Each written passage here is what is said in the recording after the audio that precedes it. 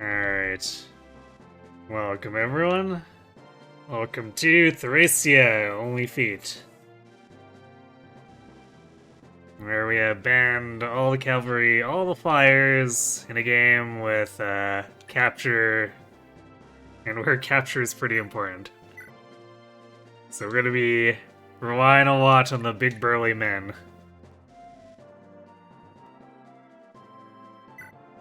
Including Marty. Maybe. This game is so scuffed.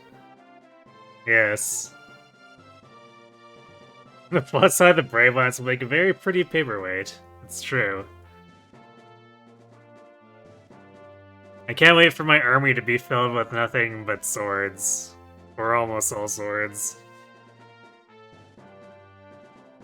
Since all the calves can technically be used dismounted, but we're not gonna get a whole lot out of them that way. Only feet relying on the big burly men.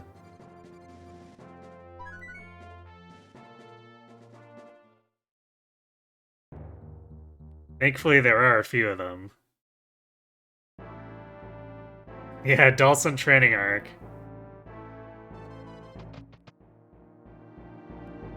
We'll have a competition. Will Dalton or Marty turn out better?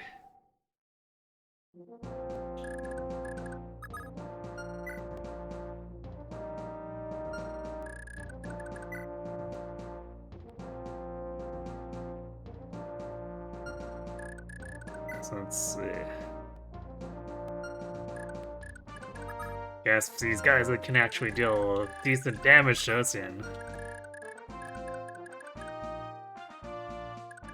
Does Finn... Okay, Finn does show up with an iron sword. So he can still do things.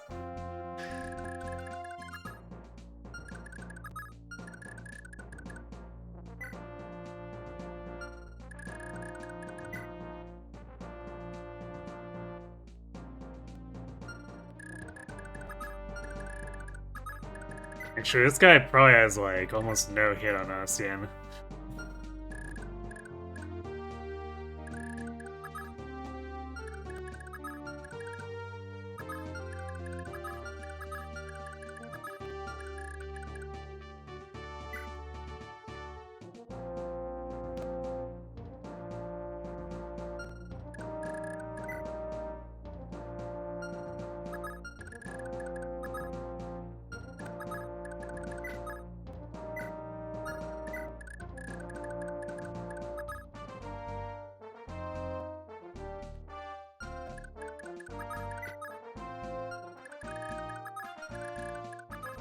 I probably won't attack Ival over Alvin, so I'll just do that, I guess.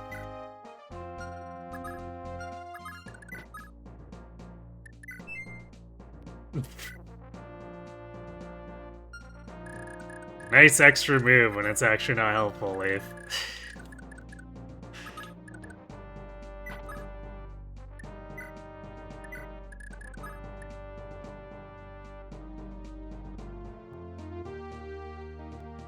Poor Finn, so many memories of that Brave Lance and horse that you can't bear to use them. Age Rise Eliza.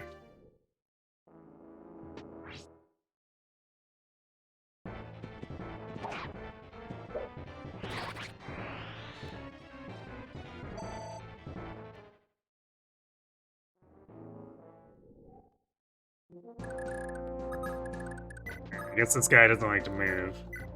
Sure, I guess.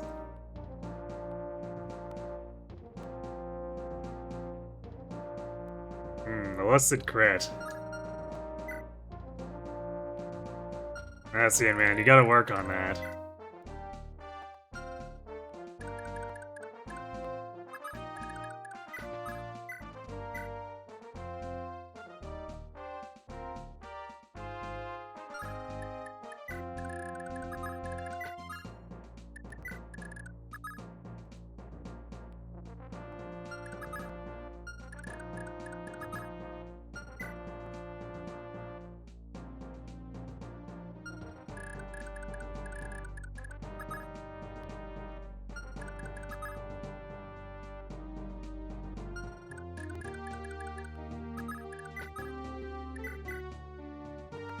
Actually, both of the Axe Bros have terrible luck.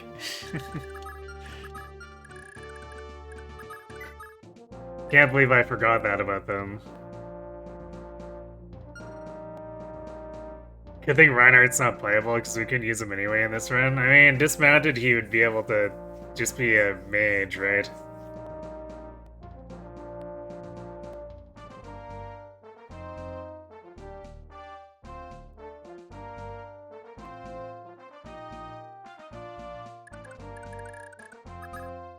And he'd have Dire Thunder with his stats. Like, surely it wouldn't be that bad.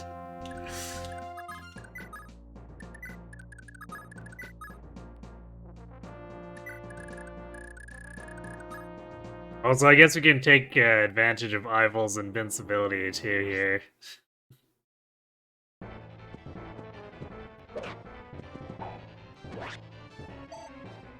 Hmm.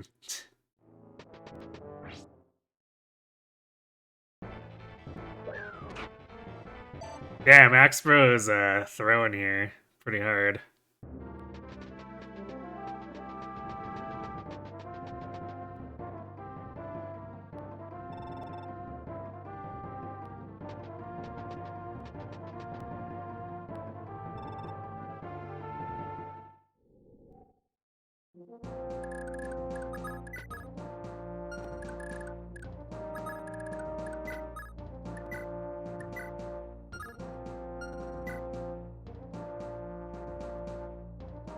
I forgot that he doesn't show up with a real axe here.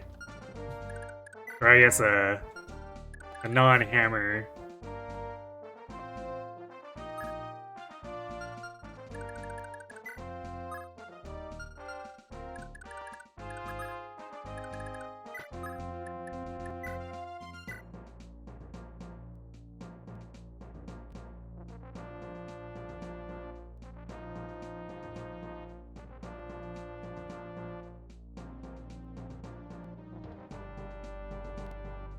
It's technically not the worst hit rate.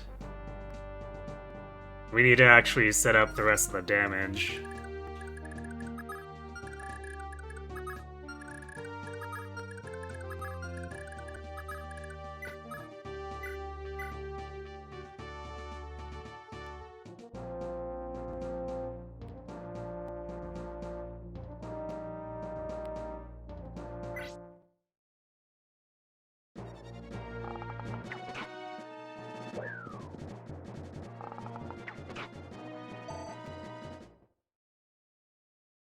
Yeah, I'd kind of expect just like all the named enemy,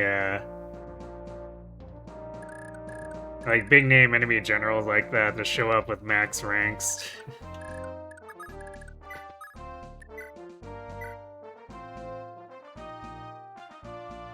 Oh hey, and I guess support with Tanya too. There we go, this looks less painful.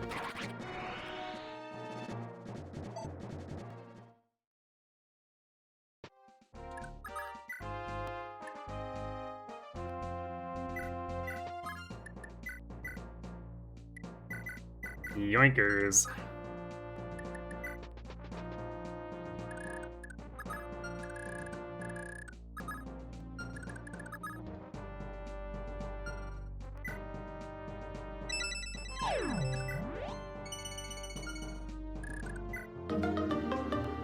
Alright, and Dagdar with the defense makes him take nothing from these dudes.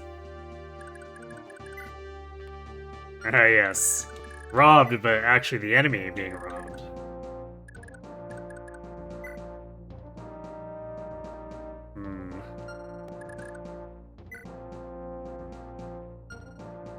It's probably safer for Finn to do here.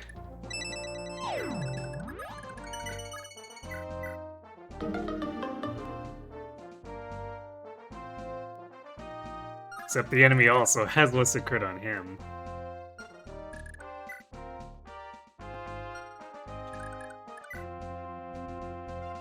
But less listed crit compared to Ocean, I guess.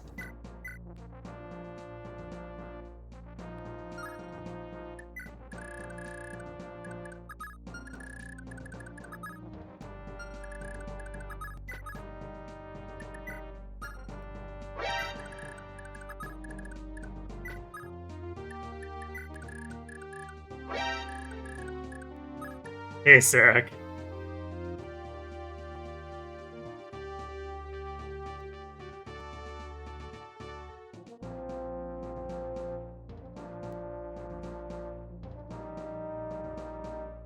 Can she steal other things? I mean, she did, but like that, her stealing that vulnerary was directly from my playthrough.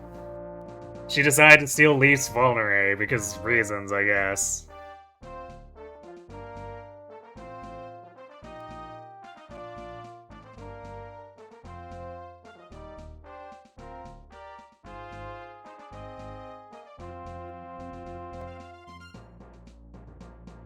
Yeah, when she was still on Pern's side. Free Thracia from the tyranny of Mans, clearly.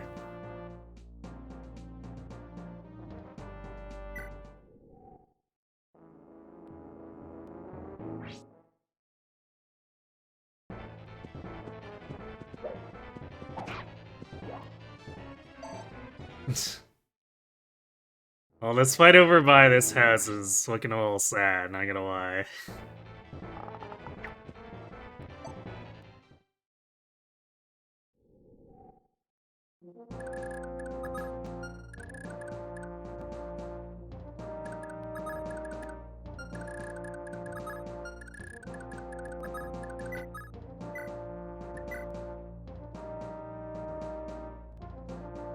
Oh, Leif. Can't even double.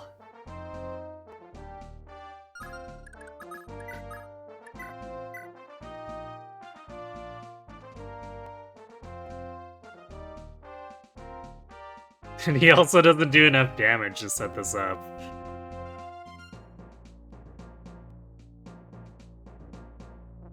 Short by 2. I guess Helvin can.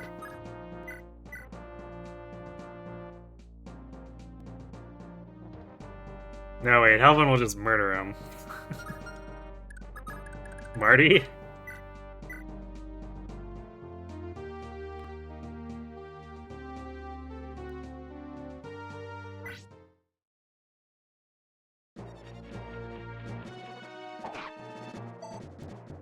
Will this run see the legendary Marty unleashed upon my enemies? Entirely possible.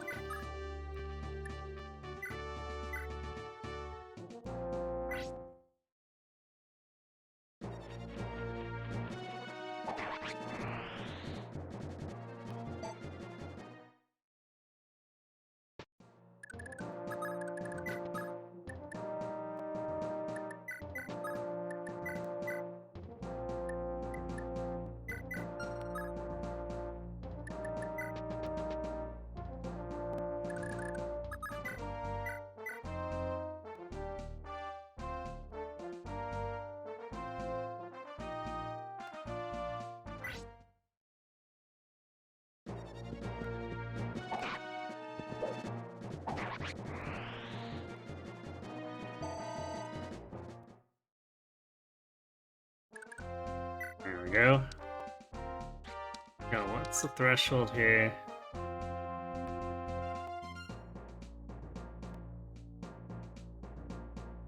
I guess it's just always on the counter attack.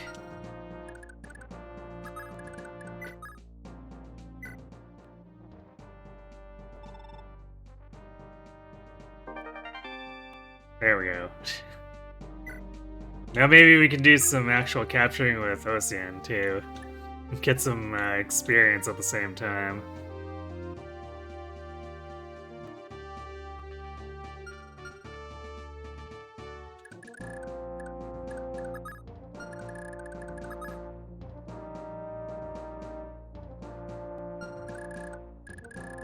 So I guess the guys on the houses don't move. Definitely couldn't remember because the last time we did this prologue was ages ago.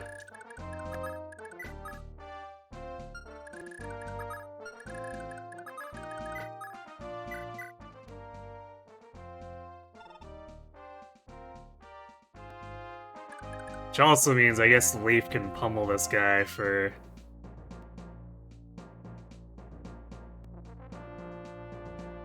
Although he might vulnerary. We could pummel him with Leif to try to set up. the capture while also getting actual experience on Leif.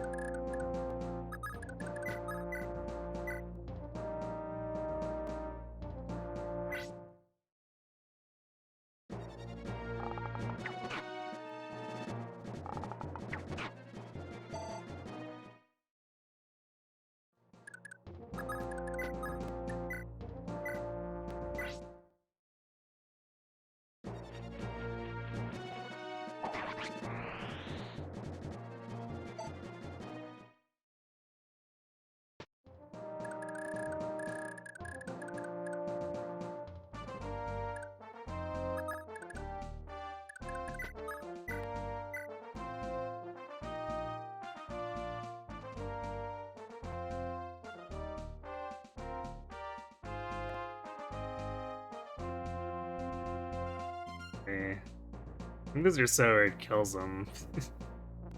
Definitely does.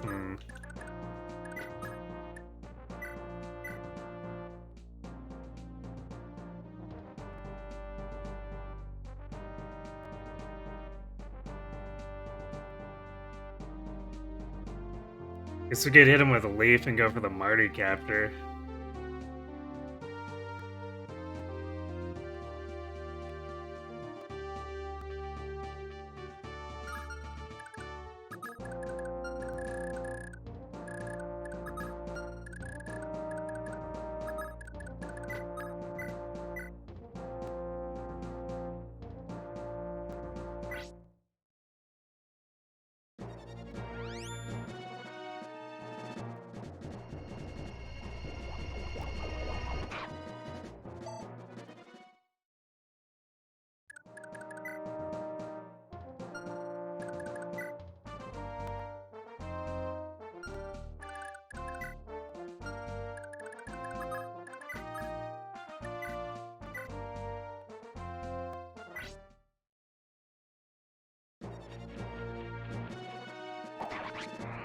Ah.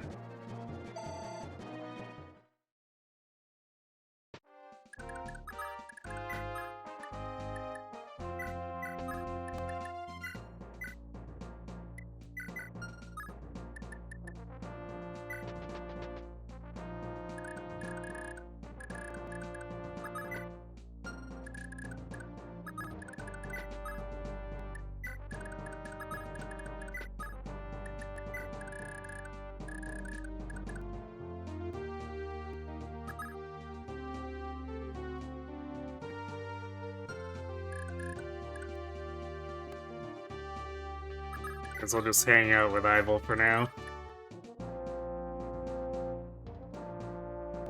Never forget my clip of my reaction to the Marty party.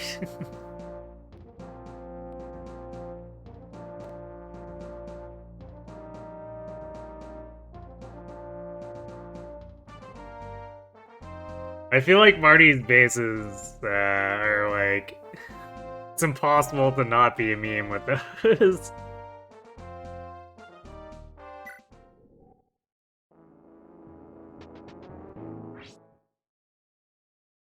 Oh, they're moving off the houses now. Good thing Marty's so thick.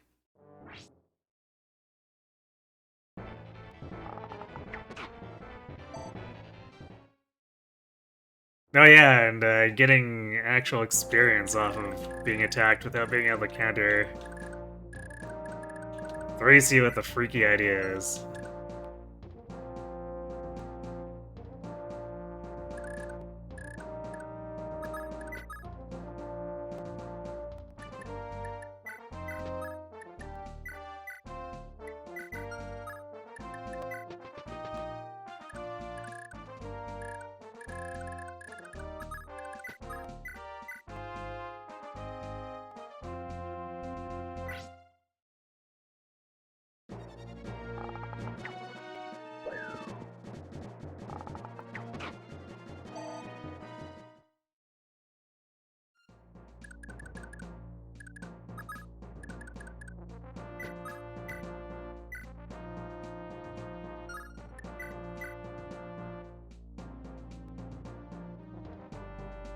Good hit rate, way too low of attack, unfortunately.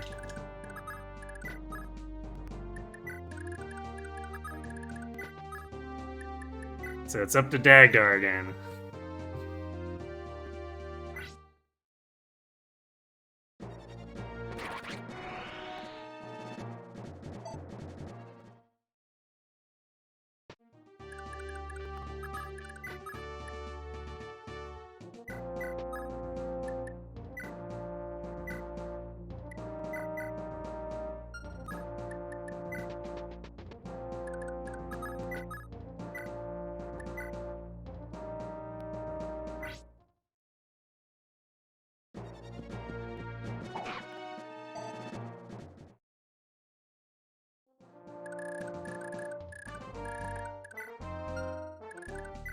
Wait, how many of these guys have vulneraries?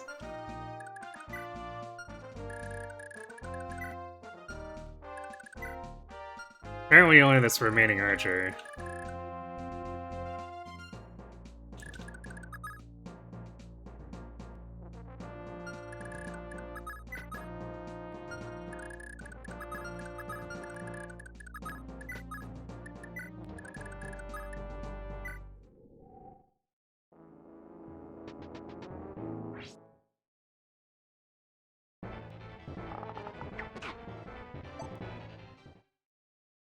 I don't know, Eyeball is being shot at.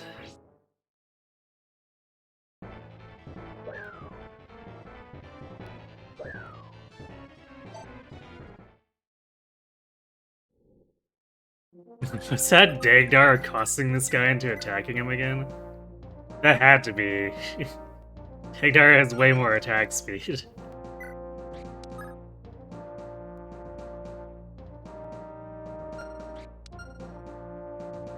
Yeah, sick of cost proc.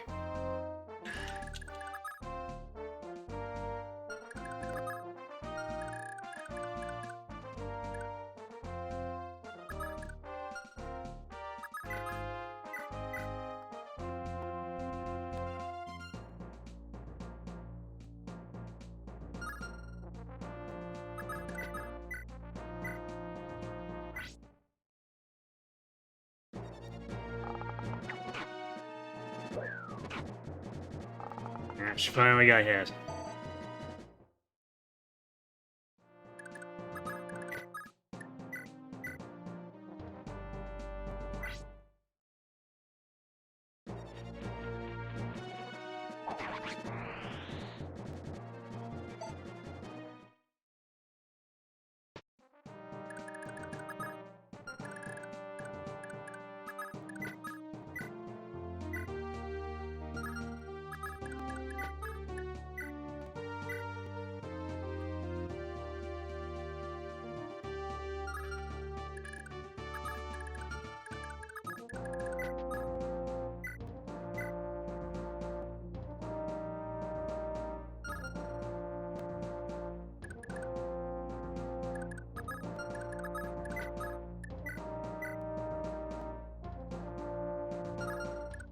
Okay, so if we do this, we can set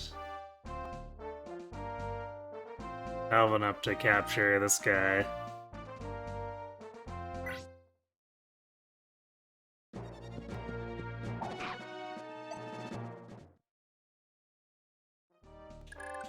Yeah, I know she's... At least I've been told she's basically got invincibility.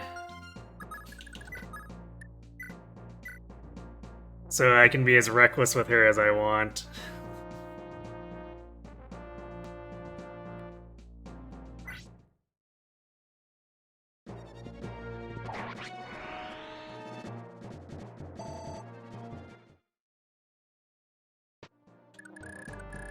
We have all the short or hand axes.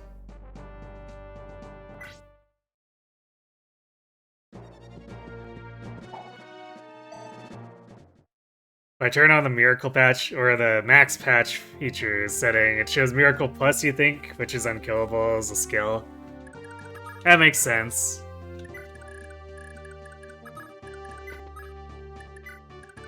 I guess that's the start of the invisible skills that eventually culminate in stuff like what Engage does with its normal mode.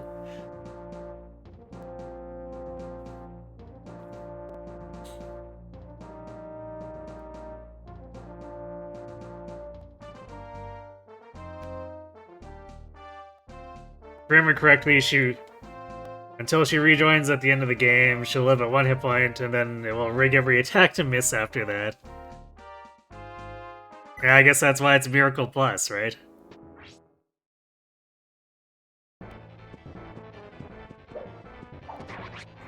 Yep, that guy definitely didn't want to live. Well, I guess we won't be stealing his stuff.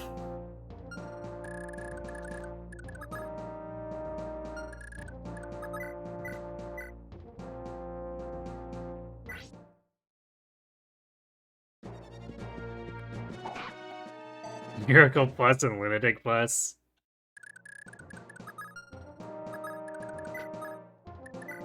I mean, if it's the evil version, then you just never win.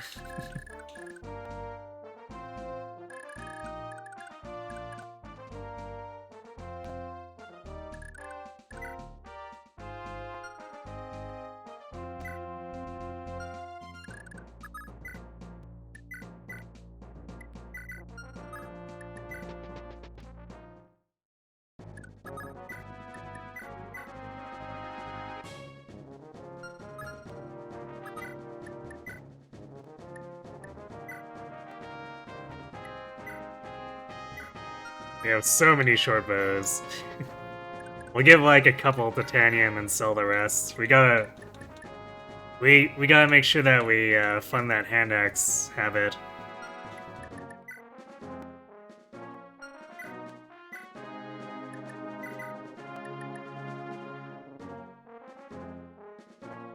Although we can easily just pawn off all the lances too. We'll have absolutely no one who can use them until Delson promotes, which I have a feeling might take a bit.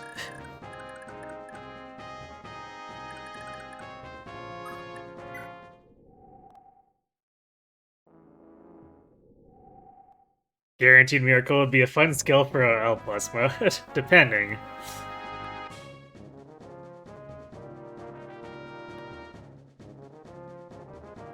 Making sure I'm not short on them. Oh, I see what you did there. Hi, Robot Guy. Yo, Thracia. Yes, Yo and Thracia indeed.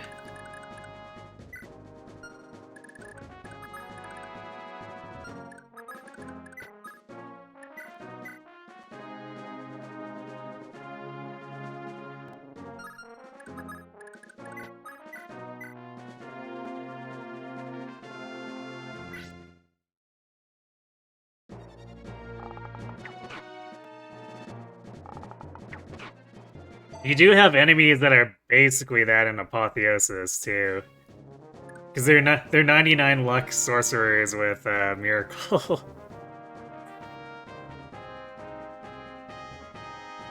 And Silver Snow Endgame has enemies with such high luck that you better be assuming they're gonna proc it. Unless you want to get into trouble.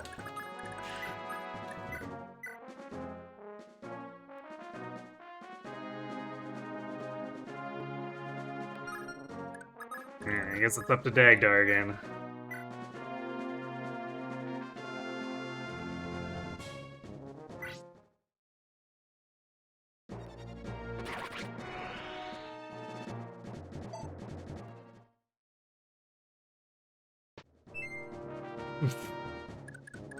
Okay then.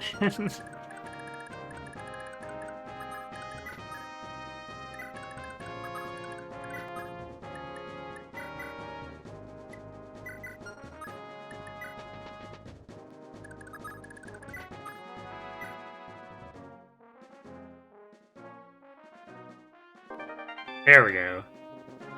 Between the Brave Axe and the Vouge, easy captures.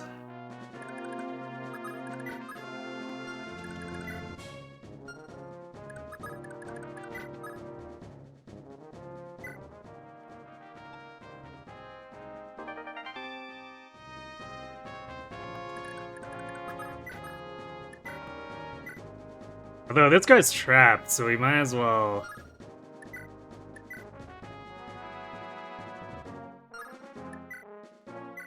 Iron Axe him until we capture.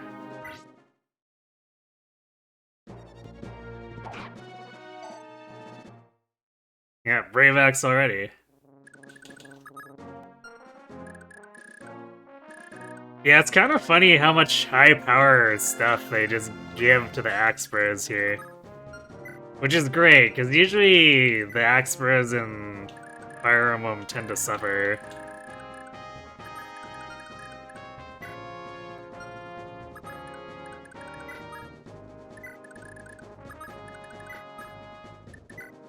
So just having these items as a big leg up is kind of huge.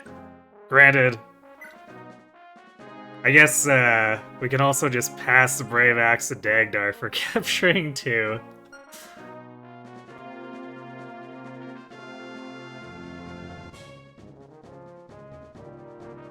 It comes from the same river ghost as Alexa's. Yeah, I guess can't resist making that reference, right?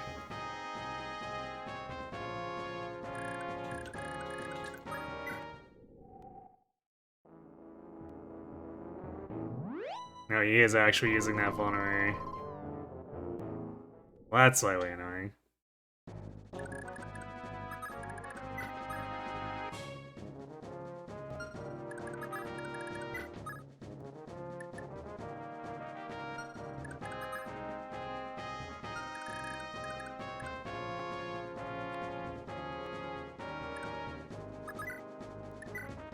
I guess we better capture with someone else then, yeah, is like better hit and whatnot. Oh, Dagdar.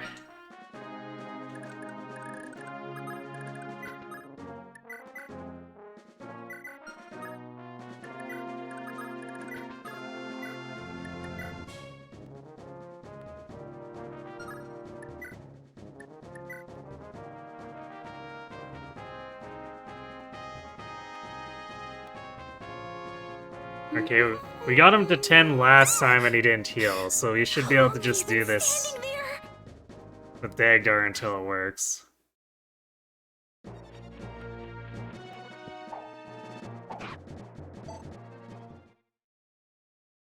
Damn, we almost accosted for the instant capture. Sad on the miss. Dagdar plus accost plus Brave Axe is pretty common for capturing. Makes sense to me. Hey, Kakaroo. Thanks for the raid. That is the rest of Binding Blade. You got a Nidhogger. Grats. Although, which Nidhogger? The red one or the blue one?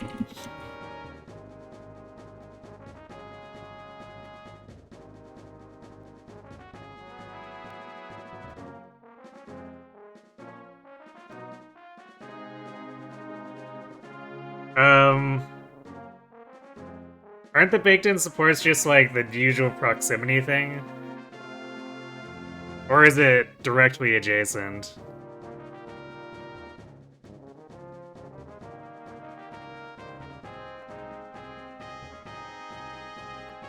The usual? Okay, so 3 tile radius, and then it's just no conversations, you just have it. Because I have been making use of Dagdars here with Tanya.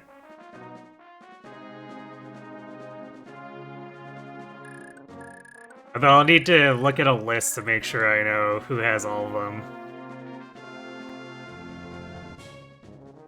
Oh right, they're single direction, right? Which is a little bit weird.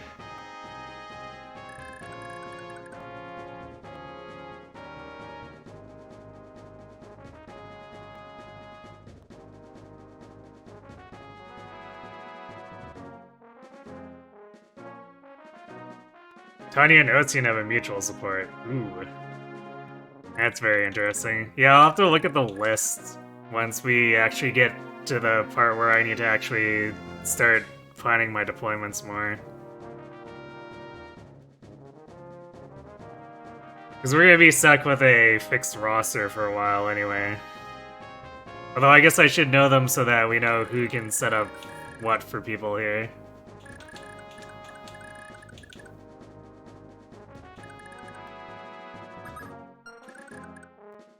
So I might open Serenus once we get to points where I think the hit is looking really sketchy.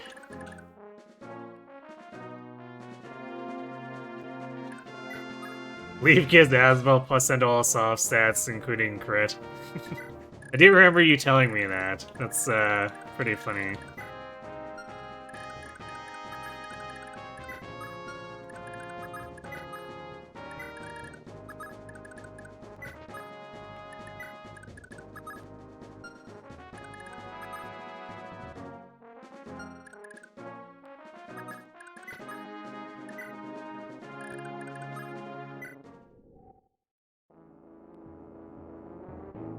Really now?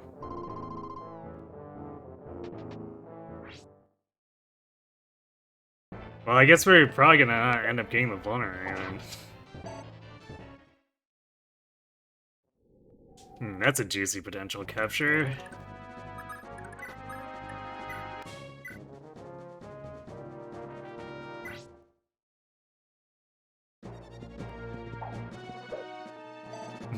Damn it, Alvin.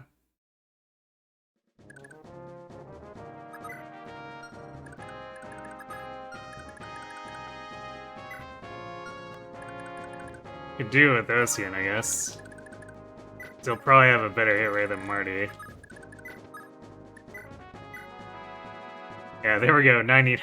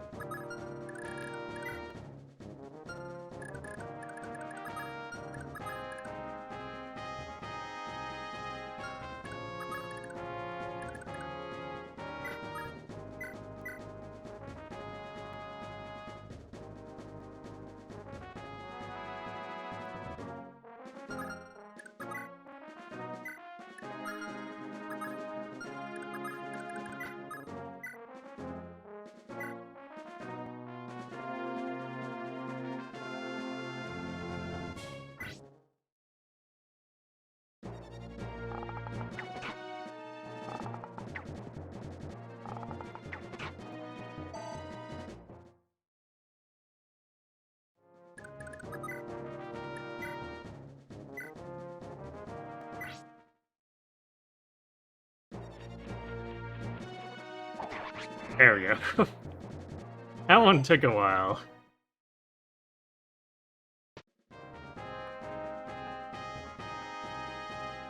Oh, and I guess I realized I forgot to...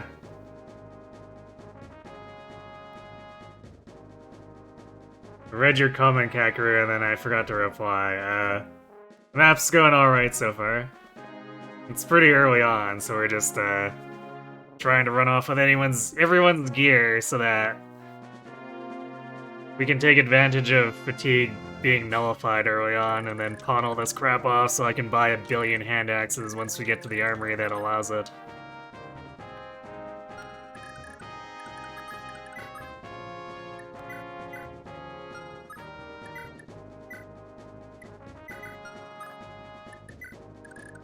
We're gonna need them, and last time I bought a lot, but it was clearly not enough.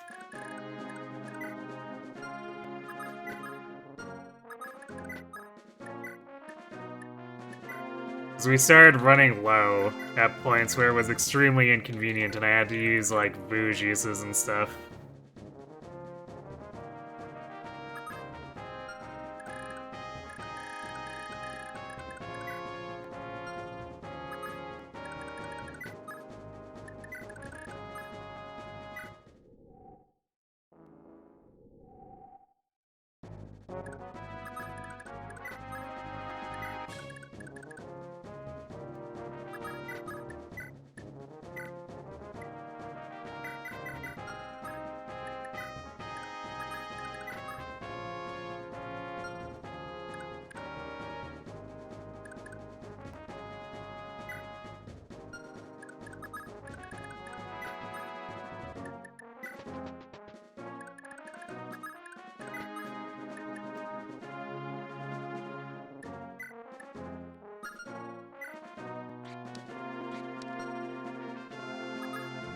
Wait, did I already steal this guy's stuff?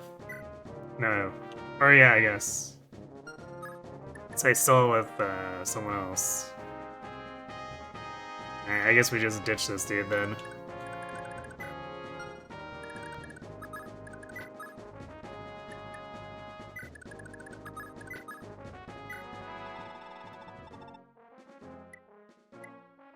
Oh yeah, I guess I could buy more vulneraries too by punning this stuff off.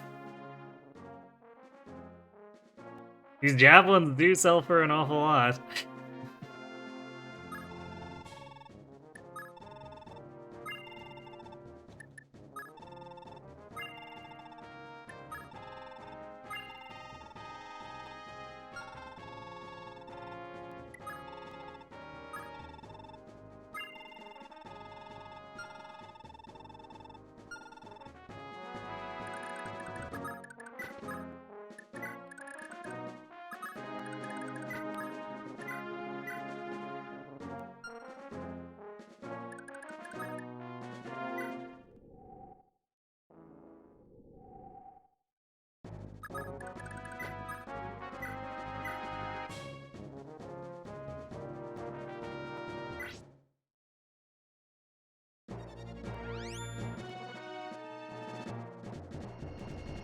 And X's are pretty trash in this game, even though I don't have to rely on them too much. I mean, I guess we'll have Asbel, but at the same time, at least they're better than FE4, true. Yeah, they don't weigh 20. But, like, I found that Ocean and Halvin stats were eventually good enough where, especially against the low-quality enemies that get spammed, it's like, I don't know, it's good enough. And then we have Bouge and the Brave Axe and whatever for the actually threatening stuff.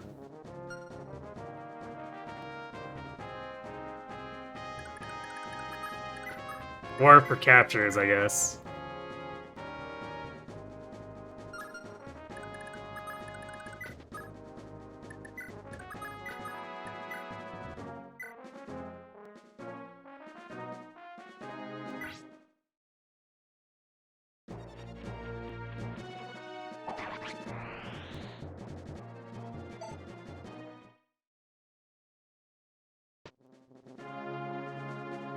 Yeah, Asbel, Homer, and Sarah.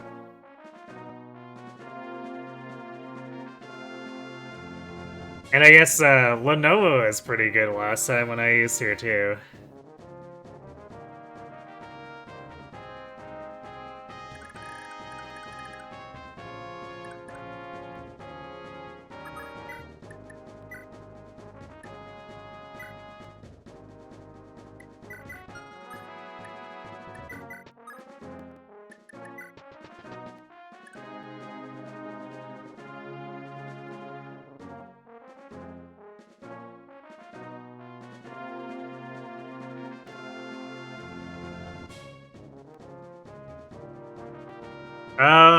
I mean, I think she can still use the Master Seal, but she has that one church event where you can just get it for free.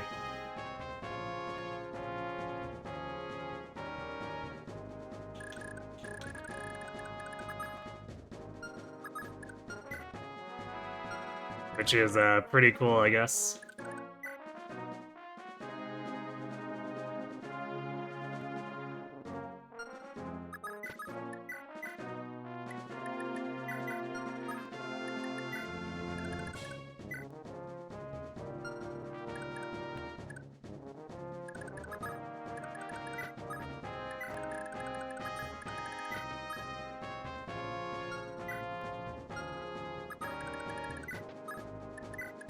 I guess since no one has Kanto here too, we'll be doing the shop one at a time, sort of.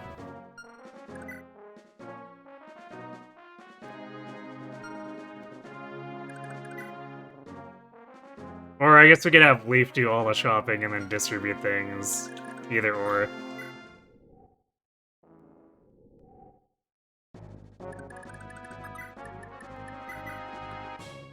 I guess I'll also do this, and then Leif can pass Finn this one after.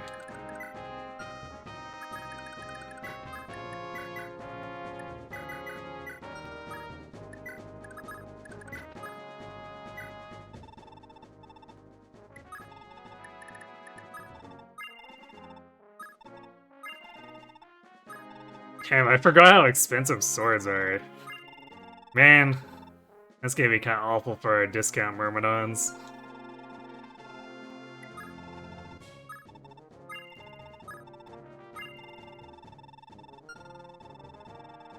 Okay, that should probably be enough vulneraries.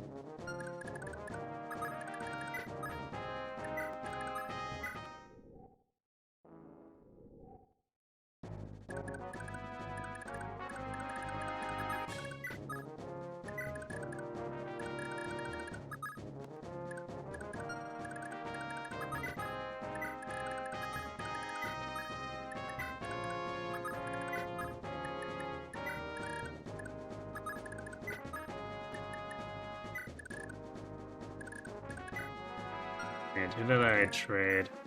Right, yeah, I traded it to Tanya, so that she can do all the selling and then not have to do like 3 people going to the shop.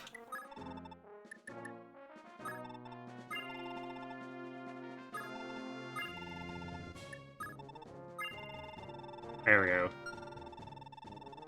Nice little slush fund for... And I guess technically fire tomes there's things we're gonna want for Asbel as well.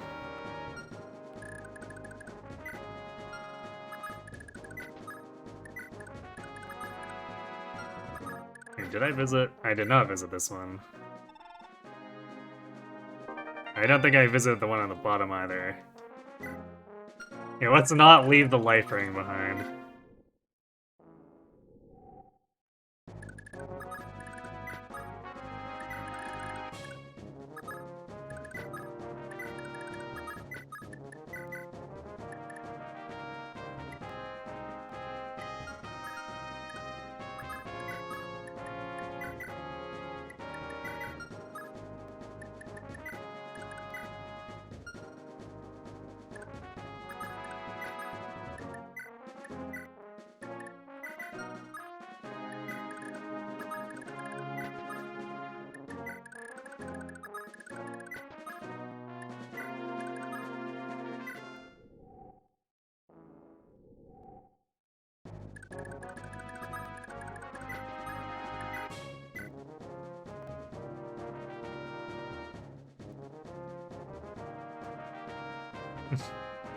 Well, Dagdar can do a capture one shot if he can actually hit.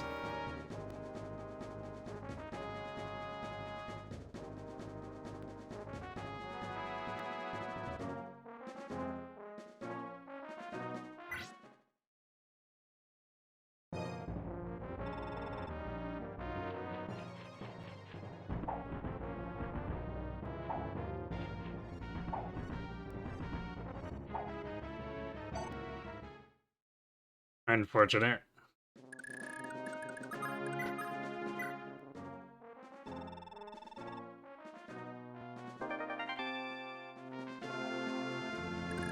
Another free vulnerary. Don't mind if I do.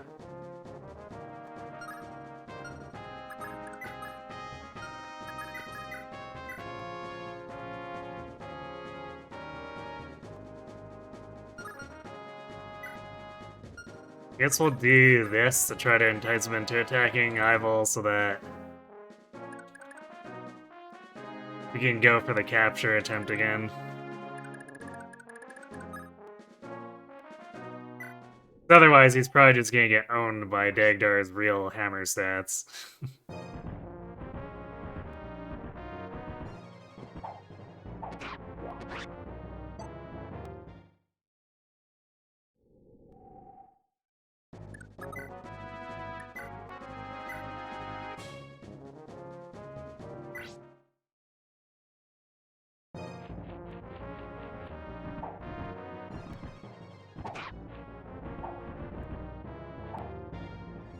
Damn it, Dagdar.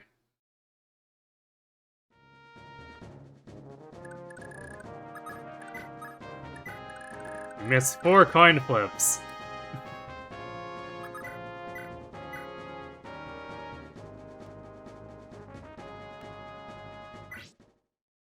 I guess we'll chip him with Leif for some experience. We can maybe use a slightly more accurate weapon after, maybe.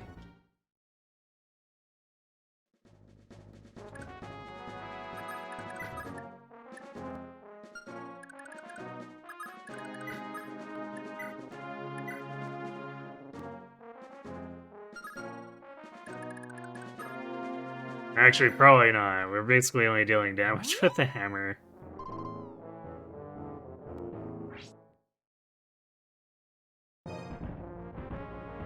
At least as far as weapons I can actually capture. We could pelt him with the magic swords and kill him.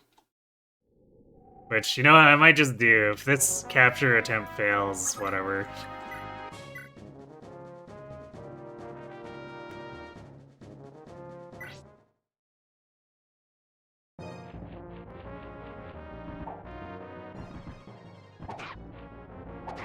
There we go.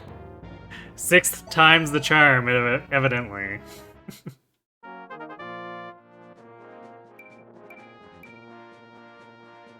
Or strength, okay. I guess magic is technically helpful, since it doubles as res.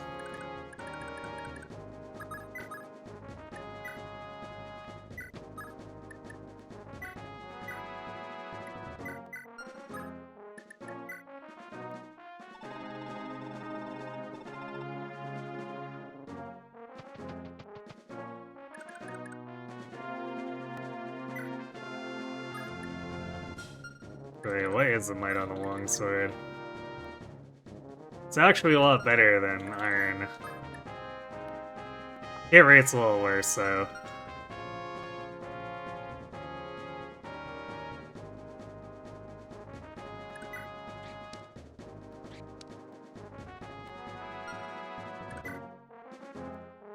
But Finn might be able to use it without having issues. I would be a little worried with Leif and his barely existent skill. So I guess we'll trade it to Finn.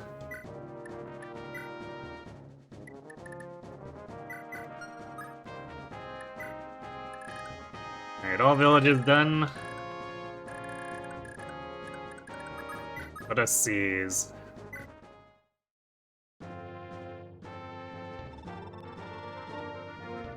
Holy Dagdar magic. Don't look up his growths.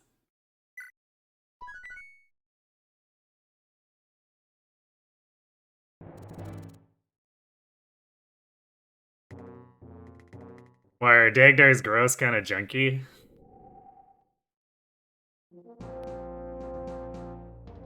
Now you made me want to look them up. Or was that your ploy all along? 10 strength, 5 magic. Okay, well. He's the other Jag. Yeah, just a bit.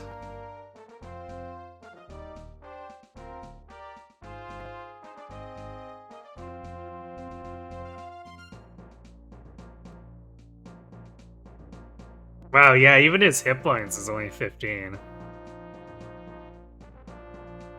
This is like some FE1 Jagan level of growth. But his bases are also, like, ridiculously massive.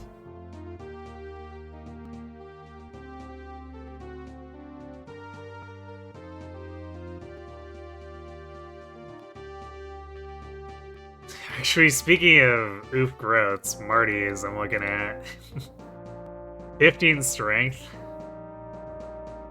And 10 skill. You might have some issues capturing.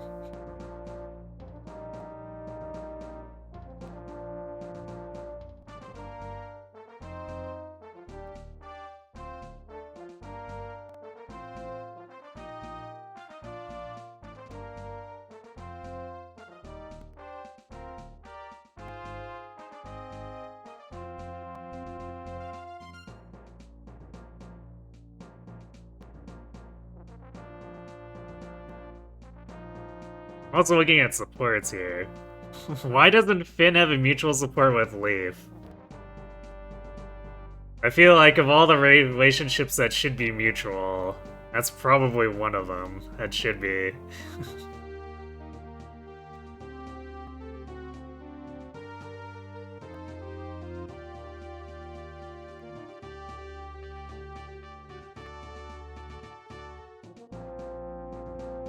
Already has that con growth and his promotion gains are huge.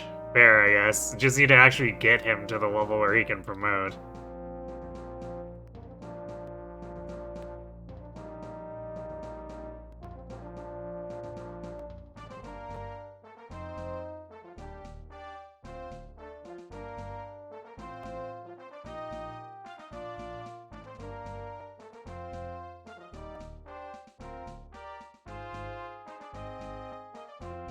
Alright, well, let's see. I guess we should move on with this, though.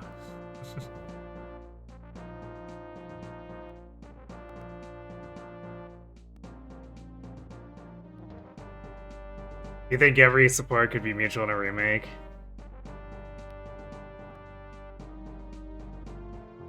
Oop, I guess we have hit ads. I'll get back to you on that in a second.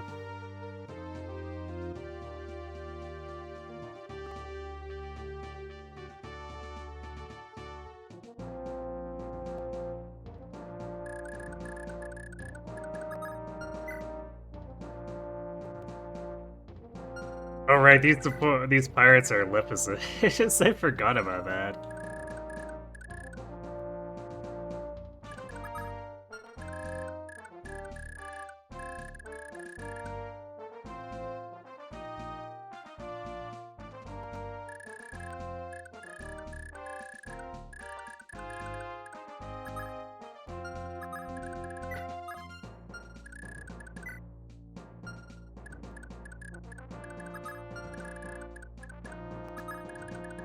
Alright, so I know the requirement to go to the next map is to not let any villages go down, so I'm not sure which of these pirates actually goes for any of the villages, but should probably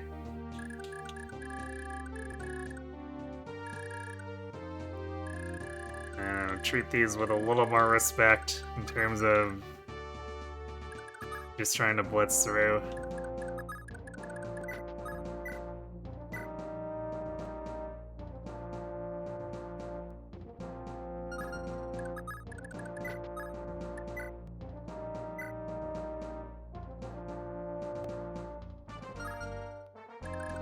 I would like to get this guy's vulnerary. And technically I'd like some of these iron axes too.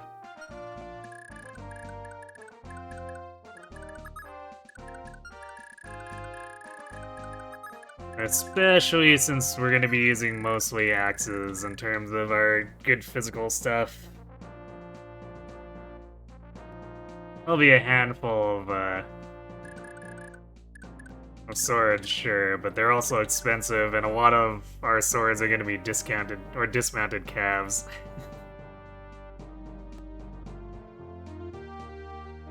You think every support could be mutual in a remake, but you guess this was the early days of figuring out supports, and Kagi uses one way of supports again in Vesteria, so maybe other game, or maybe other games, so he seems to like that.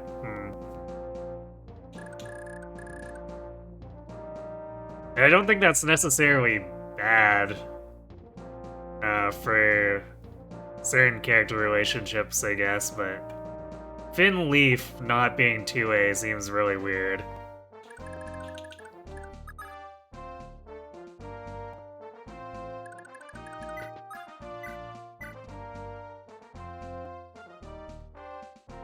Okay, that also outright just completely murderizes that.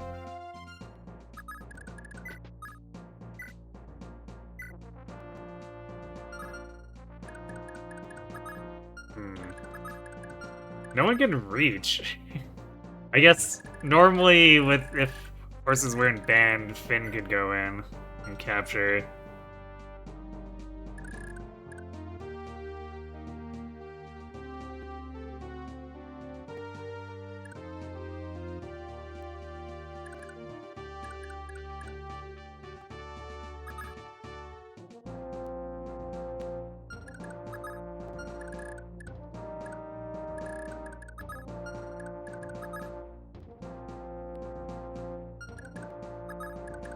Actually, I guess we'll do it like this then.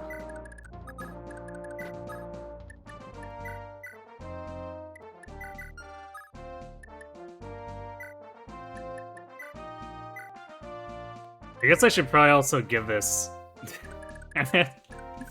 Egg Tart.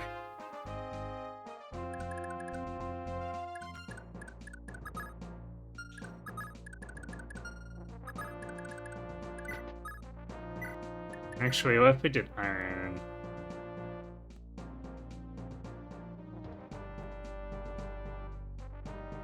So that could let Dagdar go for the capture then.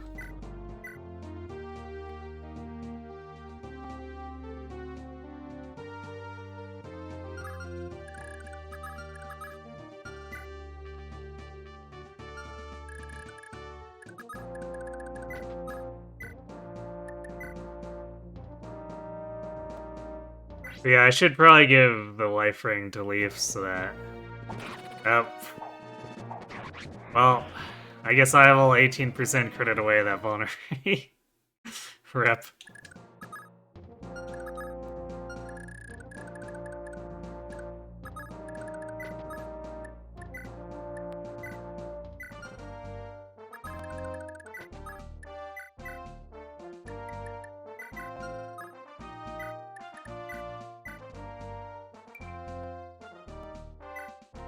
There we go.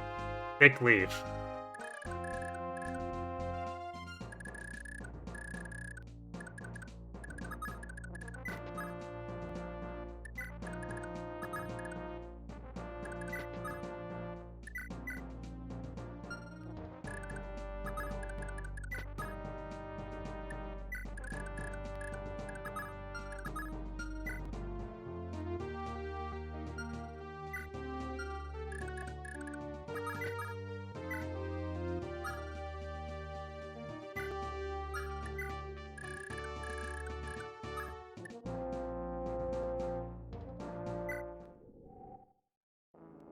Was Leaf, now is Tree. Yeah, sir.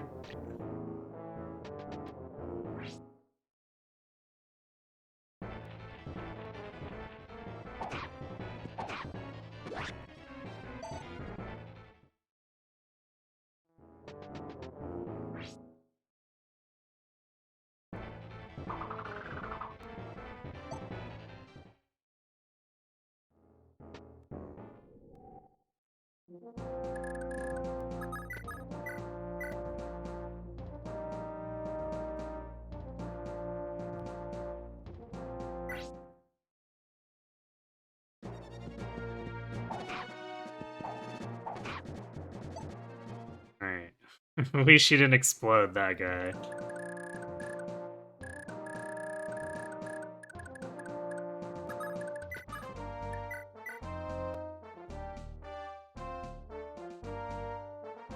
It's short.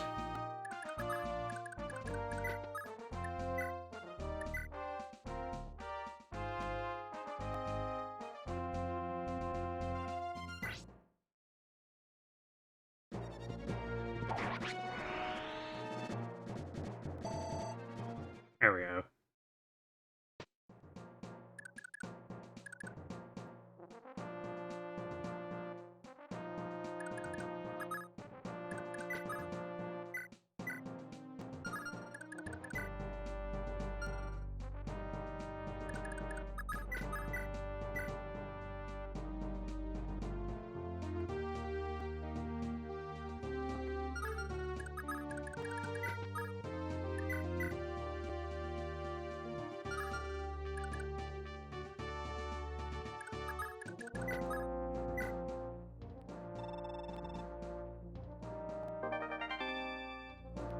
Ray, more vulnerary.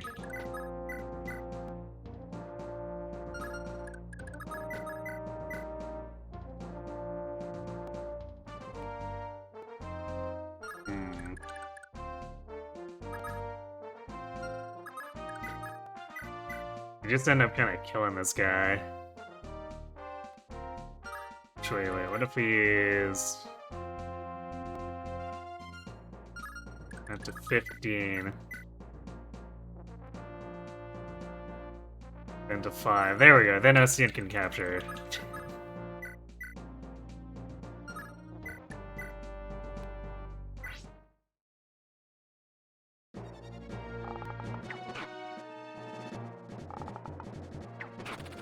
Oh, even better. Ocean can just capture now, I guess. Hey, Strength on 10, yeah, let's go.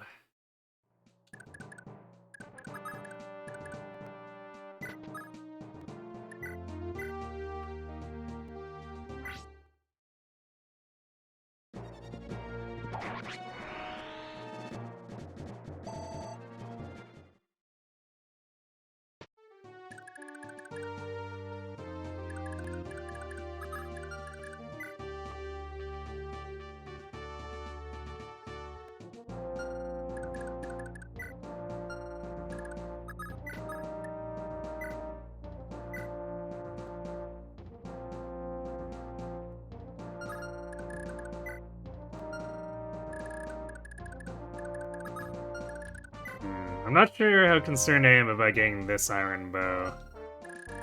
So I'll probably just kill him off with Leif and between Leif and Dagdar. Because otherwise they're just gonna get in the way of us getting up here to stop these guys.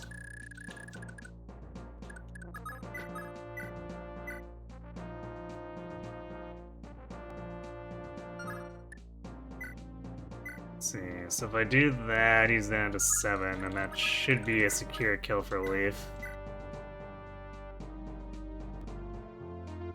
Assuming it doesn't whip the 99, I guess.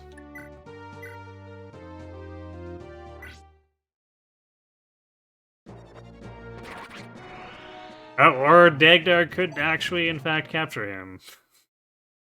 Sure, I guess now we have an iron bow.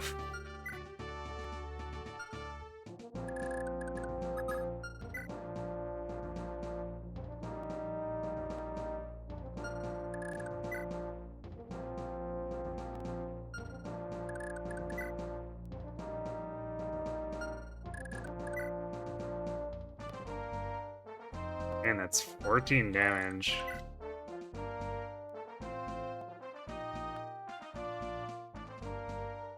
But I guess if we take the hit, we just vulnerate after. It's funny how vulneraries are elixirs here. Oh, whoops. Yeah, I guess I need to change that, huh?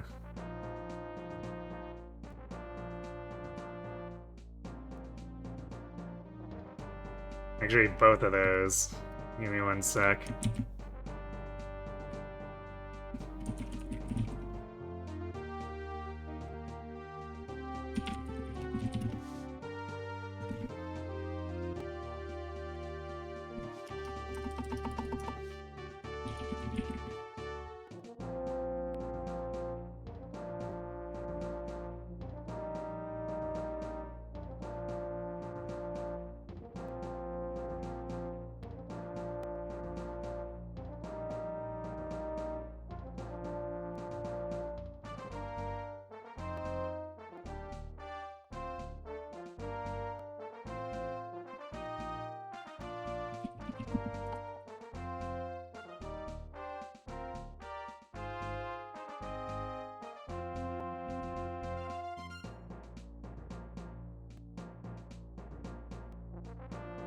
After a bazillion years, Faye finally remembers which is kind of funny. He has a fair amount of alts, but they almost all, like, happened, like, rapid fire in over a couple years.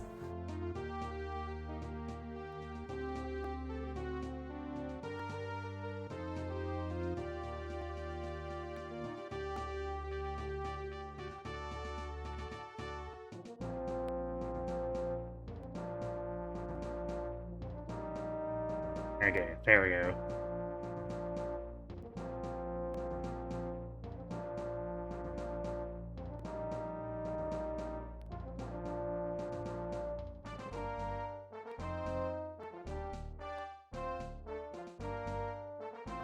Actually, wait, no, I should... I guess that should be a different... worded differently. Let's see. Noma and Jesse. What's gonna make Jesse stand out from the billion other swords?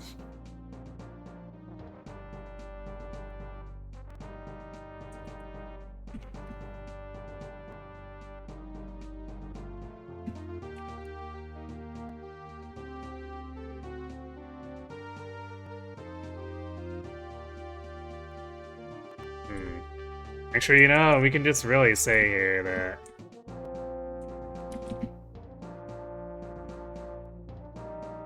I'll just do this.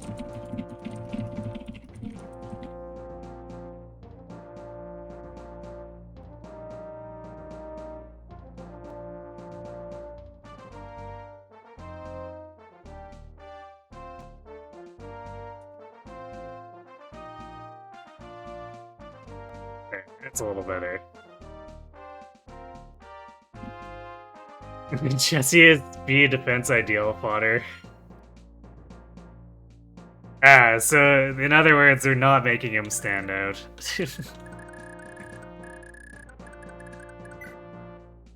I guess that's pretty in line with how they usually treat the guys.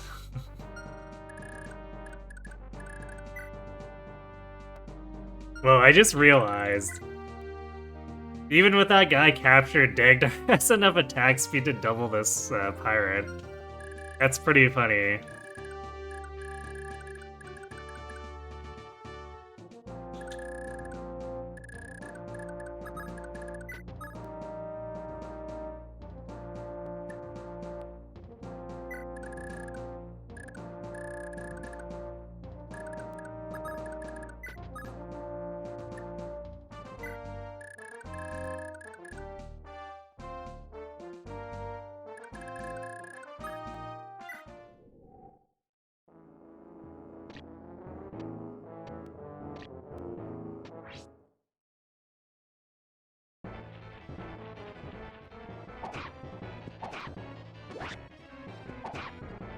Nice adept.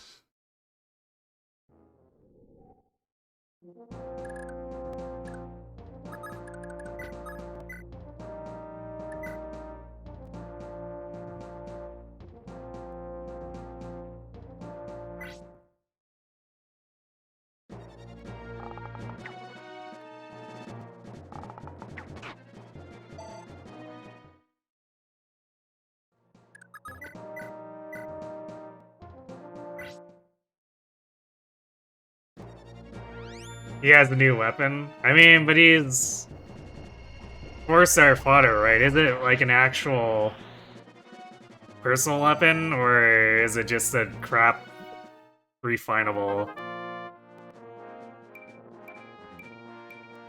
Ooh, nice. Strength, speed, defense. This Leif is looking like 10 times better than my original Leif already.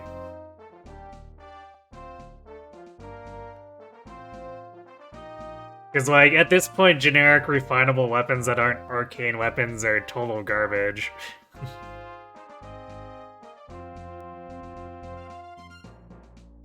Generic one that has Hexblade, yeah, that's,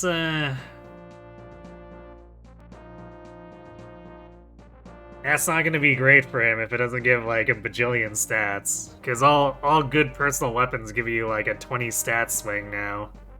So if you don't have that, you're gonna get trashed.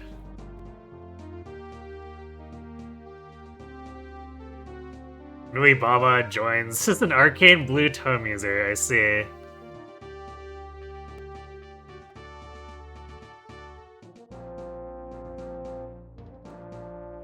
Devs realize that if Echoes comes around again in Hall forms, they won't have anyone to run because they already did most of the recent ones last year.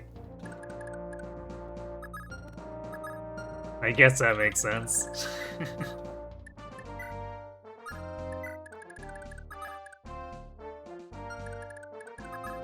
And here, Yoshi. Downside of all this capturing. We have, like, no movement.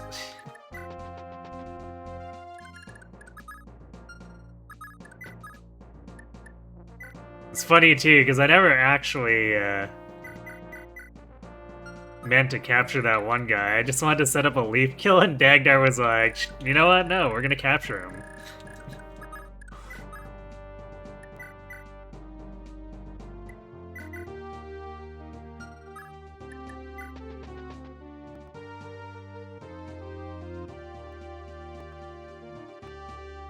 Even most arcane weapons aren't, or these days aren't usable except for the small handful released after Lucina. Yeah, it's true. I guess the older ones don't have enough stat swing anymore. But they're still significantly better than the generic refinables that get introduced. Which I don't know what that says about the design.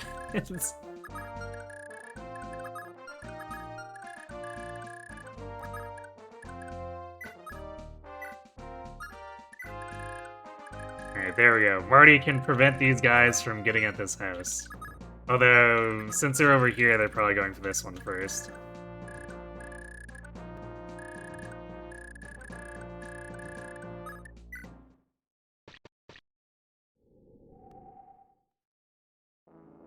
Even modern generic 4-stars are starting to reach parity with old arcane weapons. I mean, are they? They like do 10 to 1 stat sometimes.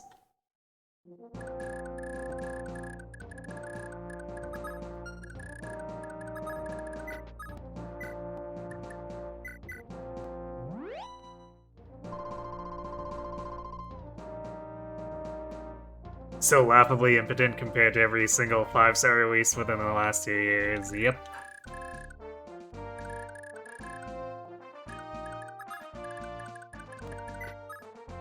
Jetta is the GHP. Yeah, that makes sense.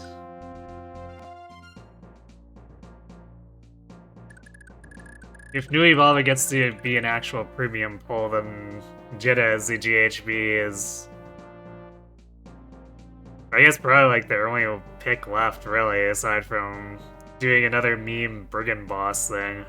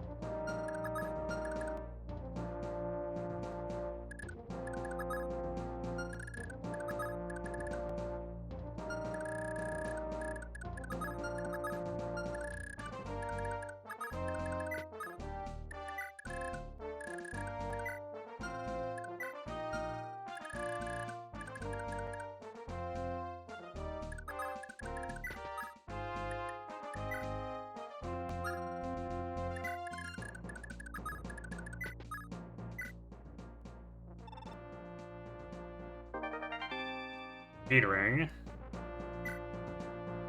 Which I guess is another thing we can give to Leif. What was it, 4 points? 3 points. It's still quite a bit.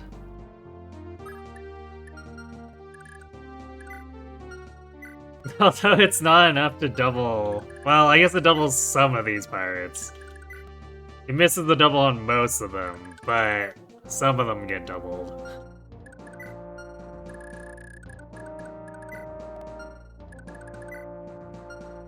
Yeah, there's like 2 pirates out of everything that he doubles with the light brand.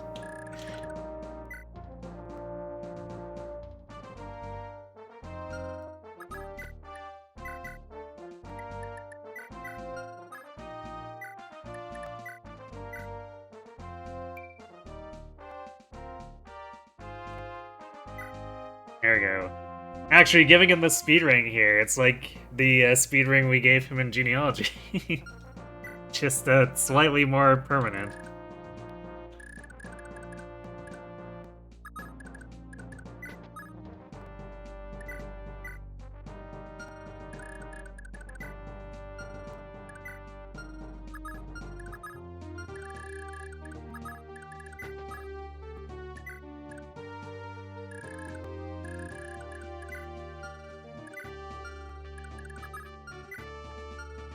I'm probably gonna have to just, like, kill most of these guys. Maybe capture just the vulnerary guys.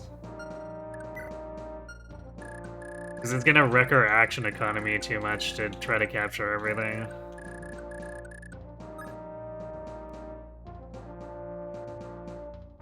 And I know I said I needed axes, but I don't think I need that many axes.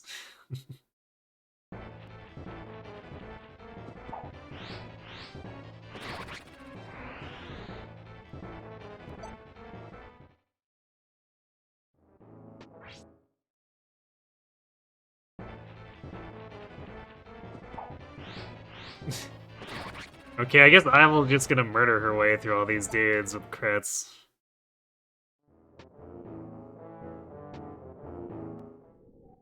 Rip Leaf experience, I guess.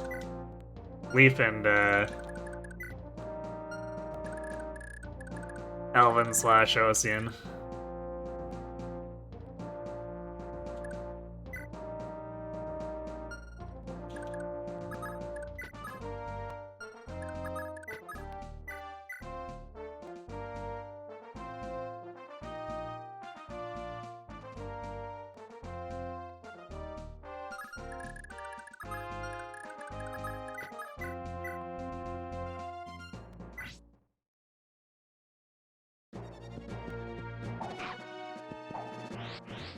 Damn it, I've...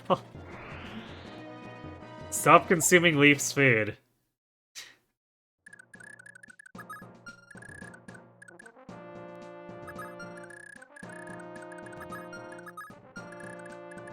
I guess it's a good thing we are giving him the stat boosters.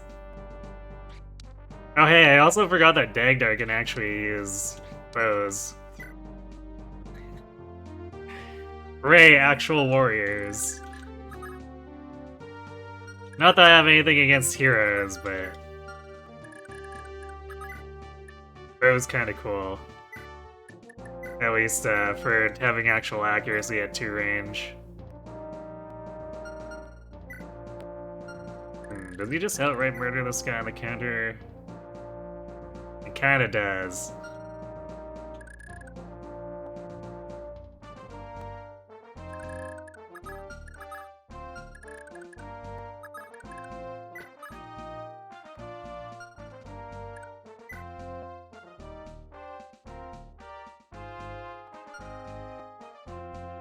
So maybe we'll let Tanya go at it first.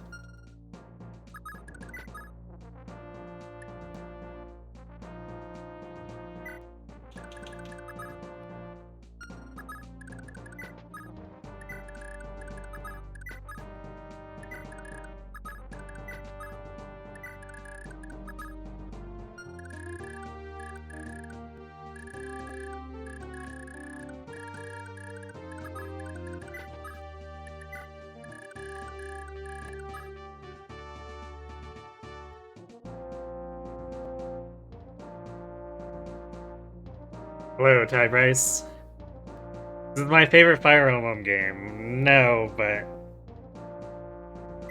I would say I definitely like it more than a number of... other games in the series.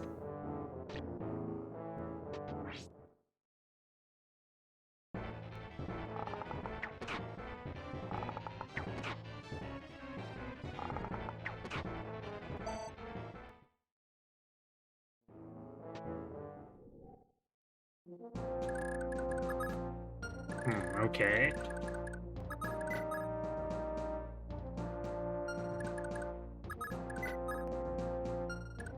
Man, these hunters are beefy.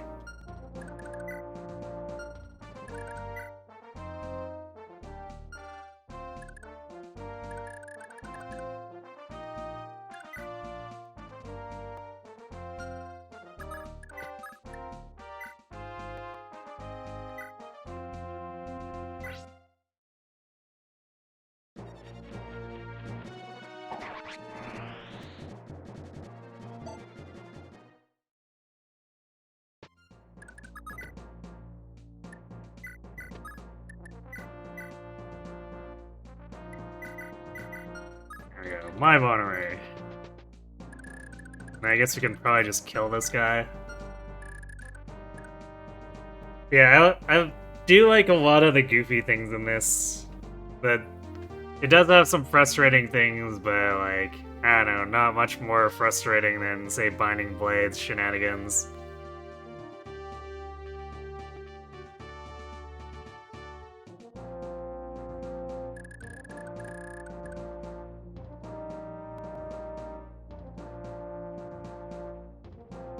You liked this game until you got hit by 3 boltings with a 1% chance of hit in the same turn and lost. Rip.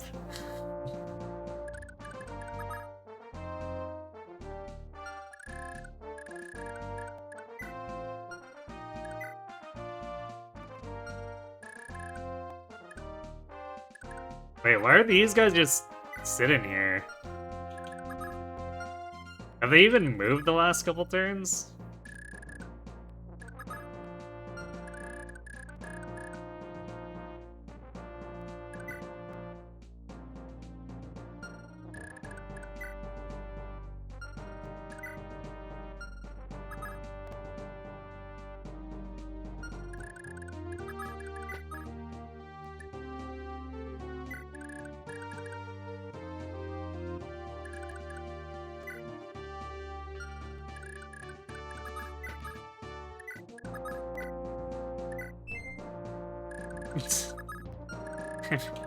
I keep getting the music notes when it doesn't actually do anything for me.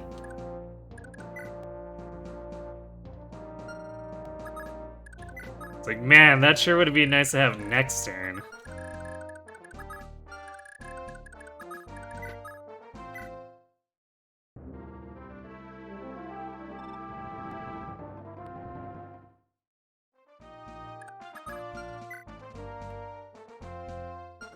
Yeah, we have Ronan now, who is just worse Tanya.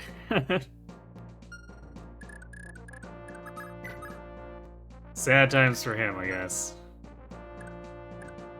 Also, I forgot that you can end up getting spawned onto what's normally a tile you shouldn't be able to be on as a ground unit.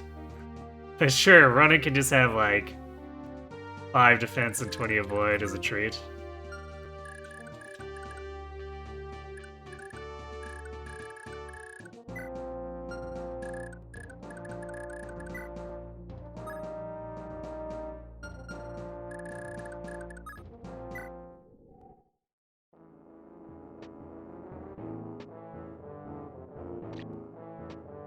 The guys on the bottom are kind of moving.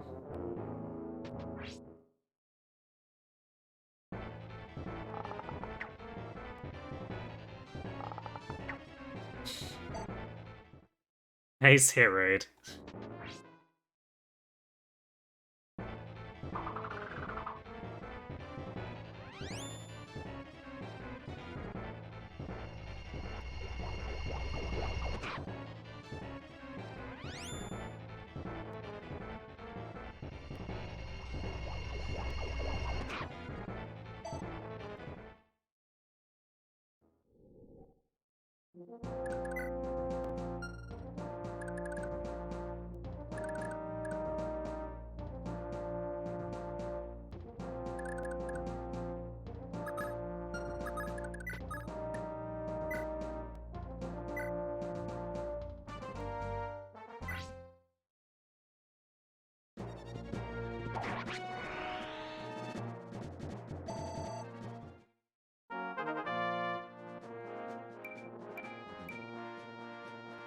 Alright. Strength and luck. Some hit points. Would like to see more speed, but baby steps, I guess.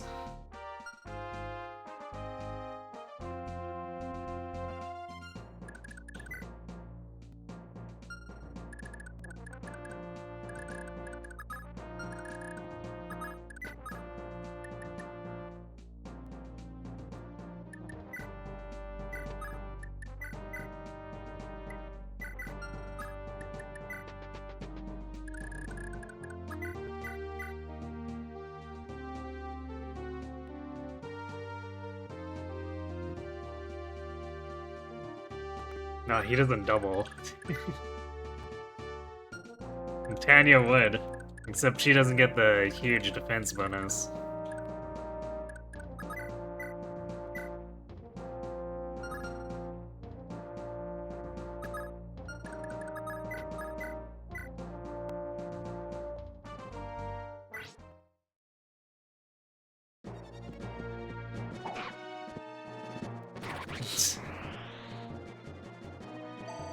In with the self-style slide crit.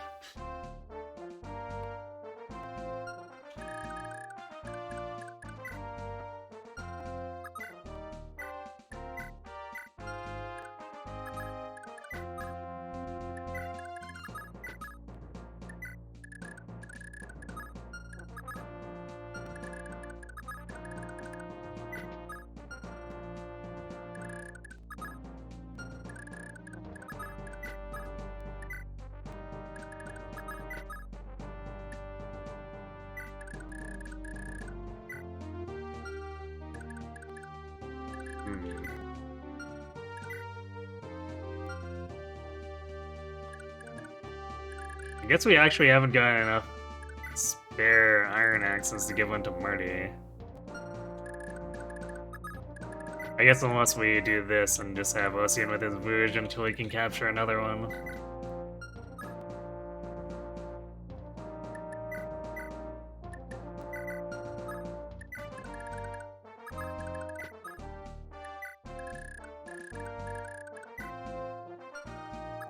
We do want to try to get the ones with the vulneraries, so that'll give us a few extra regular iron axes.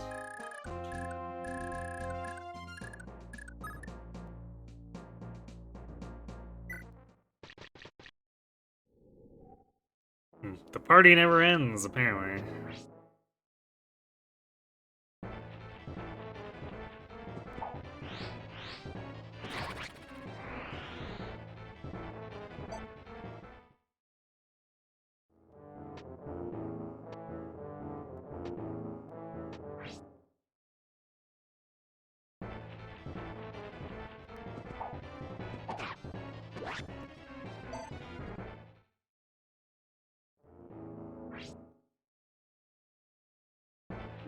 I think this one's the vulnerary one. Don't kill the vulnerary rival. What did I just say?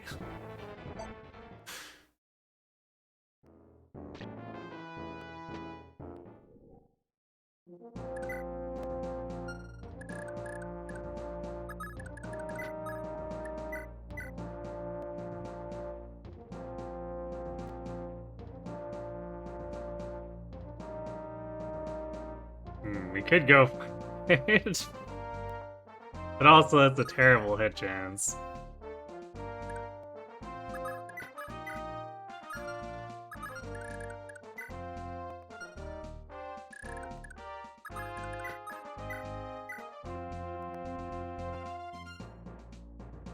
And Ronan actually kills this guy.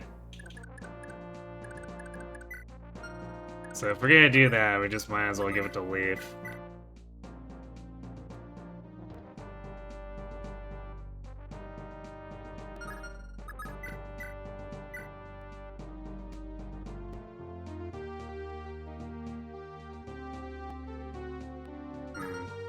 Damn, light brand attack speed strikes again.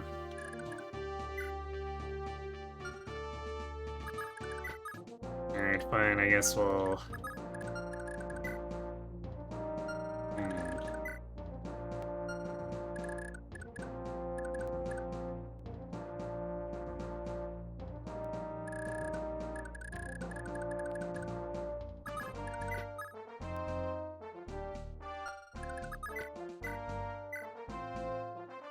Actually, I guess we could do this, and then Marty tries to go for the Iron Axe. Capture, unless Leif adapts, but he didn't. Alright, Marty, you can do it! You have an 80 to hit now.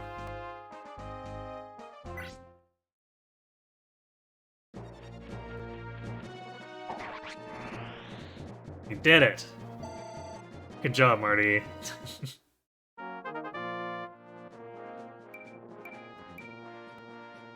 Warlock and Con. Slightly more hit rate so that he can capture dudes with this massive 16 Con.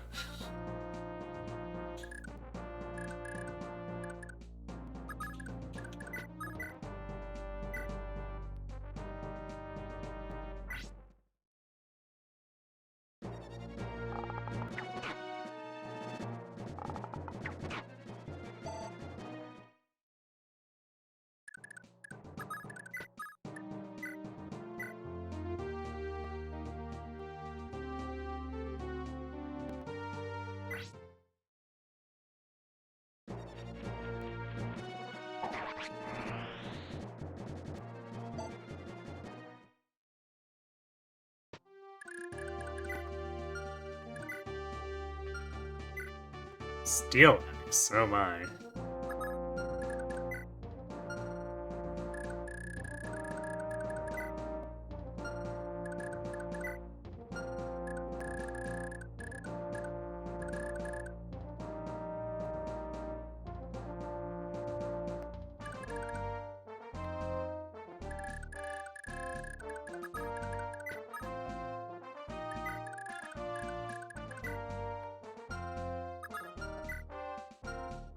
So these guys have low, well, one of them has lower con. So this guy can be captured by Ocean or Helven, and then we just kill the one below him. My rests are basically, we either kill them or we have to do them with Dagdar or Marty. Except for this guy, but this guy doesn't have anything interesting.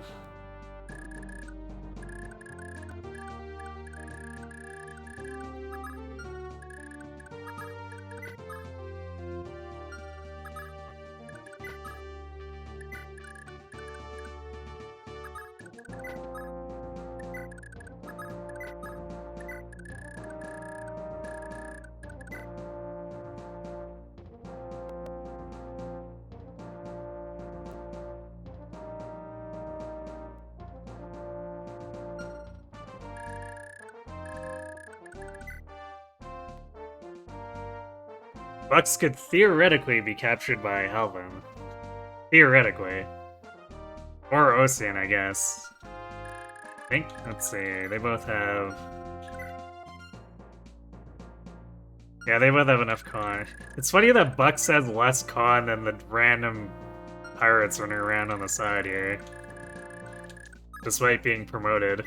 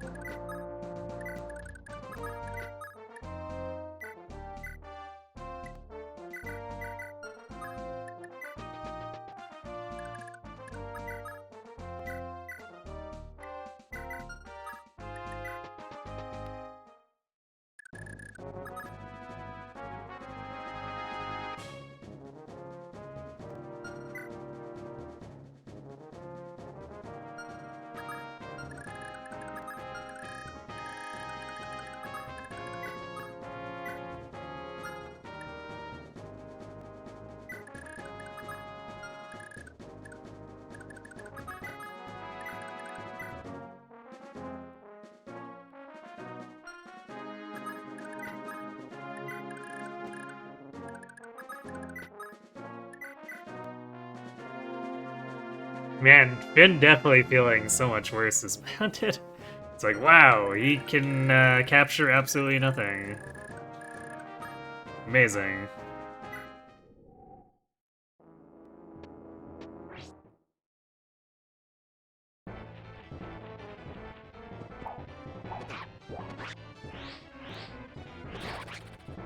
Ah, yes, of course.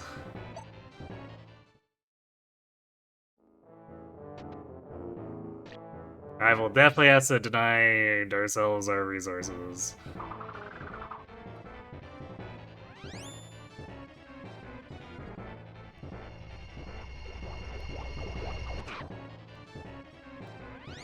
There's the Adept.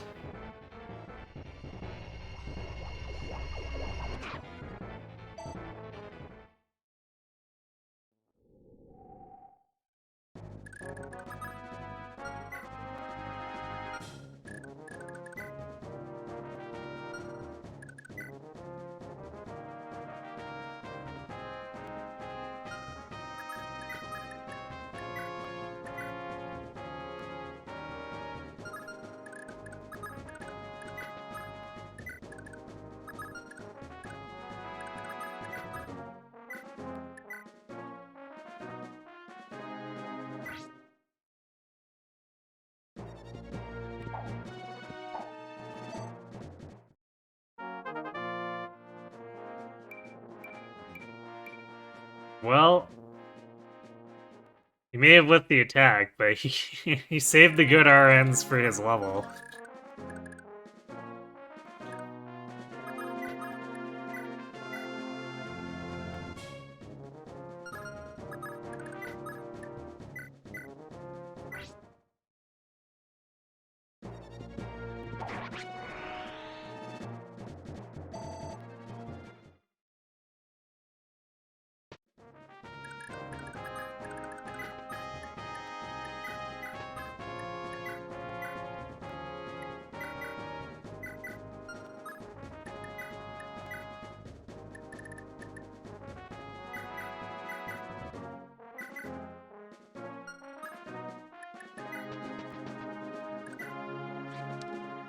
Thracia doesn't quite have enough proficiency with the hand axe yet.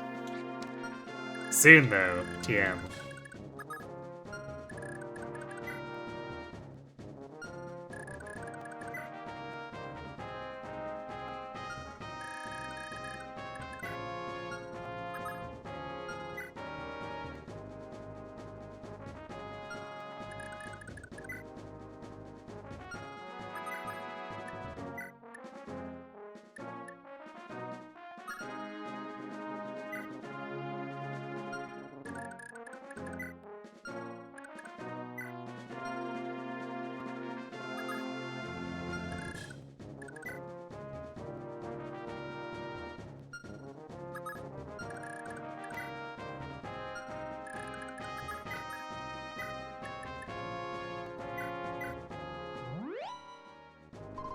I got Tanya a little bit more, I guess.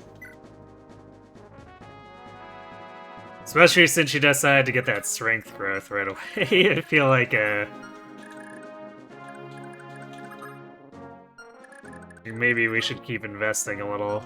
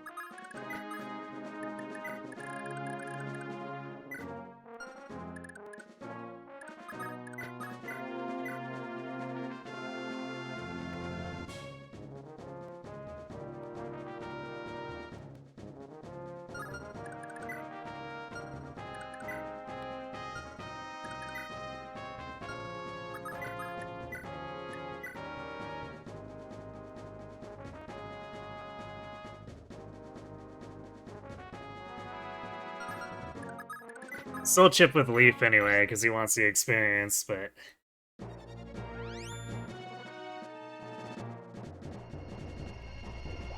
Technically, Alvin has a pretty good chance of getting this on his own.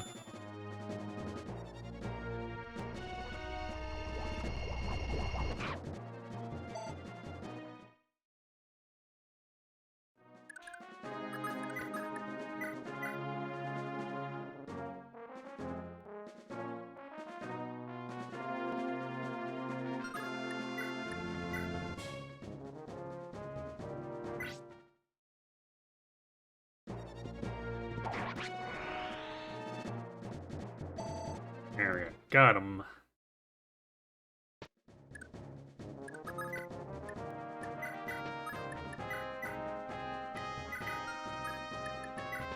Well, we still ended up robbing a pretty good amount of the pirates. We'll see if we can rob the boss, too.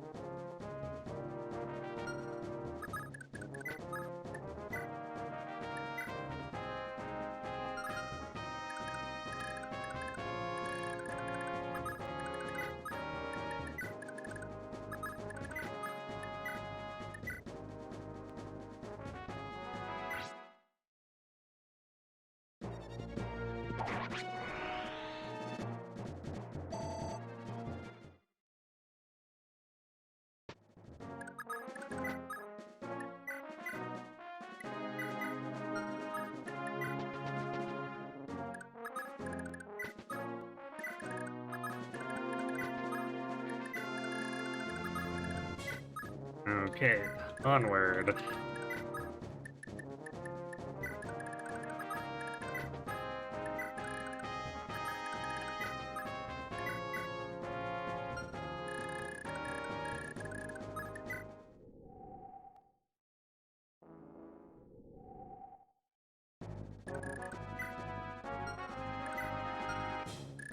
What's his attack with the iron bow?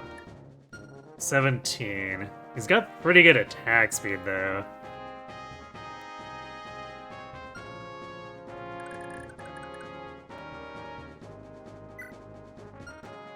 Which means...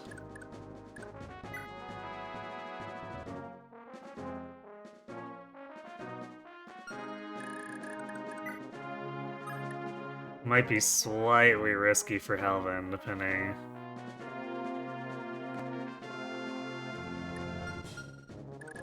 I guess Ocean might be able to do it, because the Vouge has a crazy amount of hit. So if we can set it up, and then he can use Tanya and Eiffel boosts.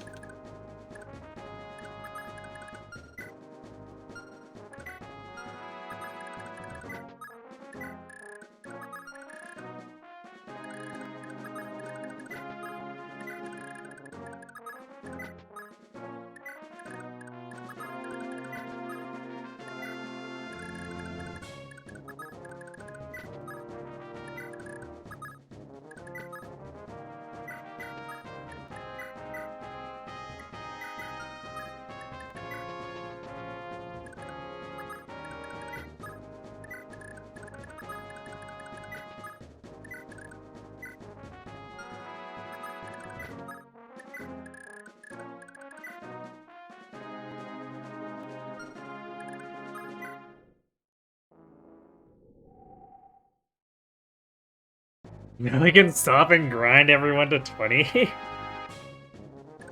I mean, we can technically do that, right? By letting this guy attack, but... let's not.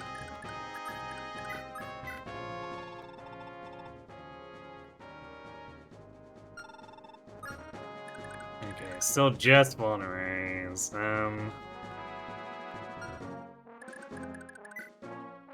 I guess because there's not like a proper armory for a while yet.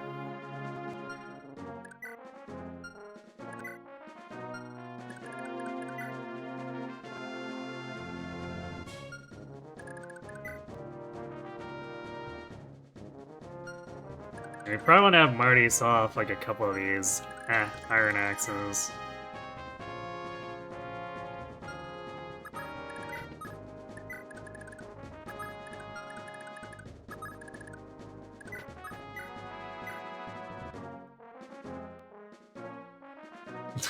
Wow, that sure is a hit rate.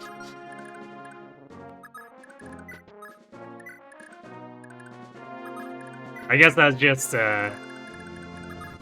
Thracia gates at work.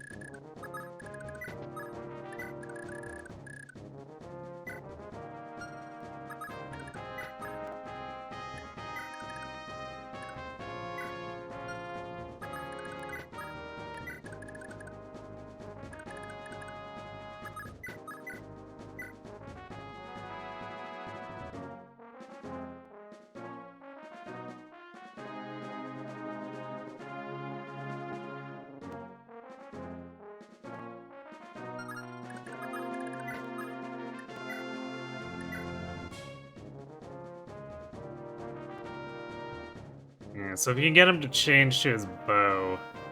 Wait, no, this guy's got 20 defense. So I guess this might have to actually be...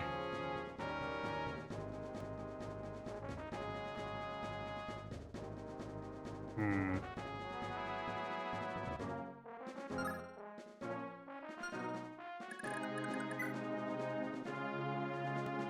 Or wait, no, with capture it's 20 defense. Yeah, so I guess without a crit, the Rouge probably isn't actually getting him.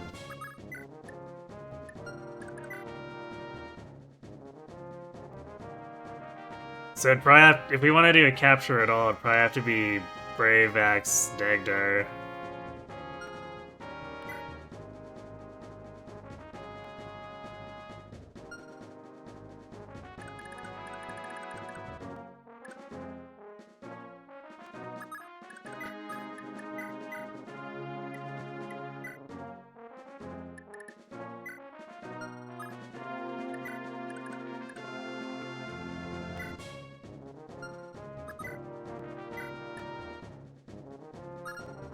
Without a crit, the Rouge isn't even gonna do that much.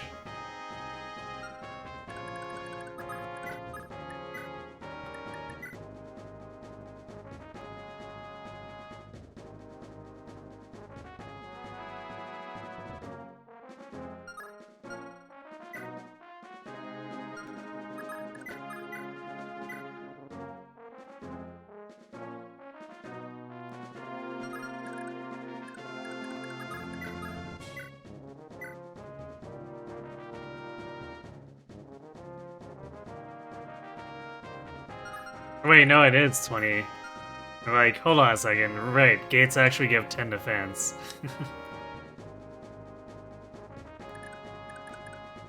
Thracia gates being extra troll. Forgot about that. So, can Dagdar even... Yeah, never mind. Dagdar wouldn't even be able to do it.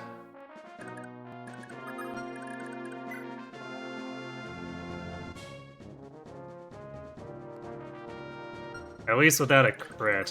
What's this crit look like? Could theoretically do it.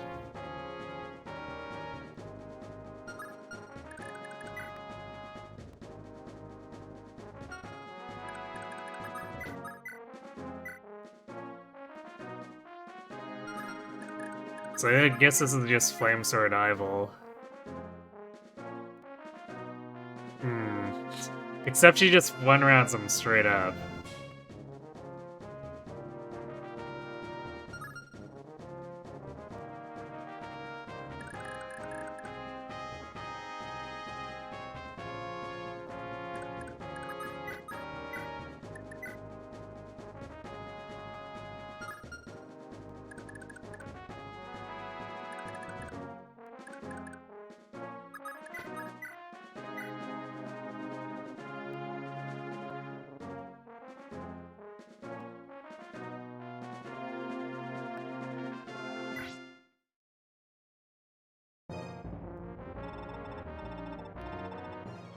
V-Bucks.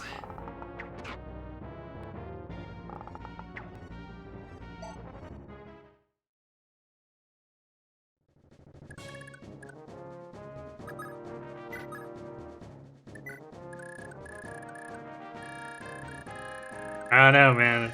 You seem like some real senseless violence.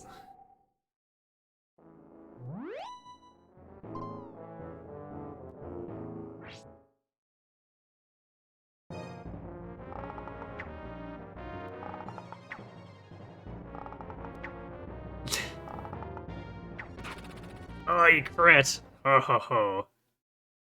Go for it?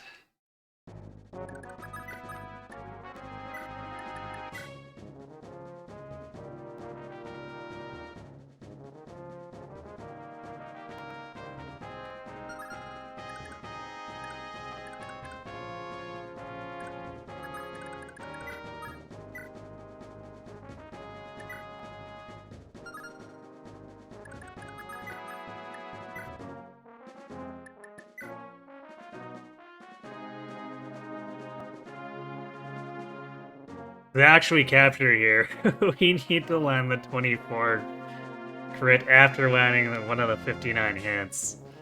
And we might get 4 attacks with a cost.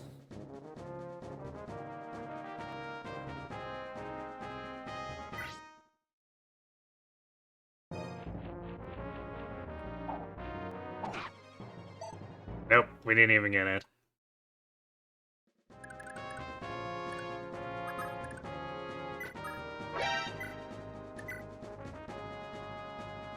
Hey, Hitakiri Rooster. It's true, not like it's anything better than regular pirates.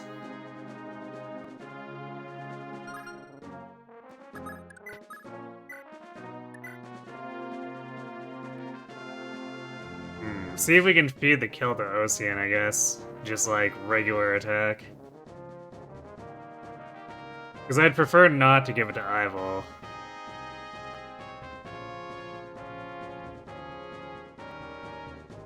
But if we have to, I guess we have to. Ah, there we go, nice.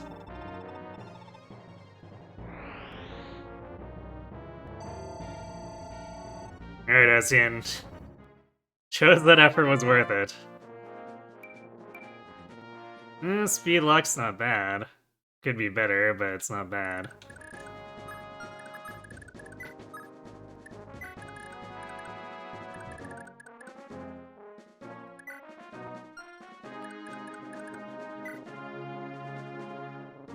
You have so many vulners, I should probably redistribute them a little bit.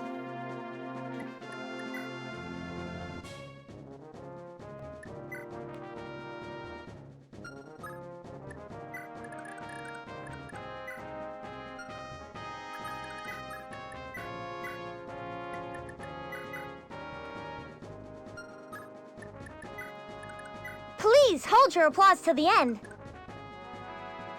Hey, Coffee. Thanks for being the ground one. You feel like death. Oh no.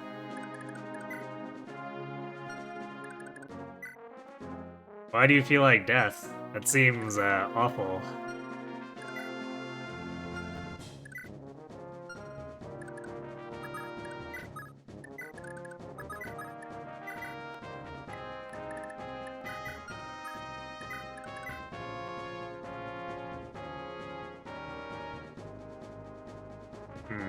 Maybe we get Dagdar's daughter to hold one of those hand axes for him.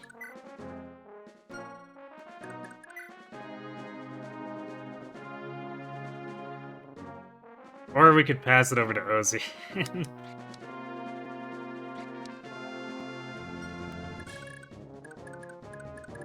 Either way, we want to free up a little bit of space, I guess.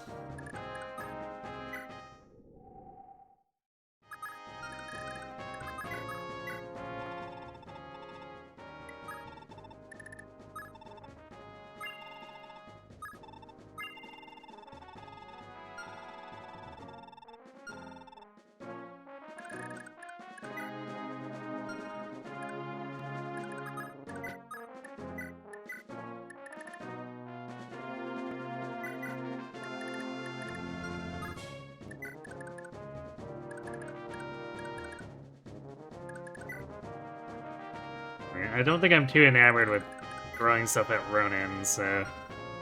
Yeah, let's just do this. Yeah, we got the houses. Captures, 23 already, yay!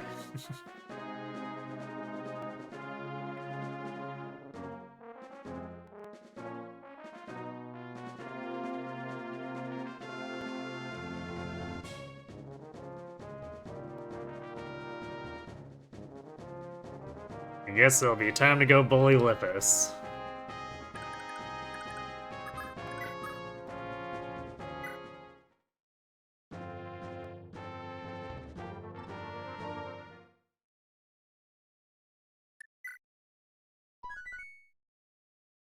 You've been DMing for the past 6 hours and your players gave you a brain aneurysm? What'd they do? Dare I ask?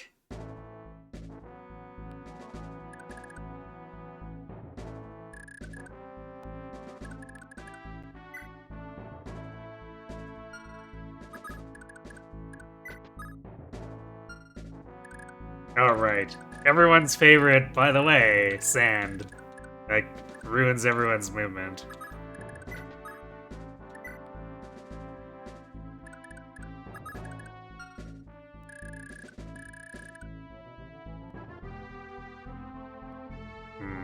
Actually, is there anything important I should be searching this map for?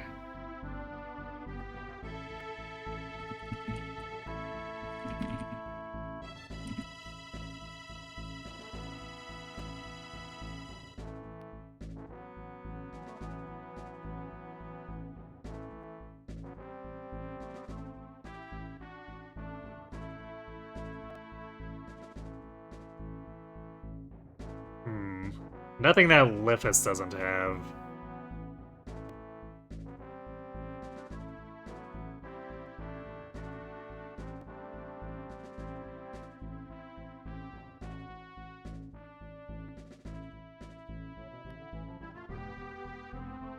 So I guess we just go have a chat with him.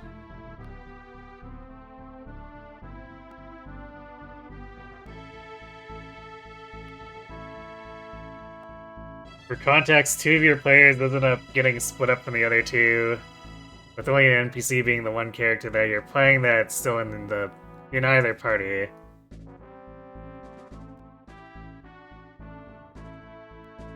The session between your most chaotic player and the one of your more sane players was this week? Huh. So, like, the 2 players pulling in completely different directions.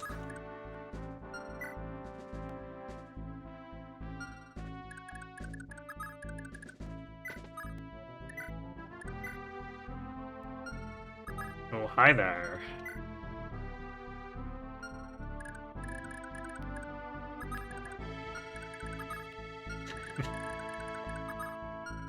The movement on the beach.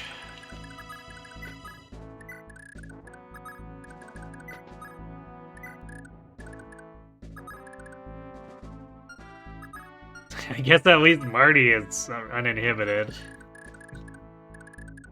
Go, Marty.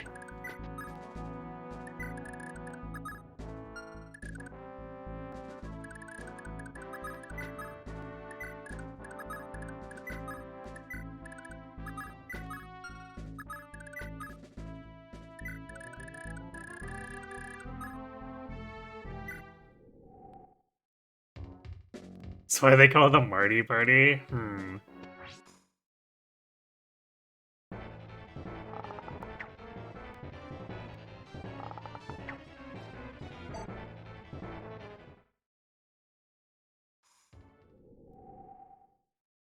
Oh dear, not the map where I have to be dismounted anyway, except for no movement. I know, right? Poor Finn.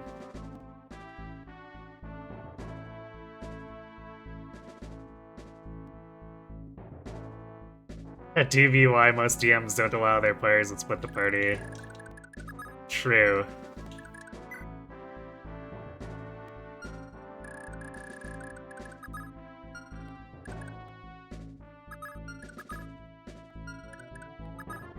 Oh, I guess Marty is slowed down, it's just the top part here is not sand.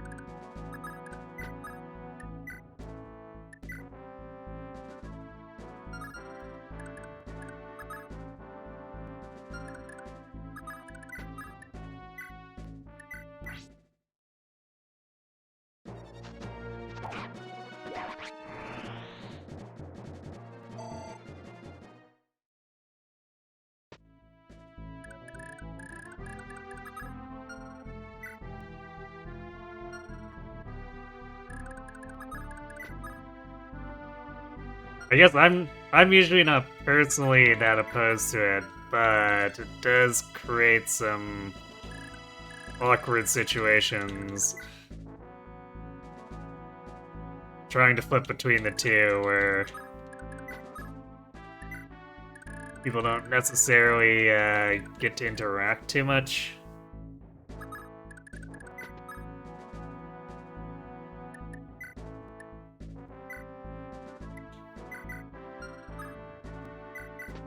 I guess theoretically speaking, if things are exciting enough, then people should be invested in stuff that's not their characters. I know that's like overly idealistic, but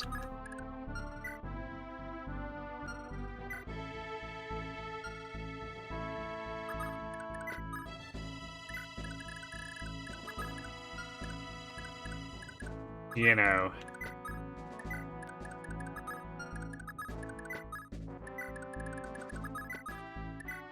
This bottleneck.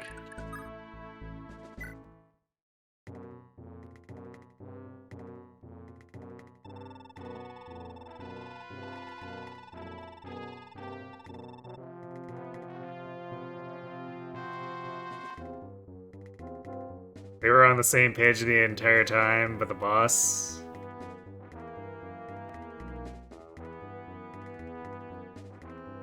He got eviscerated, he needed to come up with some bullshit in order to save the boss from being screwed over by Polymorph.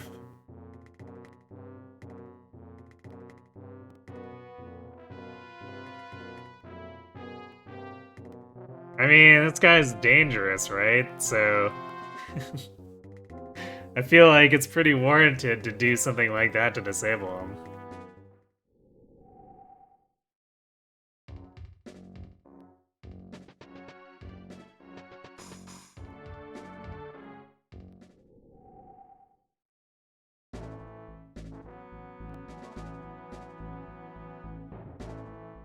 He hit 2 nat 20s.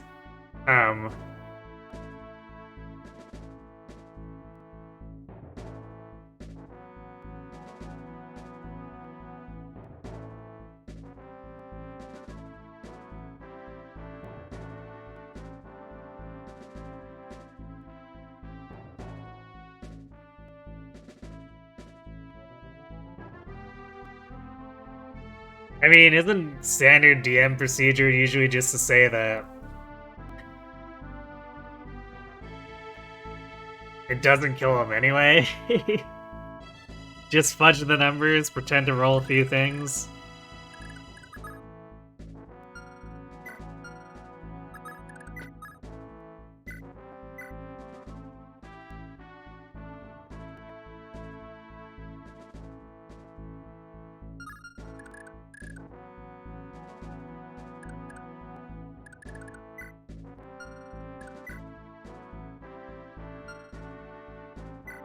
Steel Axe is a little spooky for people who aren't Dival or Dagdar.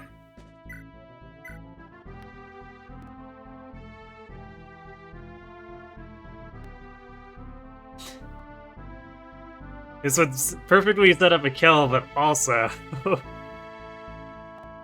she has 27 crits, so she could easily just steal the kill.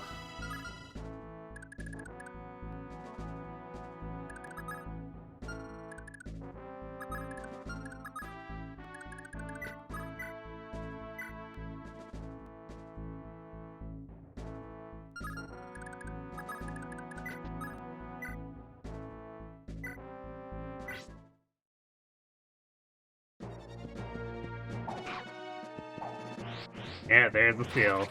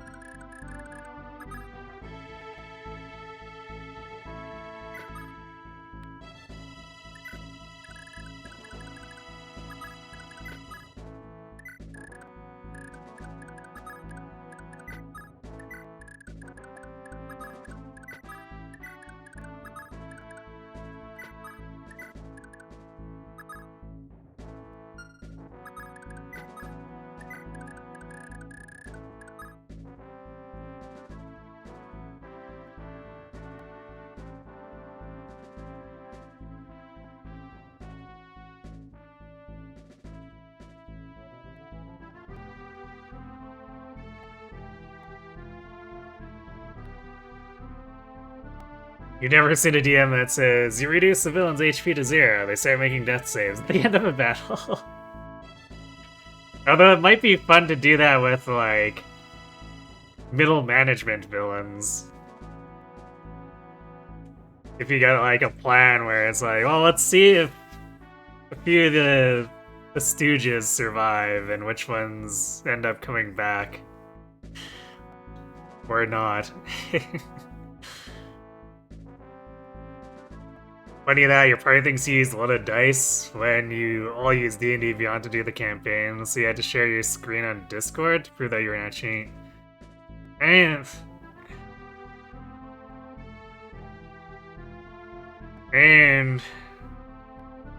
I guess I don't know why your players are so adamant about that, but like usually it's a given that the DM is doing a little bit of fudging to make the narrative work.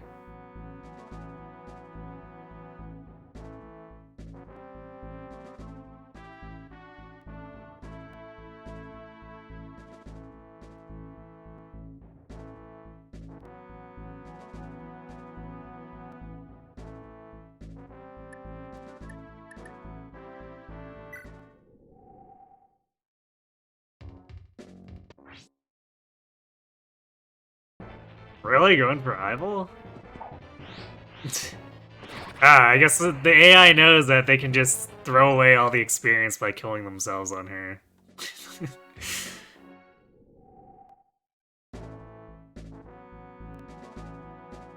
Yeah, I mean, I was thinking more of ones with plot relevance and then planning it that way. Being like, alright, there's 3 of these commanders or something that have relation to each other. And they're sort of plot relevant, but technically only one needs to live to keep progressing the story. So see if one of them dies, and then that kind of lets you do some more dynamic narrative with those characters. Assuming those villains have, like, relations to each other, so they might have motivations for revenge, etc. Makes things a little bit more malleable.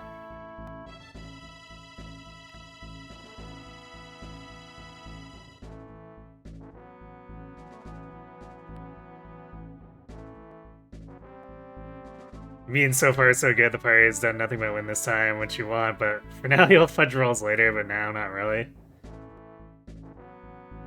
Yeah, I feel like fudging rolls for the sake of keeping the narrative moving, especially if you have, like, crucial pivotal points, like with the main villain there.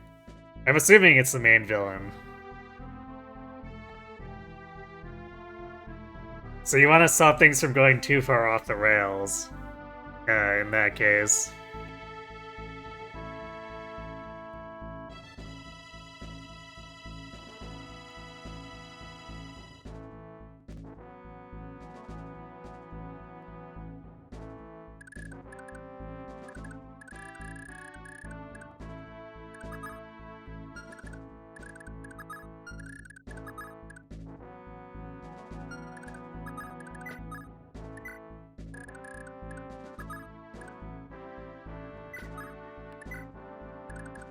Yeah. There be a warrior. Yar.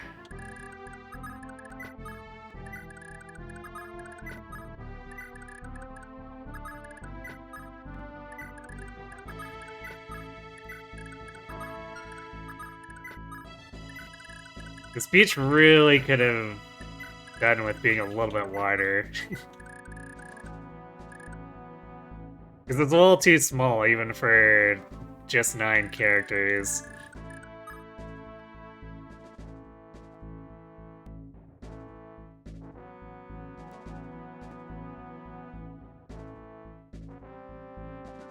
Oh, it's one of his henchmen, but it's an important enough henchman that you didn't want to kill him, right?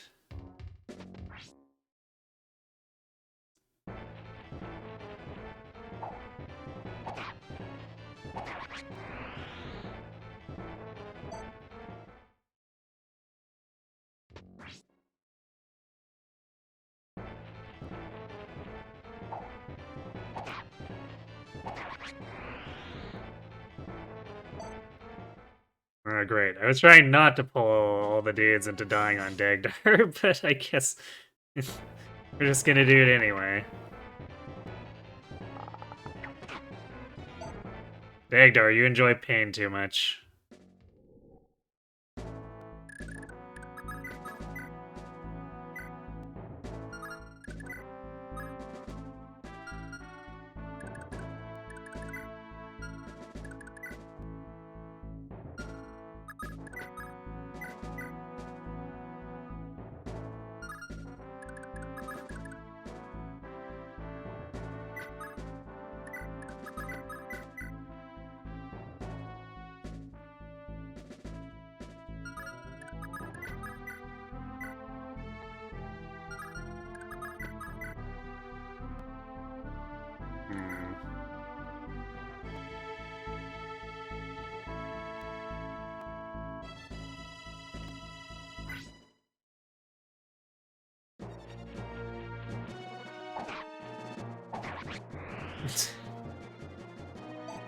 The costs at work again there, I guess. Makes Dagdar maybe not the best for setting stuff up, unfortunately.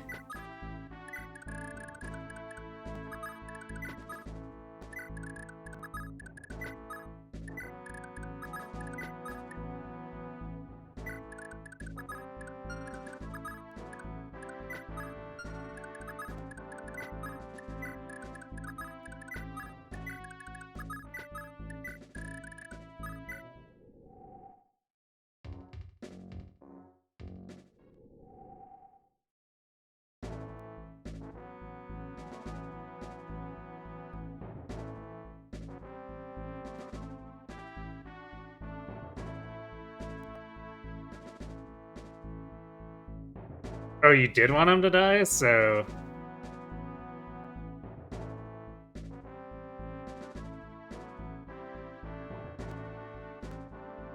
I'm not sure what the issue was there then with the polymorph and the huge damage.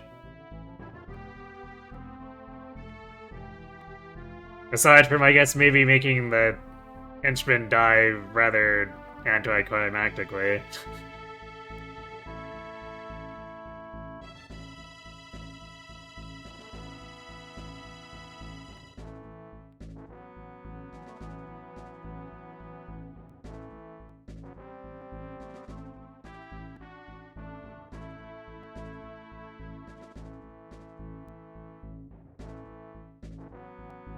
You wanted him to be a challenge?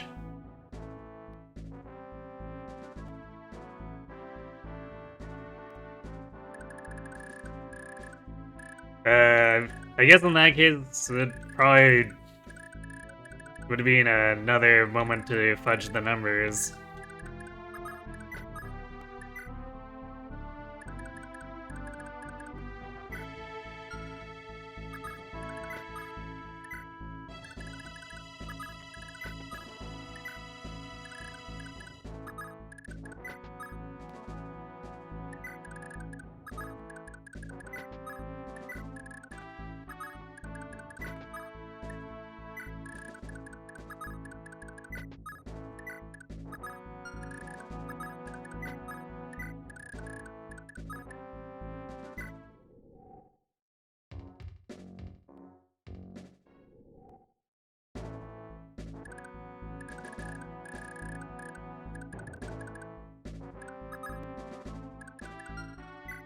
The enemies only appear when they want to throw themselves upon Ivel or Degged. Ah, there we go. We found a dude.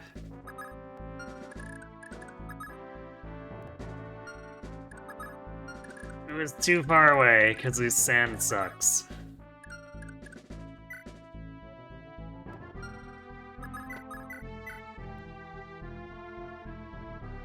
The cost is probably gonna kill him again.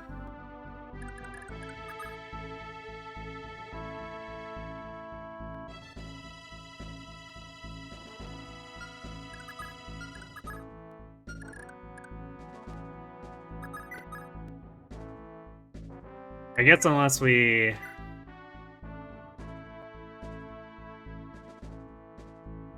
No, he's still doubling with the cat. Actually, I guess he could just straight up capture this dude.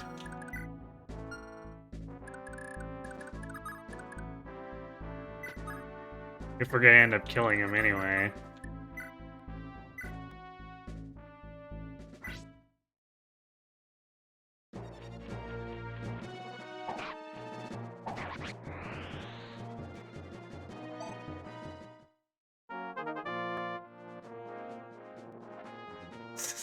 Blank level. Good job, Dagdar, I guess.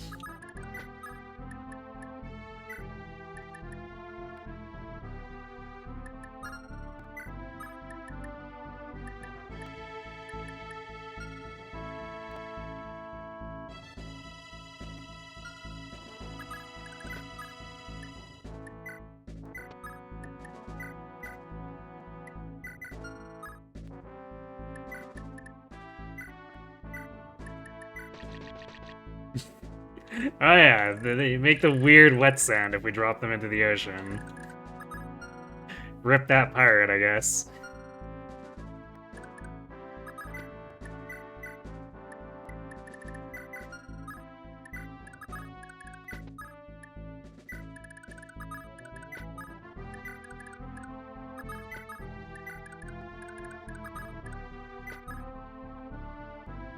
Wait, we have a conversation here?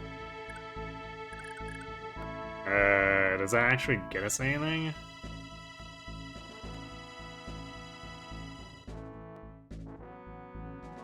No items listed for it.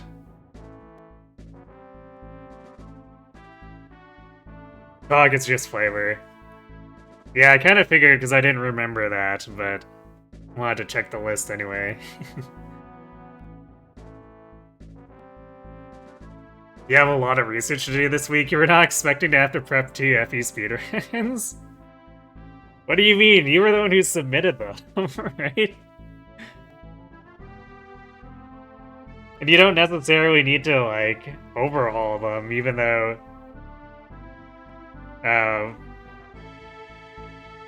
You did find that thing with the Valentia turn wheel, right? But you don't need to overhaul it compared to your old, route if you don't think you have enough time, right?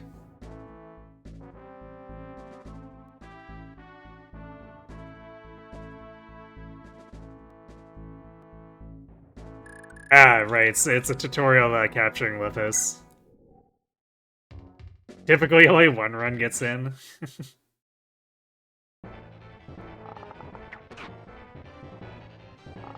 Look.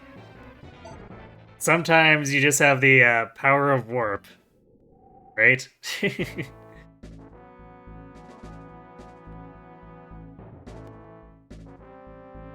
Oh, you're more concerned about Shadow Dragon because you haven't run it since another runner learned how the RNG properly works. How much does it actually change things then?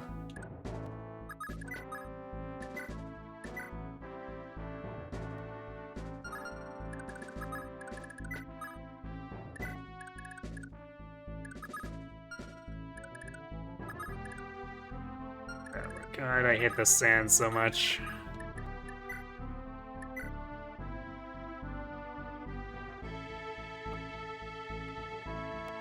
It's rough and it's coarse and it gets everywhere.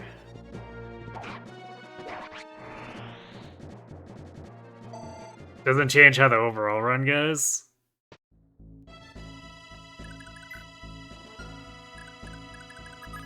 So is it just like more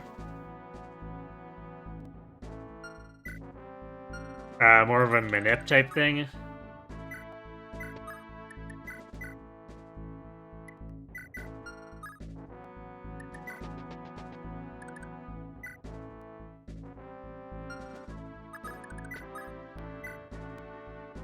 I'm actually gonna do this and heal. I feel like there's probably more dudes in this area.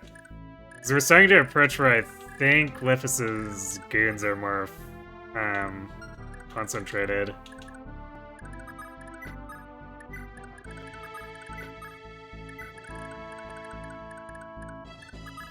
I guess I could always just, like, check the map, too.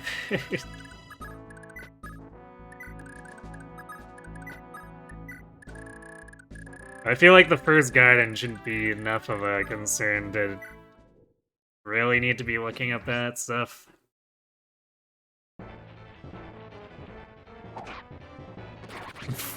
Tagged her. Calm down.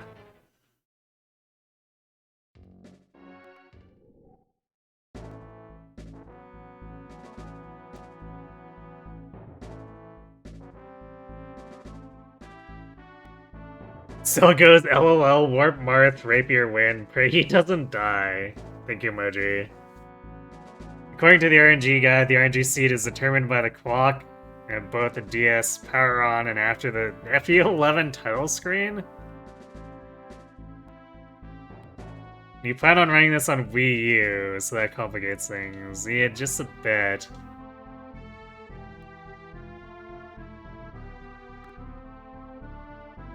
Does the guide actually have, like, a section for dealing with if you're running it on Wii U?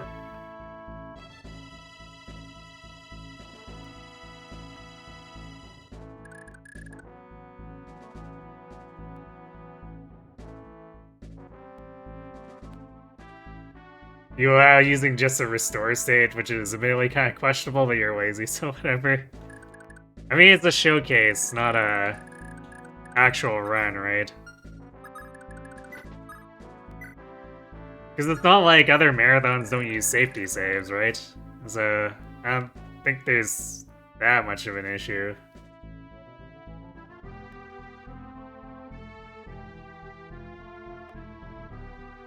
The only fully manipulated route uses a save state on emulator, and the author doesn't remember the clock times at all. Oops.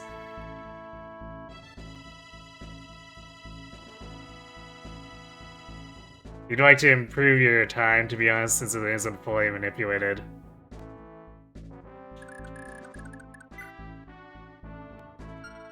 Oh yeah, I guess if you're doing it in practice, then you could potentially PB.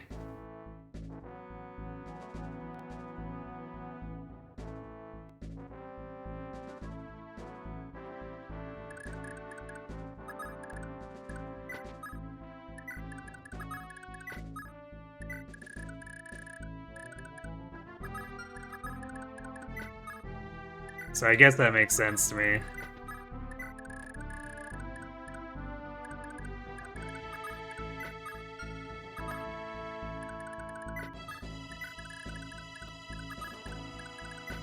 And this is getting a little bit annoying, just only finding pirates when they throw themselves upon Dagdar.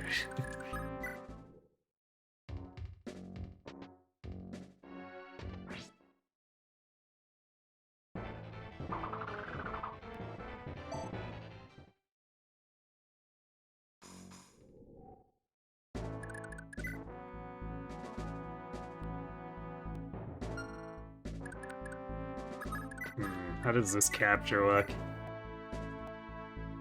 Yeah, not exactly the best, but still seems kind of alright. These swords are really expensive. I'd kind of like to have them.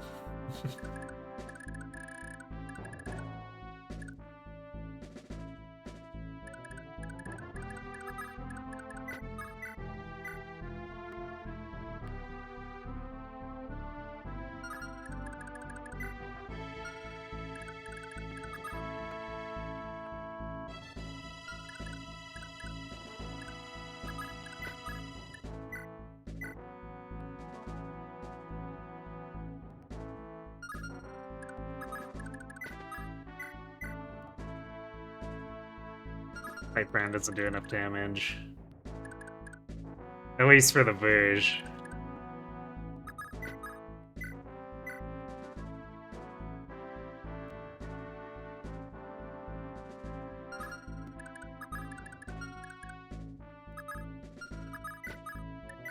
Wait, Ivol can capture these guys.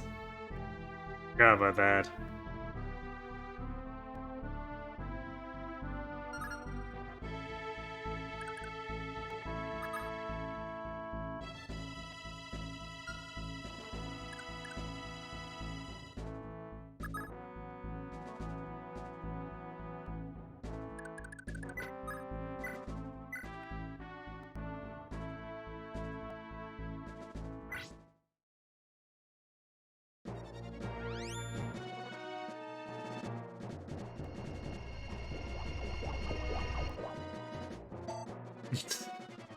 Well, I guess we could just miss, too.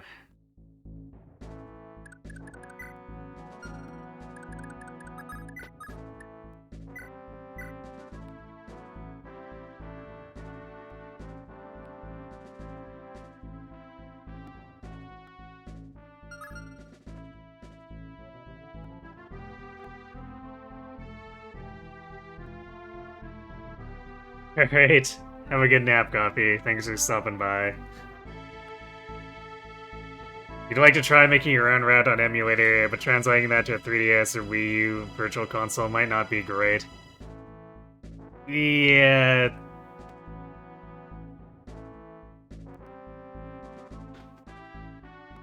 I mean, I guess unless you're emulating using a 3DS or Wii U emulator.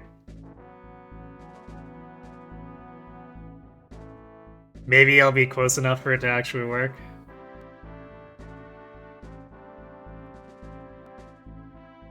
There are apparently tools to inject an emulator save into the Wii U Virtual Console, so you'll have to see if that actually works first. So if so, that means you can use the same route as the author, worst case. If you try on your own route on Wii U, you can export it for others to use. Makes sense.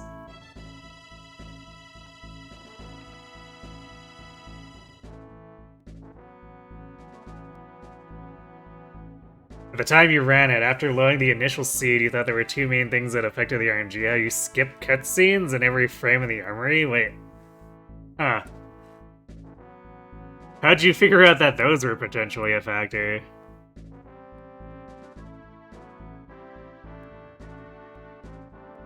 Oh, apparently there's nothing outside of combat levels enemy AI that affects RNG except portraits blinking.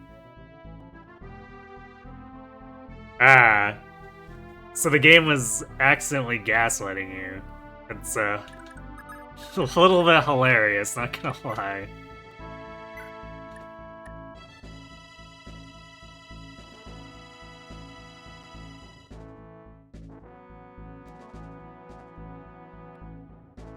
Alright, Ivol. If you want to crit this time, go right ahead. There we go.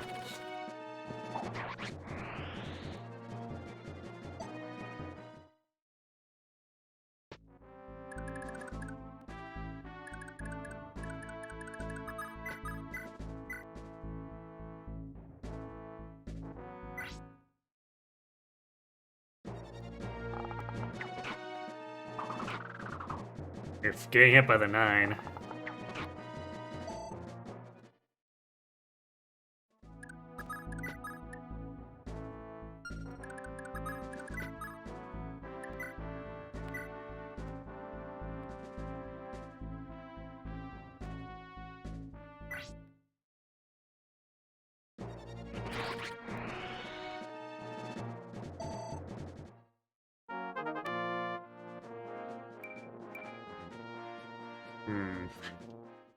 Not the best levels.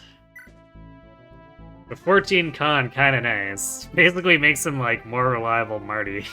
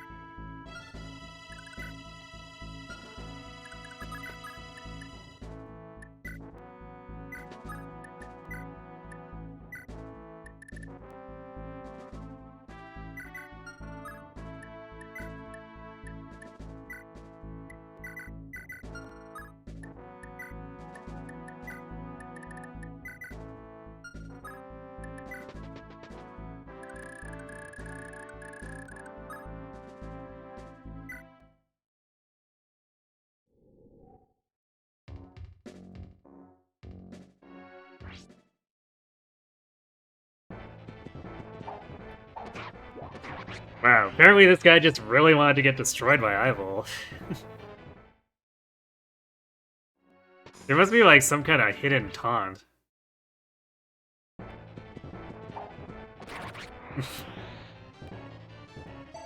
Or maybe the guy was afraid of Ocean's wrath. Although I somehow don't think the AI can see the skills.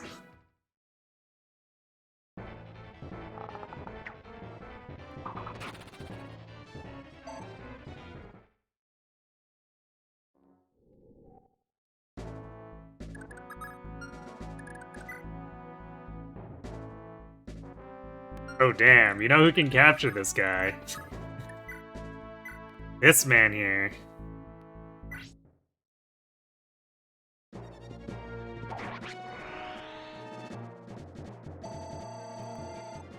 Nice.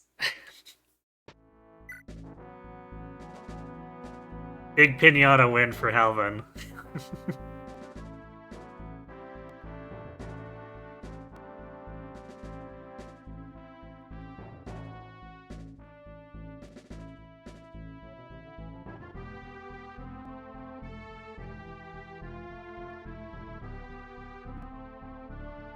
TR 143 kind of read out how the RNG works, so all you have to care about is blinking, the erratic splits when he exits the forge after the forger's fifth blink? Wow. It's not frame-based at all. The only thing is, in Prologue 1, you have like 3 cutscenes with a helmet soldier. And if they blink, you can't see it. Whoops. I guess it makes sense that they have universal blink checks, but the fact that it checks a helmeted soldier is hilarious to me. I'm not sure if that matters, it's been so long since you've run it seriously, but you're definitely opening up Emulator with a memory viewer so you have a better understanding of this later this week. Oh, you're not sure if they actually blink, huh? Well, if you find out that they do blink, I want you to let me know, because that's just a hilarious factoid if they do.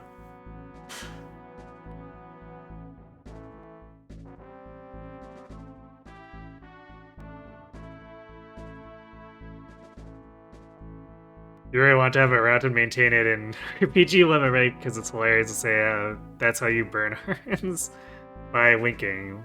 Yes.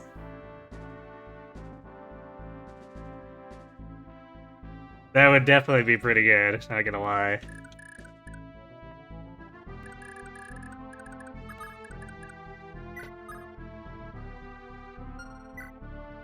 We need to clear up inventories, please. I've been capturing too many things, I think.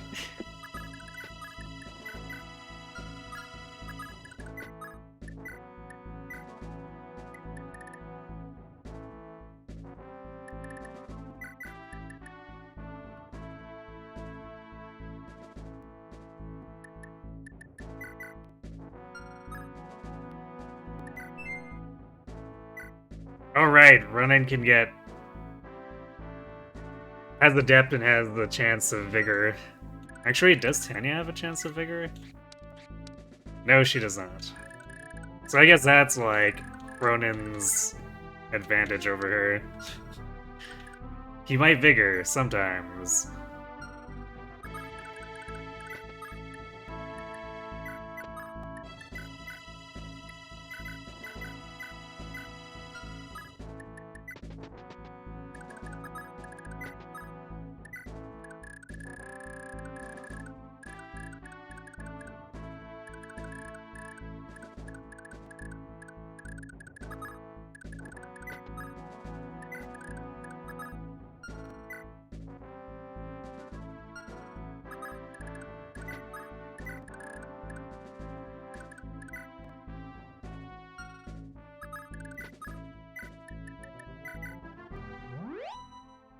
So I should patch Tanya up just in case, because, you know, fog of war.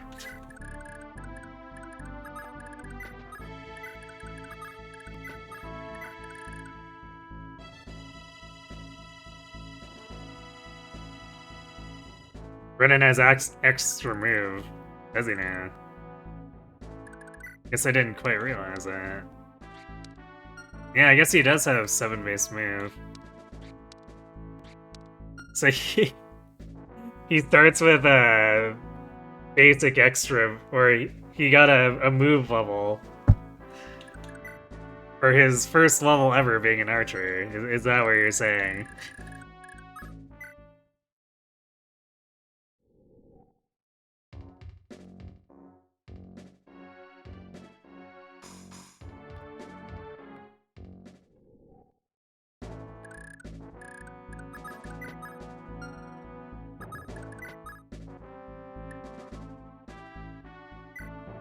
Oh, there's Shiva.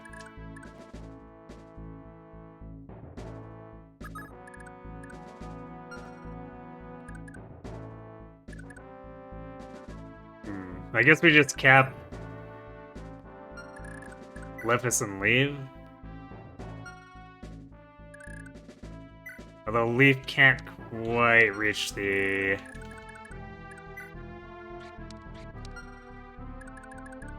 Yeah, he's a bit short of reaching this. Alright,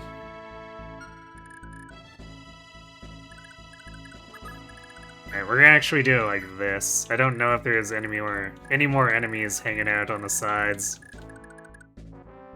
So I don't want to have Ocean pick him up and then be vulnerable to getting owned. So we'll do this.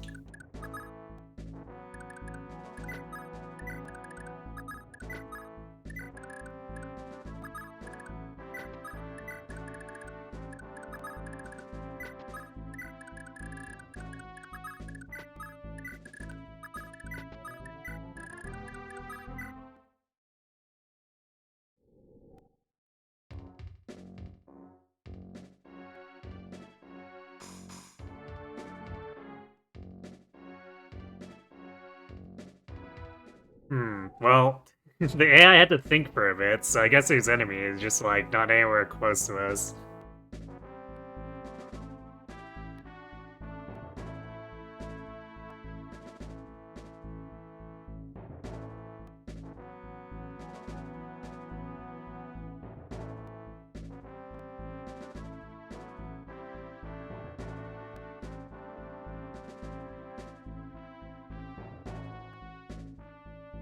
Are you sure he has higher move growth too, although it's just single digit?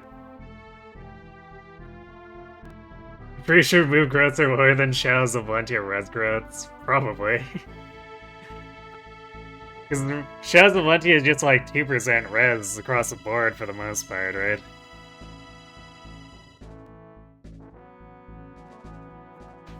This Thracia isn't one unit really bad melee unit who wants to be a magic user.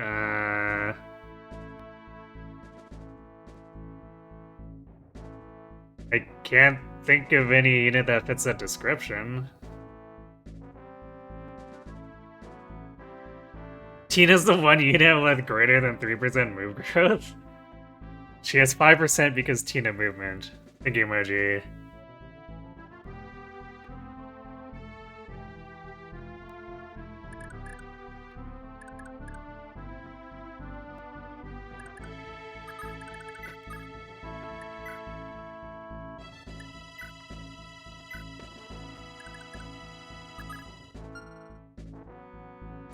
Alright.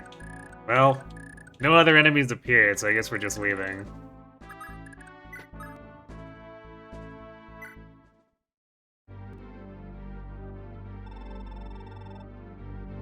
Tina does seem quite silly. And this time, since I kind of know what's expected for that room, we should have at least a few Thief Staff uses. Hopefully all of it, but we'll see.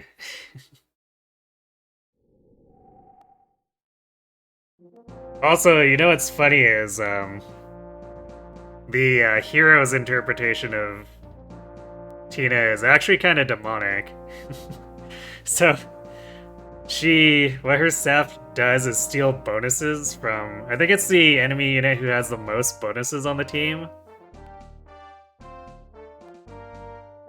And that's like, it's basically everything can be considered a buff that does things.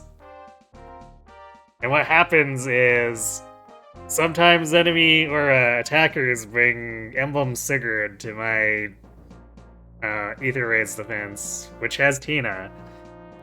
And she steals Emblem Sigurd's +2 movement and gives it to the rest of the entirety of my defense. And half the time people don't see it coming, and they just get blitzed by the entire defense having +2 move.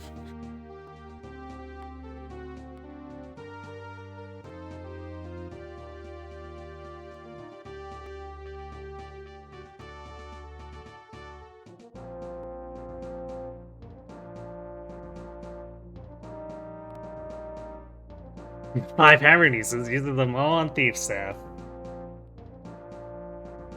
I don't know if I do it entirely on Thief, but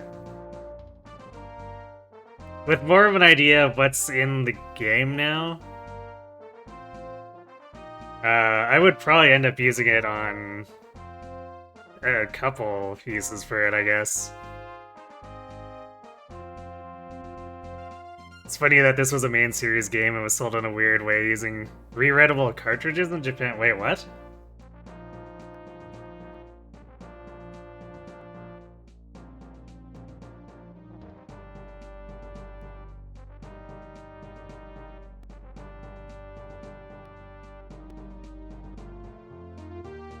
Like, don't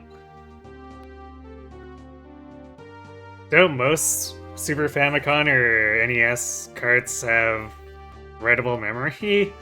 Is there, like, something more to it than that? I'm curious. What sets it aside from other carts? Thief is basically Hammered if you think about it. It can be, sort of, I guess. You're glad they're ripping on units and heroes, callbacks are fun. Yeah, I mean, part of it is that they have to find a way to, I guess, make it work within the constraints of the engine, because, like, conventional Thief obviously would not really do anything useful or be easy to implement in Heroes' gameplay. Oh, there were kiosks in Japan where you could buy blank carts and download games onto them. Huh. It's a hell of a novelty, I guess.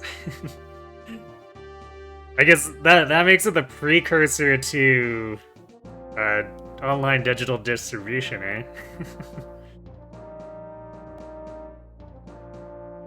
Most copies of this game are on flashcards, huh?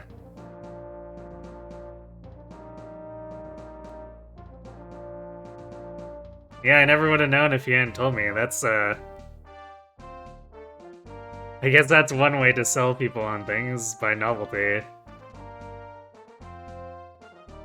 I should look up the old Thracia Japanese commercial sometime. You have no idea what's going on, but it's funny.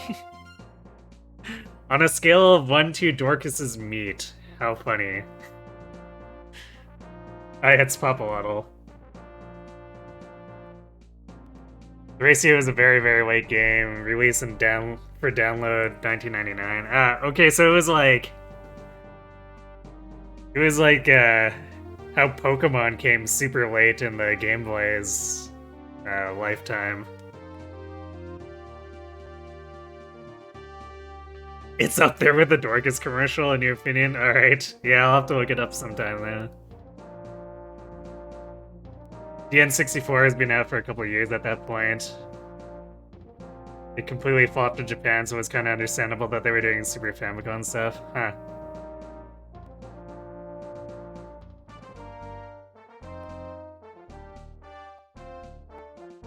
As in, like, the Japanese didn't like the 64 at all?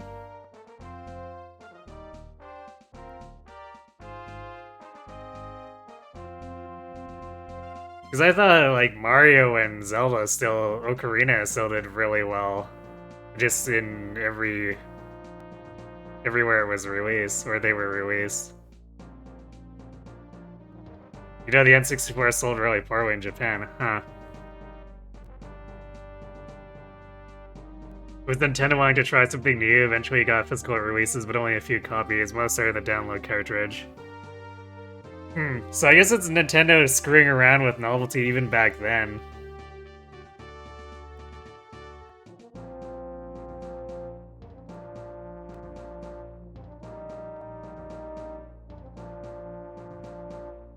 Yeah, that's true. Game Boy Color is basically just enhanced Game Boy, so... Suppose that did draw out its wife a bit. They did kind of screw around with the Virtual Boy. Yeah, but that had, what, like 8 games released for it?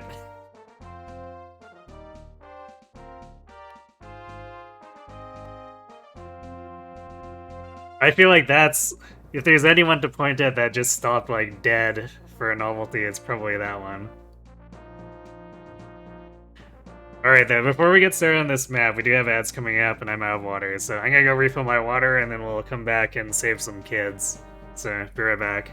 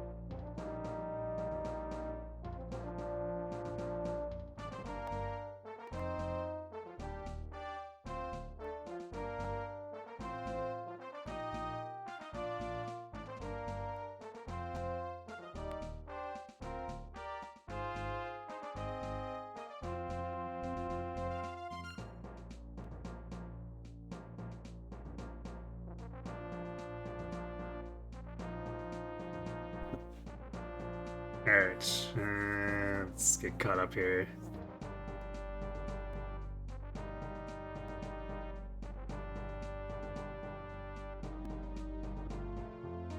Yeah, Game Boy Advance was like fully backwards compatible.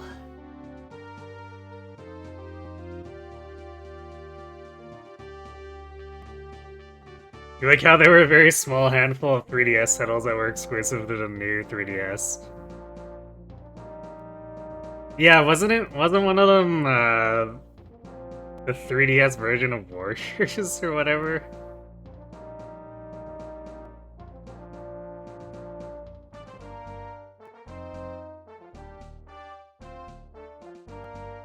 3DS also came with an official capability for GBA games, but they only use it for early adopters of 3DS. Hmm.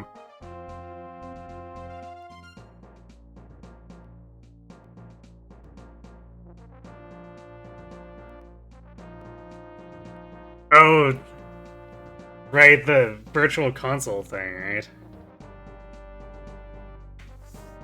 Where that was like the only way to have virtual consoles, or actually it still is the only way to have virtual console Sacred Stones, isn't it?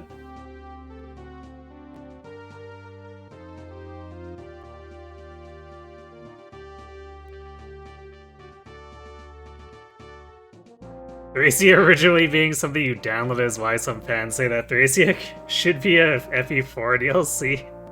I feel like that would run into a very large number of problems.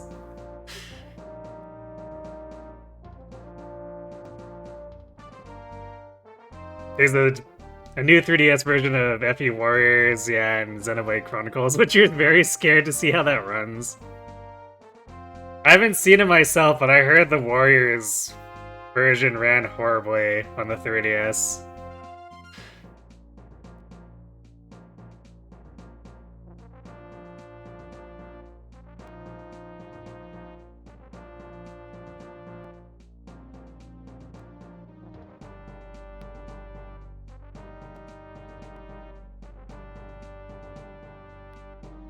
Yeah, I don't...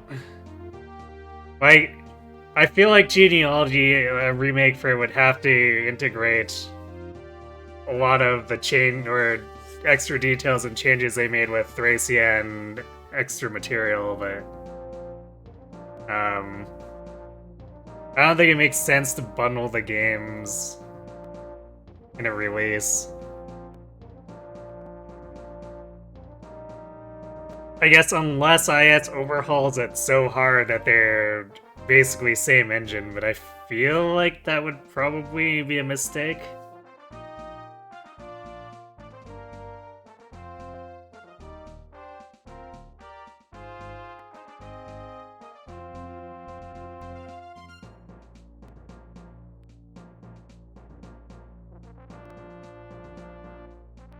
You assume Xenoblade for 3DS was born, so Xenoblade for Switch could live? Maybe.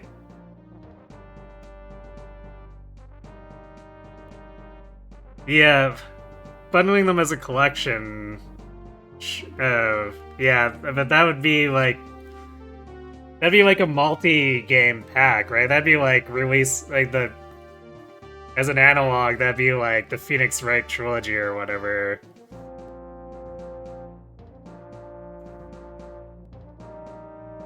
But, trying to put them together feels like something that would crash and burn.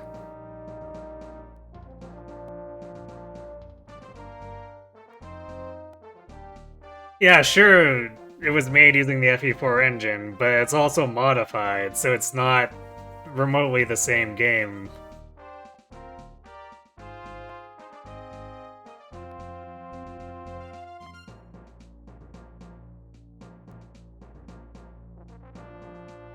So trying to put them together as, like...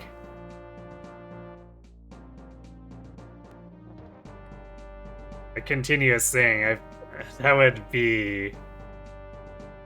horrifyingly bad logistically. For anyone trying to develop that would be terrible.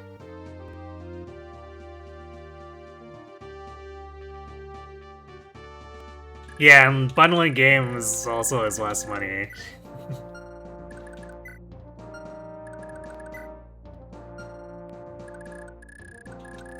You gotta Pokemon it.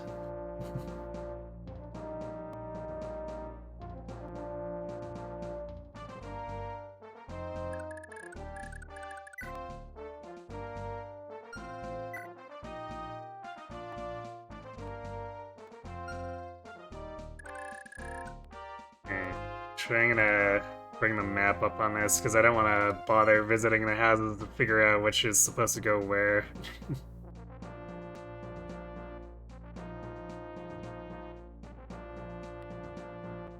And I definitely don't remember where they're supposed to go by default because it's been a while since the first playthrough.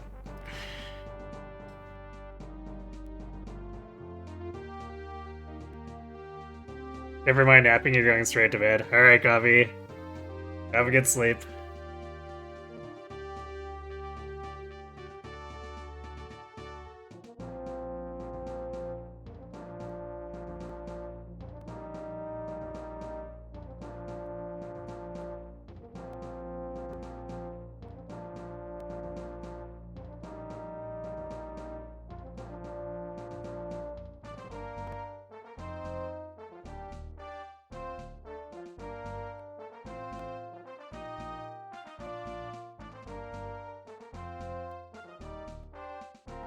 I guess it's one thing they could do as a promotional thing later, bundle them after, say, the remakes have been out long enough. They could sell a slightly discounted bundle to try to scrape together more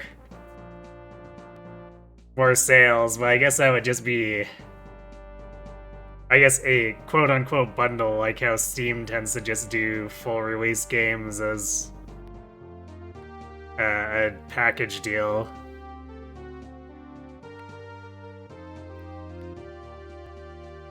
You know what they should have done? If you deliver a kid to the wrong house, the kid runs back to the cell and you have to re-conga line them to another house. Look, maybe the kids are just part cat and that's where they feel safe, okay? We don't judge here.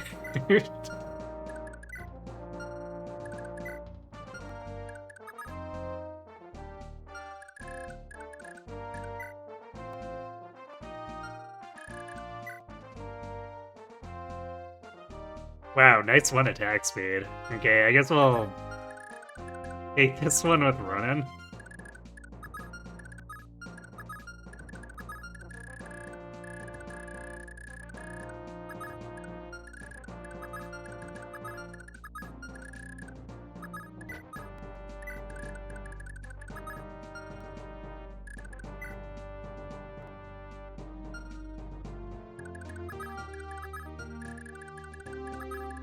We'll send Ival and Dagdar up the path. Alright, we got Safi. I completely forgot that Safi joins at this point.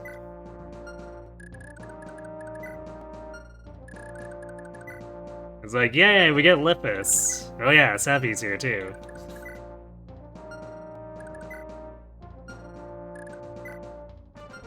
Who's holding...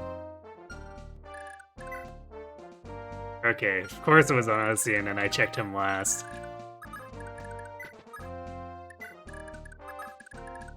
So I at least got one of those Myrmidons. And took their sword.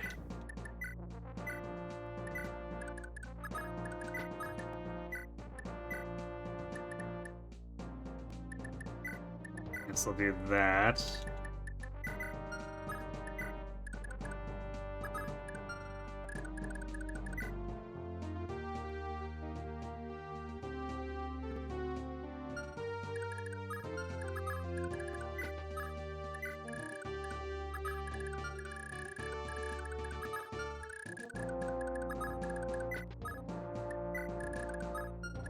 I guess Murdy can go with them too. He'll be... Well, I guess these kids have, like, no con, so literally anyone else, or anyone can carry them, but...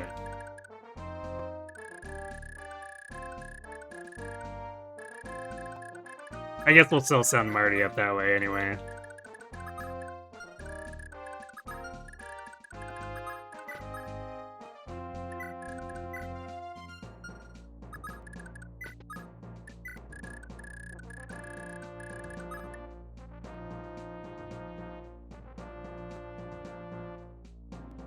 You'd see a bundle lurking for FE 6 to 7, but 4 to 5 had too many gameplay differences.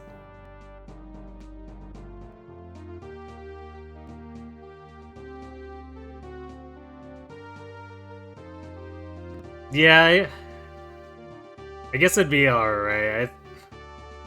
6 to 7 would still be kind of weird, though. I guess unless the remakes make the gameplay more uniform.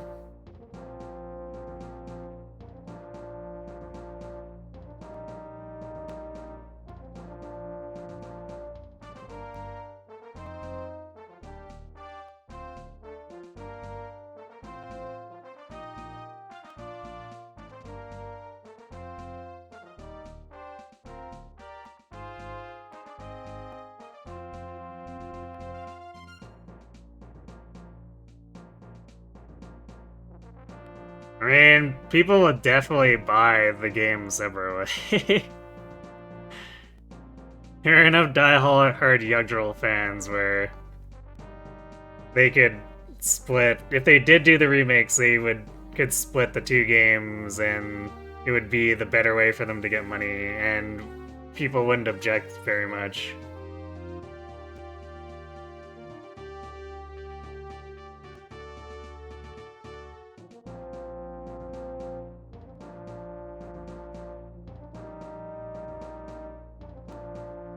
Seven is definitely not short. Actually, 6 is not short too if you do the guidance. This FE game you skip doesn't seem fun. It's one you call permanently. On the hardest difficulty, only you can solve fuck yourself. And I feel like they didn't make it, or they make it fairly easy not to, though. I mean, you can kind of sabotage yourself in other games, too. If you try. So, I don't know.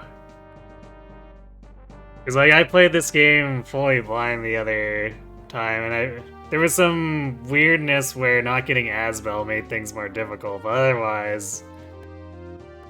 I feel like the capture system makes it so that it's not terribly soft-lockable.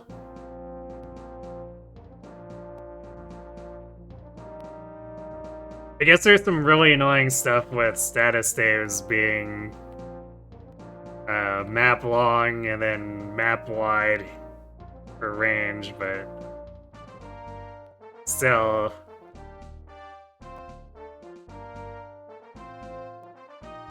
Generally speaking, enemy quality is low enough that you can still deploy like unpromoted Myrmidons halfway through the game and still have them fighting fairly successfully.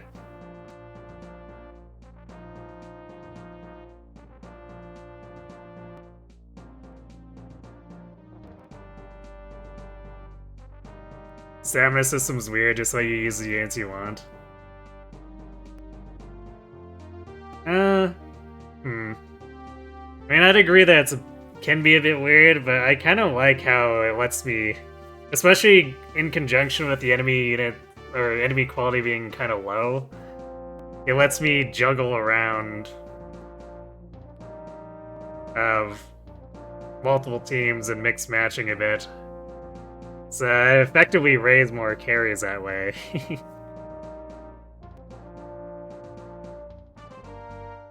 Also, there's S ranks if you're really desperate to keep using the same team.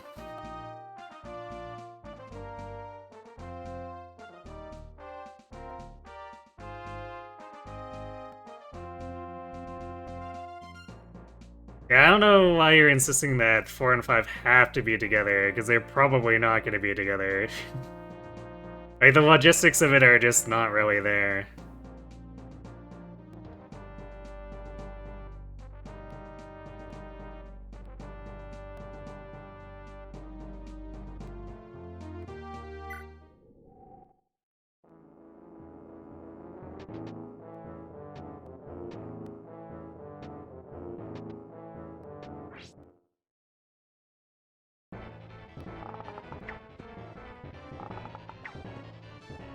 Running, come on, man. We let you do stuff, and then you do that.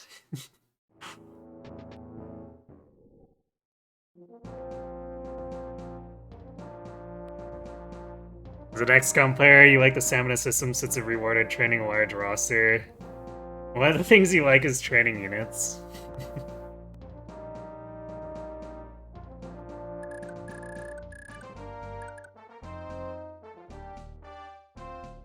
But also, XCOM wants you to accept that dudes are just gonna die and be gone forever, so your training projects could just be gone in an instant.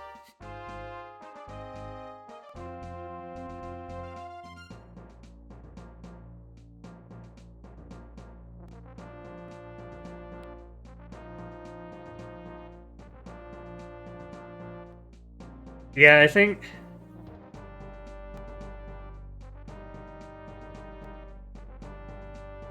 the most likely problematic thing, really, for Thracia is that it's got the infinite range, infinite duration status effects. And restore saves are a little bit of a scarce resource.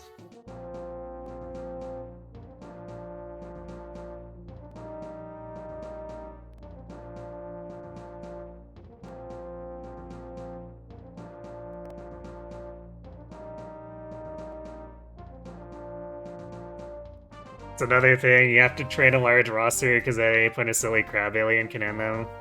I mean, not necessarily.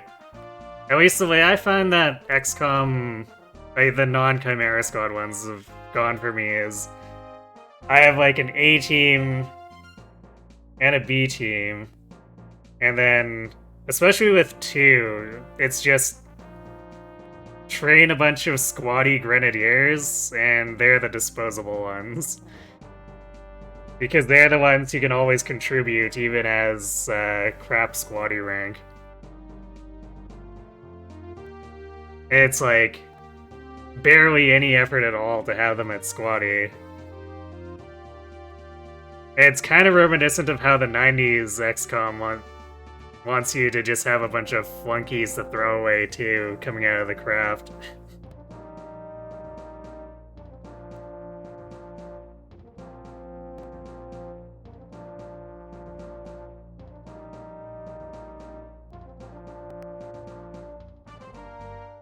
Yeah, FE4 especially is going to require an insane amount of revision. Like, easily, I'd say 5 times as much effort as was put into Shadows of Valentia.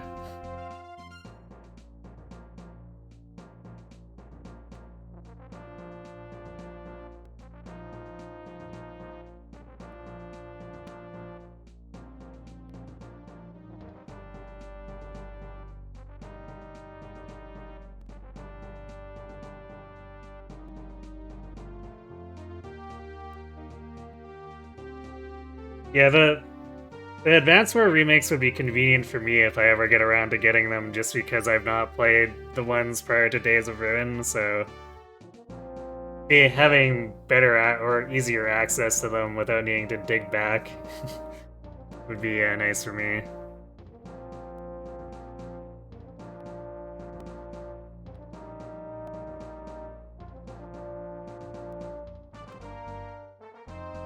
You brought flunkies to bait Overwatch shots? I mean... you probably don't want to be baiting Overwatch shots. Something has probably gone wrong if you're baiting Overwatch shots.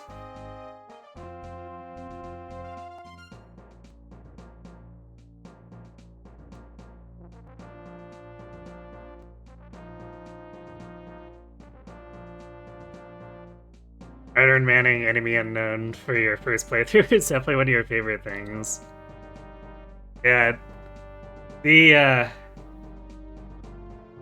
I guess unfortunately for me, the original release, I was kind of glad that I didn't, because after I started doing because I played it through on Commander first. But after that, I was doing it on Impossible, and that was back during the early days when Firaxis head still had really spaghetti code and shit was teleporting onto me from the fog. So trying to Iron Man after that, I was glad I had the knowledge, because it was really annoying to just have a bunch of floaters show up and just kill 2 of my units because they'd get an instant turn.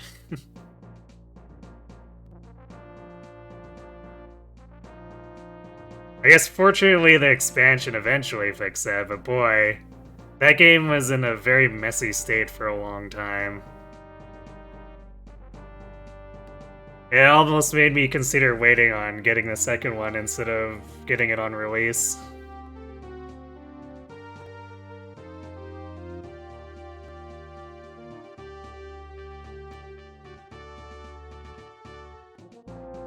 And the second one still also had problems that actually made me kind of angry. Like the aliens seeing through walls that they absolutely should not have. Or roofs.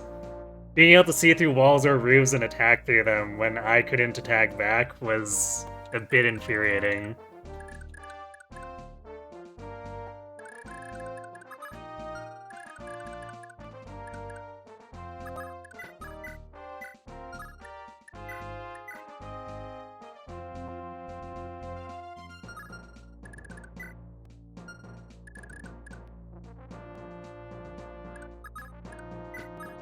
These guys are actually a little tanky. Yeah.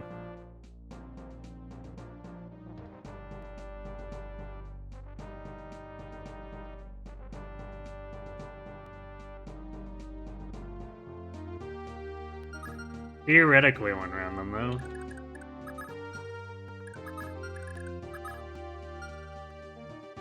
I guess if Ostian has to cover, we can have Marty come back to help.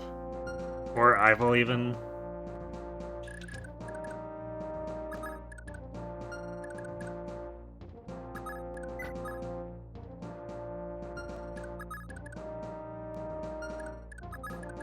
Actually, let's do this like this.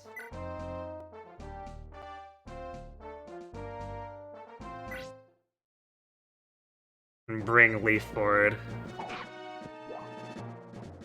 Damn it, Finn.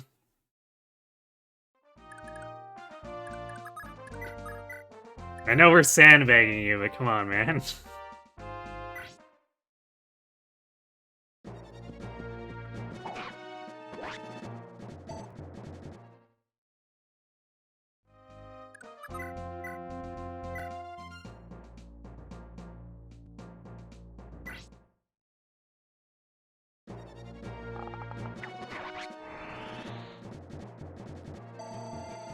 XCOM 2 pre-expansion really did feel like it was held together with duct tape open dreams.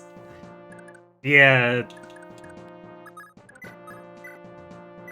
It was a bit questionable, although I will still give it the credit that it was still way more functional than XCOM 1 was on release.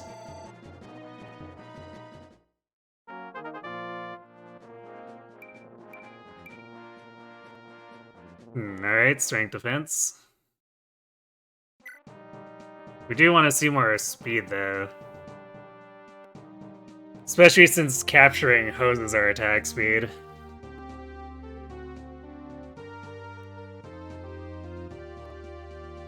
While we're talking about random Texas games, have I ever played Into the Breach? I've seen a little bit of it, but I've never played it myself. Enemies queue their attacks, player units move, then enemies finish their attacks. And since you only have 3 units, the idea is to push around enemies so they hit each other and nothing, huh? You got a decent amount of time out of it, but the weapon variety per run was a little low for your liking.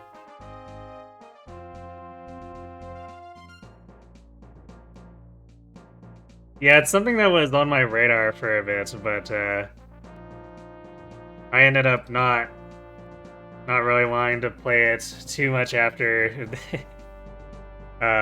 Faster Than Light randomly deleted my my data file and there was nothing to recover for it.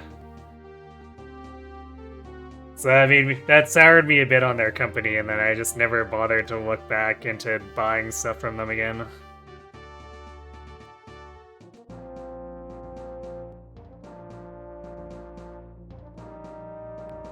The irony is when you need to box an archer, not because you want to defeat a trainee, but because they're too hard for your flunkies to kill.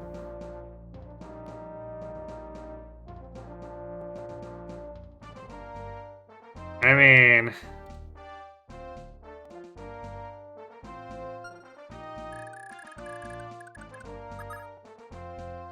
that's usually not a problem, but... I guess if we want to talk about where that's potential, or usually going to be potentially a thing, it's probably at the Radiant Sun Maniac, where everything is just insanely thick. Yeah, maybe the flunkies don't actually get to push through there. How badly do we want to steal this door key?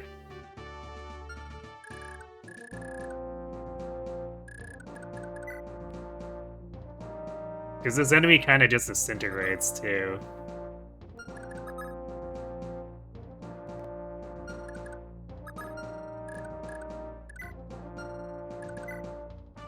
I guess we could have Dagdar with his bow out to kill these other guys, and then steal from this guy afterward.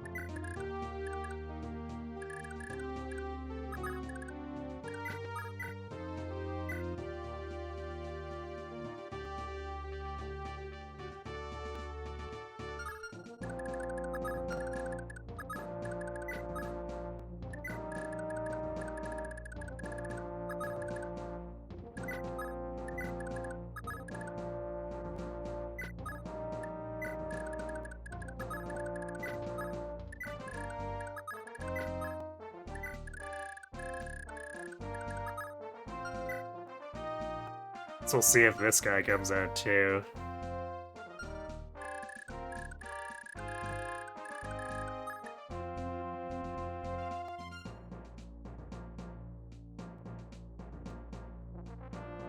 Now that you're out of the dungeon and can talk more, Xenoblade Chronicles 3DS does not run as awfully as you would expect. So you're saying it was better optimized than 3DS Warriors?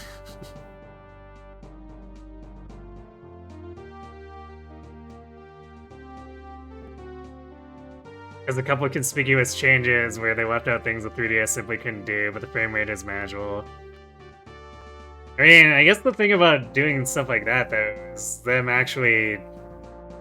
you could say that's them actually optimizing.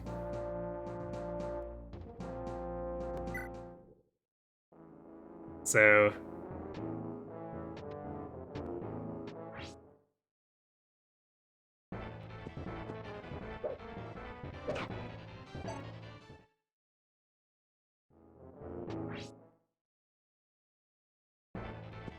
So I think it's kind of important that they acknowledge the shortcomings of wow, alright, nice double and adept, Leif.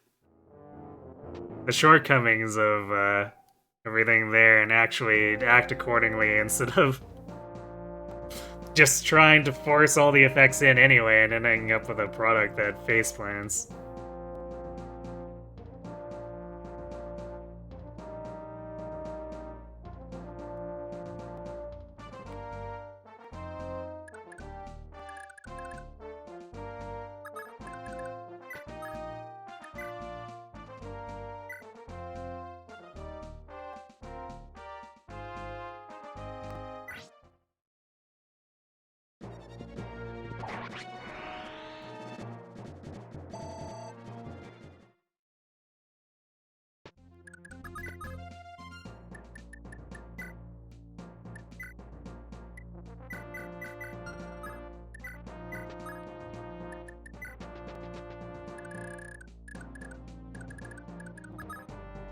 Well, I guess these guys aren't coming out. Either they don't move or they're not coming out because they have no damage on Dagdar.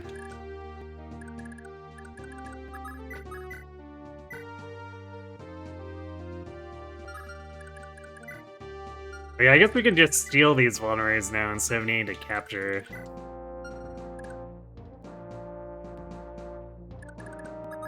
Although I suppose in this case, since we kind of want both, we might need to do both.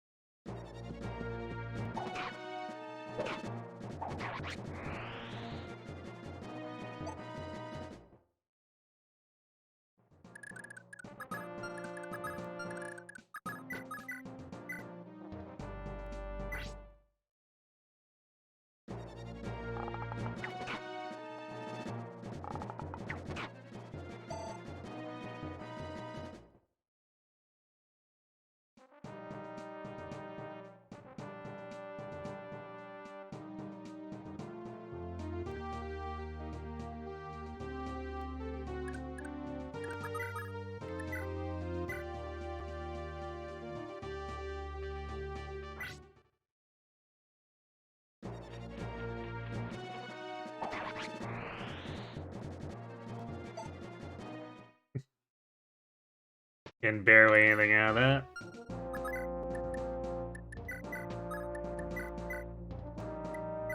There we go. Door key get.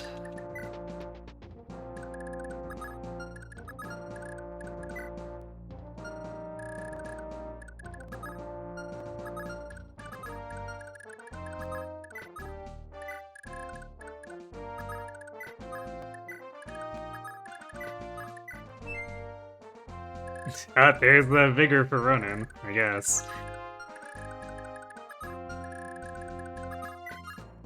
Once again, during a movement where it doesn't matter. Thanks, game.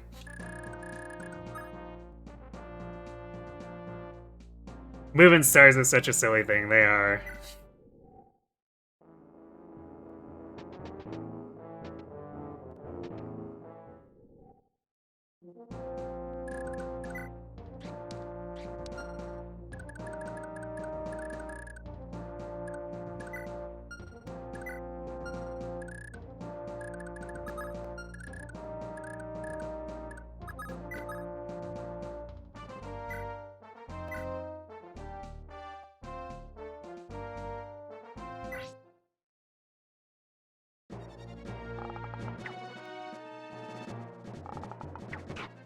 Ah, Tanya.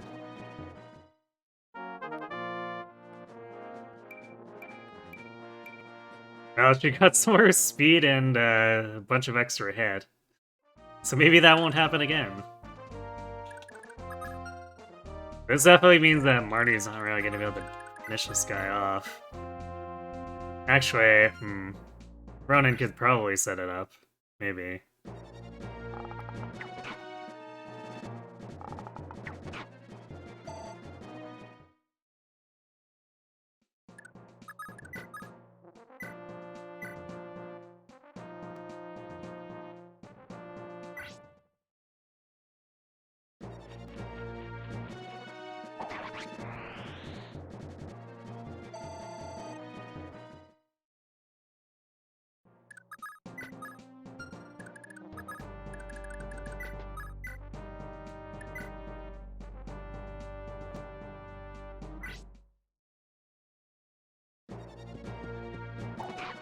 Actually, maybe I should have tried to capture that guy.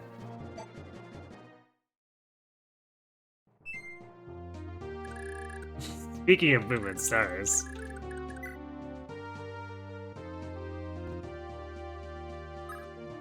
I guess I could try to capture the Elfire Bishop.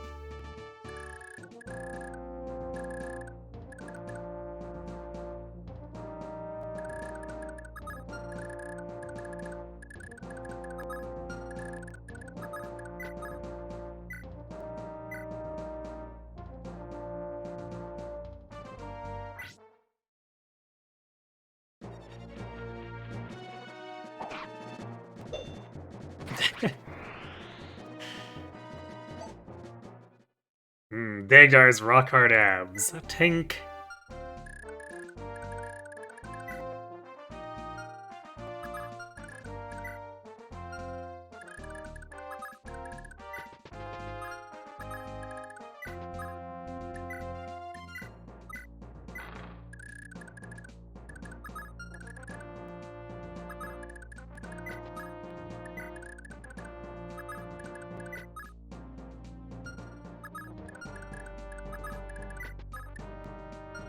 Which I think stuff spawns from behind, too.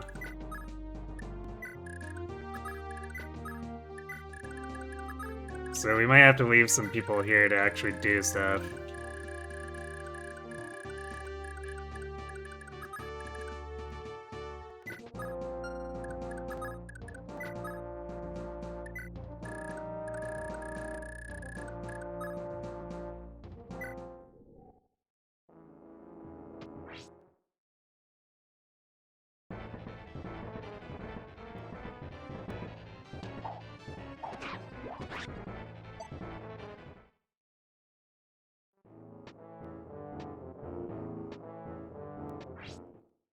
Oh, now these guys are moving.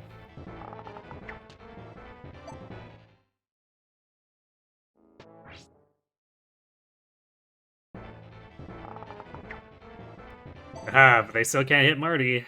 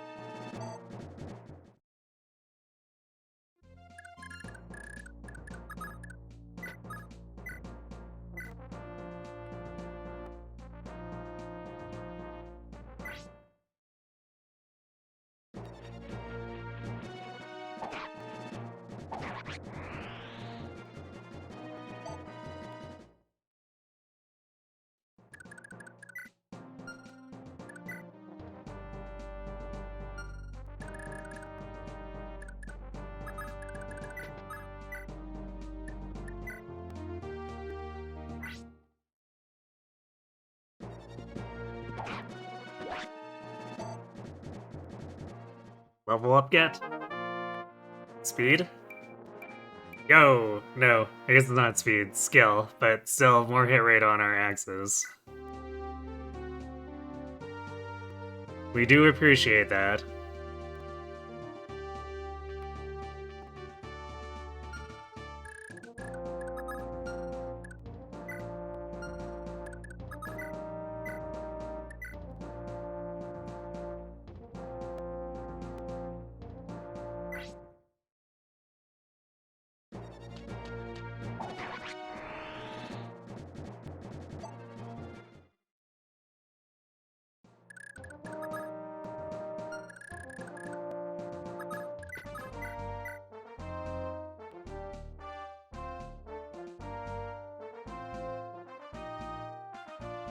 And Tanya does like no damage.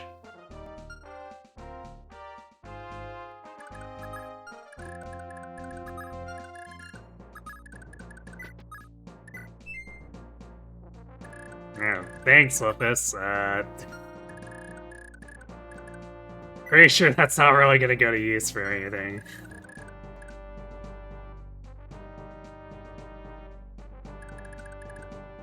I guess it gets him a bit closer if we're gonna go, like, here.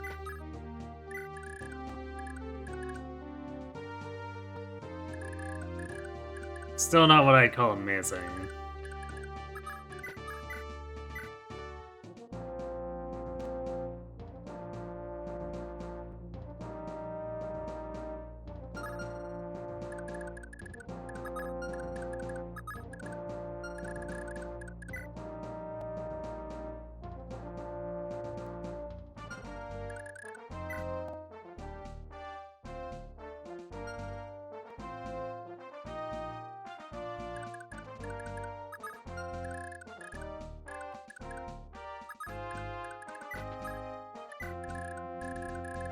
Yeah, we've been in this forest, I guess. And then once we've dealt with this guy, we can start moving the Axe Bros back, maybe.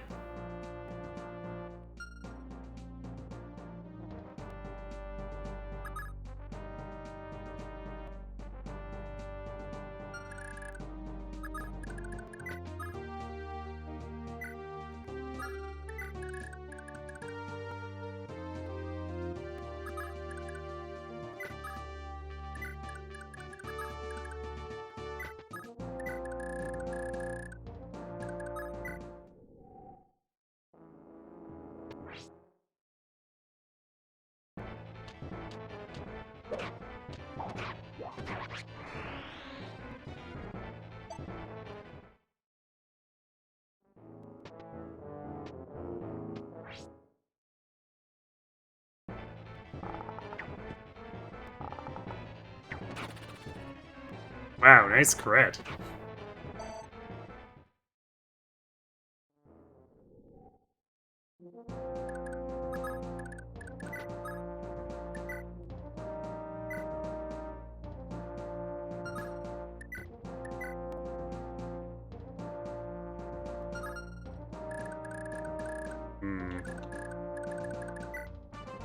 Not enough damage against this guy to capture.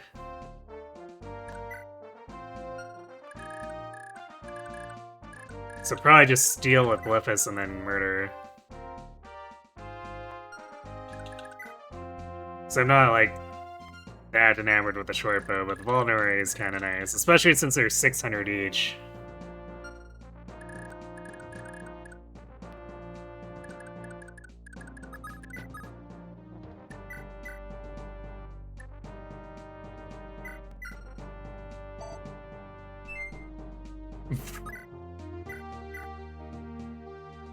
We could attack for 1 damage a couple times, I guess. It's worth experience, might as well. It's more than you got for stealing even, too.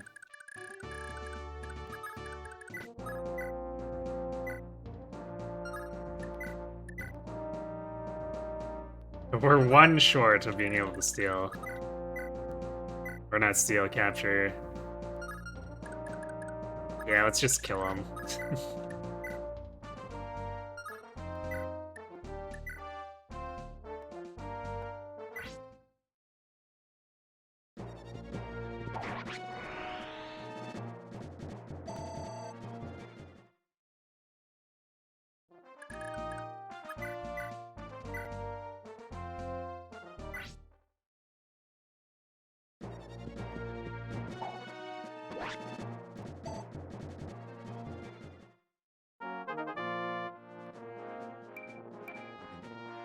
Yeah, more speed.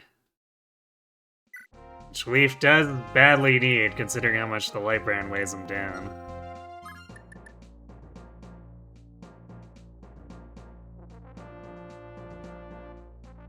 And we can't credit it to the scroll at all, because the scroll only boosts hit points and strength.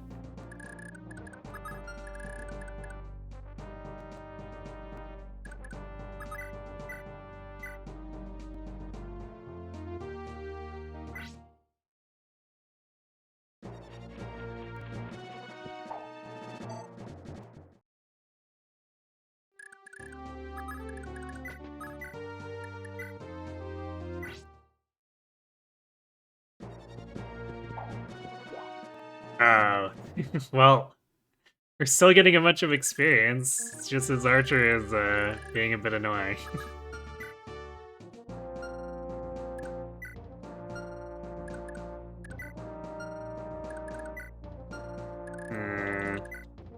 Alright, Tanya had another door key. It's like, who had it? Leif can also always lockpick his way in here, but...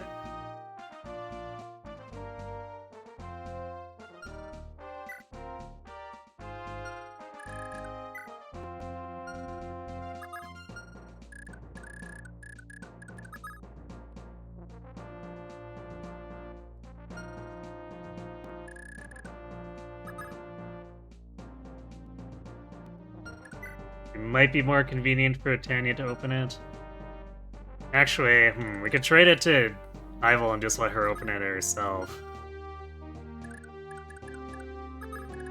And then Dagdar handles these guys.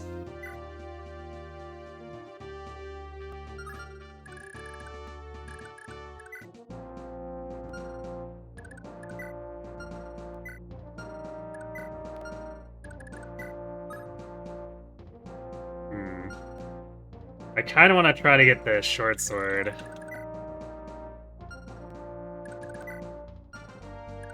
Given that swords are usually pretty expensive, and we're gonna have, like, 6 sword users in the next map. We're all gonna want the swords.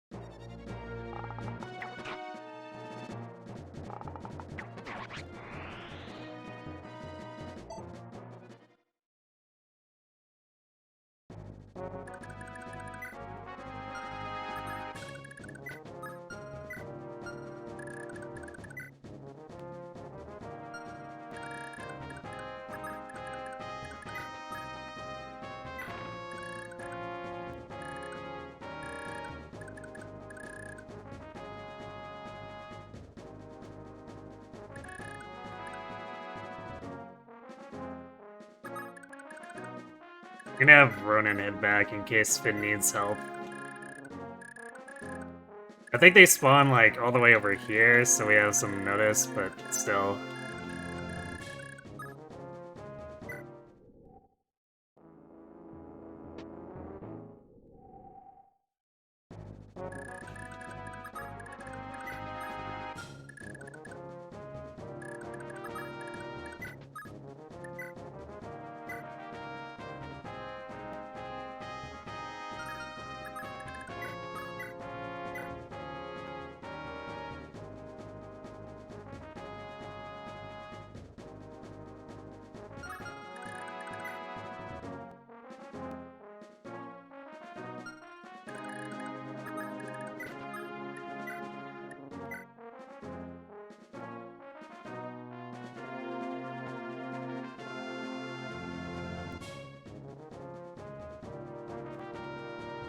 She has a slight crit chance, but we're also cutting this guy off from the door doing this, which is the important part.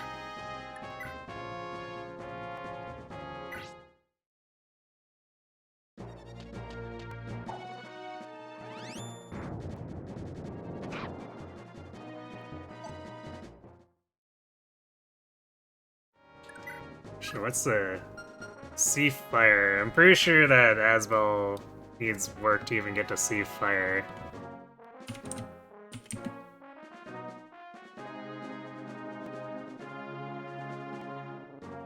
But I guess it's something that he could have for once he's actually done enough grinding out the fire experience. He has a long fire road. That's what I thought.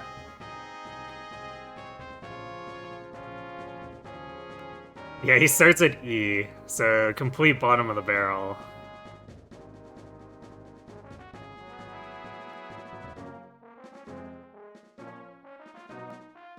I guess at least fire doesn't weigh 12 weight in this game.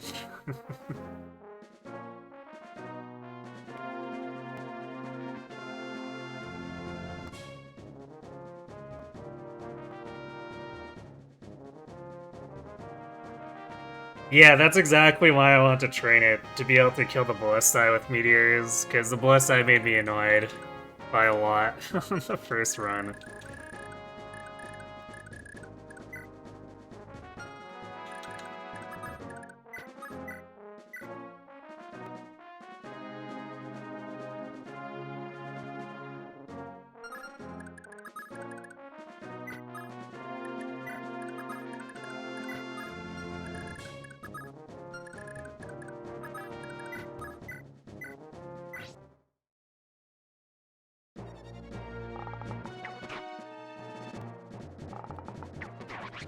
So we're gonna try to get that trained up as a countermeasure.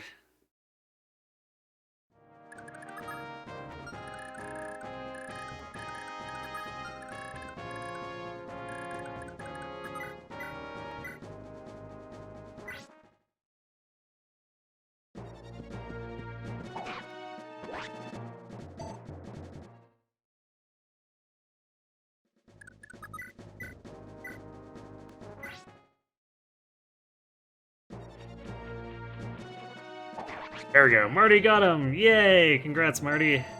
He even got a level up.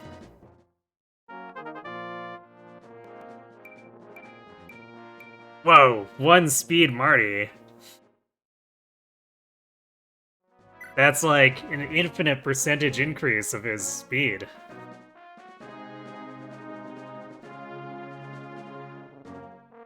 Speed Marty! Yeah, con 2. Marty big and thick.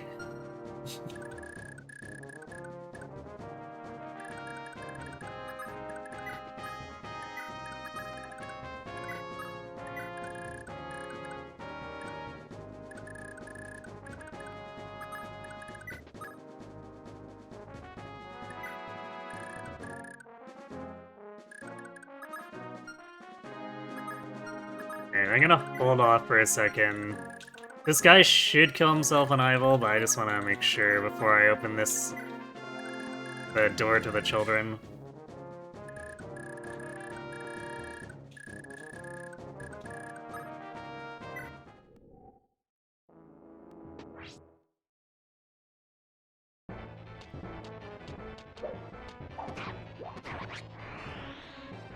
Okay, perfect.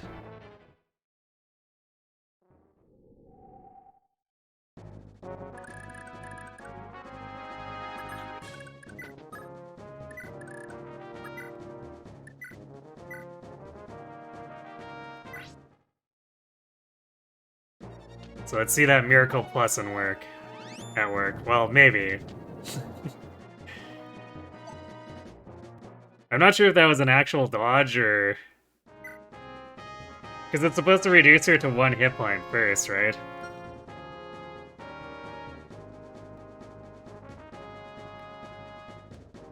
You forgot how funny his base stats are. That's what makes Marty awesome. He does get plus 6 speed if he manages to promote. Yeah, if, right?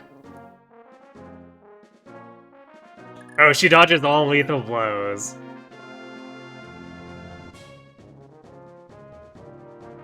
So there's no, like, actual down to 1 hit point. Or no, I guess it is Miracle. Because, yeah, I guess Yggdrasil Miracle is just, like, cannot be hit once you're low. I guess I'm too Tellius brained / 3DS.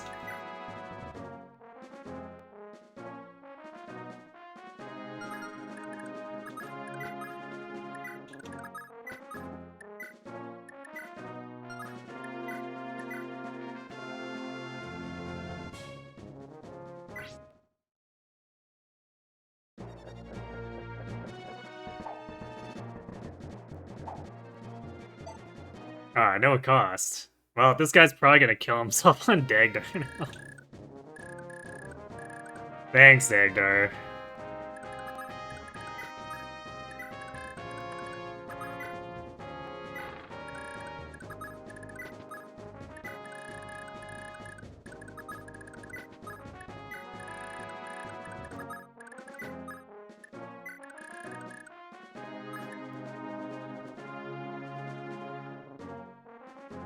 She can be captured, but Bishop doesn't have enough con to go for it. No, because she can capture him.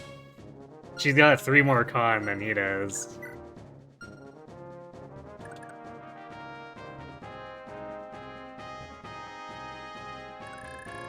But it definitely makes sense to me that she can be captured, because in that arena fight she gets captured.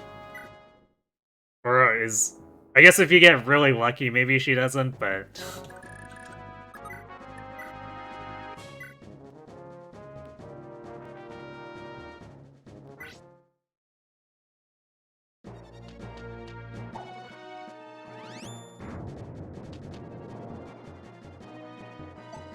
But I remember her getting captured as part of the combat.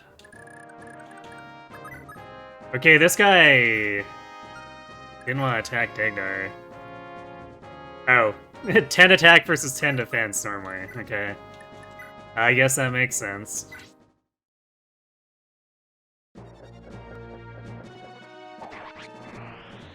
Usually Nana keeps her heal, but if she misses...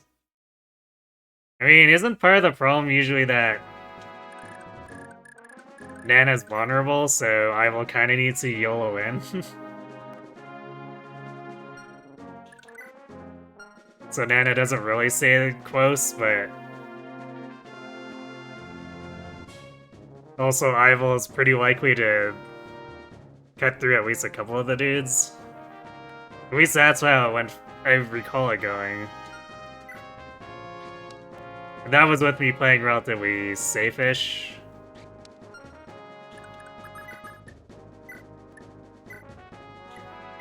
Alright, there we go. Short sword get. There's a setup where Ival protects Nana completely unless the gladiator rolls extra move. I guess I'll have to look for that once we get there.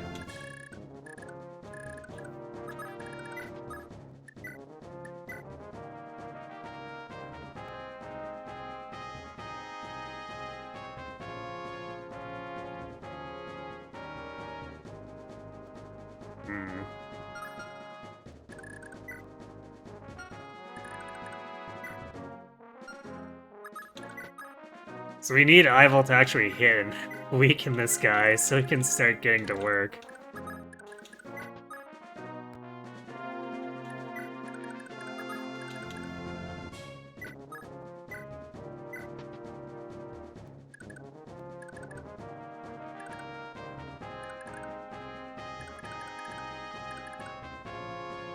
Alright, I just picked up Romeo. That should say... Oh yeah, it's this he's traveling with. Good.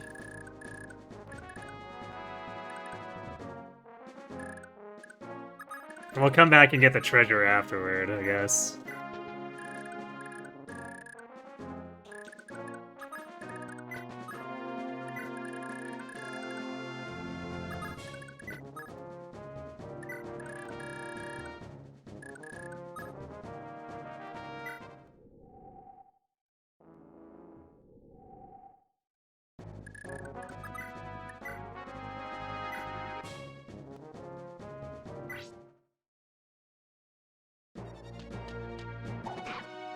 Alright, she finally hit him.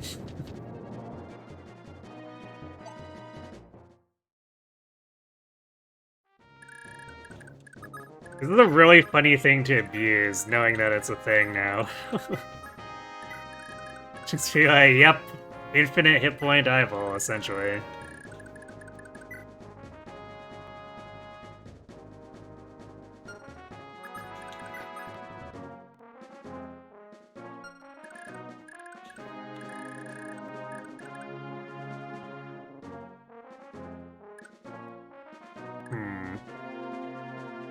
I might want to store a bunch of stuff in supplies, too?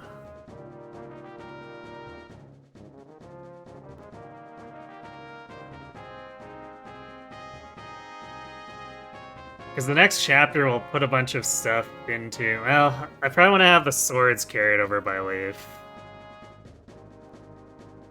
But I guess if we get the Elfire, for instance, then we just store it, because it's not like Asbel's going to be able to use it right away.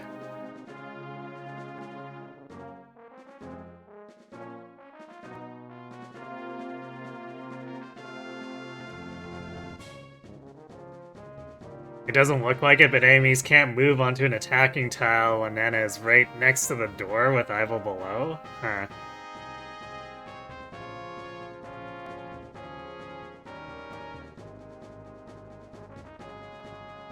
Yeah, I know, that's why I don't want to bring too much, but at the same time, the extra swords kind of may be important.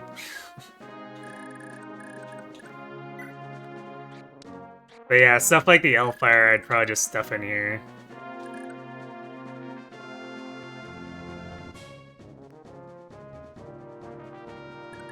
If you bring too much, you don't get the rapier.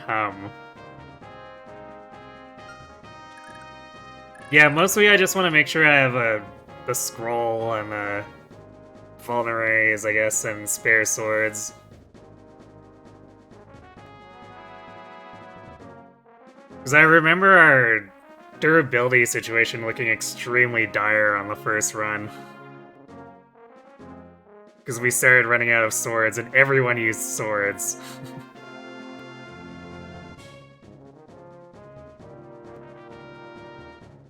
Yeah, I guess I should bring the Brave Axe, huh? I'll probably deposit a bunch of these vulneraries here to make sure we don't take too many, but just have like one each for Leif and Leif.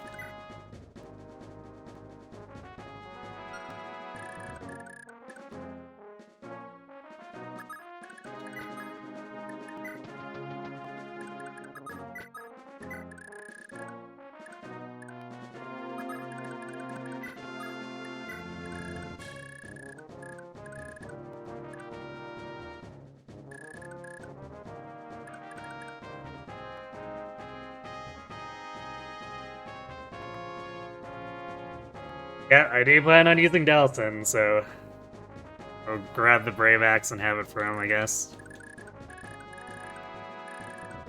I suppose if we're abusing it that much, that'll probably be one of the things we hammer in.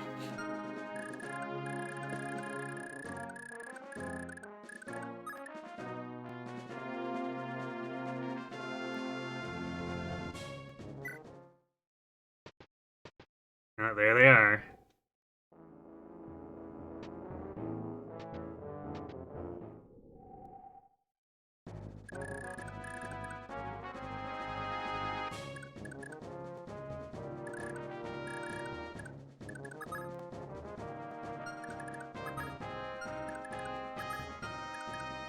Well, that's interesting. He moved down but decided not to attack Ocean. Or Ival, for that matter.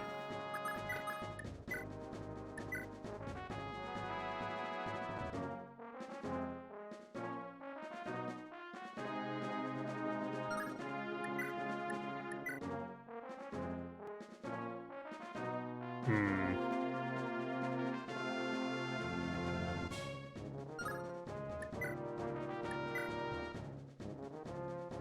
I guess this is a better hit rate. It does one less damage than if we hit with the Iron Blade, but...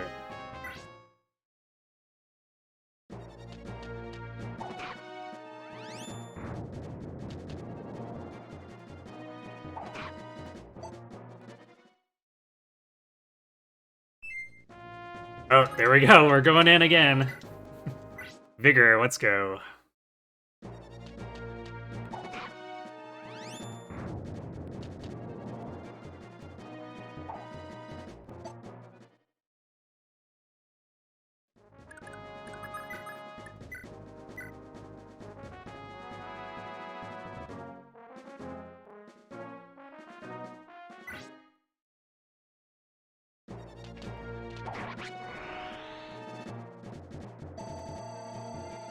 Alright, good job, Ocean.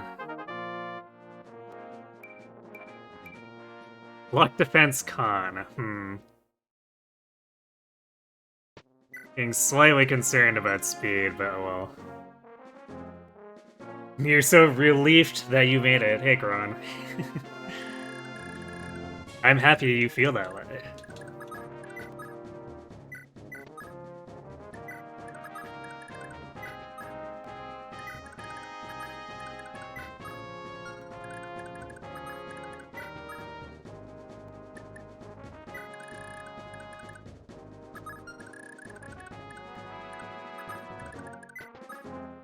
I guess I'll have Tanya carry the last.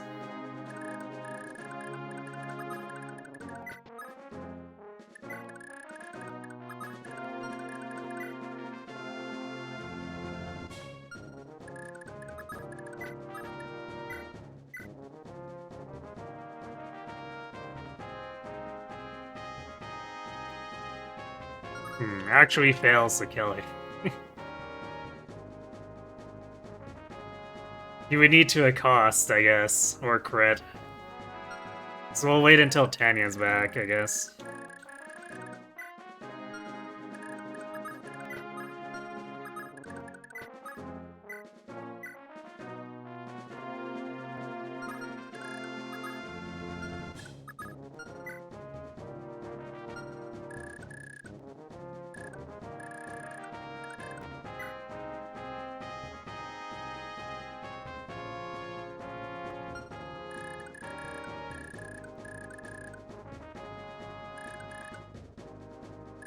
Hmm. It's probably too far to have Dagdar come down to help at this point.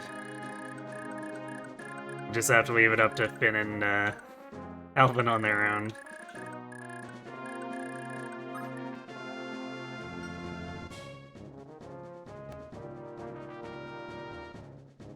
You're up an hour earlier than usual, and daylight savings hasn't even happened yet.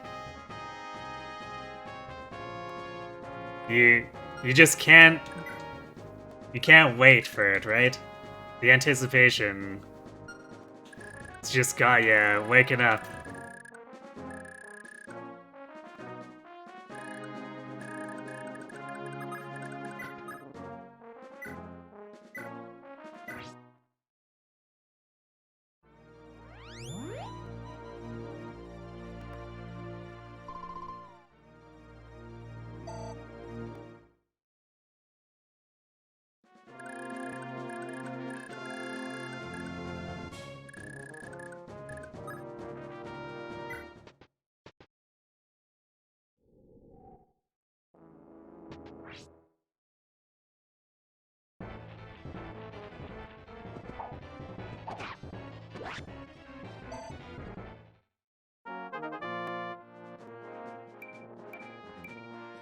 Skill and luck. Go, Finn, go.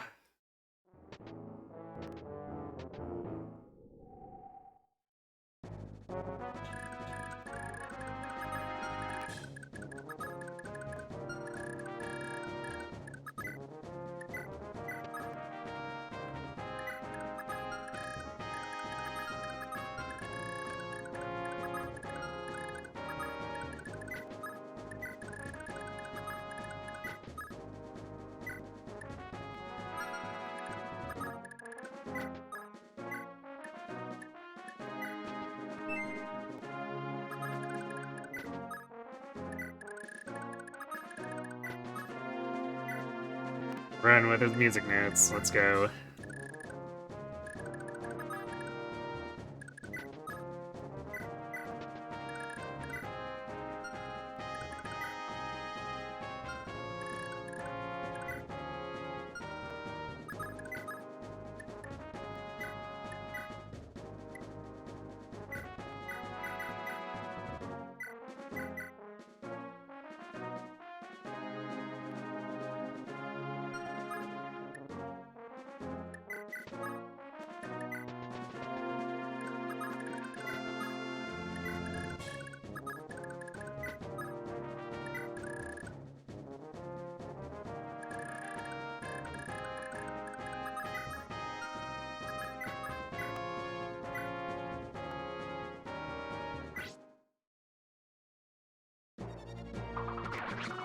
Ah, hand art skill.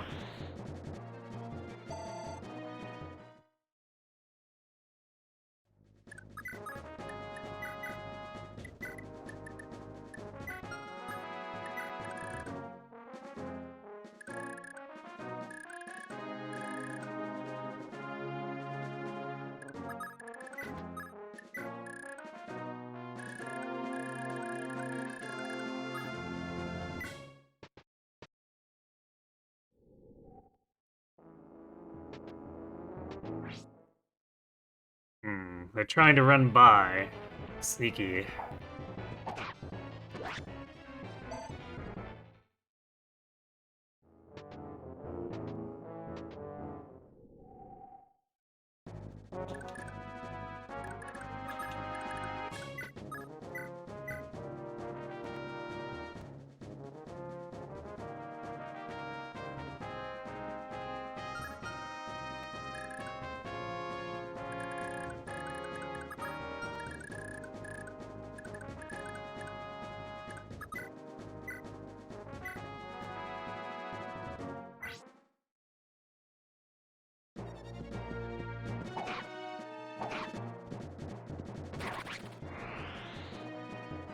Disc Finn getting hit by that 15.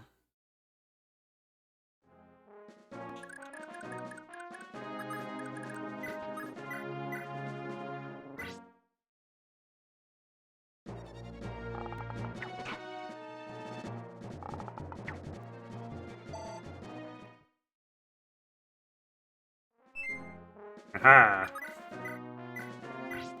Nice vigor.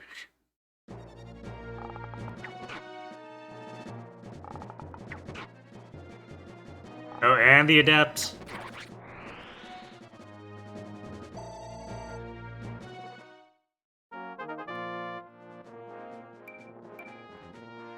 Plus speed, okay.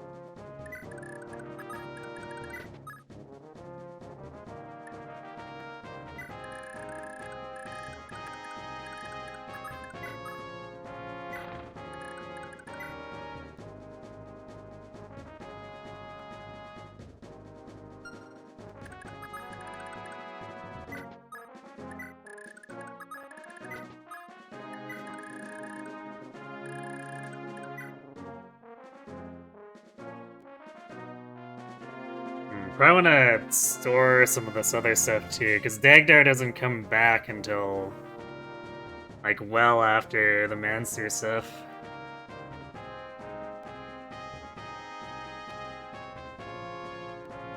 The Legend of Ronin continues, evidently.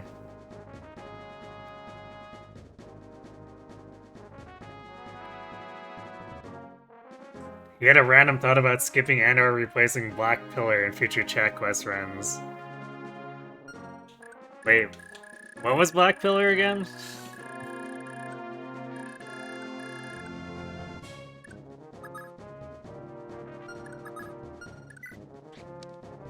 Wow, nice movement star, I think. Or not?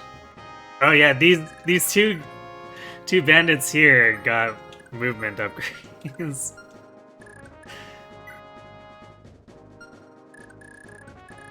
Sneaky.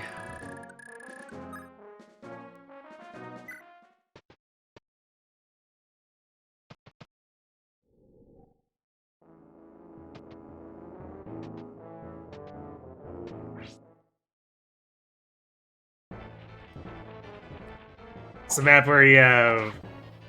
Oh, Guntur Coronas are in the theoretical Underground Kingdom dungeon. Or Dragon Kingdom, right. I forgot that was the name of it. Damn, Finn is also getting clobbered.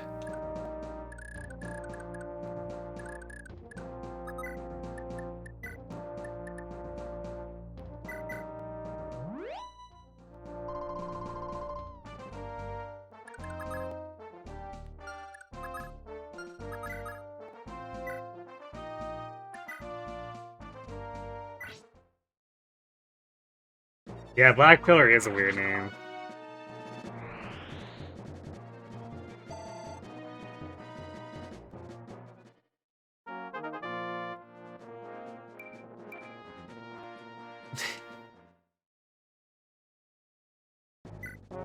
Well, Alvin has a ton of con, but it hasn't been doing that well on other stats. Don't know how to feel about that. You think the reinforcements stop if the boss is gone? Okay.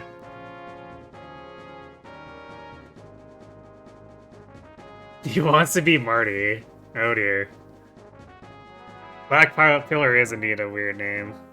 But yeah, I think I'd rather Delson have the Brave Axe than Dagdar.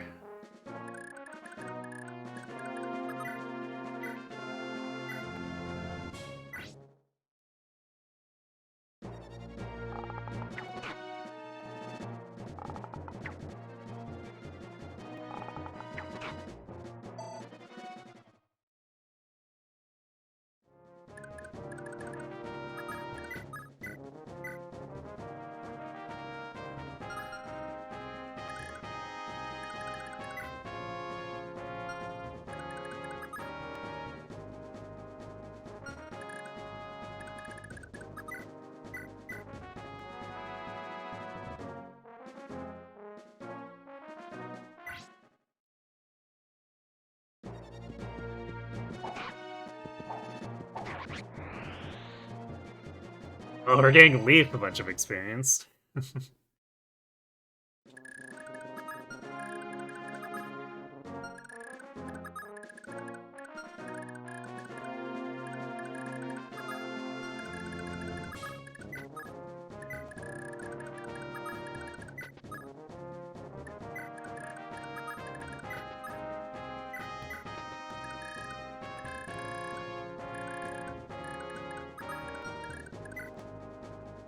Oh, these guys are showing up with short swords, though, which is maybe kind of nice. Although maybe a little bit less on the this crit front, though.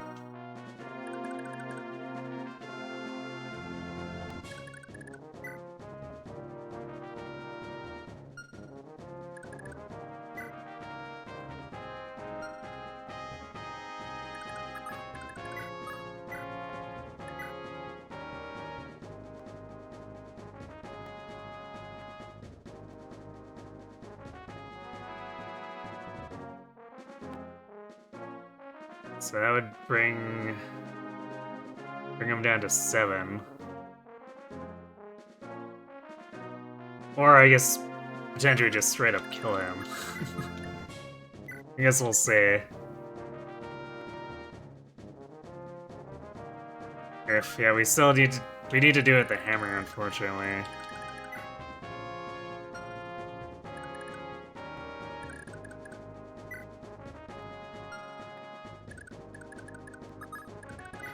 I'm pretty sure Flamesword just murders. Yeah. This guy just straight dies.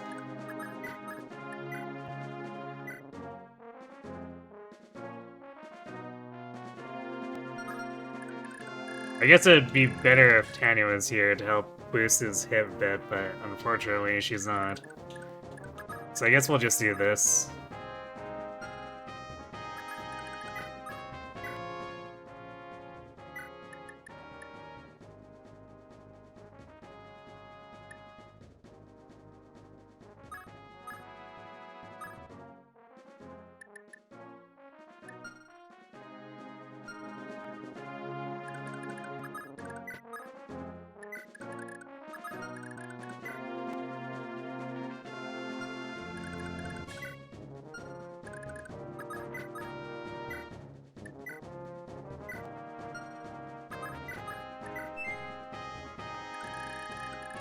Yeah, of course, we got the vigor there.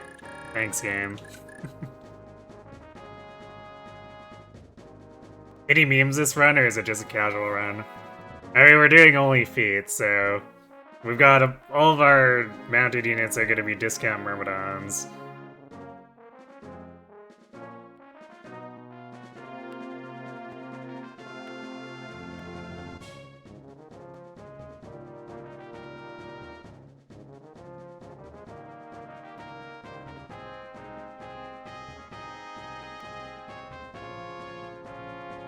The black color is evidently meant to refer to something, since Zera mentions it in the theme song, but you think the devs forgot to tell us. RIP.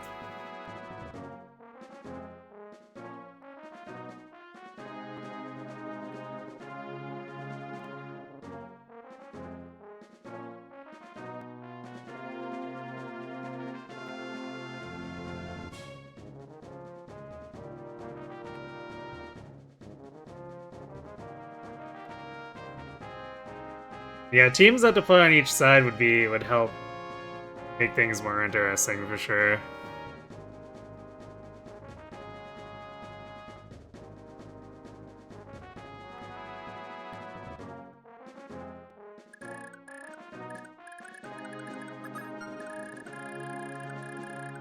What turn is this? 14. How long do these things come for?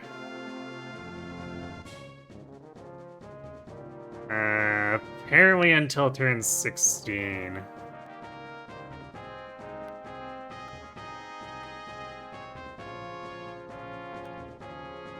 So I guess they'll peter out relatively soonish.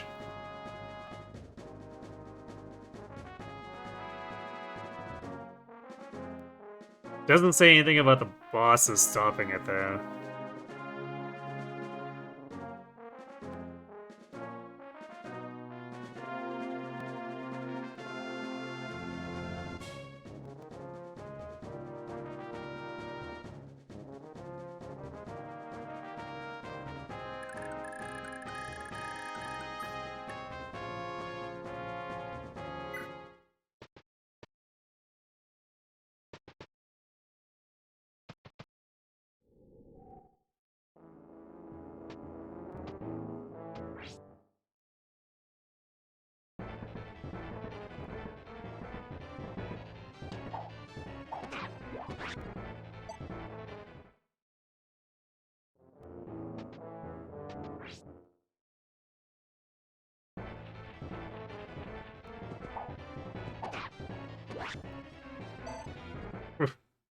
Looks like that bandit rolled low defense. Spin 3-hit KOs.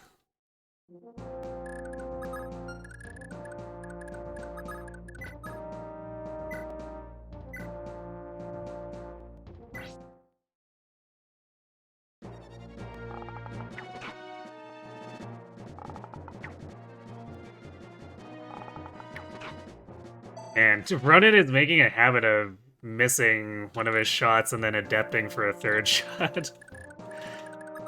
Feels kind of goofy.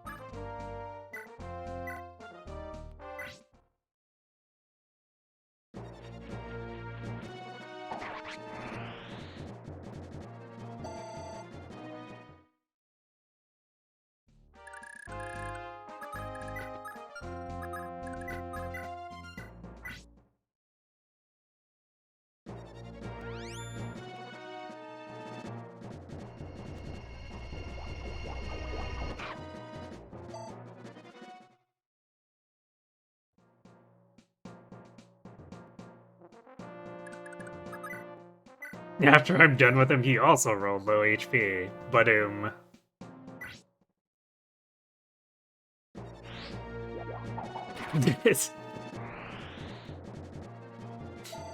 Angry Finn is angry.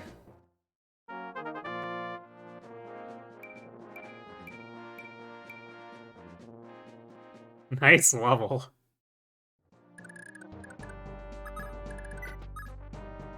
Finn's gonna prove he's the very best swordmaster, I guess.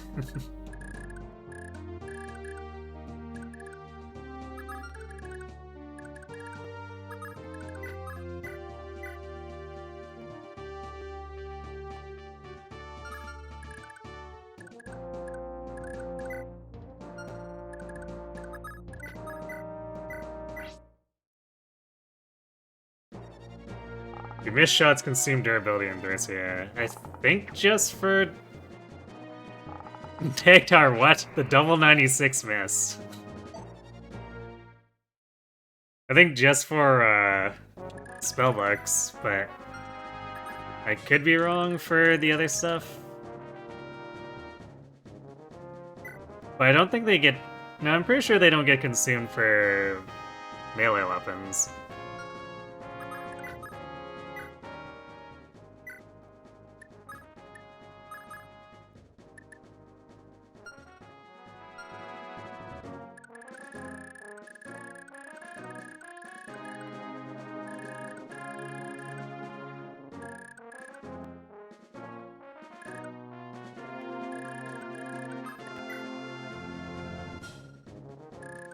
This turn and then the turn following. The last two turns.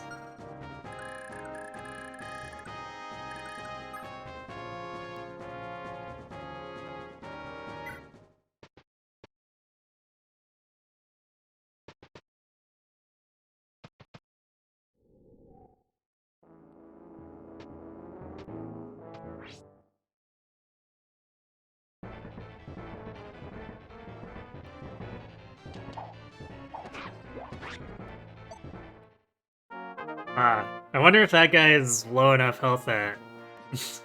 Nice level, that Dagtar can capture with iron.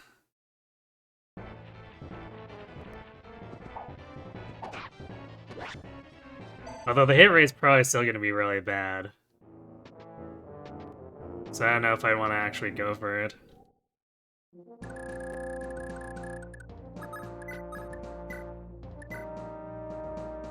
It's not the worst, technically speaking, and the guy doesn't have listed crit on him either.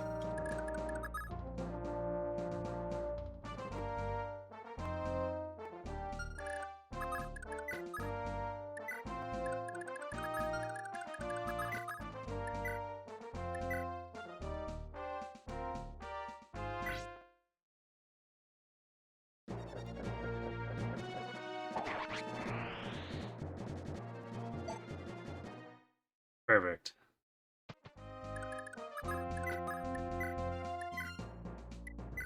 There, we'll have the... Actually, these short swords are just superior to iron. Well, I guess the weight. Which could be a problem for Leif, because his con is kind of crap.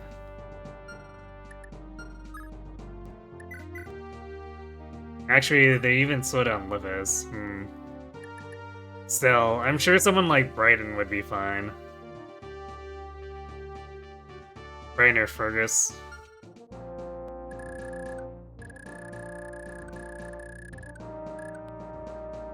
Maybe I should send him to the gym. We tried.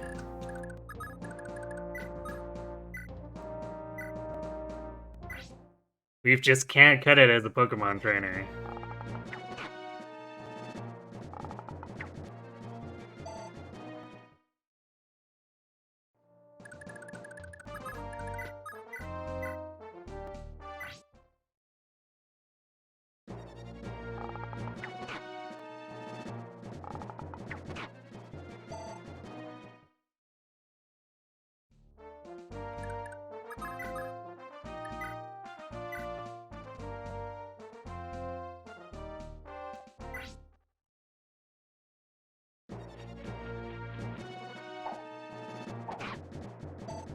Yeah, Marty tried, I guess.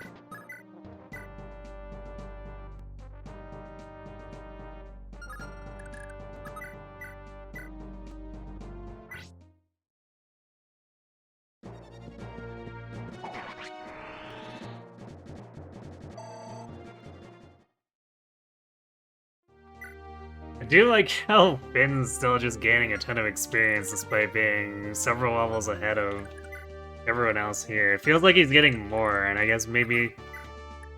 Is that maybe because he's dismounted? Because it feels like he's getting an automat, and I don't... He doesn't have Paragon or anything, so... It feels odd.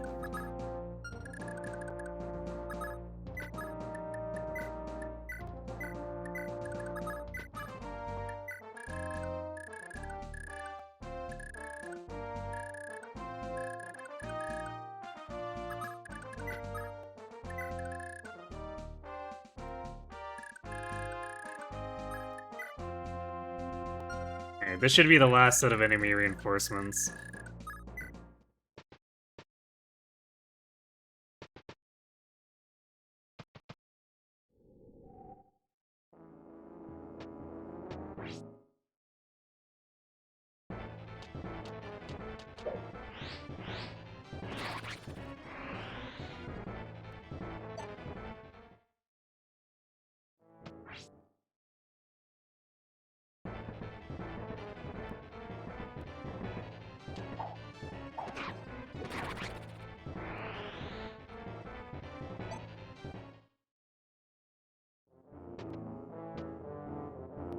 But the Axpers are getting more when they kill? Because it doesn't feel like it's much more than what Finn's getting when he kills.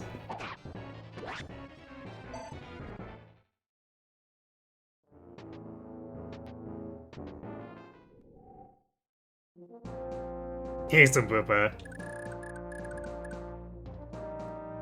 You woke up at 7 a.m. Oh dear.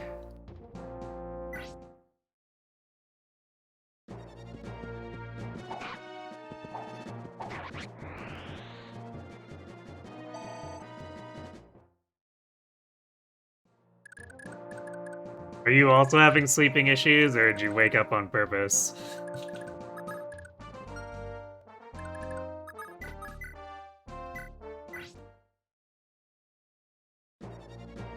7 a.m. gang, yes, apparently. Oh, Tanya with a double crit.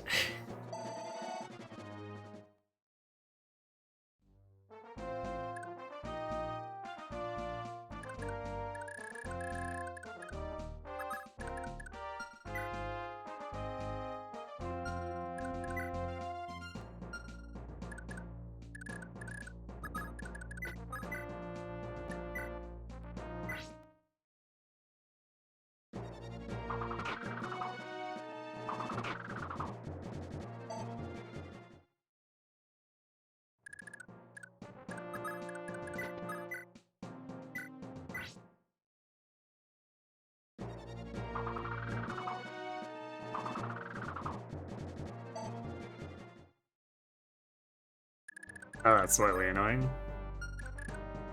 But it is the hand axe, so it's kind of expected. They're not great weapons. So occasionally they're gonna faceplant, even against Mux.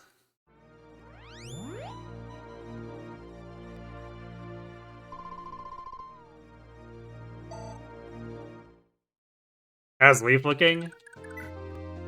Pretty alright. We gave him both stat basers, so he's kind of managing, I guess.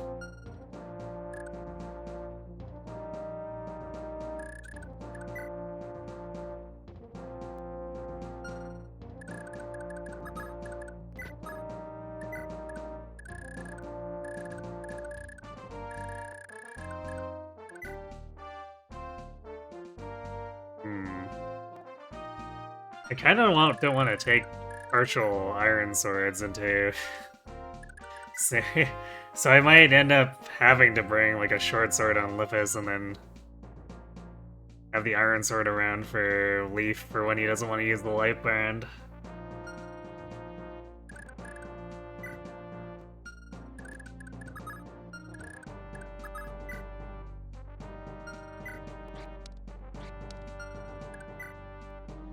We already got the...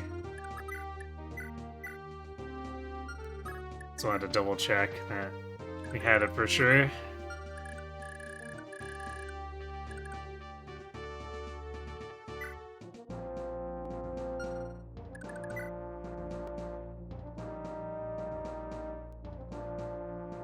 And once this calms down, Ivel can finally deposit her crap.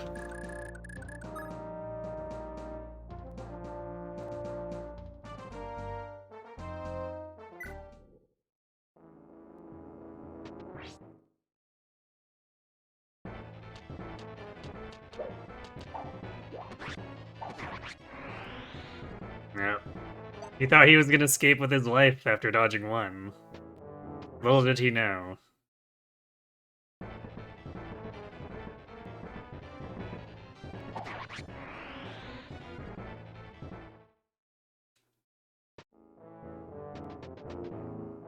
Oh yeah, I guess that guy went to capture her, huh? I was like, hold on a second, that shouldn't happen.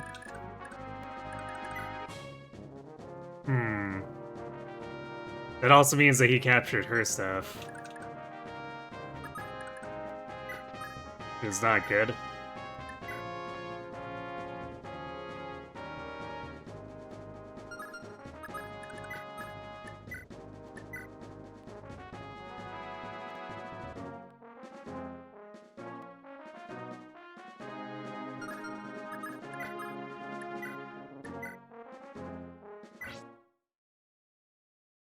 Bulky guy got lucky, I guess so.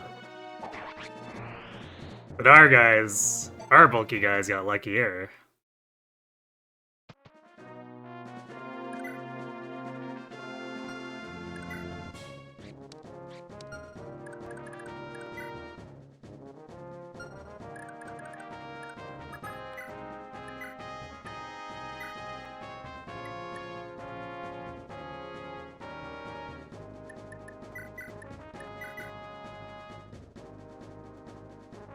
Actually, I'll just do it like this, and then Lippis can take the stuff and deposit it for her.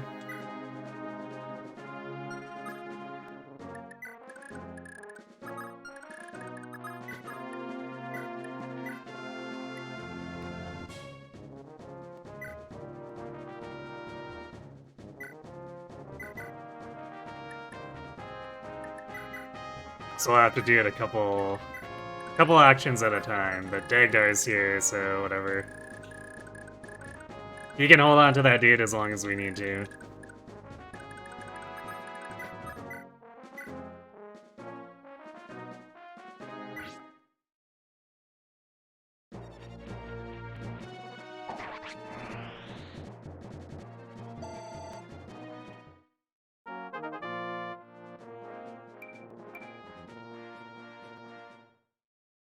Flame Sword is extremely useful for 4x. Kind of figured... Move Star Marty, let's go. I kind of figured, so I'm going to be bringing the Flame Sword.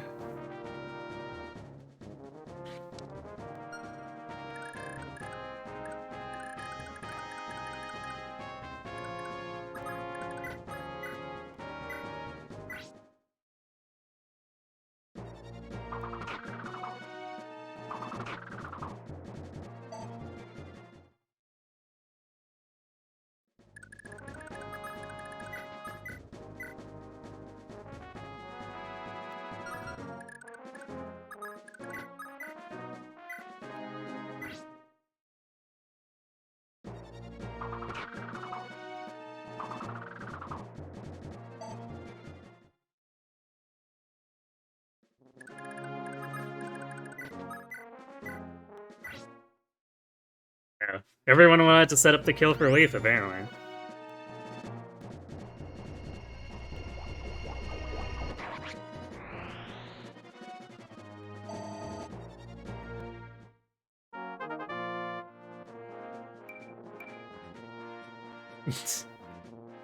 Well, skill is skill, I guess.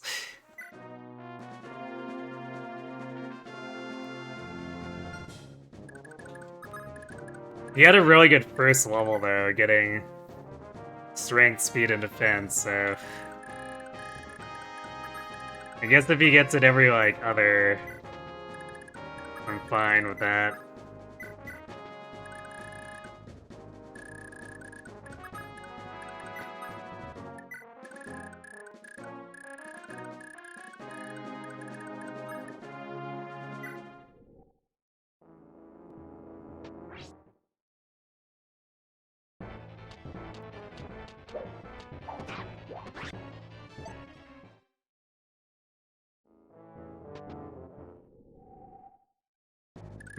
Do I smell a Lithus kill?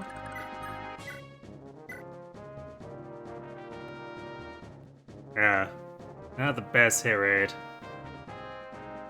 And if he gets crit, he dies. Yeah, I guess I do not smell a Lithus kill.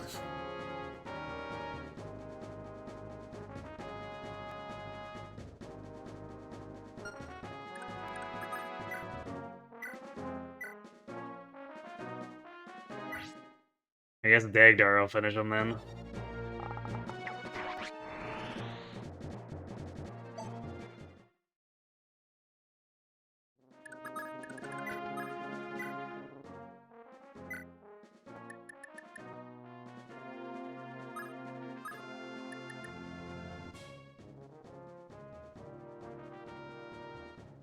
Alright, yeah, I'll bring these 5 things in, and then I'll have Leif deposit his crap sword, so that we're only bringing, well, like, 6 items, I guess.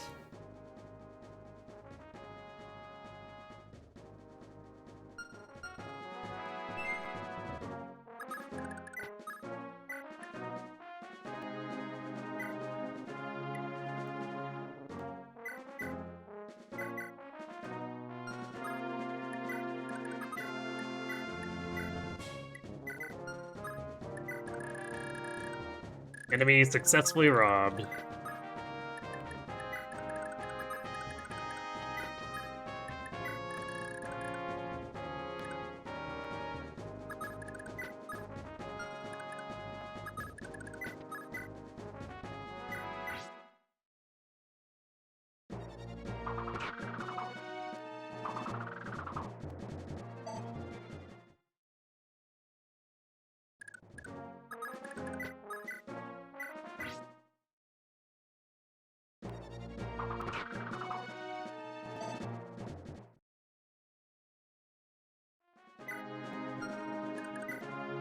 Wow, this guy's fast. 4 attack speed, turbo.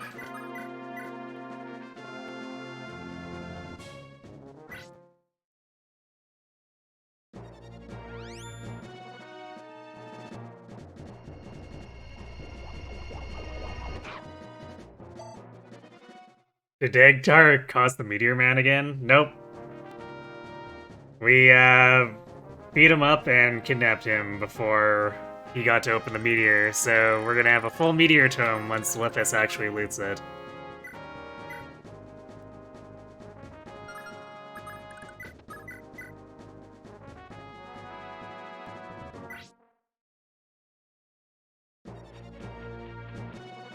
When the Dawn Brigade steals things, is it considered daylight robbery? Sure.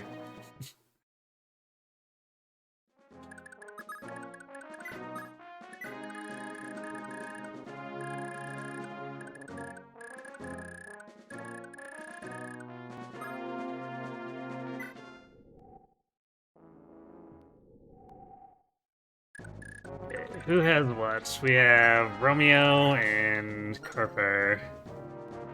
They are both of the top ones.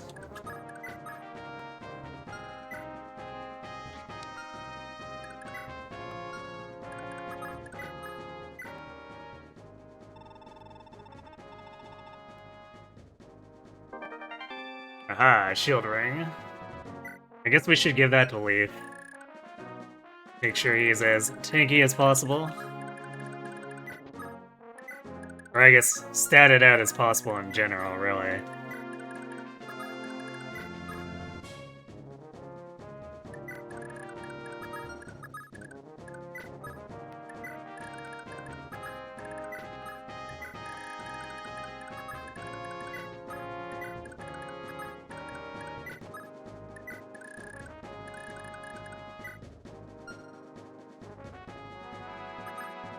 Okay, so this guy has nothing left.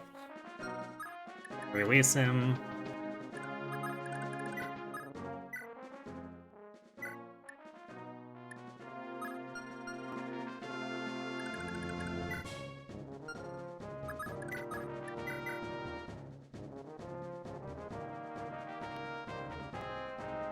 Sorry, one sec. Need to pop our, Need to duck out for a second, so I'm gonna let the ads run a little bit early, because otherwise I'll come back and we'll run right into the ads, so be right back.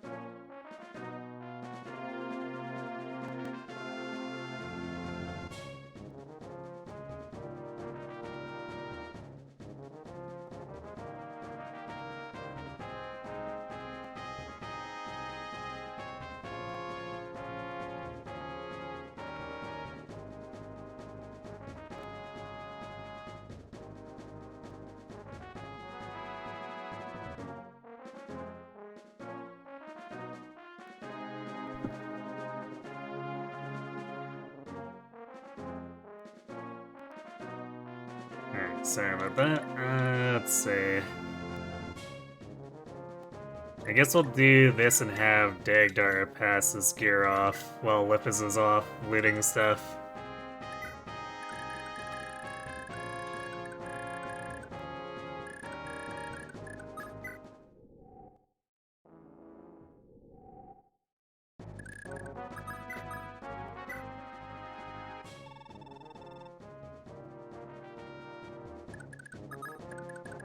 Hooray, we helped Hannibal's kid.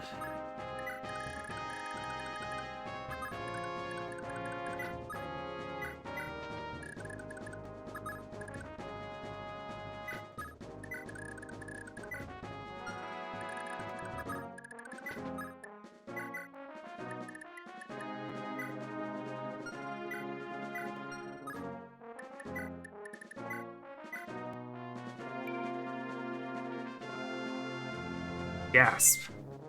And he vigored off of that.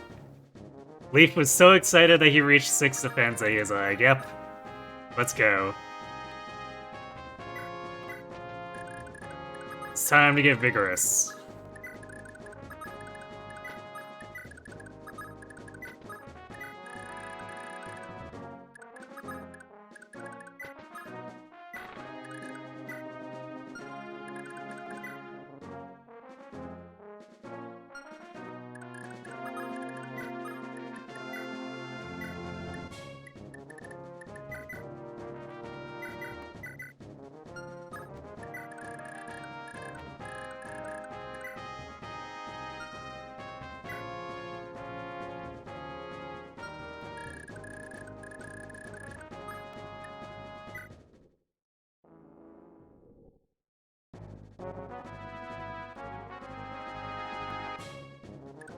Yeah, one of these is required for Dalson, right?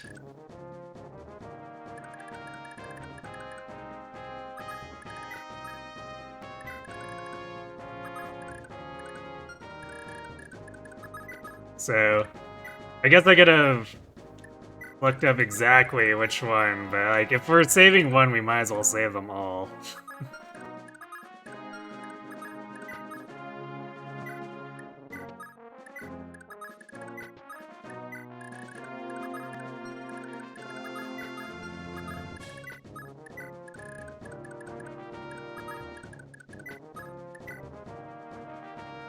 One for Dalton, one for a Warp Staff, and you think a Scroll and a Setup Ring?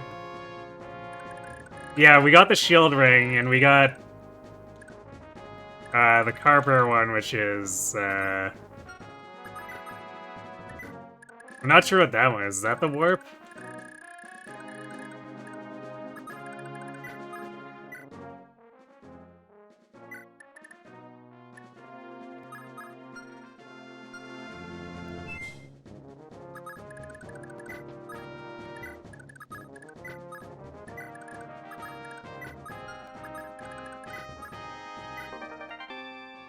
Oh yeah, Armor Slayer.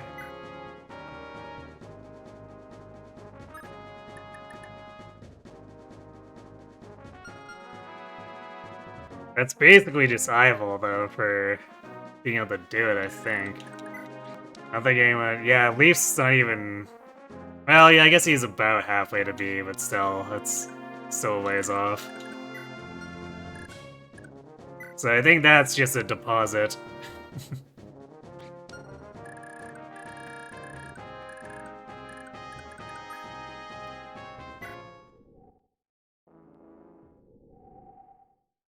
Warper is the Warp Staff after Chapter 7. Makes sense.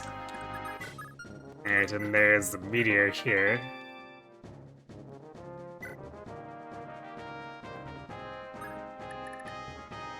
Man, it's A rank though, so we're gonna be training for a long time to get Hasbel there. But it'll be totally worth it, because Blessed I suck.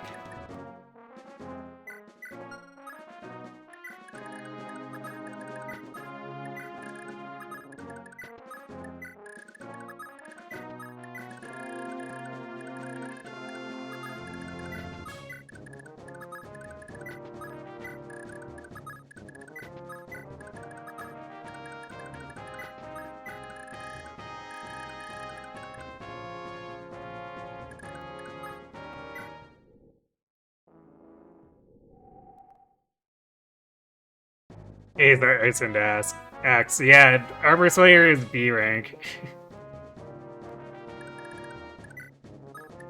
Which is kind of funny, because Hammer is C rank. So we wanted to pass it off.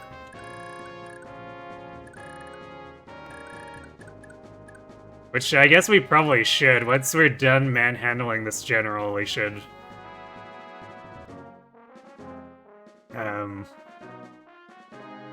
pass it off.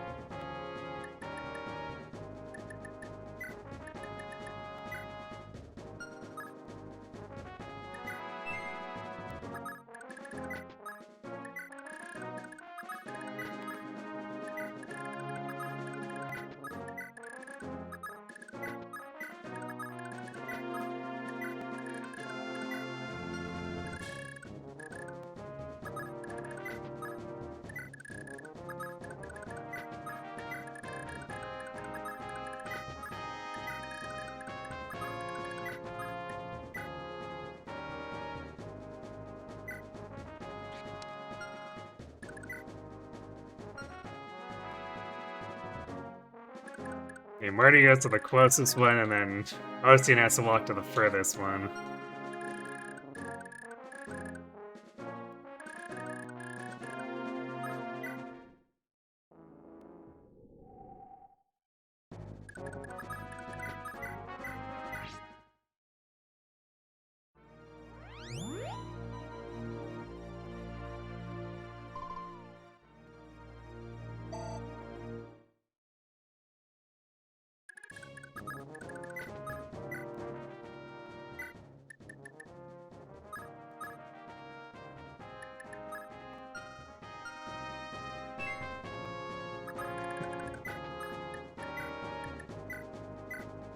Whippets moves with so much vigor when he's managing items, I guess.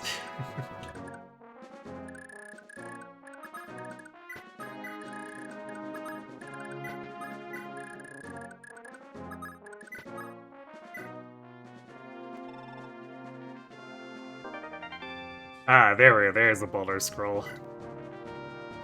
I guess I should make sure that Leif has that too.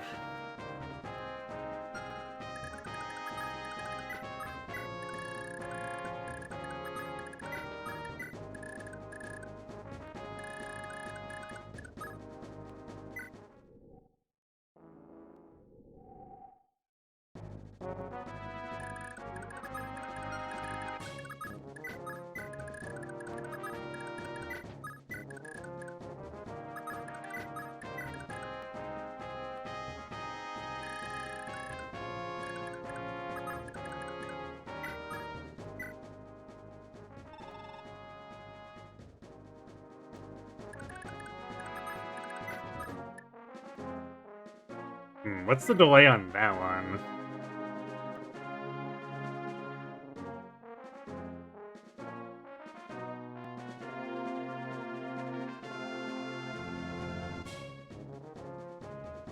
Oh, apparently that house is the one for Dalsum. Right. Because the Corvair one was the Warp Staff. And then we got the Shield Ring and the Boulder Scroll.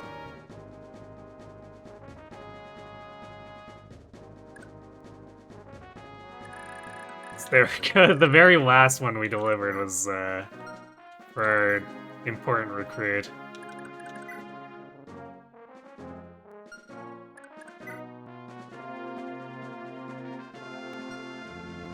Oh, I need to, let's see, Ben already has 2 vulneraries. Let's shove one of these vulneraries onto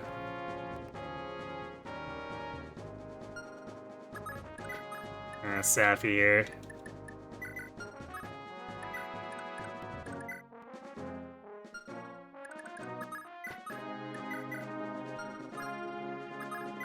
So we also want to put the Brave Axe in so that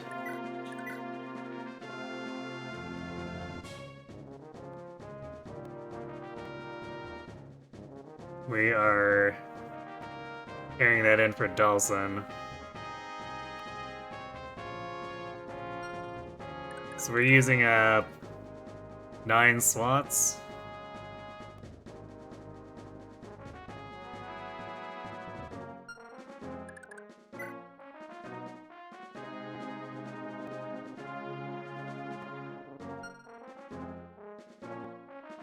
Only 9 should be fine for the next or for... Yeah, the next chapter, right? So how many chests are there?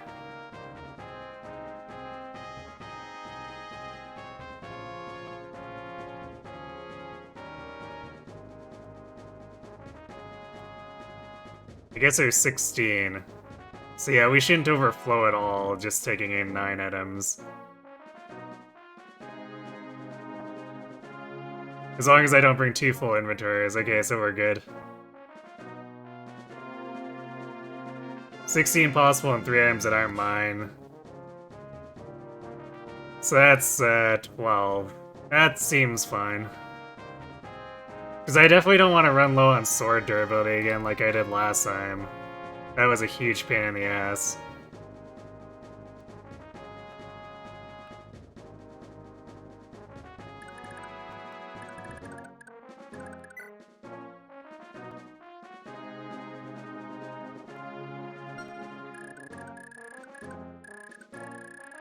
Alright. Actually, I guess it'll be...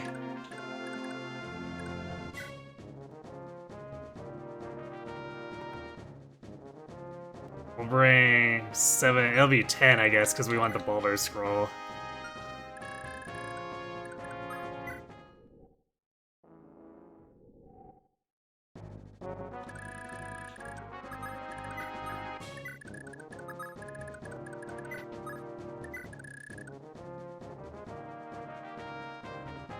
Oh, I can block their spawn? Thracia is one of those games that lets you block the edge of map spawns?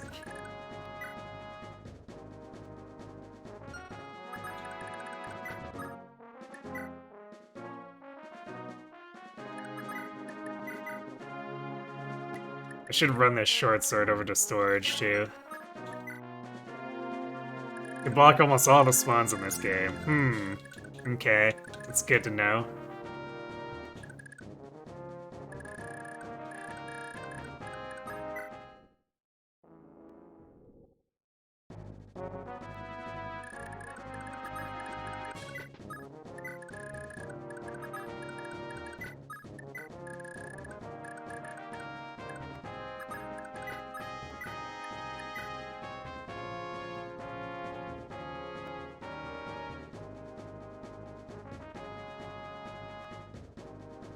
Damn, we one-shot without going for the capture.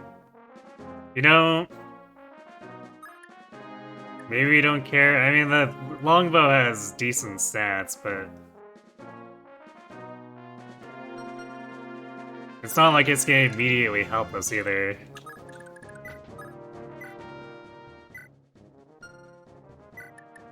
So I should probably just straight kill this guy with Dagdar and call it a day.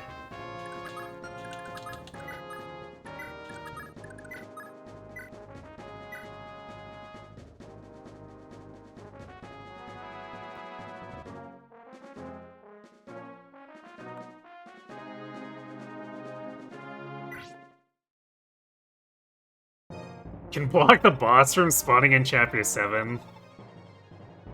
That's funny.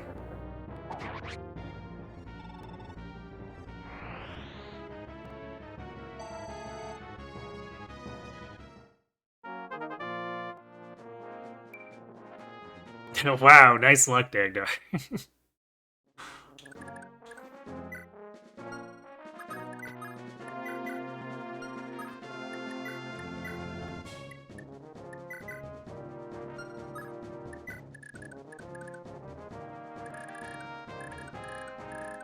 Alright, let's get this scroll over here and then we should be done. You had it happen accidentally the second time you played the game. Nice. Sounds goofy in only the best way possible.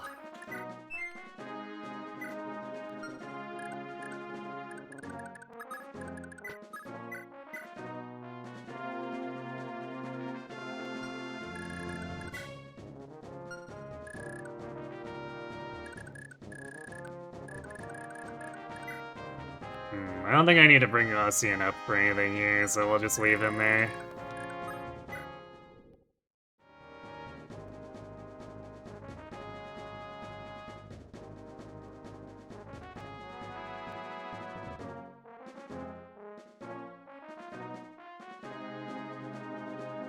Did you ever think that I actively made Marty worse by having him level up and get stats? Nah.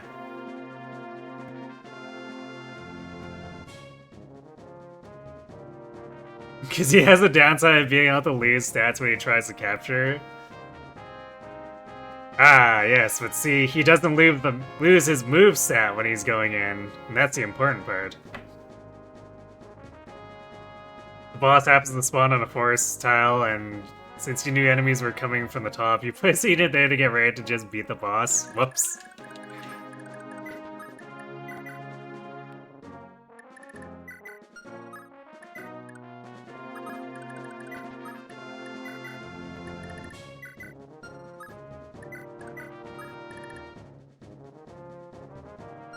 I guess that's kind of like how you can cause some characters to not spawn at all in the DSFEs too, right?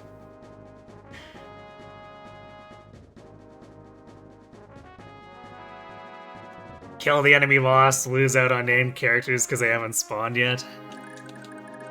Good times.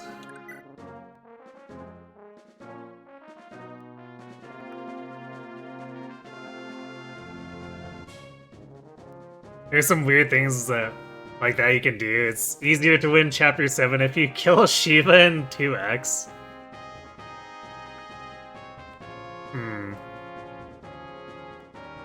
Well, true. It's also... it also kind of sucks the way Shiva is, doesn't it? I guess I never promoted him in my first run, but he still did a lot of work unpromoted. Oh, his whole squad is gone? Huh. So the road to the south is wide open. That's actually pretty funny. Wait, does that count if you capture and release him too?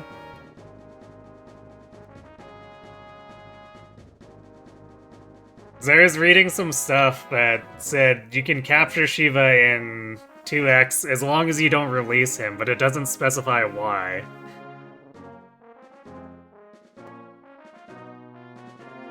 But that would explain it if you capture him and let him go and it despawns him and his squad from Chapter 7.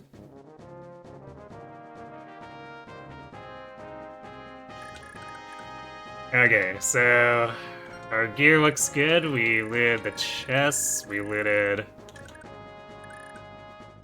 or went to the villages. So I think we are ready to go.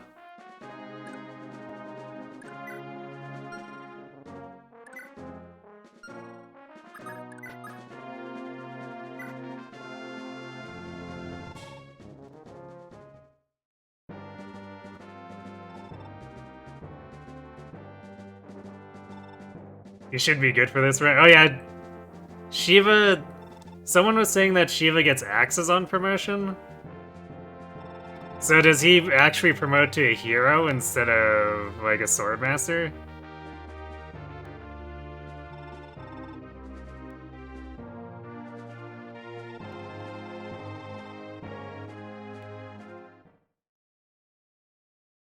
That's Machua. That's who becomes a swordmaster? Or, oh, she's the first female hero in the series. I see.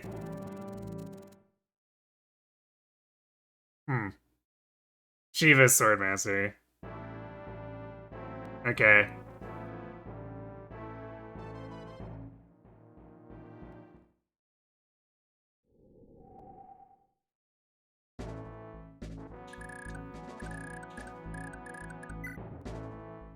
Oh yeah, Brian has 11 con.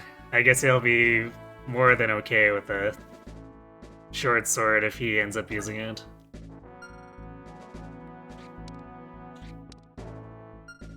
Nice force speed, though.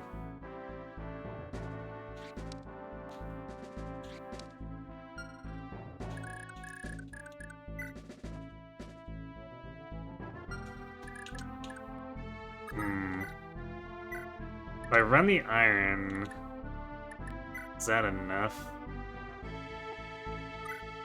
Because last time we used the steel and then he like immediately missed. So 22 attack. No, that's not gonna one-shot these guys.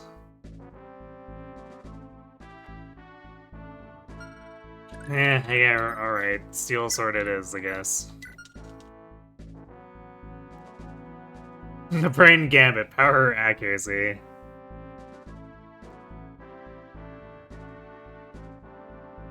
Machua supports him, but it's one way. Wait, okay, so she helps his accuracy then, or?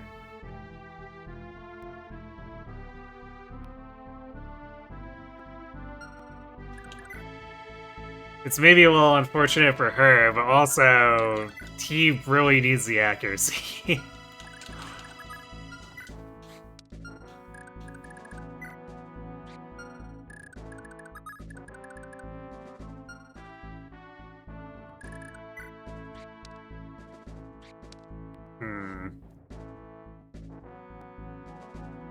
And she's gonna do awful damage. Although I guess she would potentially be able to finish. If he set her up for it, but the problem is then there's two enemies.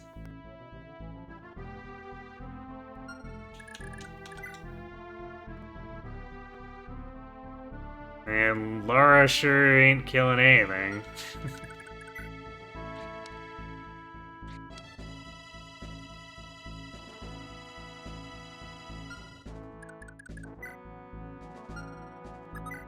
I guess you could kill them on his turn, though. What was Thracia's weapon triangle? Like, 5 hit difference or something weird like that?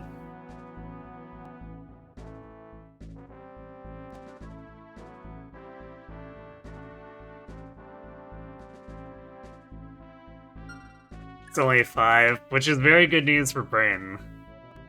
So, like, 97, basically. 92. Yeah, I think I'd rather have my hits in the 90s and then clean up afterward.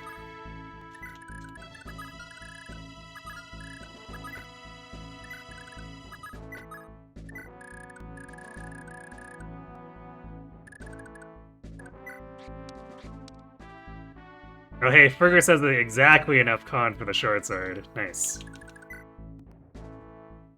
Karen, on the other hand, 4 con.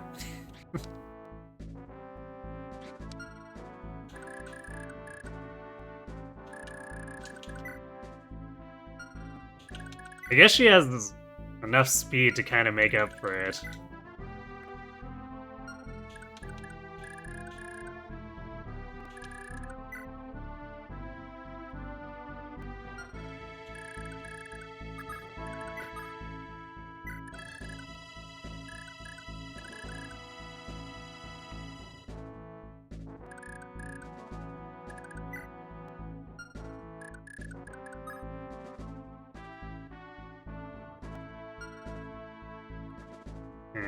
Also, when do these reinforcements start? Is it immediately?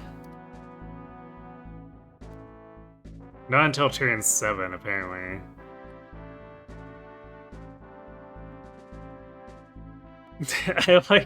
I like this reinforcement listing. From turn 8 until turn 60.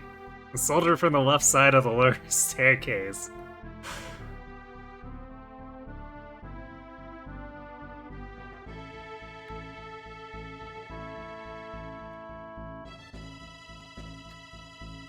Some people do wait them out. Yeah, I don't know if I want to wait that long.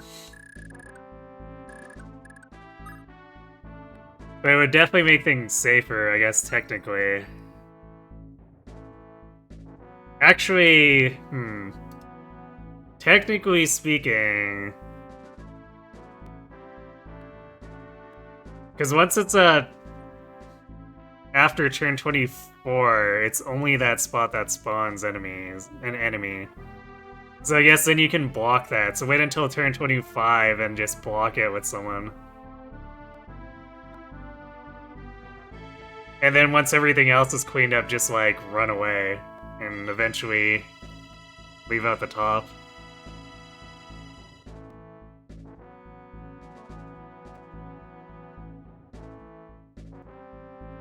Yeah, they are wimpy, but they for sure can mess with the villagers, which is what happened to me last time.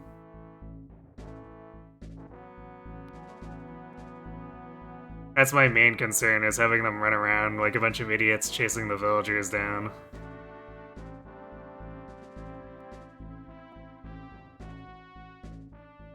Especially since they spawn from like every staircase, too.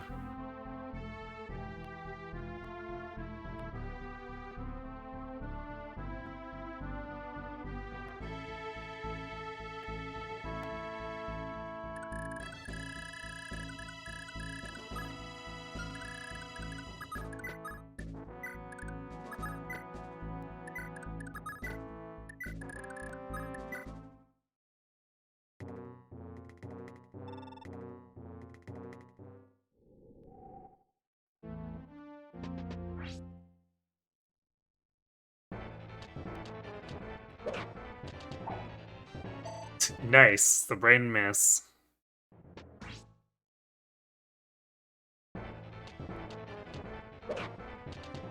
The brain double miss. Although I guess he doubled. You doubled, but I guess you only wrath the first attack, right? So... I would have rather he hit the first one and then miss the second.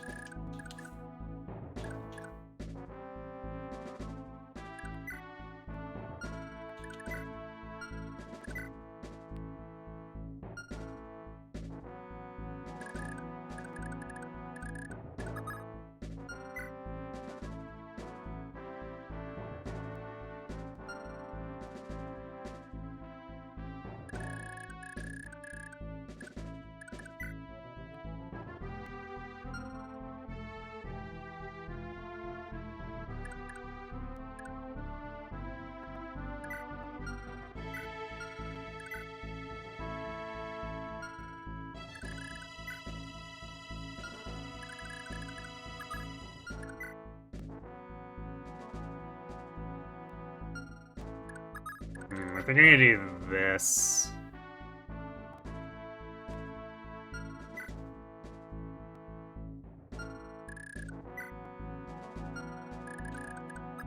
So that we can actually get into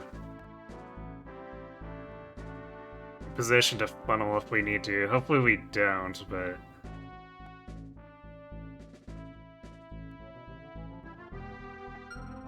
Which way?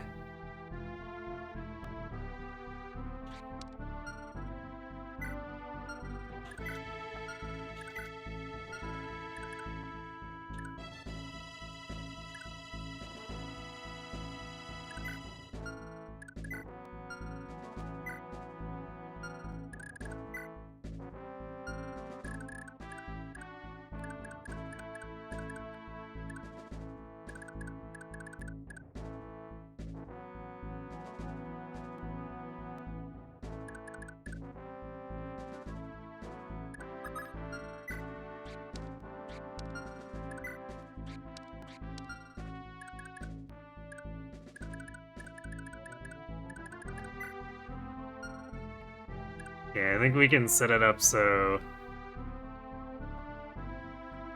Although, do we want to do that? Because then it'll just be... We will actually be funneling, but we have no ranged attacks.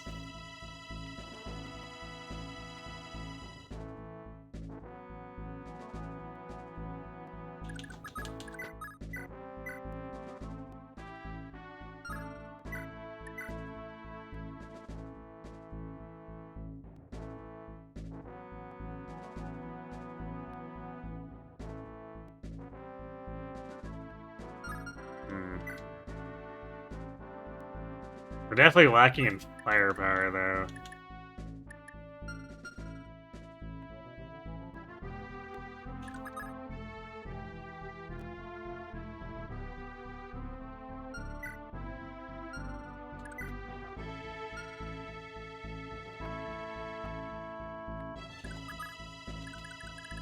Maybe we go down to this corner. And no, we can't completely body block that though.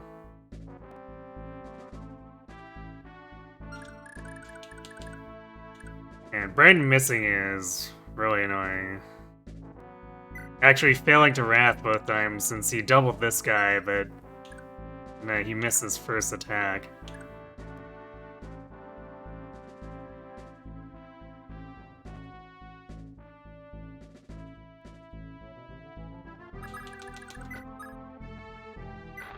So I guess we'll do this.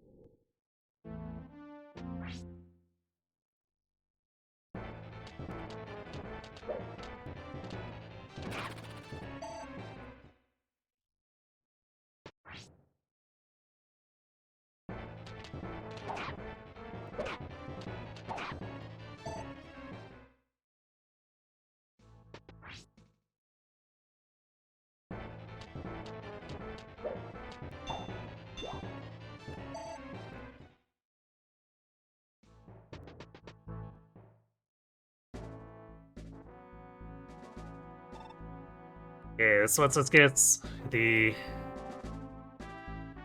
cell door on the right side open.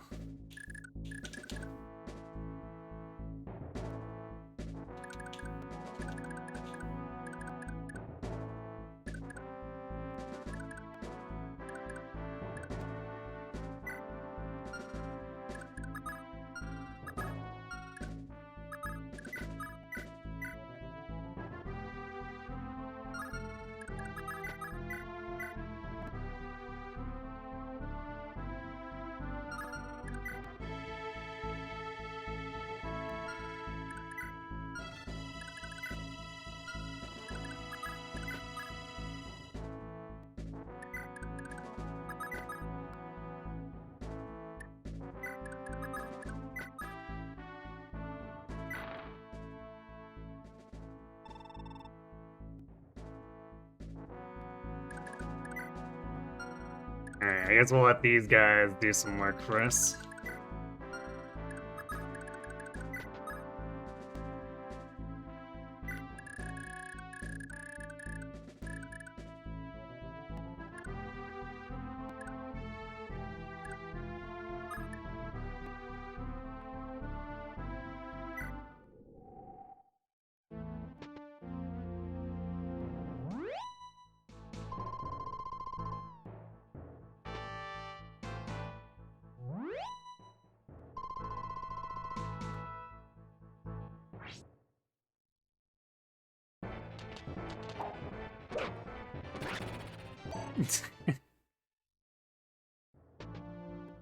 We are not having a good time with these hit rates.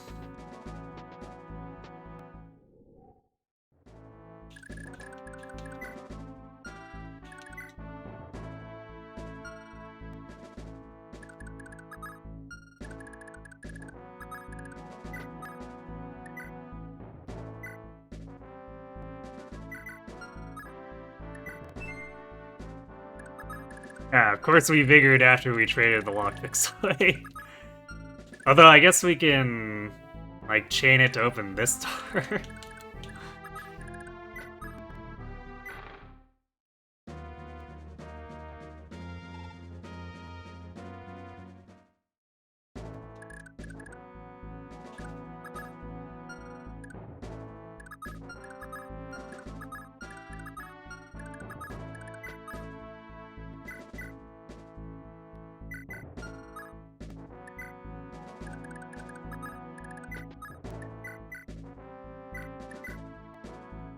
Oh, whoops.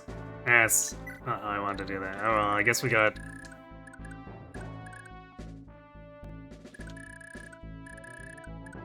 We gotta kind of chain it into the room anyway if we want any of that gear.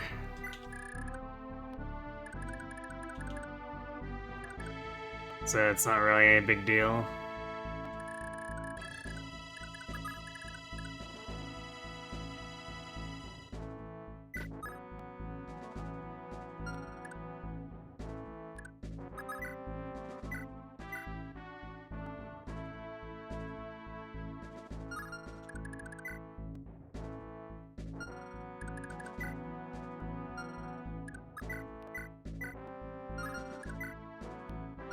This guy actually doesn't have a vulnerary, so we'll probably back off and let the green guys absorb some of the damage.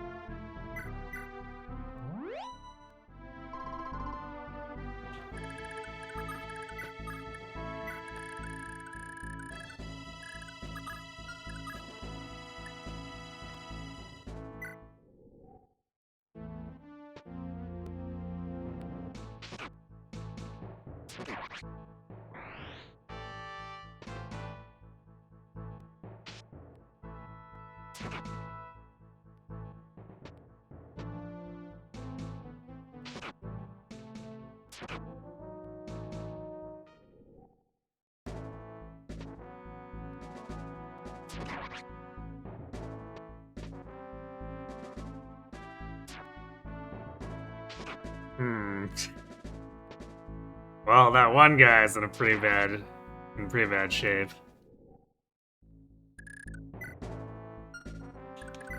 And he'll probably die before he gets the trade to heal off the vulnerary.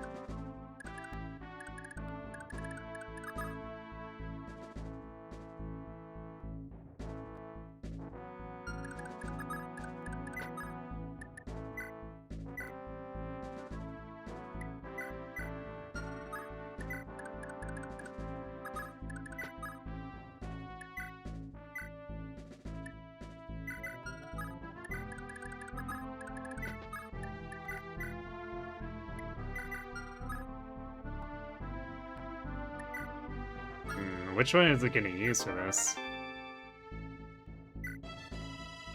Okay, I did use a lockpick. I was wondering if it ended up using the chest key.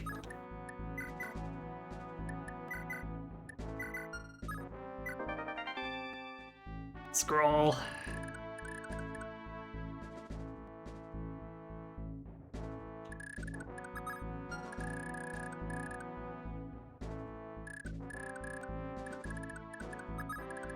I guess we'll work our way up the left side. We have... we have incoming the turn after next. On the left staircase.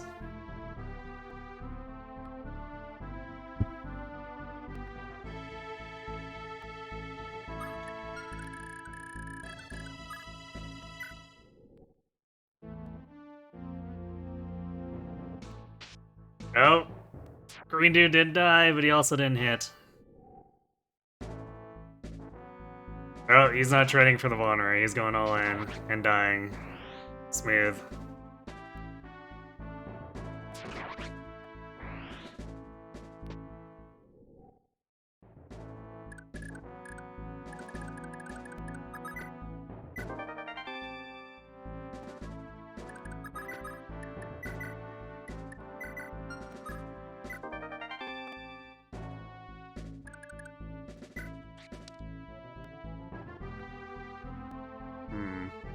Well, Fergus might be able to use the flame sword eventually.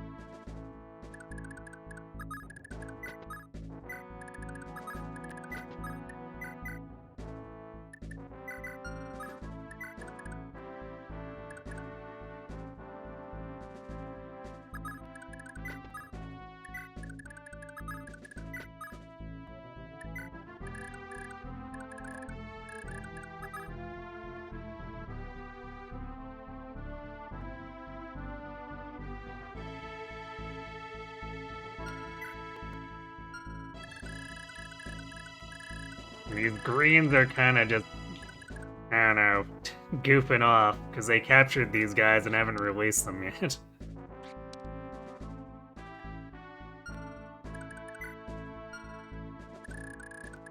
So I guess rip their stats.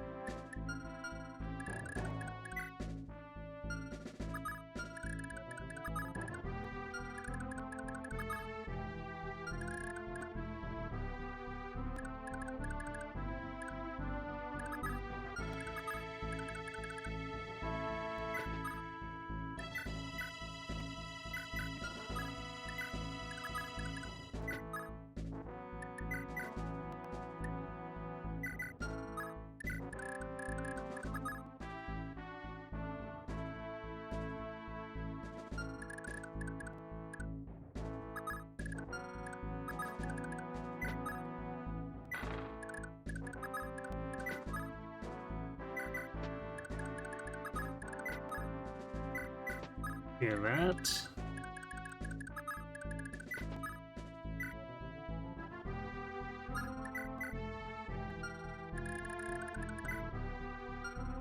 These armors. Oh, wait. We can double this guy with the light brand. Just not the left one.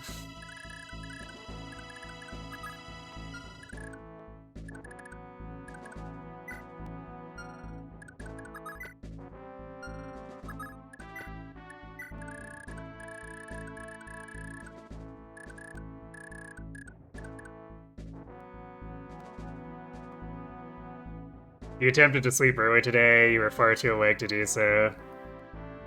Yeah, that's definitely always gone to me.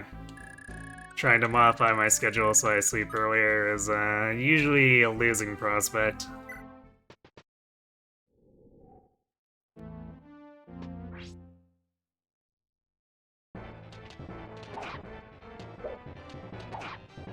Nice dodge, I guess.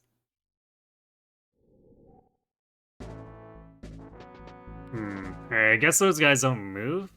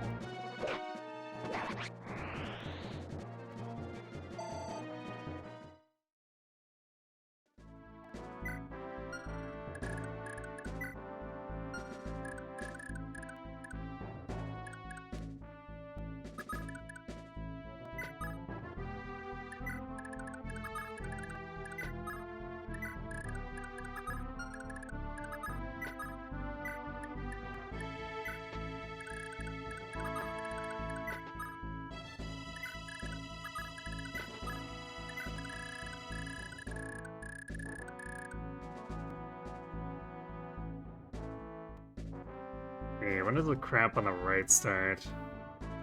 Turn 10. We're gonna have to make sure that the right side is covered in order to get the villagers through.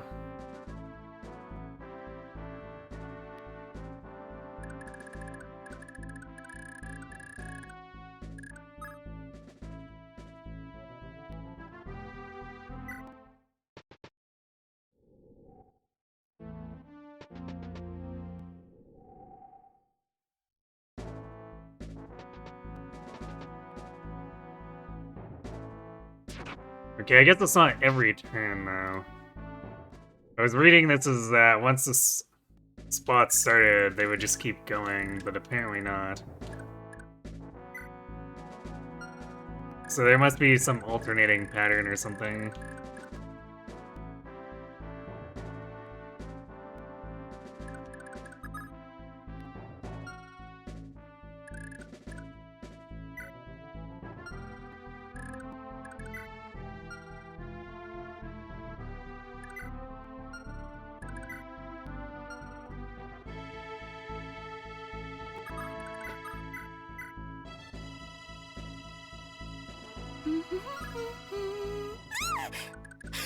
How long have you been standing there? A javelin for no one. 8 is quieted thanks to the raid. And a steel sword. Which is definitely not ours. But it is now, I guess. Hey, Fabbles. Oh, it's random if they appear or not. I see. Great. How was, were you doing hero stuff? Did it treat you well?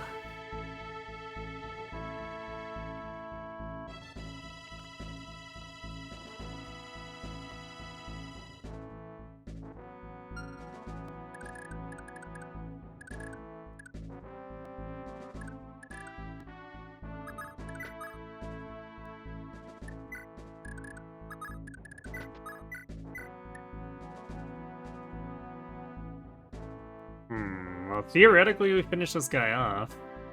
We just need to not miss 299s. Easy, right?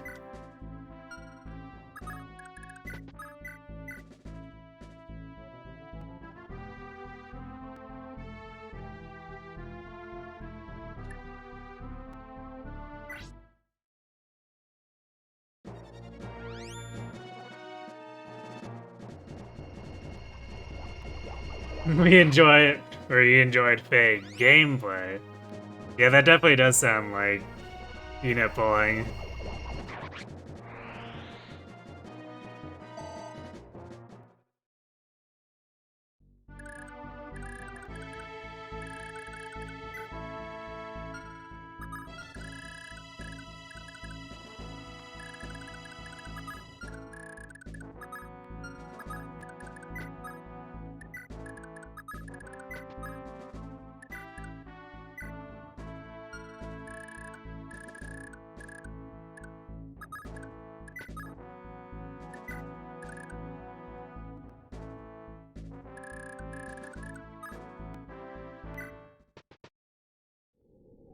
That looks like the left side spawned someone. Sure did.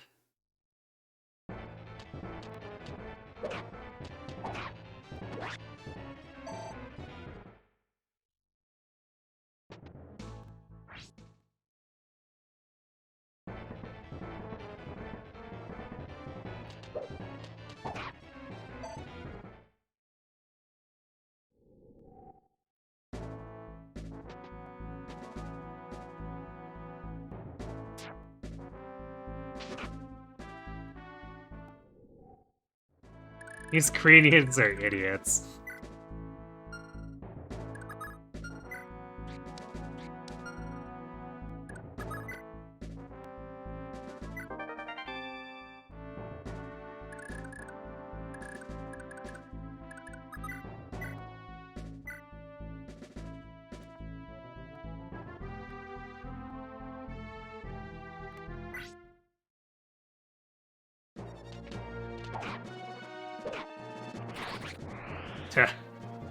Go Fergus, go.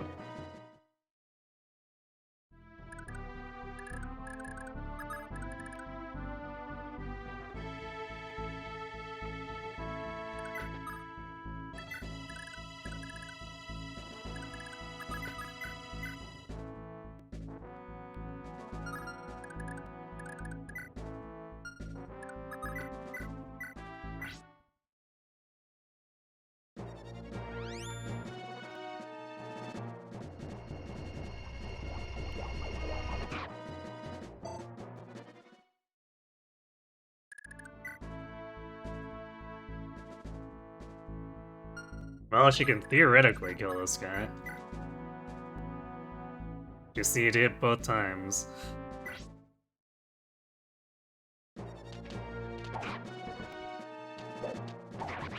There we go, got him.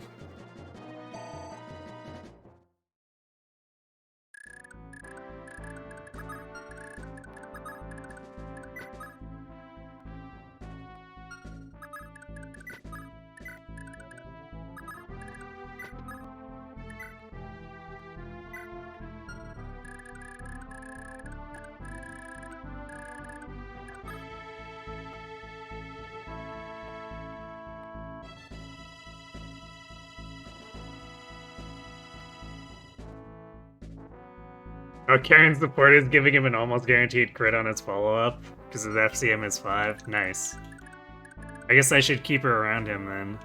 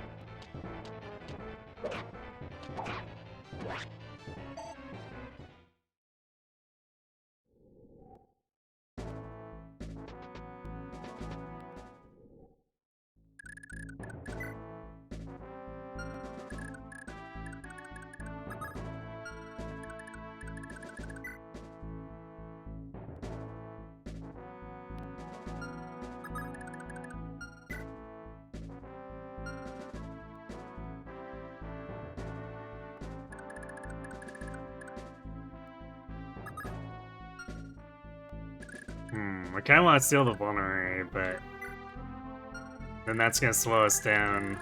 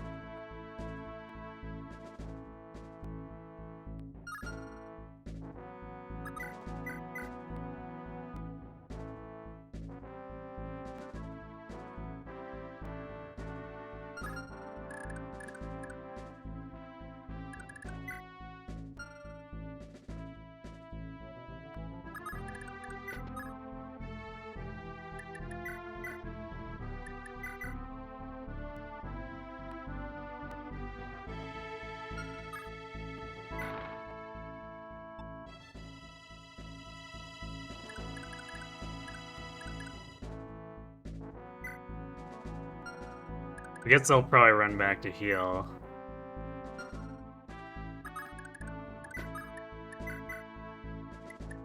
But I can't really afford to initiate, because if they do hit,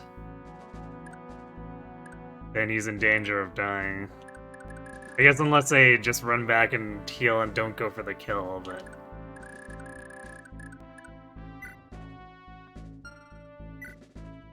We also want to keep a bit of a tight formation here to protect the villagers.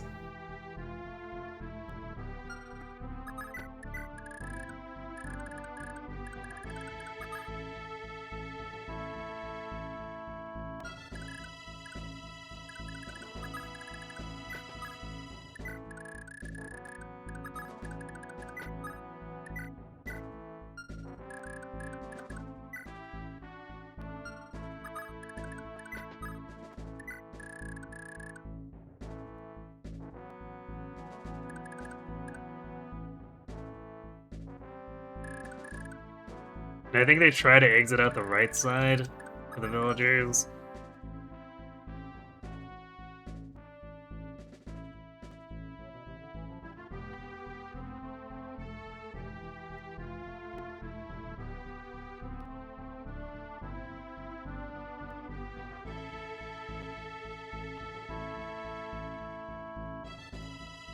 Although, documentation here says left and right. So...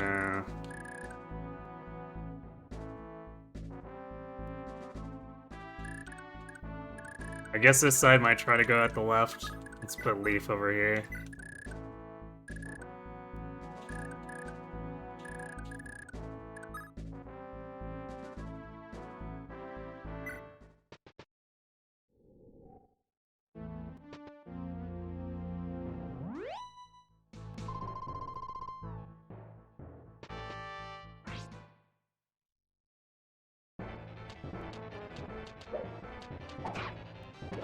This guy tried to go in anyway.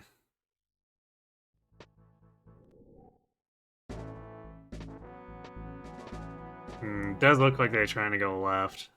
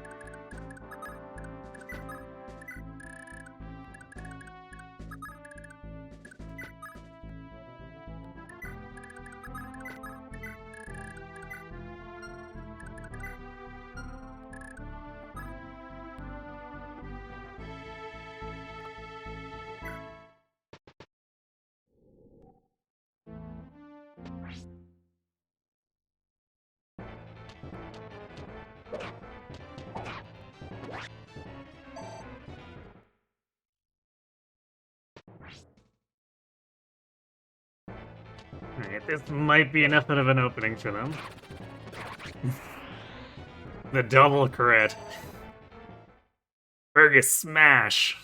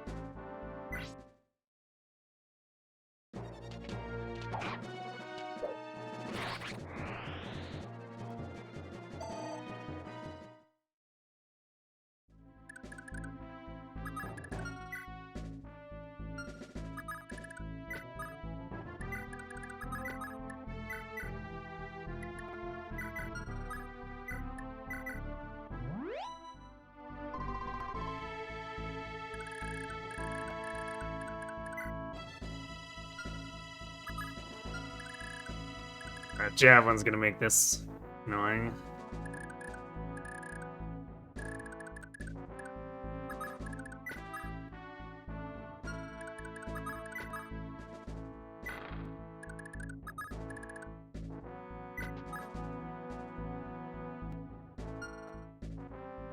Might actually need Lippis to fight here.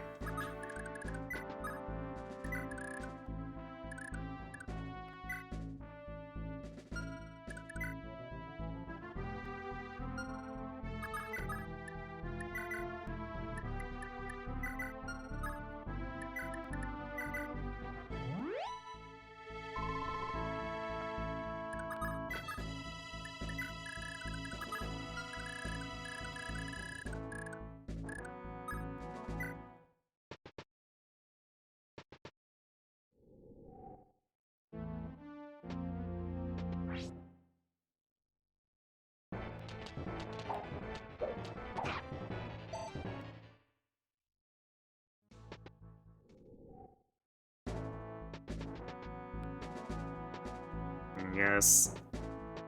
Section over here getting flooded is really annoying.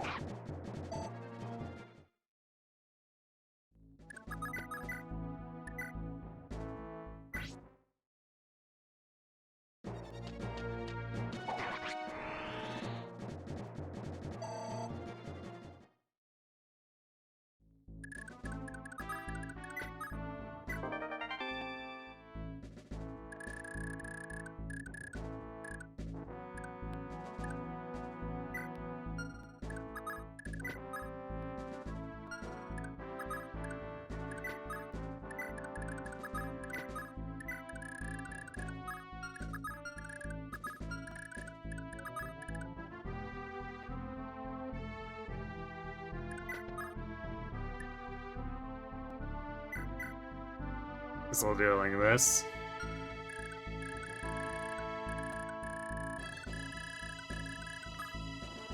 All those stat boosters on Leif is definitely helping us here. Oh good, we got 2 from the bottom section.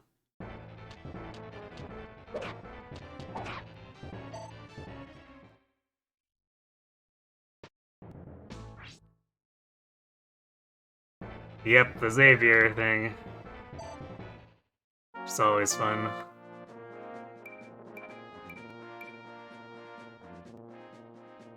Skill, speed, luck.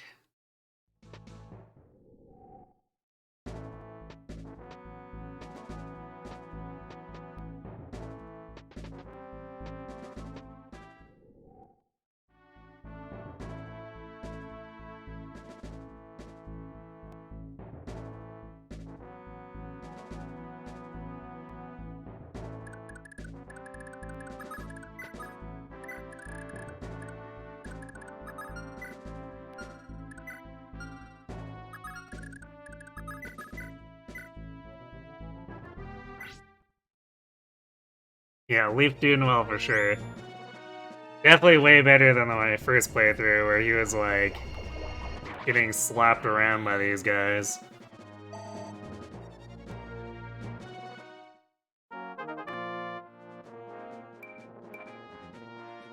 Strength.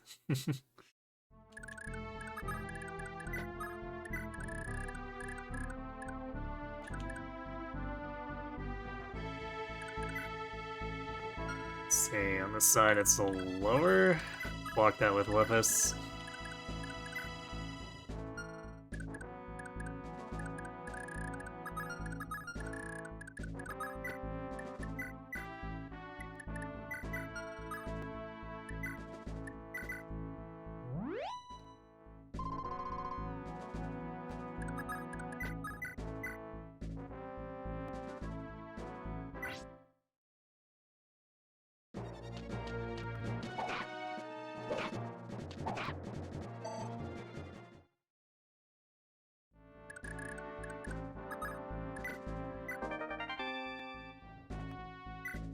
Ah yes, the classic lockpick for lockpick, as always.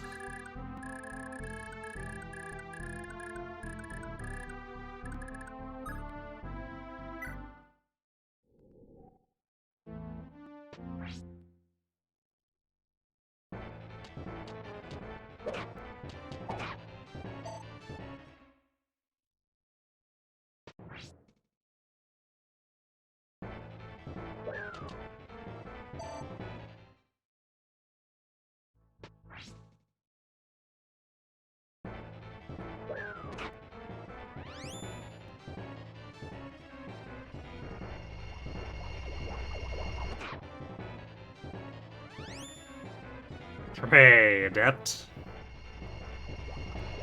I don't think we're fast enough to naturally double.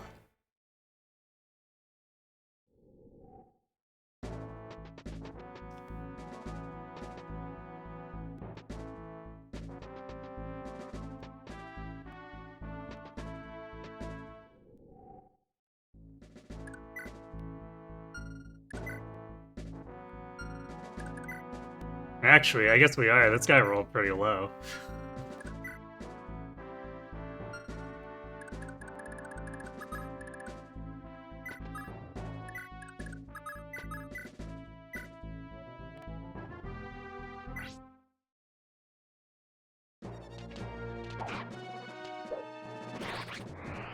Nice.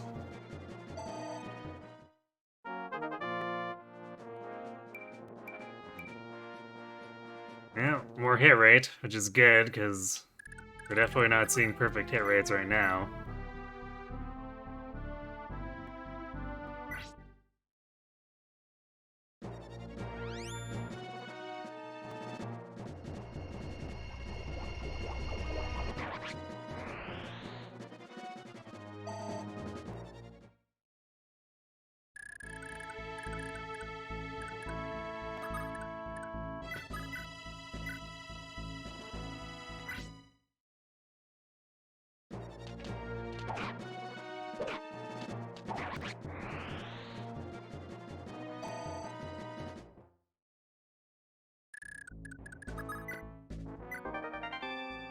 Ah, there's the rapier. And Vigor for even faster opening.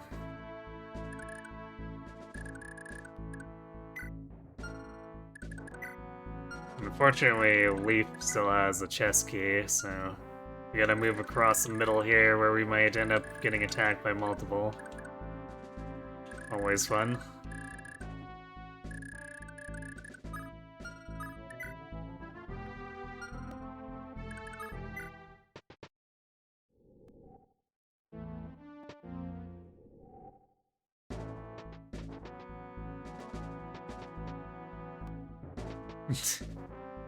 Alright, I guess a couple of those soldiers got kidnapped.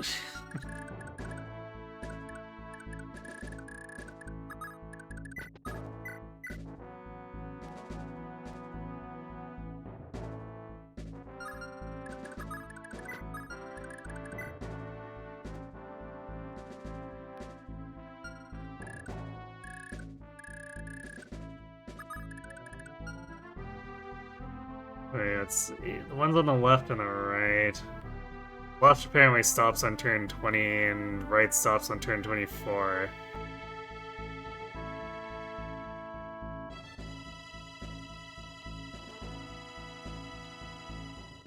And same for the ones, the bottom right ones. Those apparently stop after 24 as well.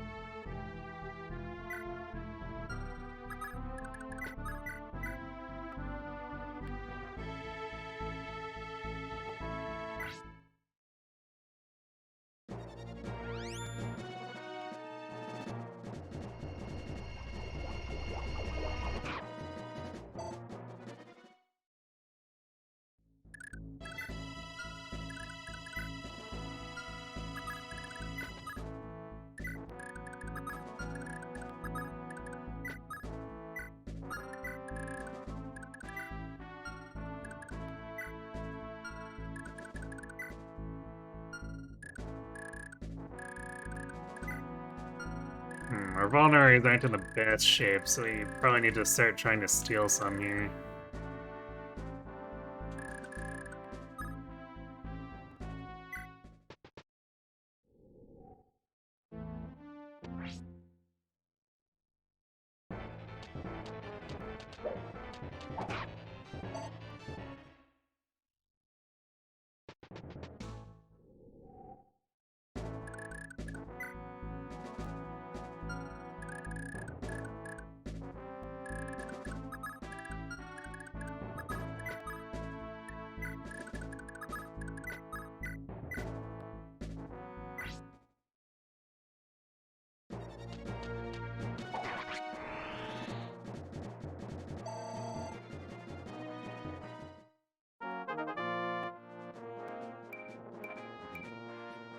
And more hit rate for Karen.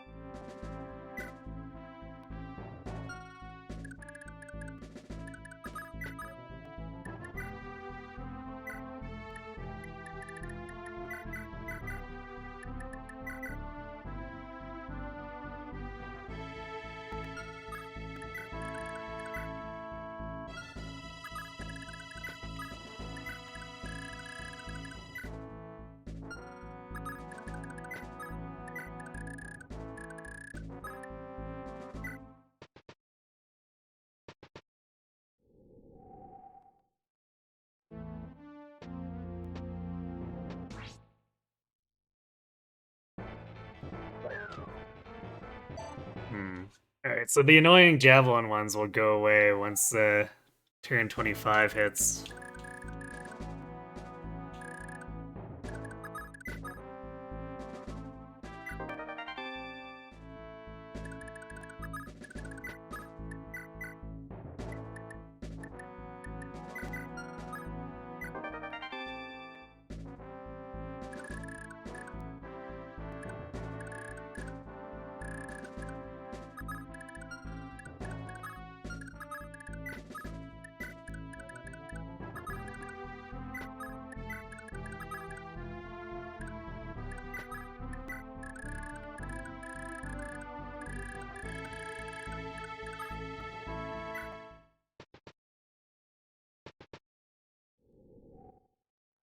And we're getting multiple of the javelins.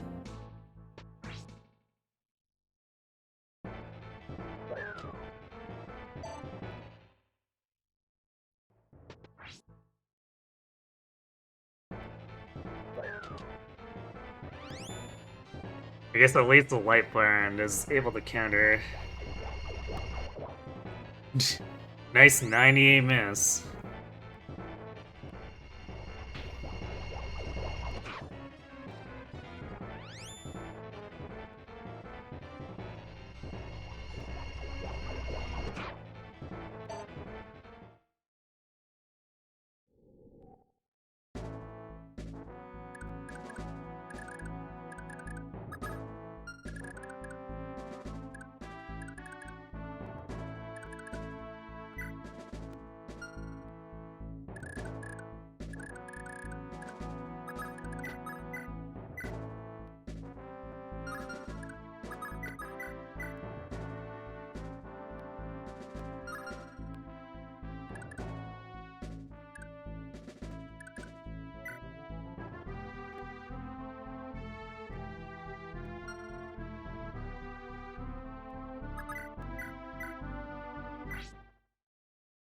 Don't want to push in too hard, because if another javelin spawns, then it could easily kill Karen.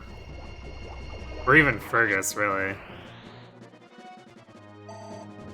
Hey, Rio.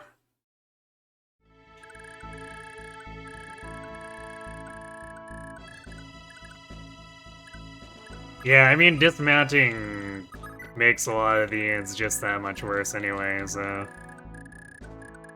Seems like a fair trade-off.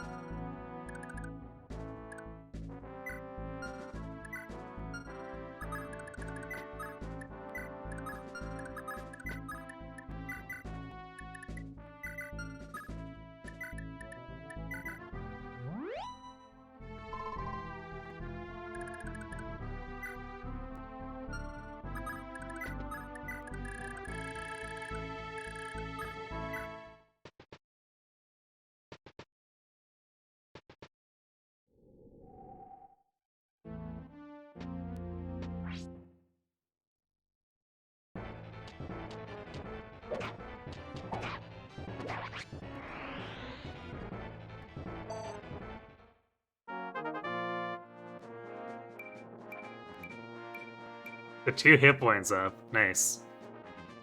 Okay, look, Leif looking real nice now.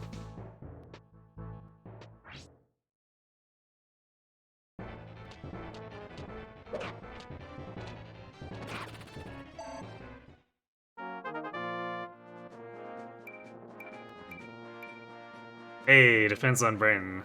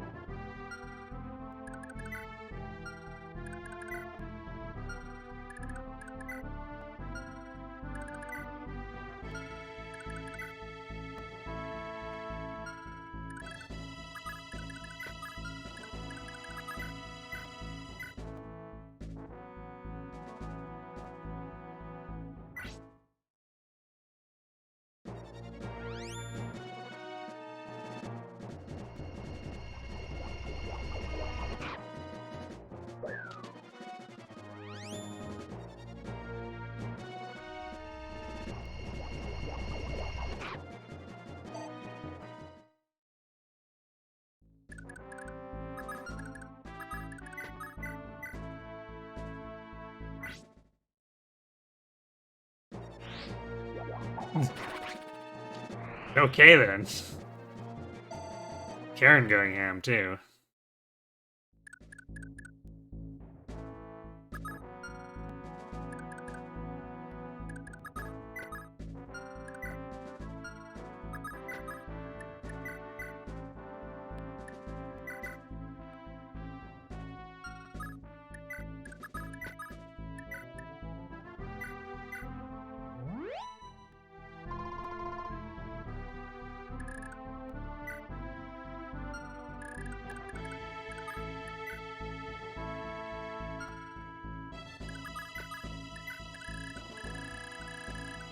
It won't be long before we only have to worry about the ones from the south side.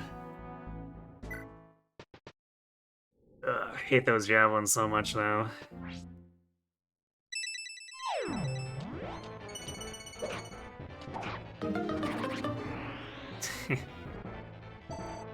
We're just going in.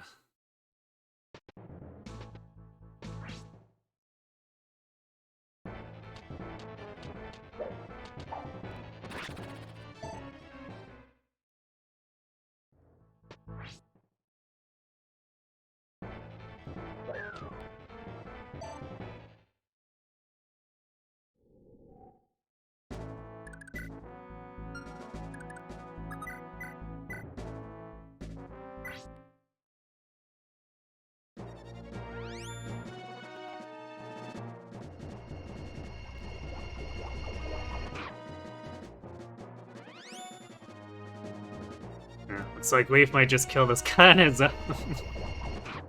Because he's adepting.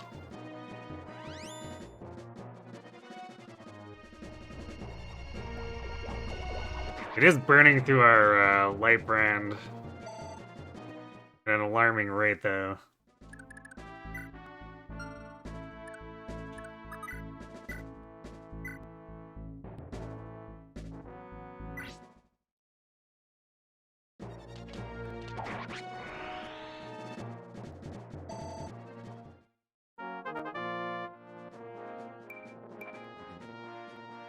Well, it depends on progress.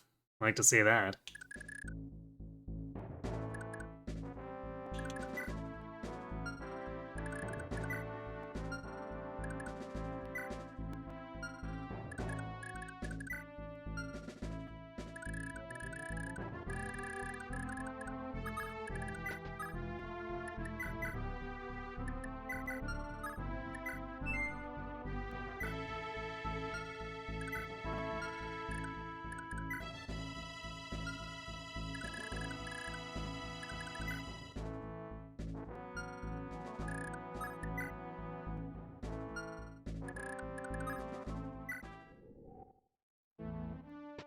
No spawns this turn.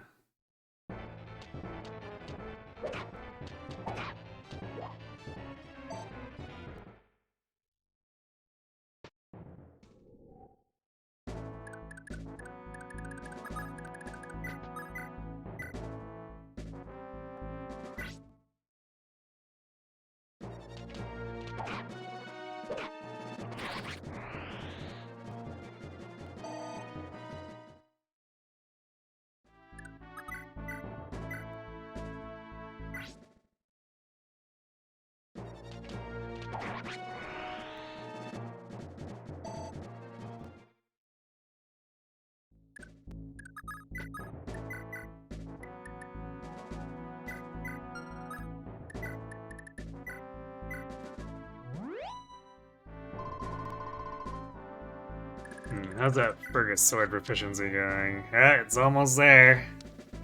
He can be flame swording soon.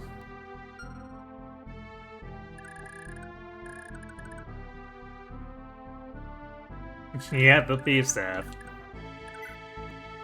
I was inspired to put it in after she legitimately decided to steal that vulnerary from me.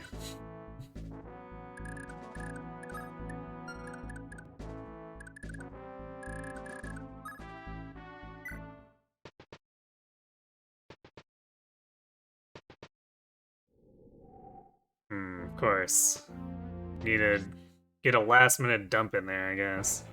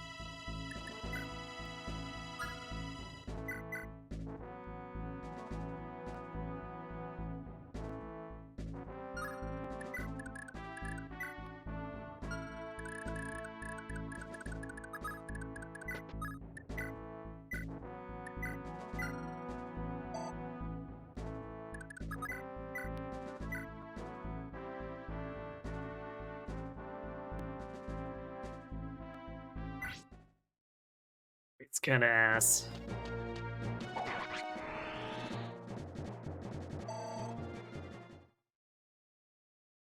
Probably gonna need to regroup everyone soon. But I think this is the last turn that you can get anything on the left or right.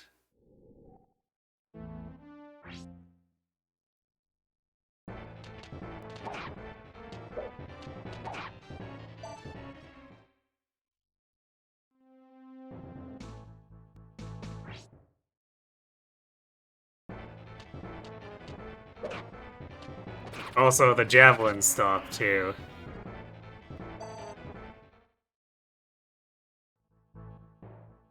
Hey, there we go. Flame sword. Just in time for the javelins to stop spawning.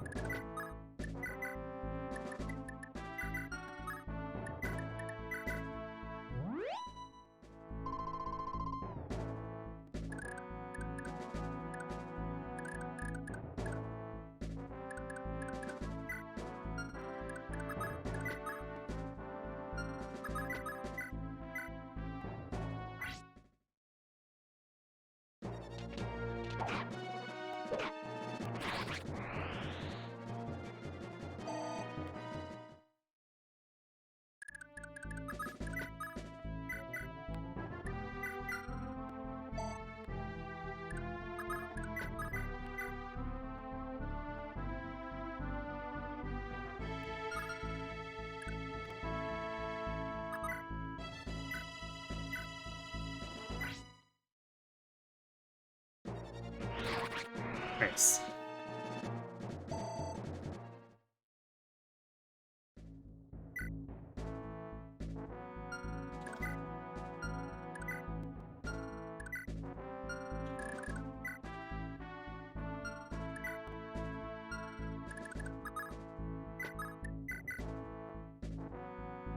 And yeah, the light brown's down to 18.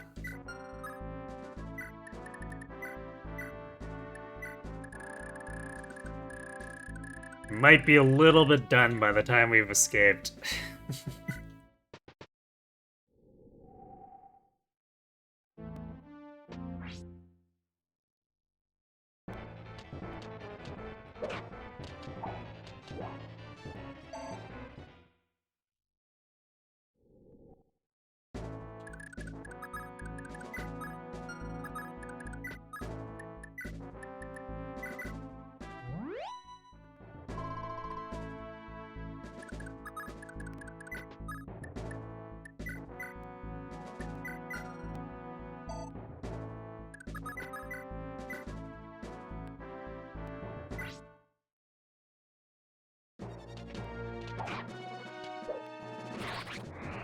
Got him.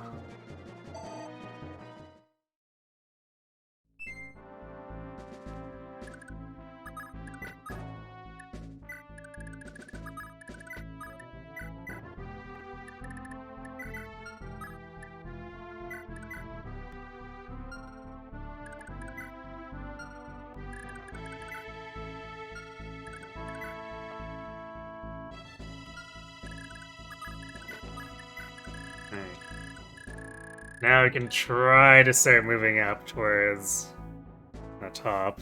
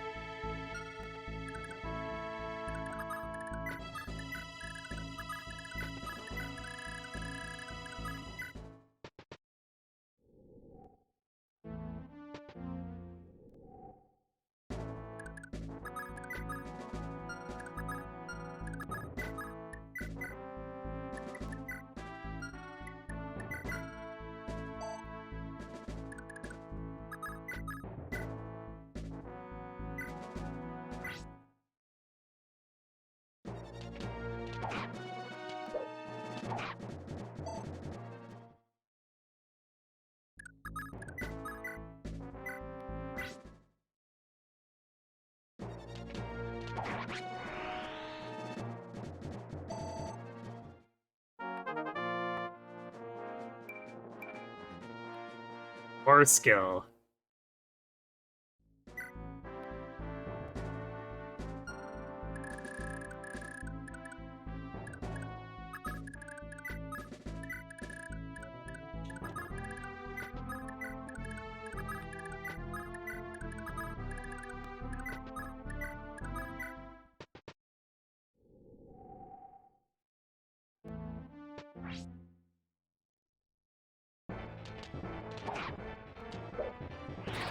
Nice.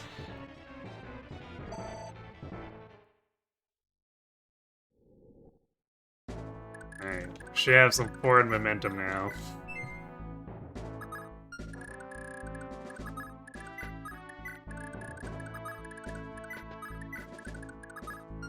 Yeah, who can see? So we want the rapier on Fergus, I think.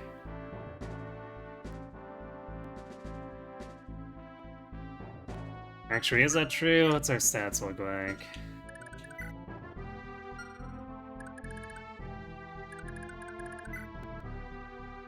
I guess it's either gonna be Leif or Fergus. For fighting the, armors.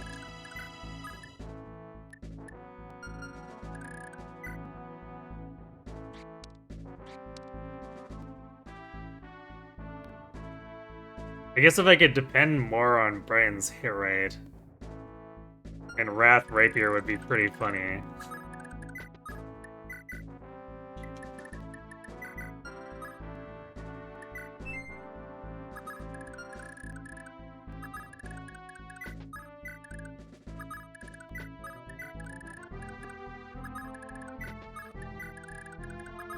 But I think I'd rather put my money on Fergus.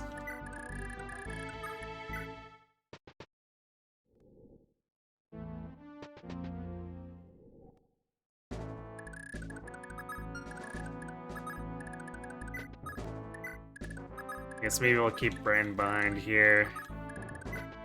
For these guys to keep spawning behind us.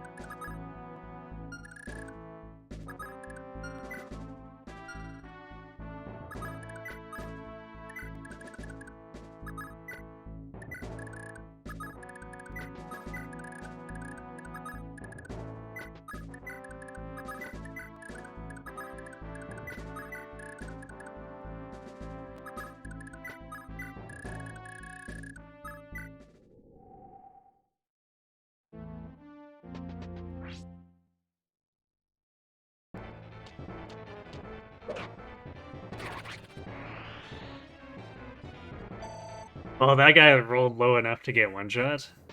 Kinda nice.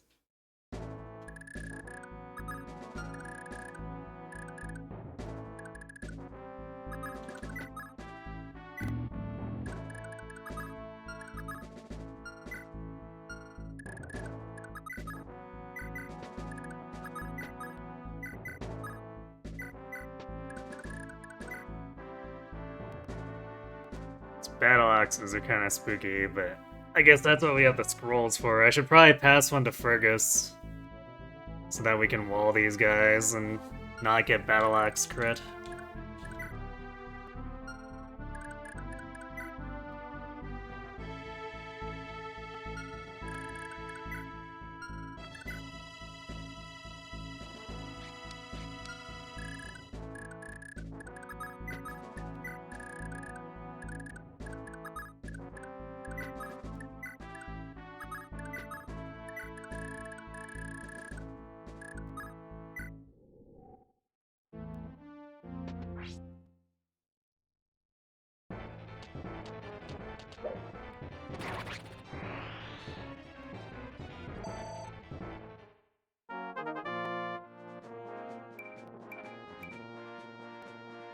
More strength and skill and con.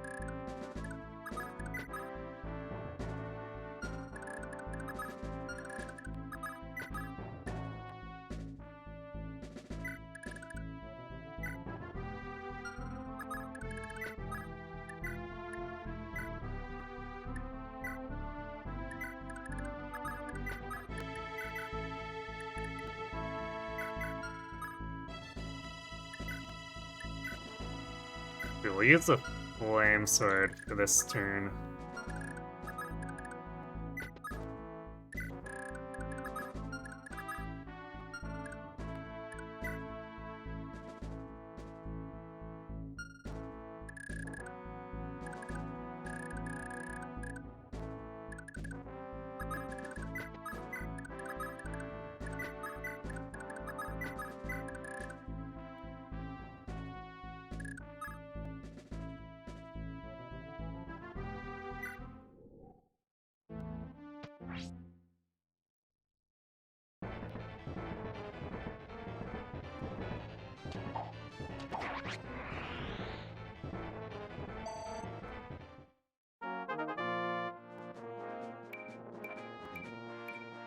Hey, more defense. Nice.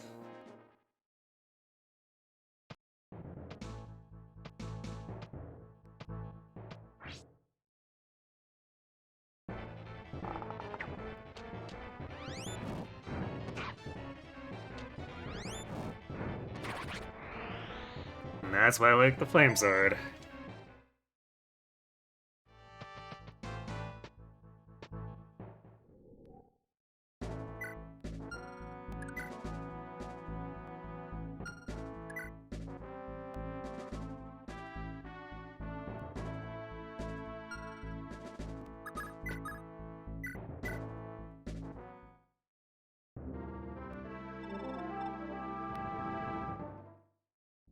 And Dawson get.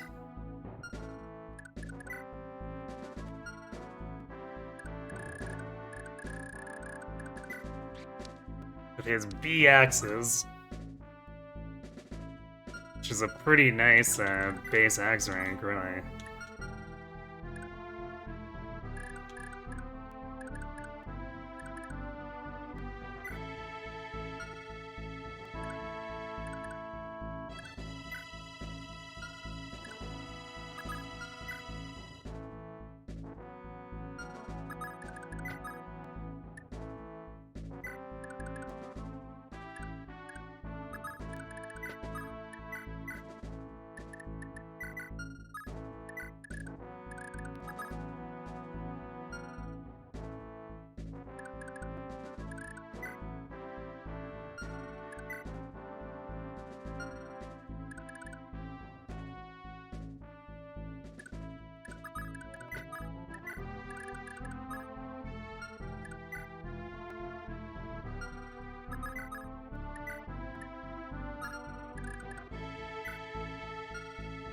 I kind of want to keep the flame sword equipped while the thunders are here, because it gives them 5 more res, basically, too.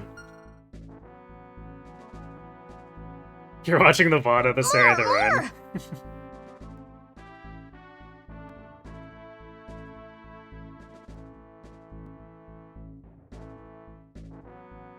Thanks for the follow, Adrian, Luigi, and Yoshi. 3 people in one account, huh?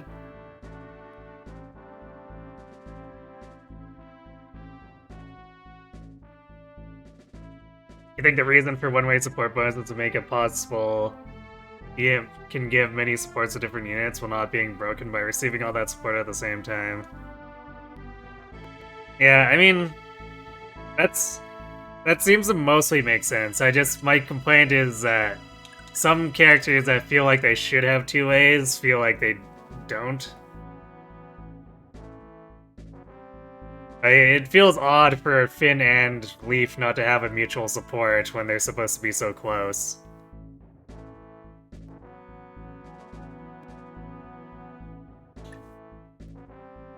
But I can get it for most other units.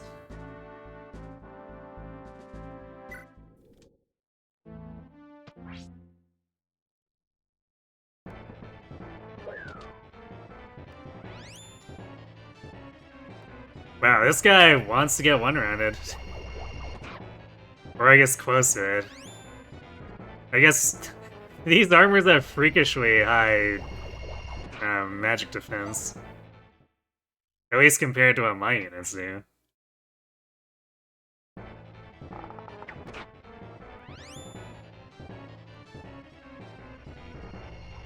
Thracia, one-way support for Robin would have been funny, yes.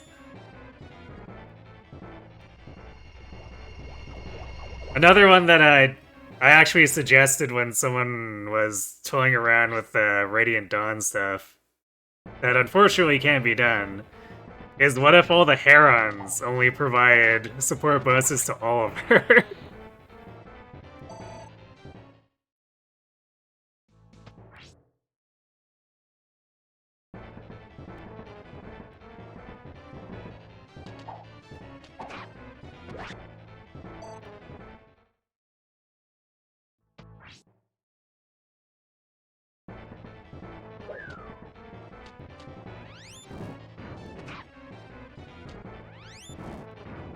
Better than Oliver only providing support bonuses to the Herons? I mean, the idea is that, like, he's the one benefiting because... And I guess it kind of would have felt a little bit reversed that way. Because he's the one benefiting because he's the only one who, like, you know, is into that relationship, basically. Meanwhile, the Herons are all looking at him like, you are out of your mind, man.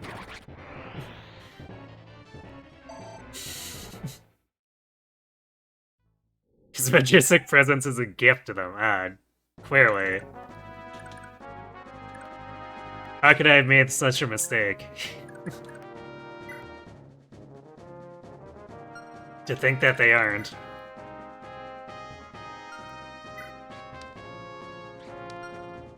Or that he isn't.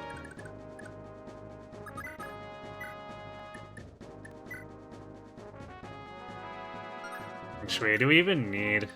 I don't think we need the rapier for this one here, because we're already doing... Yeah, we're already finishing this guy off as is. Or wait, no, never mind. Well, now we are, because of the crit. I may have math that slightly wrong. Hey, speed. There we go.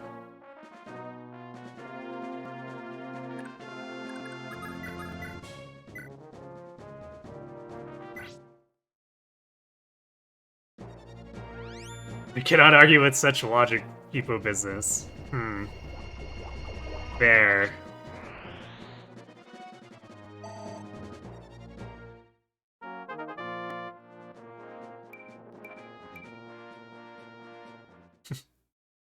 Alright, we got 8 defense Leif. It is after a shield ring, but still. Like, he's properly kind of a Jagan for everyone at this point. Because he can actually take hits and dish it back. Also, this light brand is super toast soon. Leave with more defense and strength. Yeah, apparently. He would be at 6 if we hadn't used the shield ring, but still.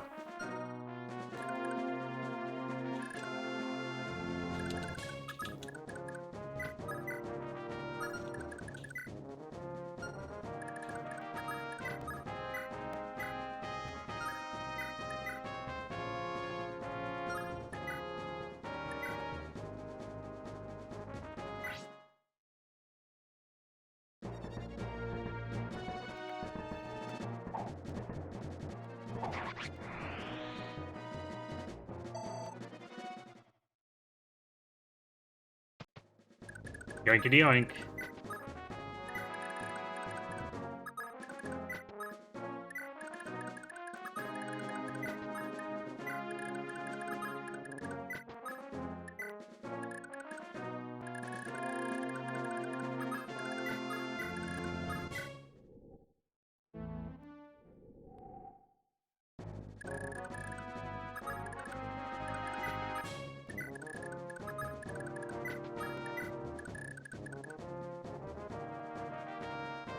Will you have more con than strength, too? I don't know about that. I guess he did gain the 1 point of con, which has been quite helpful, but... I'll have to see, I guess.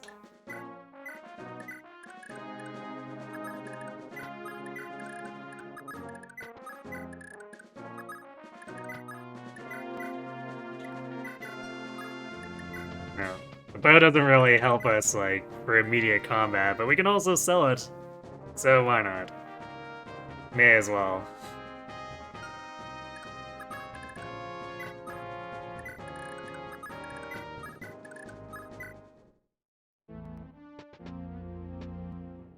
They're trying to run away from our thieves. Oh, I guess we have to capture for it, huh? Or wait. Lara's just not strong enough. That's it. That's all.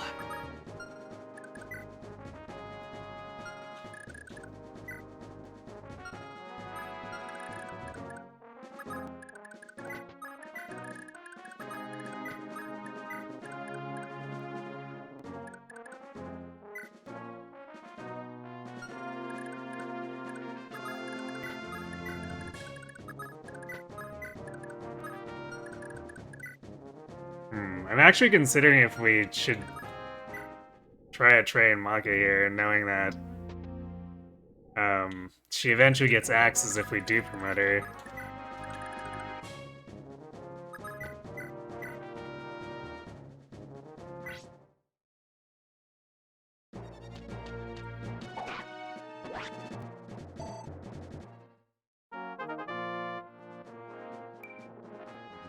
Speed on Karen. Surprising no one? Perhaps, perhaps.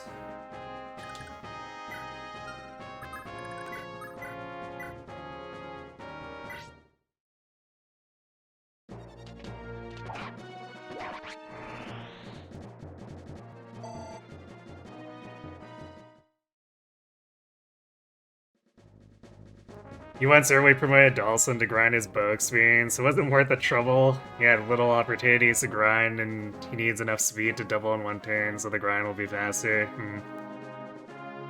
Yep, we did.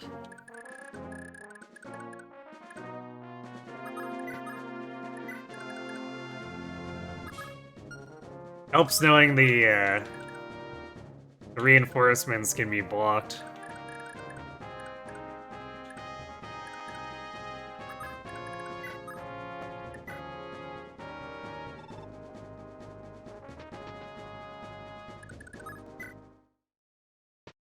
Oh.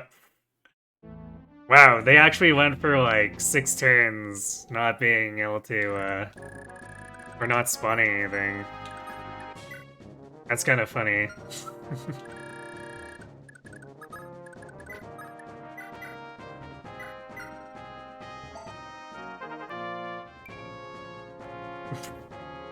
Okay, Lithus, sure. Yep, I will be playing a Gaiden that I won't be familiar with.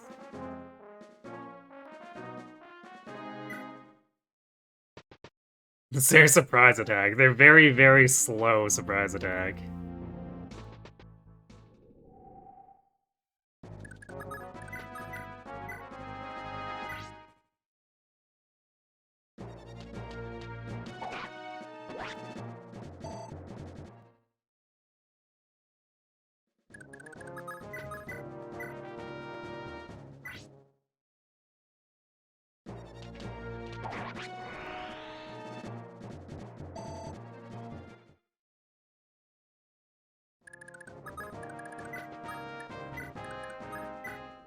Alright, we can just walk out next turn. I'm not gonna bother fighting these guys.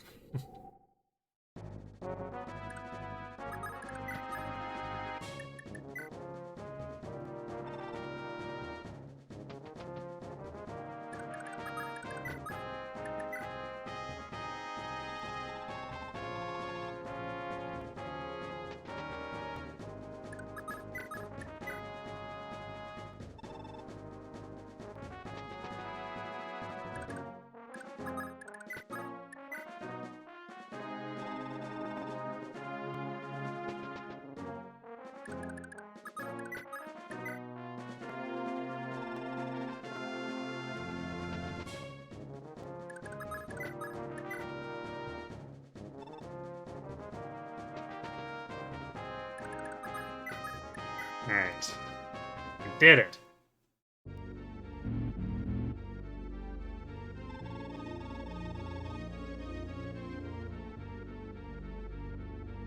There's a superhero called Surprise Attack on YouTube skets. His attacks only work if it's a surprise, and if people expect him to be dead, he'll always come back to life. Damn shameful. Yeah, Brian just has too much pride. He was like the third last to go out.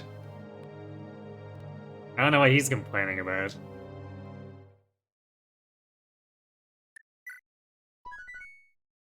Hero on the Wind.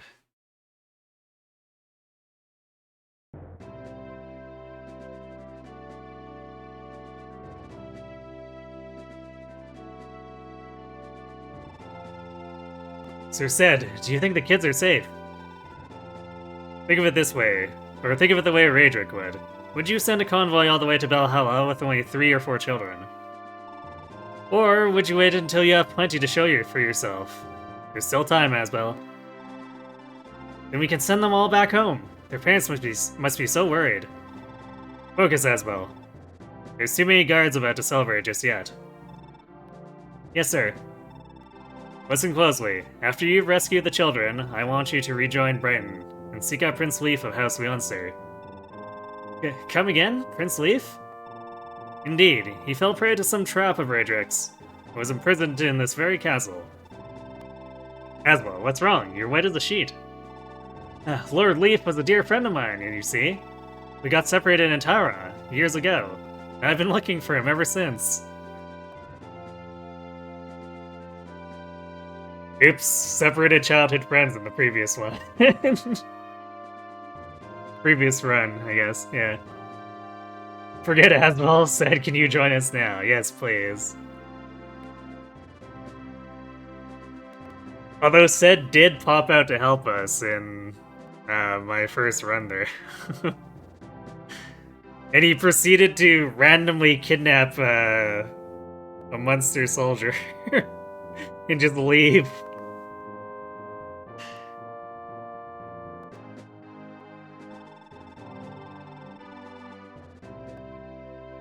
For 3 whole years, I've been searching.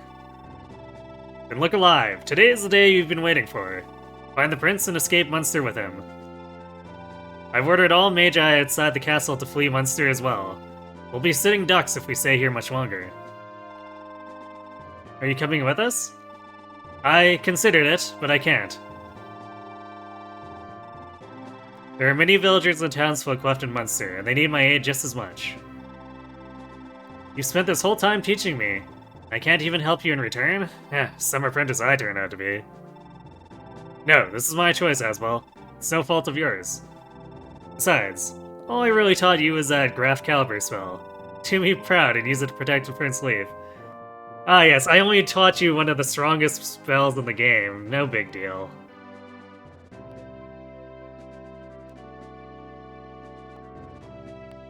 Ced interrogated that guy for all the key info. What a plan. True. Explains why he shows up and ambushes that one Dark Mage later. He's like, I knew it all along. Now I will make your plan unravel, Raedric.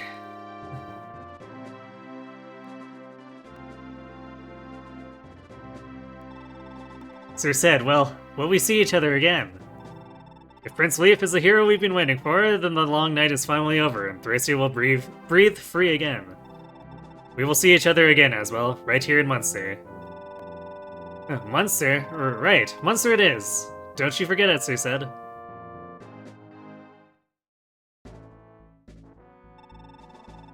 Sniffle, sniffle. Come on, knock off the waterworks. Sniffle. Don't make them soldiers mad at us again. They'll just tell us to quit your belly aching. Like last time. I don't care if they get mad. If I get caught crying and they get angry, maybe they'll just send me home. I just want to go home.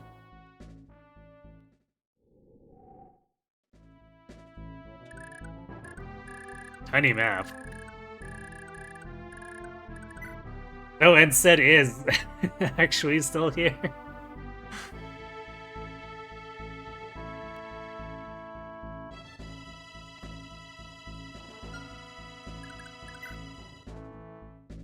Hmm, 40 crit tome with 100 hit and 13 might. I like how Sed talked down about this. It's like, I just only taught you that graph caliber or whatever.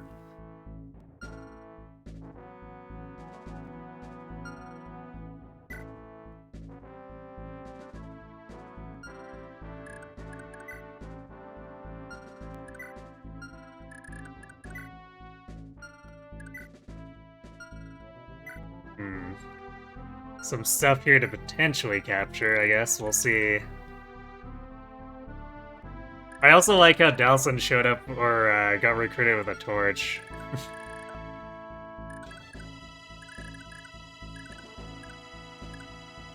Lena, Bowie, Murphy, Bella, Clef, and Emily.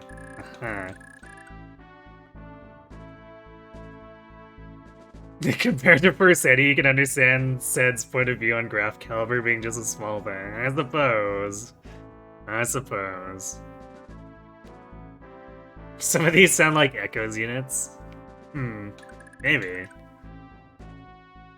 Alright, we do have ads coming up in a little bit, so I'm gonna let them run a little early, so I can refill my water, and then we'll sit down and fight the whole map out, which it looks like it's not that huge a map, but knowing that last map, there's probably gonna be a boatload of reinforcements, so be right back.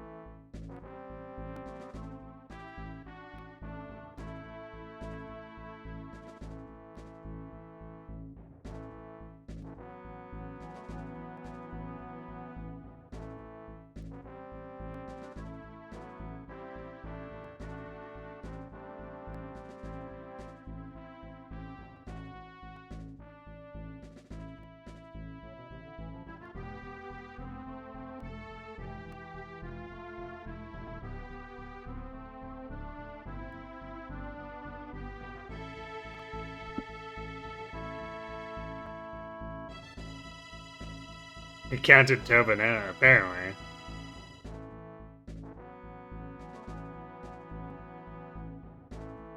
Alright.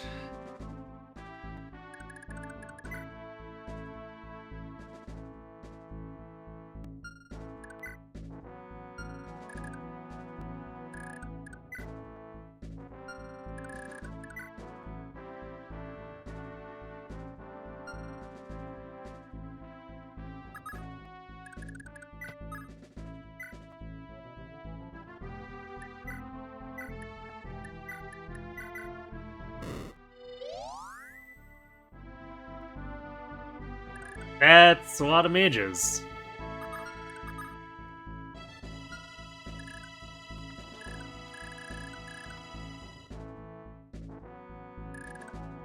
And actually potentially a problem for Delson. No, I guess they have 0 attack speed. So they won't double him, but 20 damage is still gonna be kind of painful.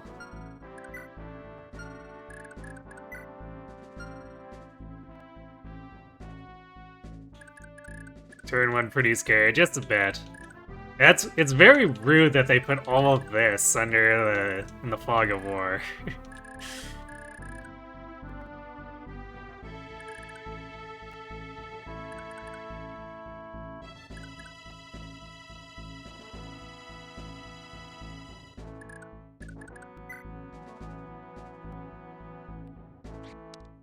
Alright, I guess we'll...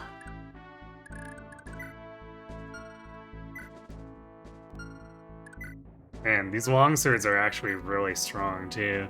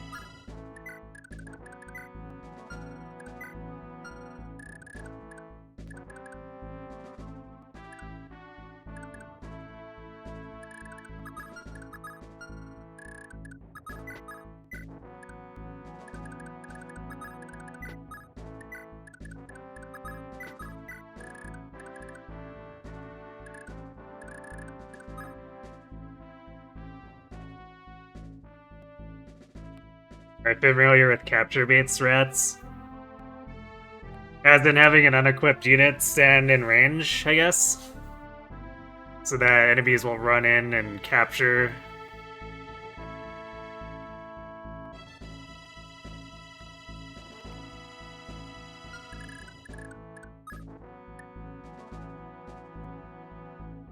Get their stats out for easy kills. Yeah, I guess I could be doing that more. Or at all, I guess. Oof. Nice crit there. Because I did, I guess, basically inadvertently use it with,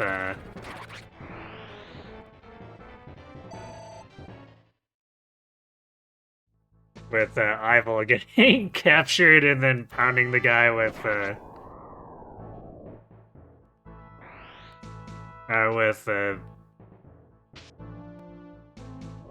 wow, why am I forgetting his name?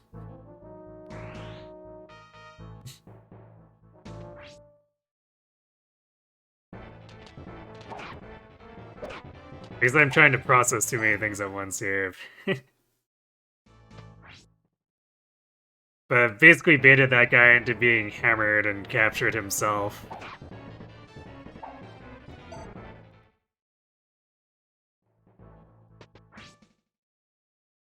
Yeah, Dagdar.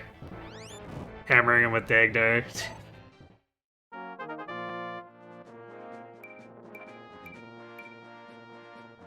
Yo. Scale like speed con.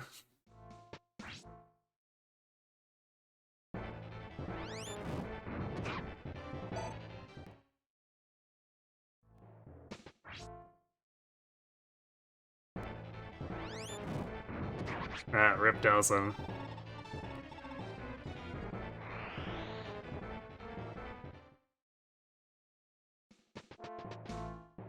Oh, and we lose the torch too because he died. Or like the lighting. That's kind of funny.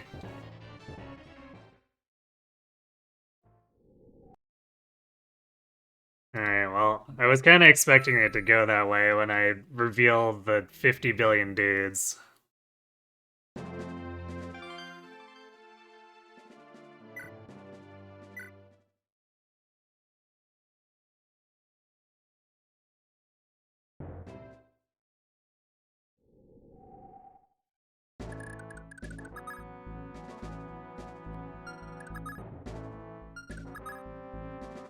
I guess we can try to bait the mages out on their own and see if that works.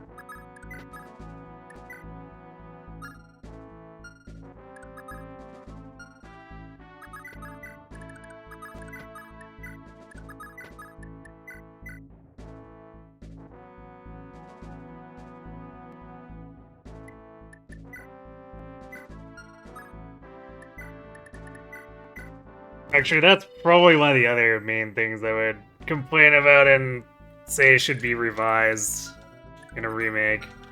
They absolutely need to do something about this fog of war crap.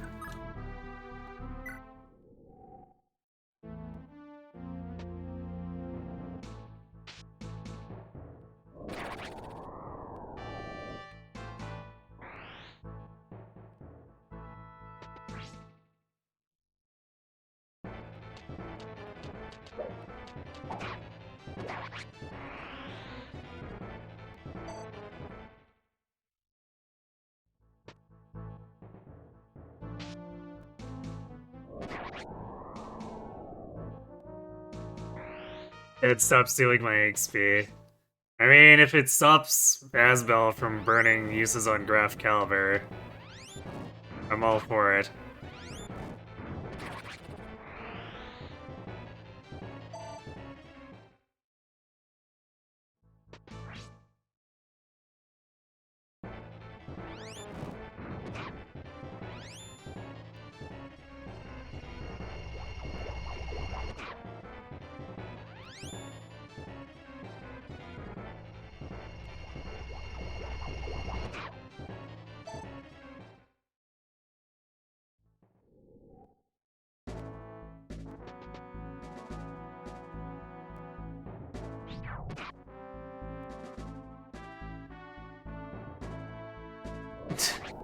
Damn it, and Asbel just wasting it on something that said was gonna force Eddie anyway.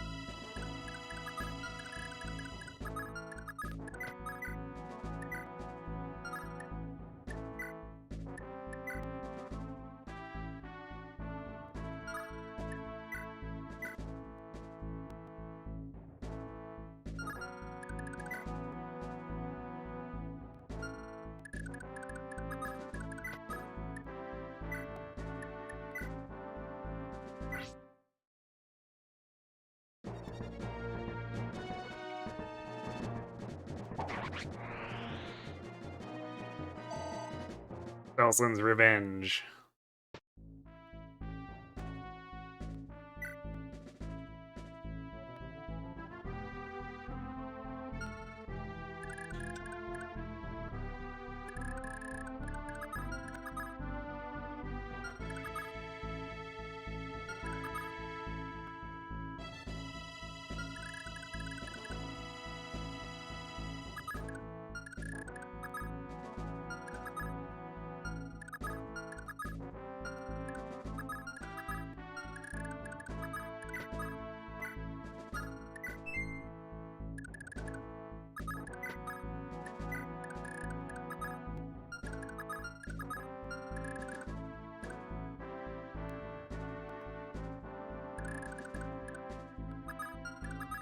Which way?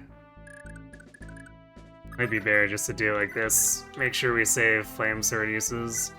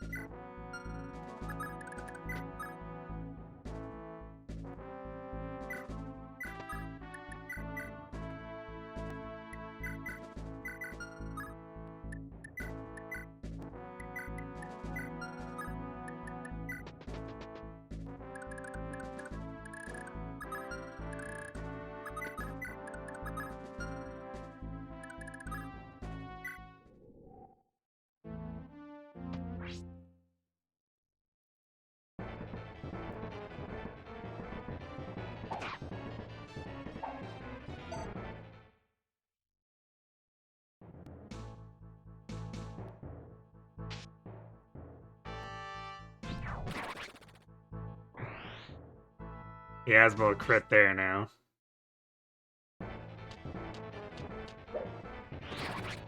Nice. Saves his flame sword use.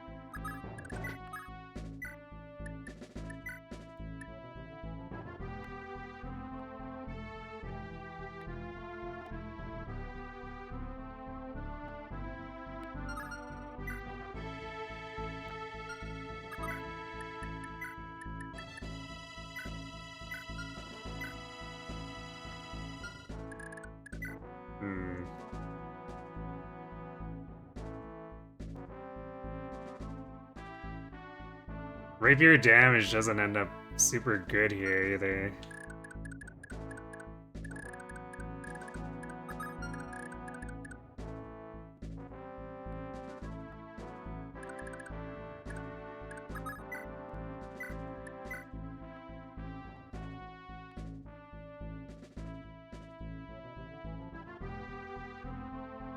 I guess the Brave Axe gives us a kill.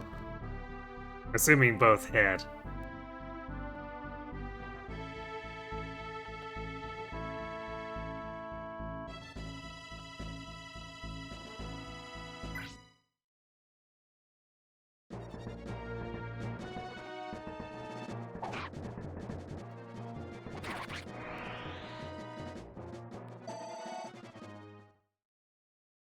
Might have experienced one, if not the worst, conceived maps by Kaga. Tiering 26A, 4 Wains of Pain.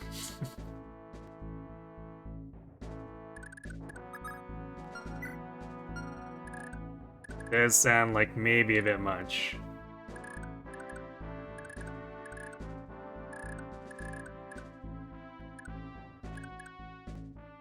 Wow, this guy rolled really low hit points compared to the guy who attacked Delson.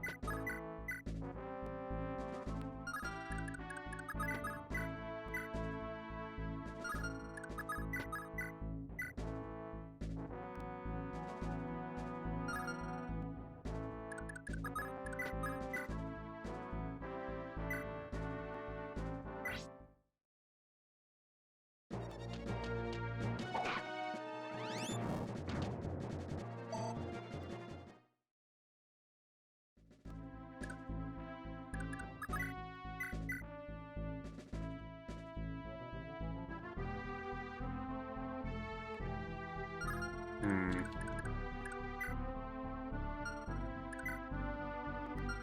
Sure, I should have attacked with Maka.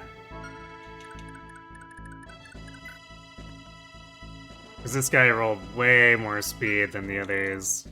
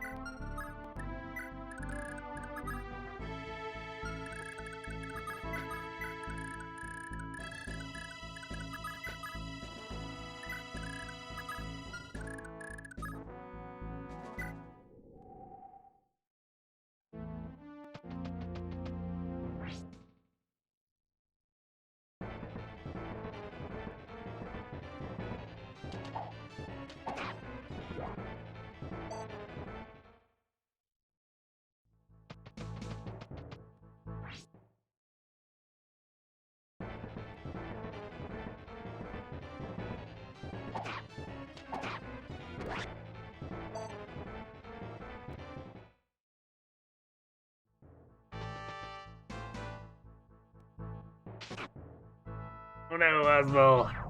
Don't face sync.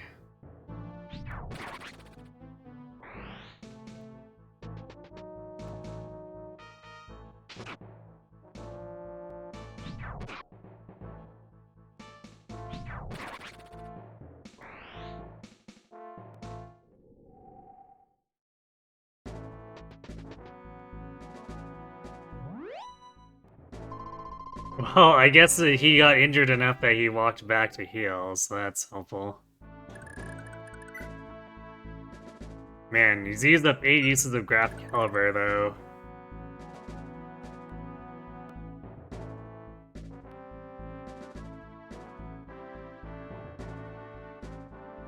Do Kaga and Miyazaki know each other? Maybe they like to drink together and stuff, share notes.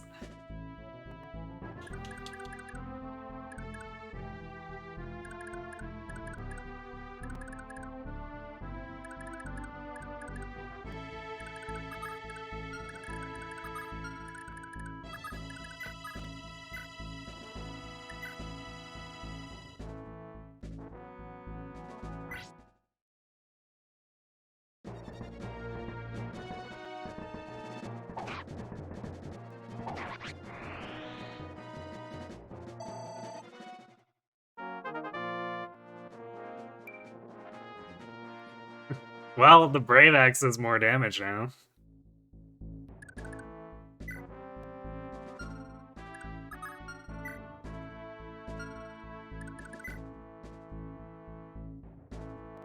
Damn, of course Brain doesn't double this guy.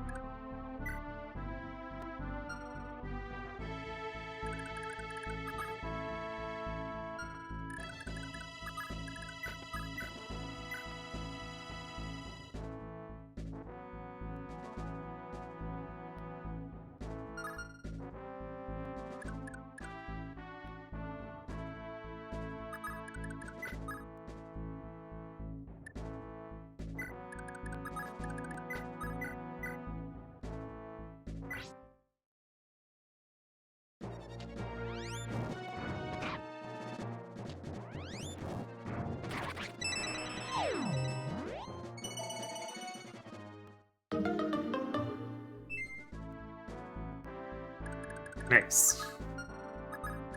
So I guess Fergus can come back here and rapier this dude.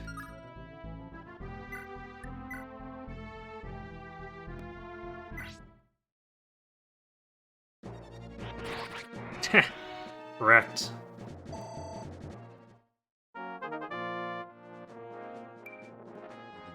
And just skill. Rip.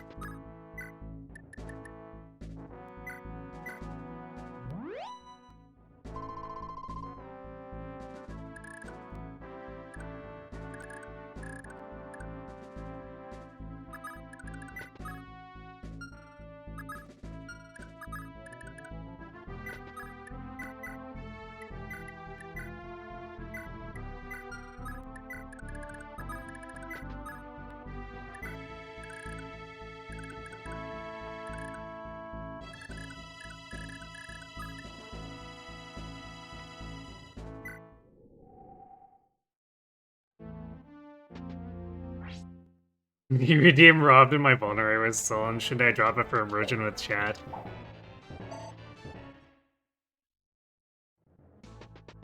Only if we're on that particular guided chapter, I guess.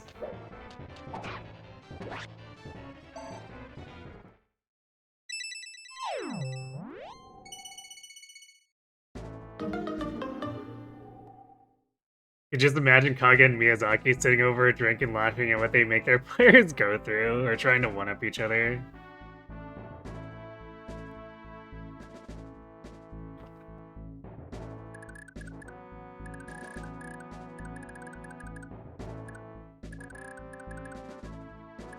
I guess I could kind of see it.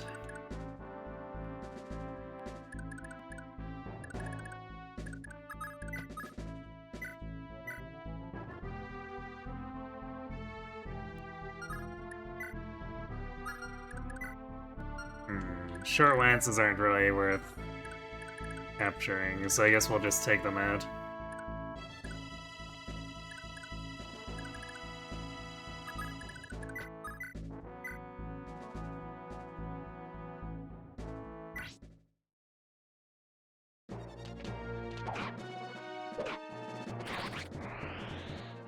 Well, rip him.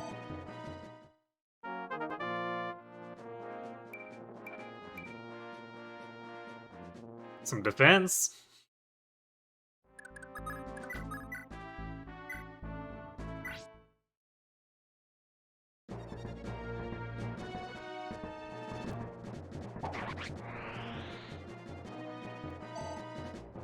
Yeah, not really worth too much over there.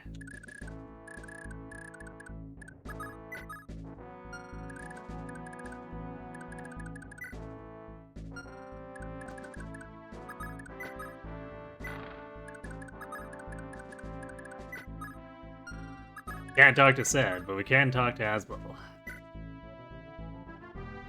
I was wondering if there'd be any flavor text. Just because it seems like a thing that they do.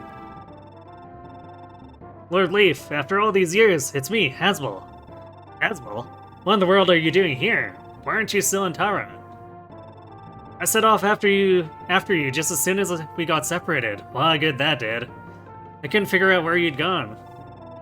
The last half year now, I've been sticking around Munster.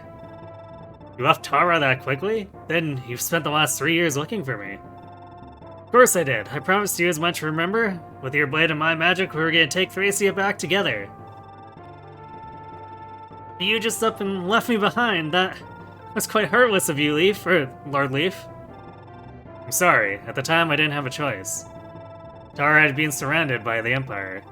I had to prepare myself for the very real possibility of dying. When I fled, I never imagined I would make it out alive. I didn't want to drag you down with me, so I left you out of it. What a load of Pegasus dung. We swore to live and die together, didn't we? Or was that whole oath just part of some kid's game? I've spent all these years with those words etched into my mind, and I chose to believe in them. Asbel. Lord Leif, if only for my sake, you have to liberate Thracia. Make it so that my years of searching meant something. Hooray, we got him. Nuclear weapon acquired.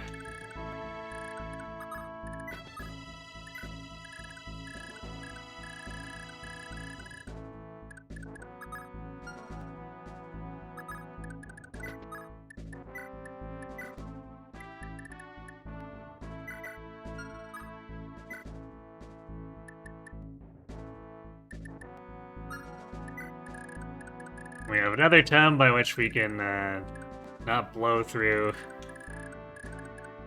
fire that way. I guess now the question is if I spring these kids yet. Because we still need to clear the way, but these corridors are like easily ripe for getting ambush spawned.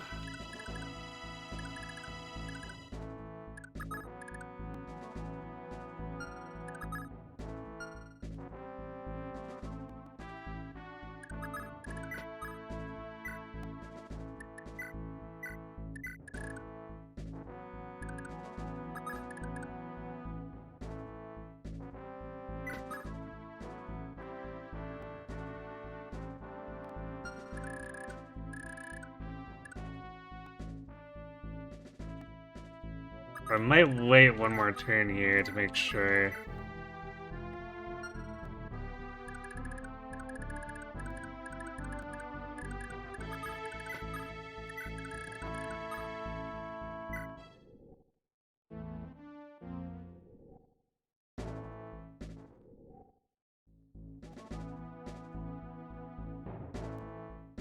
The difference at talk with Asbel, I assume. I guess not. Could be Brain or Maka.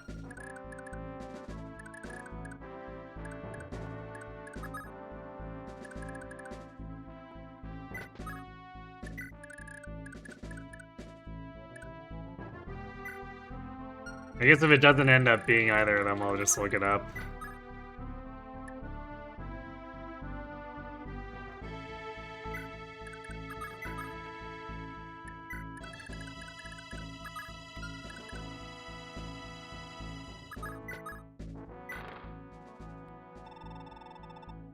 Can I go home to my papa now?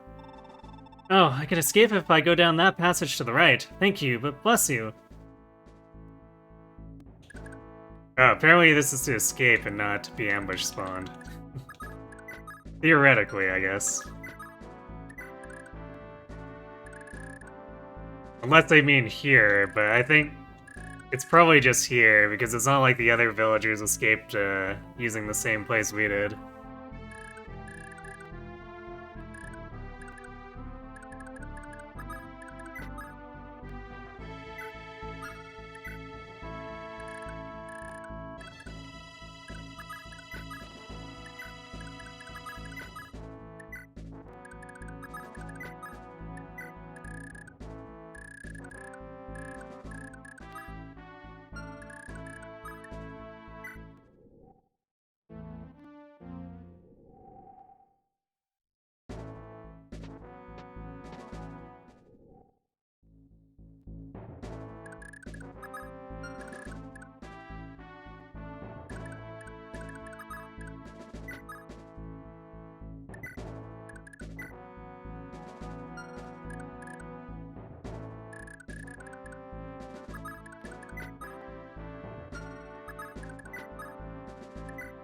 Actually, I guess it could also be Lara.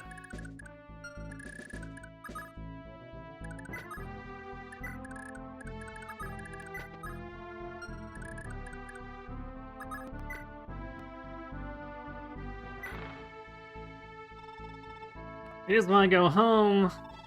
Siffle, siffle, siffle. How do I get home? Uh-huh. The way to the right? Then I'll run that way and won't stop till I'm back home. Thank you. I like how we're all like, yeah, kids, just run down that hall. Surely there won't be any soldiers waiting in ambush. You'll be fine.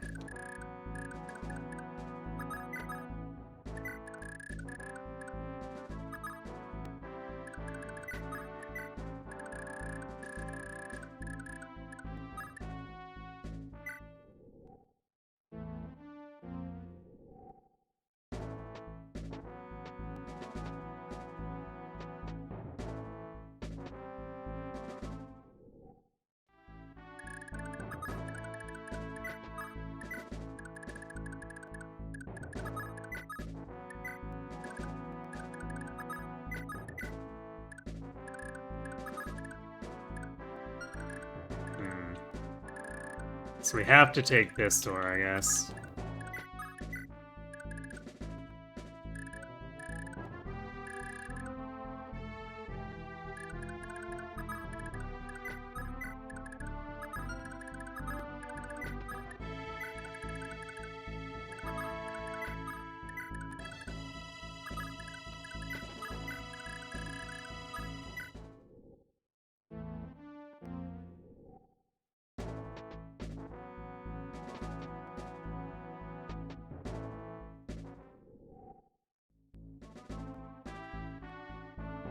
More reason to bring kids into war, sure.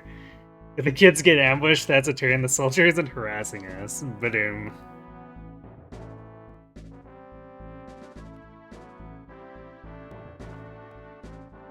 It's probably the safe route the Magi set up for them earlier. Yeah, I suppose so.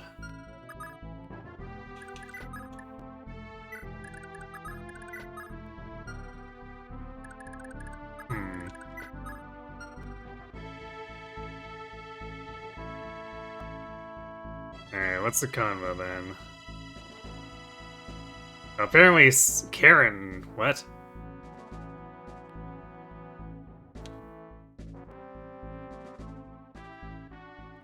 Okay then.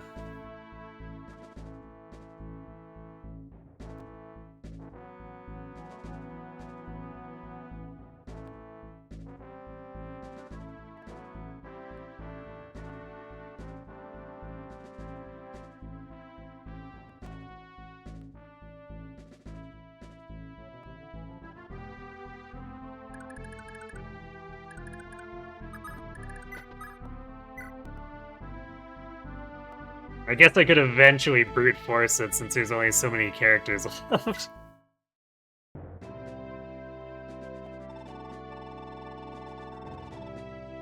Lord Said. Oh, Lord Said, after all this time. Yes? Wait, Karen, has something happened? Why have you left Solis? To find you, my prince. To find me? Oh, for heaven's sake, did Fee put you up to this? Or was it my mother? Lord Said, I have some important news for you. Is that so? Well, let's hear it. Well, to tell the truth, oh gods. Karen, if you have something to tell me, speak quickly and to the point. This is no time for weakness. You're right. I regret to inform you that Her Majesty the Queen has... Mother, no, she can't have. I'm afraid so, my lord. 2 months ago. My mother has passed away. Lord Said, I'm sorry, you shouldn't have found out like this, here, of all places. Does it matter? I was too late. Father, I wanted them to see each other one last time. Lord Said, return to Solis with me, please. Lady Fee is waiting for you. Fee, how is she? Is she alright? Solis faces dire times, my lord. Lady Fee can put up a tough front for the others, but when it's just me and her, she cries till her eyes dry up. Lord Said, with respect, you've done her a great cruelty running away like you did. Lady Fee isn't much more than a kid, and you've gone and forced the burden of ruling Solis onto her. That holy blood in your veins has gone to your head. You're the heir to Forciti's legacy, good for you, but you up and walked out on your mother and sister. Does that sound like what a hero would do? Does that even sound like what a real prince would do? Karen, you're right, of course, but Father was the only one who could cure Mother's illness. I couldn't do her any good just waiting at her side. Was I supposed to just sit there and watch her waste away? So I went to find Father, by whatever means I could. Then why are you leading some rebel group in Munster? I heard tell that my father had been here in Munster until half a year ago. I came here to pick up the trail, but it had gone cold. As I investigated, I discovered just how deeply the people of Munster suffered. I couldn't abandon them, as my father had abandoned Celise. Is that right? I apologize, Sir said. I should have heard your side of the story before judging you. I'm sorry, Karen, but I need more time. If I can drive that menace Raedric from Munster, I'll gladly return to Celise. By my estimation, that should only take a half year at most. You're fixing to overthrow that creep, huh? Now that's a plan I can get behind. Count me in, I'll stay here with you. I'm flattered, Karen, but as your prince, I insist that you head back to Celise. I couldn't fight knowing you were endangering yourself. That's a diplomatic way of saying I would be a burden. But you're right, I would just slow you down. Alright, I'll make my way back to Celise, but only if you promise to come home. Promise to come home yourself, Lord said.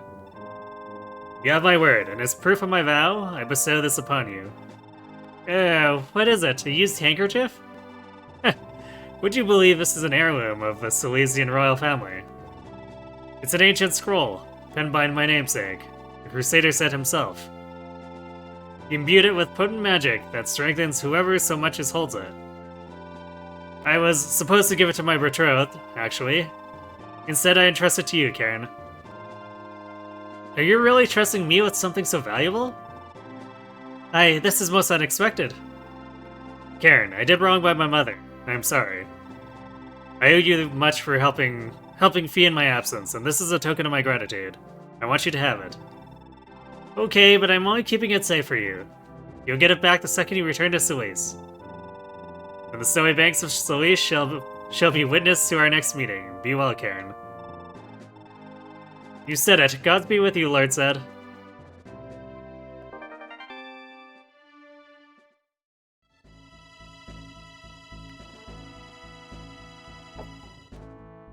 Secretly shipping? HP minus 10. Wow, magic plus 10 and speed plus 30. Thinking emoji.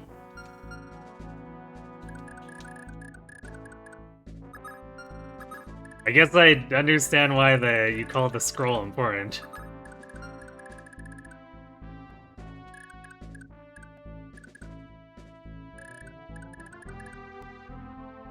Alright. So we use our only torch, and now we can't see the top of the screen.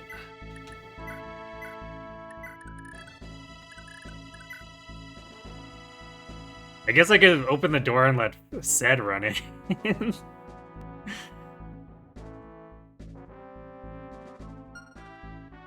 You'd have a good time, right?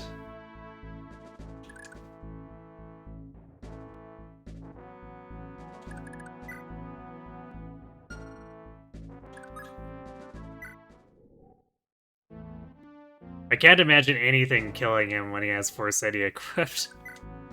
Like, 69 avoid is almost as much as the enemy has hit for the most part. Did I hide the gross in the first playthrough? I didn't hide them, but I did my best to ignore them.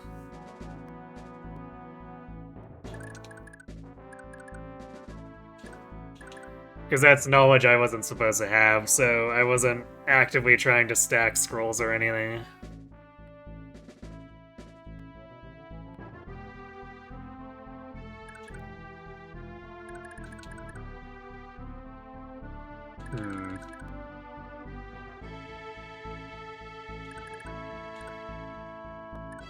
So we can have... Ced's in a weird place.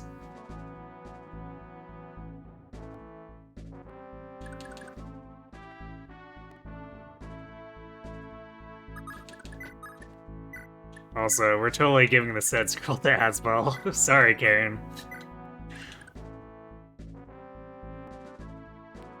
You recently learned it was possible to hide it changing a menu option. Yeah, I didn't look at the menu stuff until the very end of the playthrough.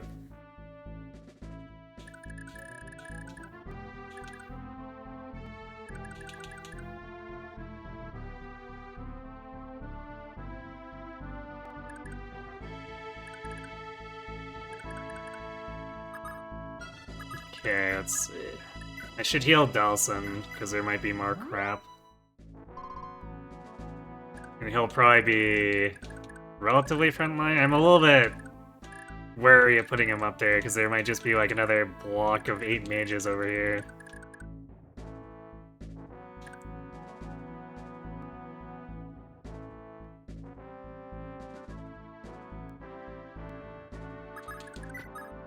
So what I'm gonna do is...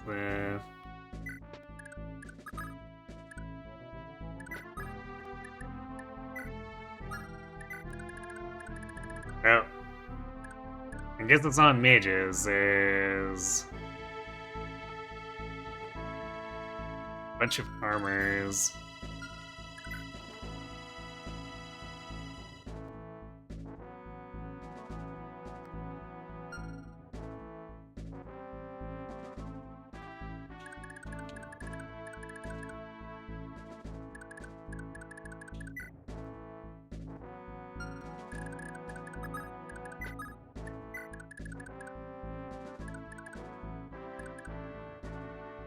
So we'll need to take one more turn for the play I want to make here.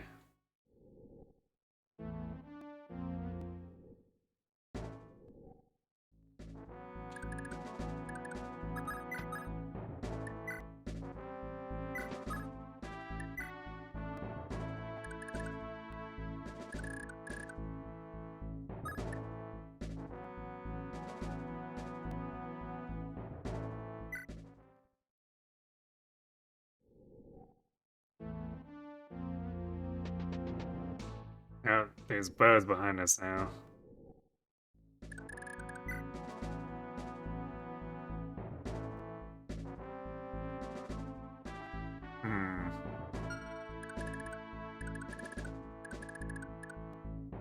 Should have figured they'd be spawning stuff.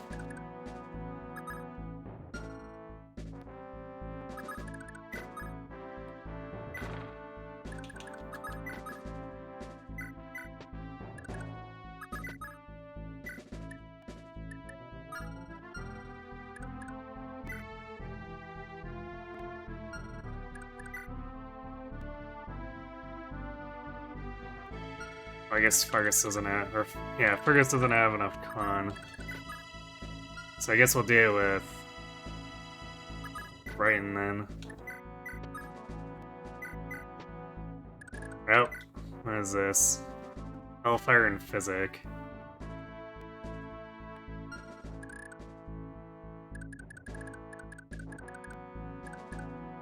Yeah, I'm kind of glad I'm using Set as a shield here.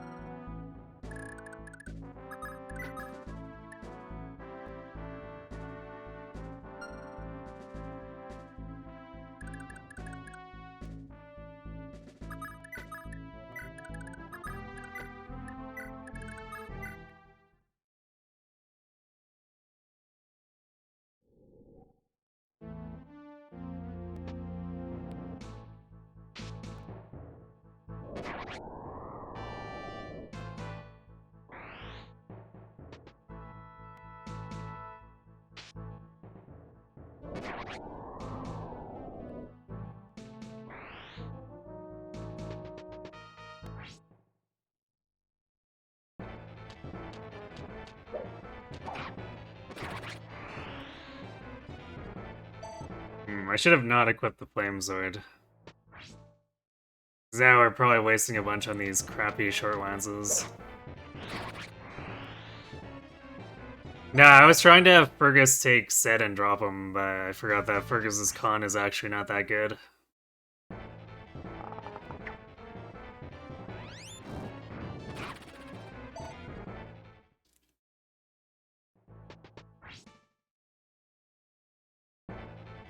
No, I guess we're actually using the Flame Sword for the thing I intended it to be used for.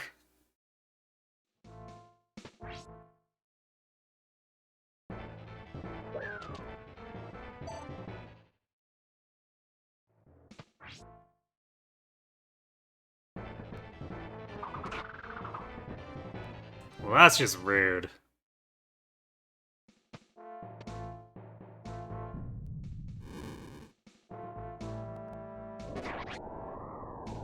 Well, I guess I won't be capturing that Physic or Hellfire, but that room was really dangerous. No, said. I was supposed to go to well, so much for using Set as a shield now.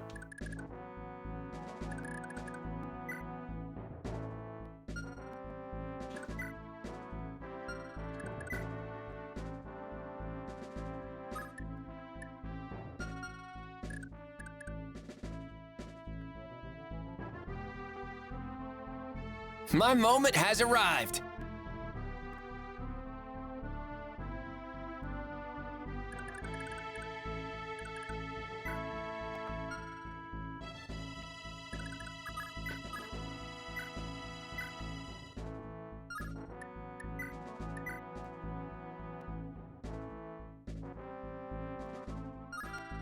Hopefully there's not more crap coming in behind us. So I'm definitely not comfortable having Asbel going in against all this.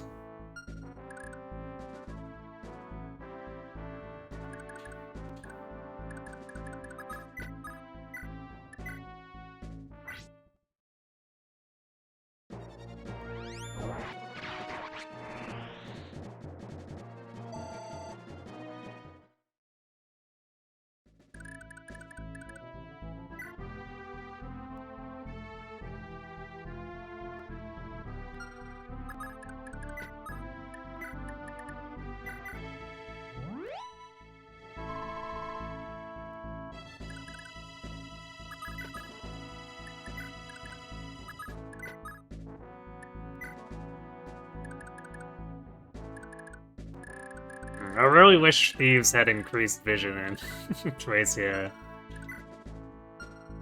It would help make this less bad.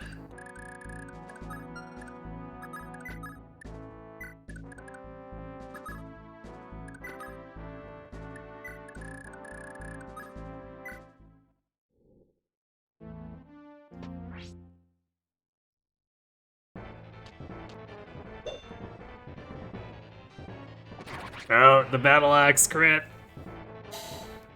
Go Delson.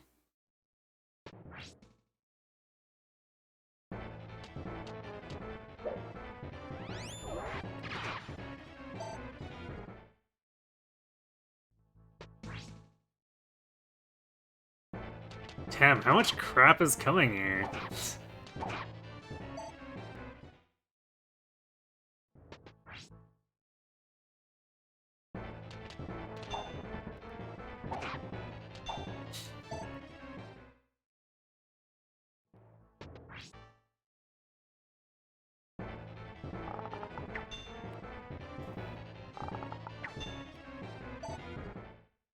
I guess I did say that based on the last map, there was probably going to be a billion reinforcements, so...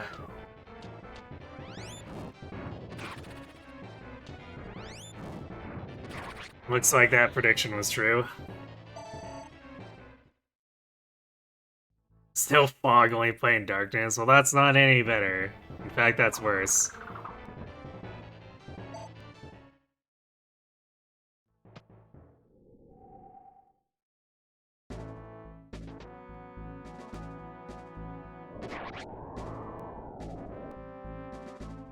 Thanks, Sad.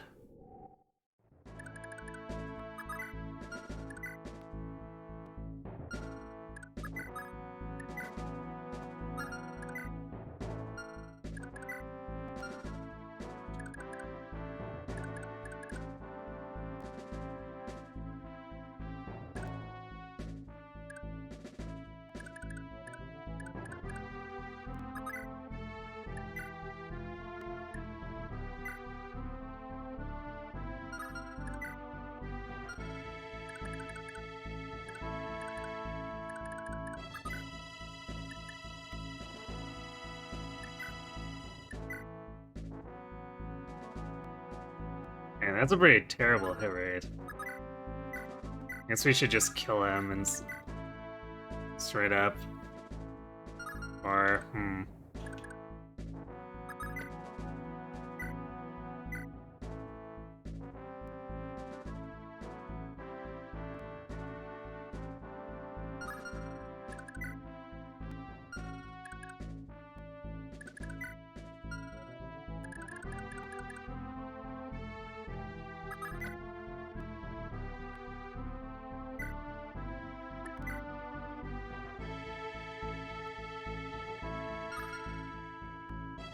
And Dalton's hit rate is a bit sus.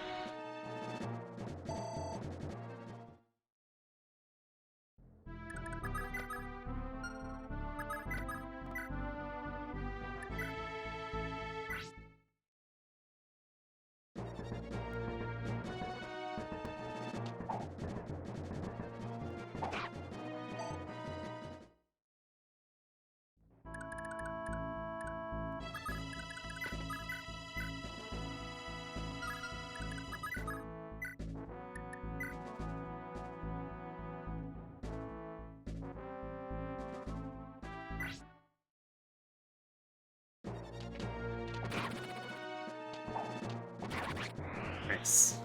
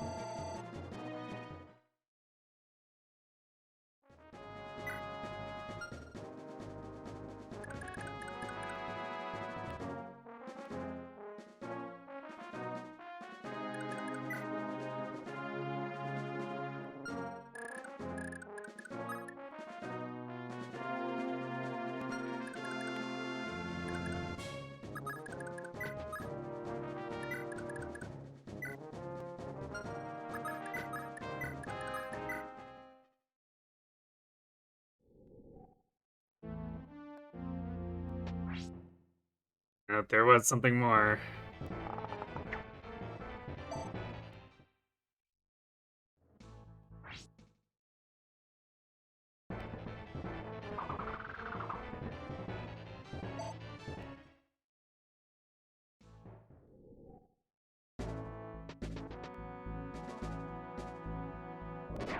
Alright, well we can probably leave Sed there to cover any other spawns at this point. Because if we just completely withdraw, he'll be the only thing in range and they'll just, like, get owned.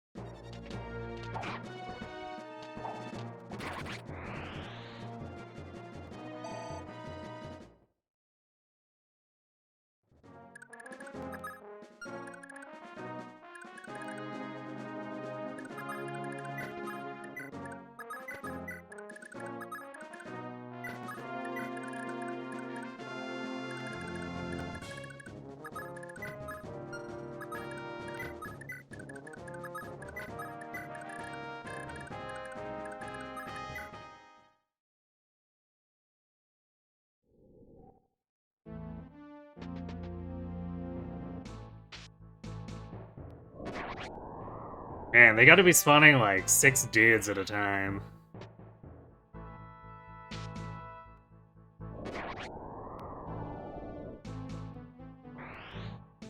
So you're basically killing 4 or so every turn.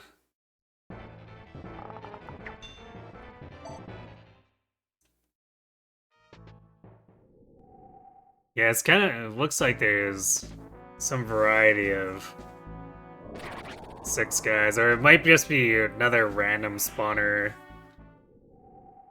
And we're just getting unlucky and getting every location turn after turn.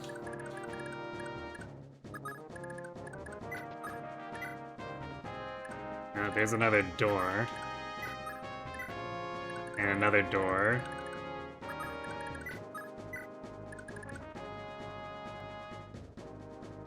That's kind of annoying, because now it's blocked by...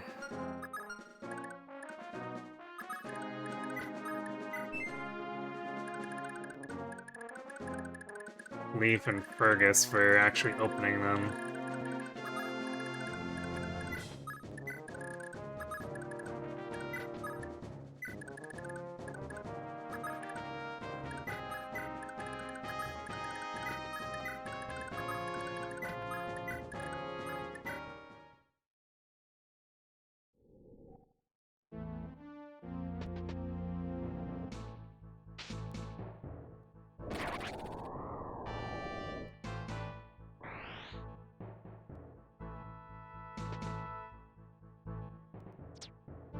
It's kind of satisfying to watch all these guys impale themselves upon said. It's almost like we're back in genealogy.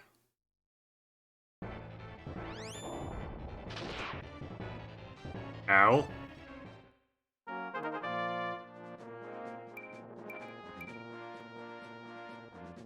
Well, got strength.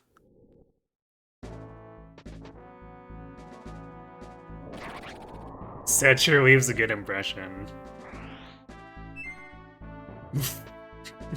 Nice vigor.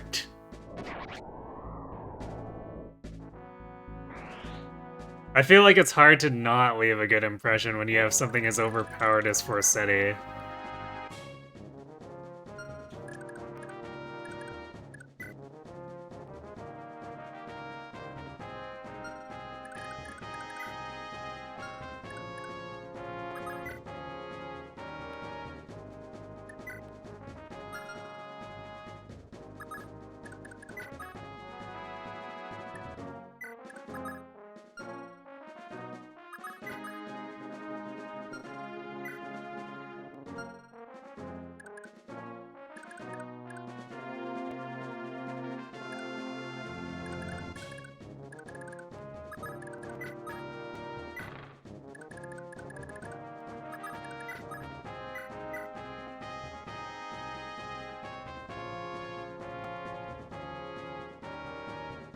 Not doubling though.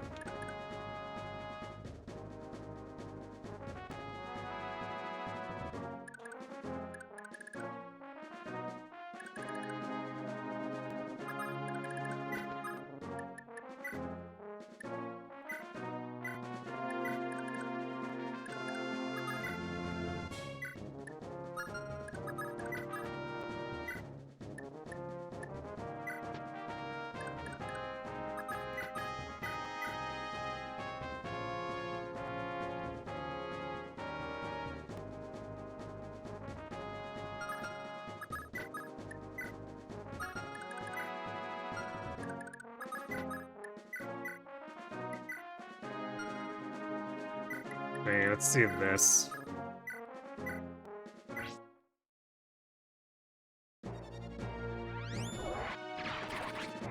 Alright, just crit, I guess.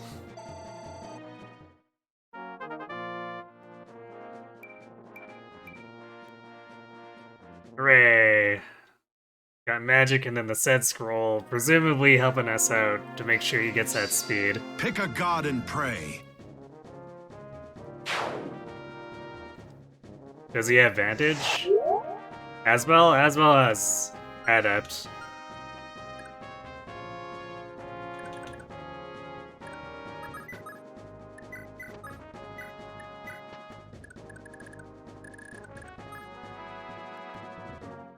Oh, you meant said? No, he has Adept.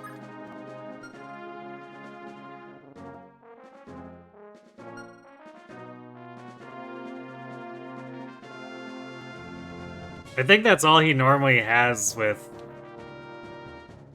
the Irena's Lewin marriage. Just because, like, Pursuit and Critical aren't skills in this game.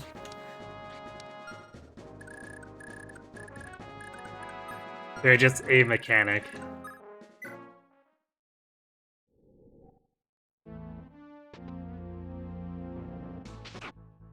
Oh, Zed actually got hit. Gasp. 3 whole damage. Devil Axe. Nice crit.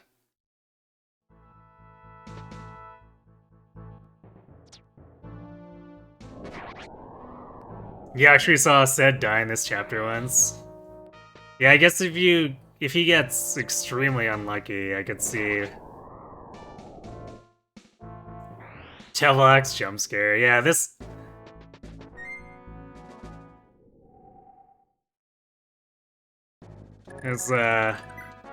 map is kind of majorly troll-y, not gonna lie.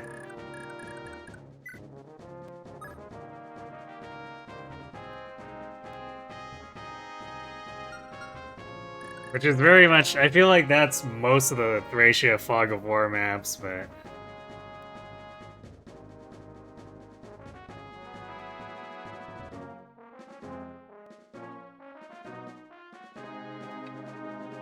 The Hidden Mage and Devil Axe together is pretty mean, and in addition to just like having all the hidden mages here too.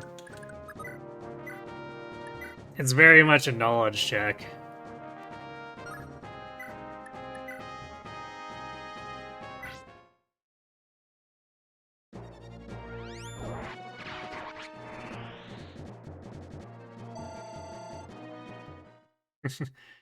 Yeah, I mean, Asbel here almost died.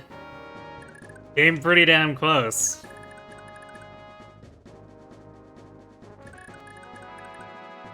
Alright, is that all that's left in that room?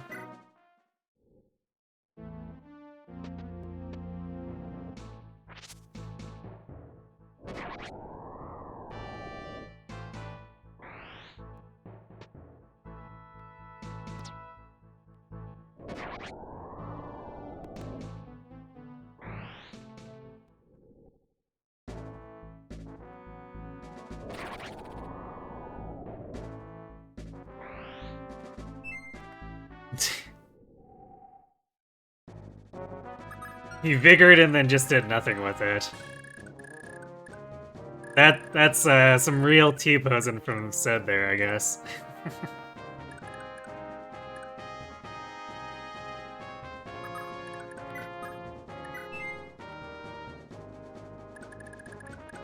Oh, we could have come in the other side here, too.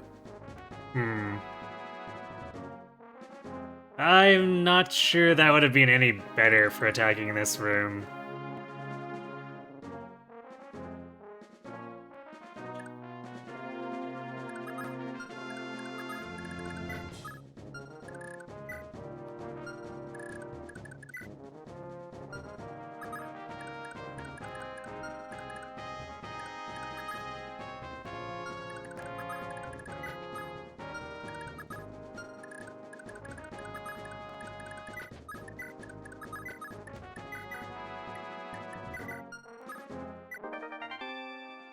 Life ring? Okay.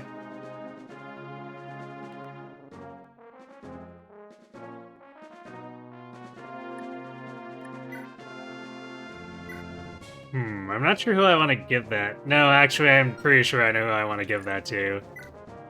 This boy.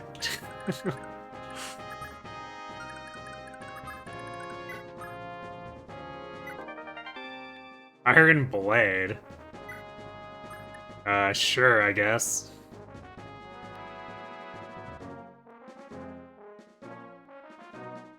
I guess that's supposed to be a Brighton weapon? No, actually, Brighton doesn't have the skill for it, does he? Nope, nowhere close.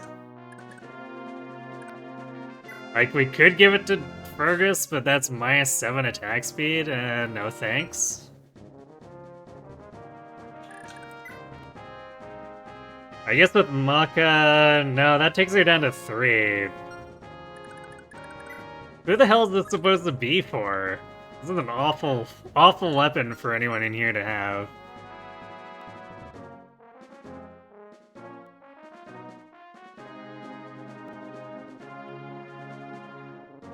In Magic Wonderland, could you potentially continuously proc Vigor? Yeah, apparently not. Although, I guess in Genealogy, you can proc continuous Vigor with the rescue glitch.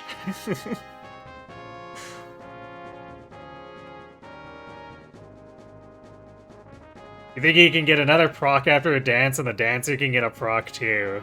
Well, now we're just getting into Fey territory. 55 hit, is this an FE6 weapon or something? I mean, blades were in Genealogy too. They were about the same. I guess they were like 60 hit instead. But still. They were in Genealogy. They just feel a lot worse to use in Thracia. Because you look at the con and go like, oh, all my attack speed, it's gone.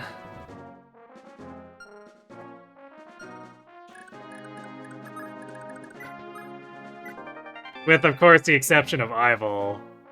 But that's because she's mega overstated for the place you're at. Well then.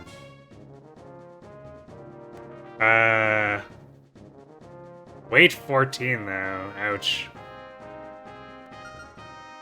How heavy is the Brave Axe? Why is the Brave Sword heavier than the Brave Axe? Hello?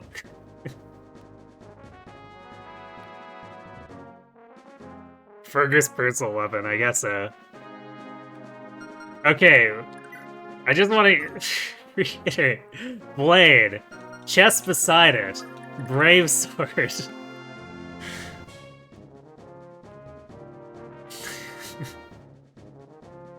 It's a really big sword. I'll have to check out the animation. I guess. This just feels super weird after coming in off of the Genealogy Brave Sword.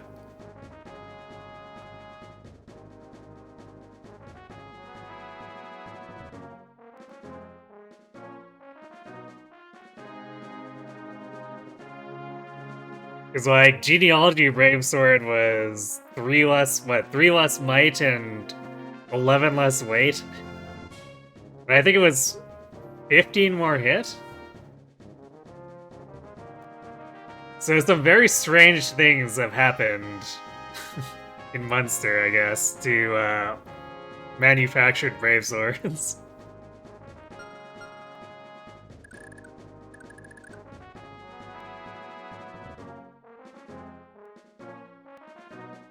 The legendary blacksmith was trying to forge an iron blade, and RNG got him a legendary proc. It turns out to be a legendary Brave Sword.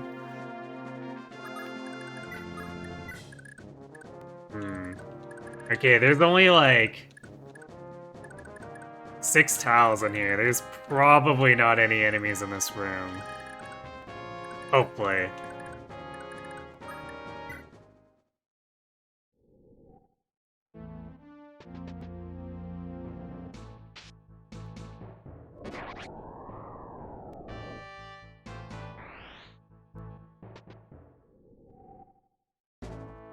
Wow, there was only 2 enemies that time. Zed might be getting bored now.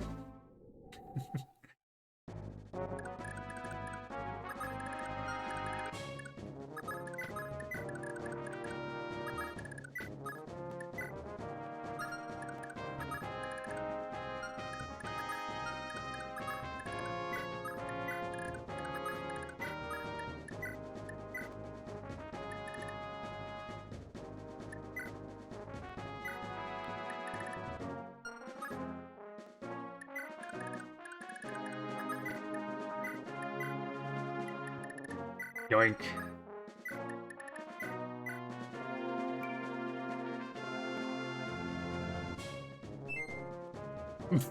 Nice vigor off of the life ring, Asbel.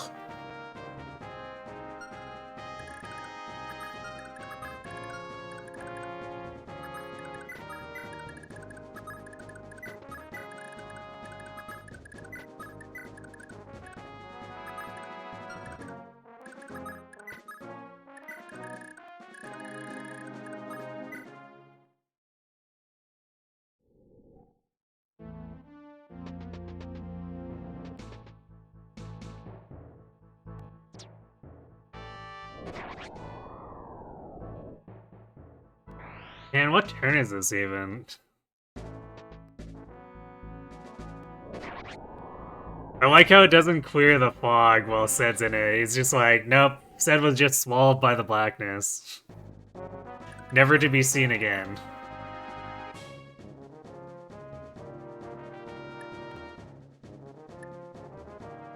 Wait, is this telling me that Munster's army has one unit left? I feel like that's not information I should have while in a Fog of War map.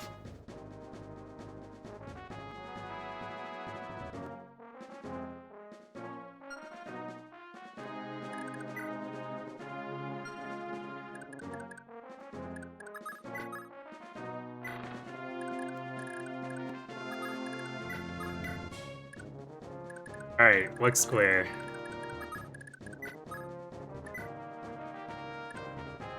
Also, I like how the border here, the tiles we can't actually touch, are considered part of the Fog of War.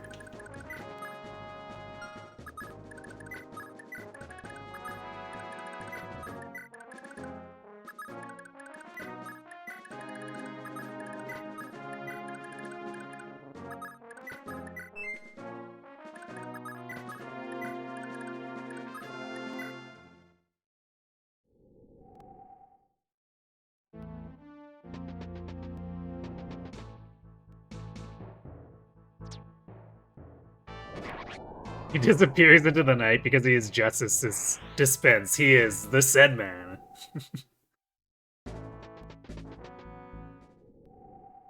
Wait, what? Huh?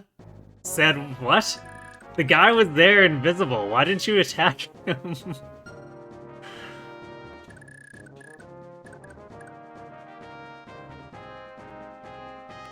Menus are helpful, apparently. Found the glitch in the Matrix. I just assumed that it wasn't gonna tell me. Cause like...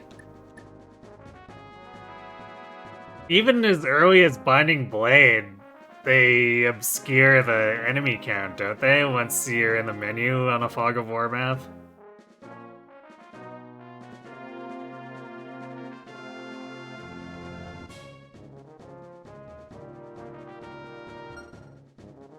Game's information visibility was questionably designed, as the existence of Fog of War in the first place should tell me. True. Kaga Fergar. You might just be onto something.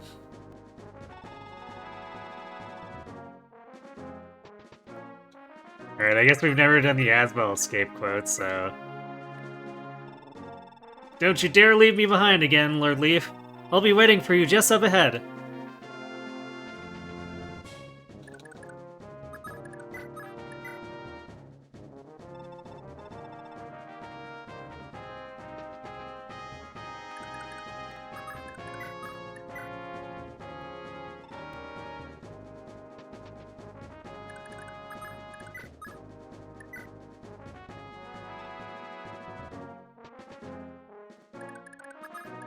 Well, I, I guess I do feel like we're gonna have slightly more firepower for Munster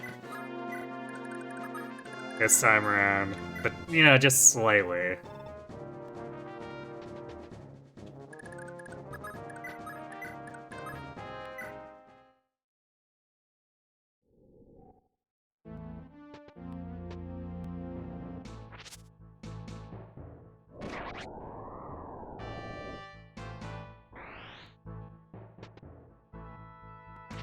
Man, these really are still spotted. Don't tell me this is another map that goes up to 60 turns of reinforcements. Actually, now that we're done, I'll check the map. Let's see. Yeah, it looks like it was spawning 6 dudes at a time. And it goes to turn 32, evidently.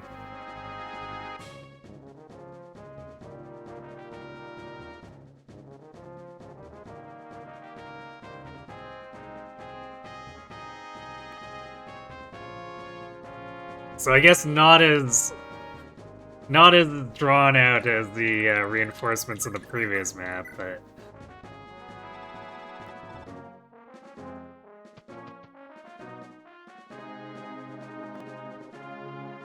if Leif was 2 feet ahead, then Asbel would be left behind. Perhaps. So, and we're leaving on turn 23. Yeah, so they would have continued to spew stuff for the next 9 or so turns, or 10 turns, I guess, because 23 is included. Oh no, we left Set behind, now he'll be captured. True. We didn't think that one through. Now we lost Set, our greatest asset.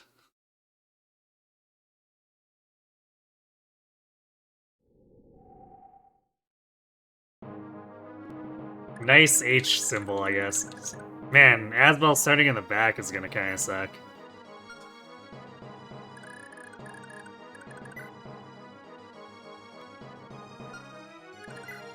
I think I sort of understand why there are so many mages here now.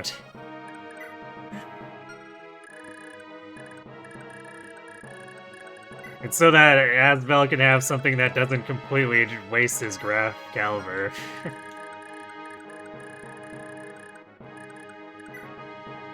Also, I guess Fergus with the Brave Sword should be able to capture these reasonably easily so that we can throw those tomes at him. Only one set is green is his tome infinite. Which is, you know, consistent with genealogy. Now, if only this this green set here had, you know, been in canon with our genealogy set and brought a infinite sleep staff.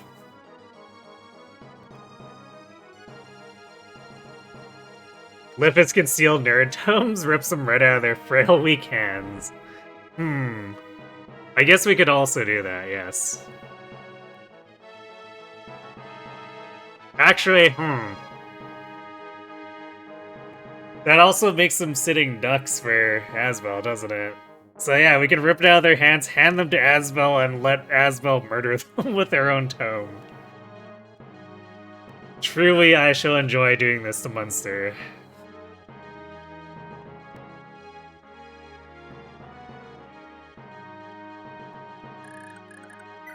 Actually, let's see. Wait, can Lif... What's the formula for it with Lifos? Does he have to... Does he have to have more strength, or is it just... more speed than them? More con than item weight, okay. You know, that explains a lot about where... I guess I was Tellius brain thinking it was strength. I looked at Laura and went, oh, she has 0 strength. Alright, so he has... 6 con. So what about these? Alright, he can also steal the thunders. Anything weird on these guys?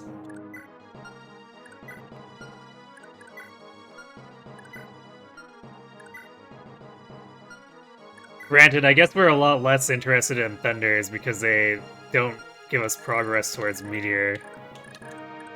Actually, how do they compare? 7 might, 60 hit, 5 crit.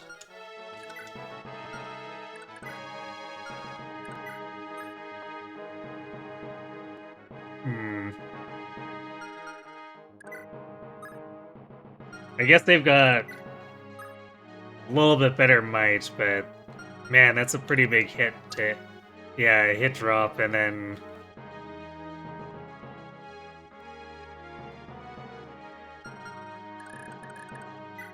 let's see. Yeah, Asbel's con is actually low enough that the thunder weight matters too.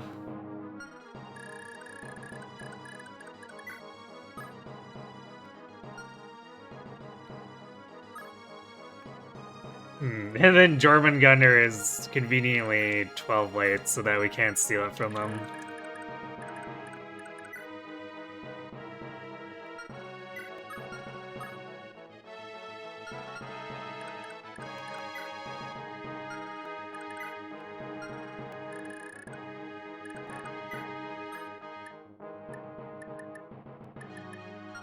Yeah, I guess you can't make off with most of the weapons, it's just the books being so light lets him do a funny.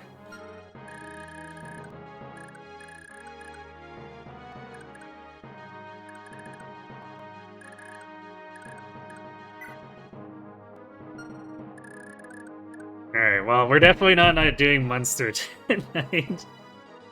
Last time we did this, it took like 3 hours to get through this map.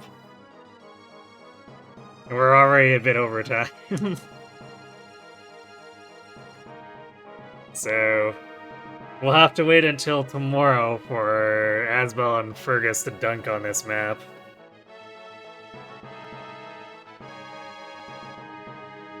It'll be a fast and easy grinding map. Yeah, totally.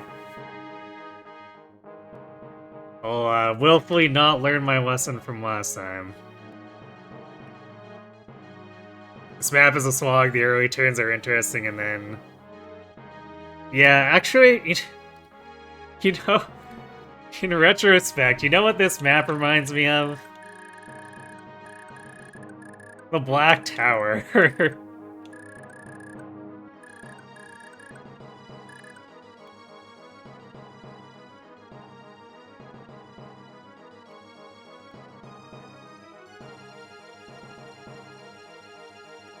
Yeah, the Three Houses map against Mictlan.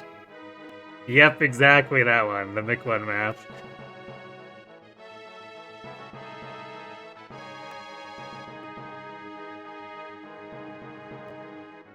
I guess they looked at...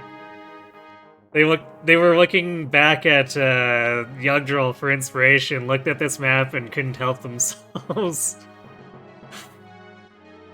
That's my headcanon for it anyway. They're like, man, we need to make sure this is included in Three Houses in some way.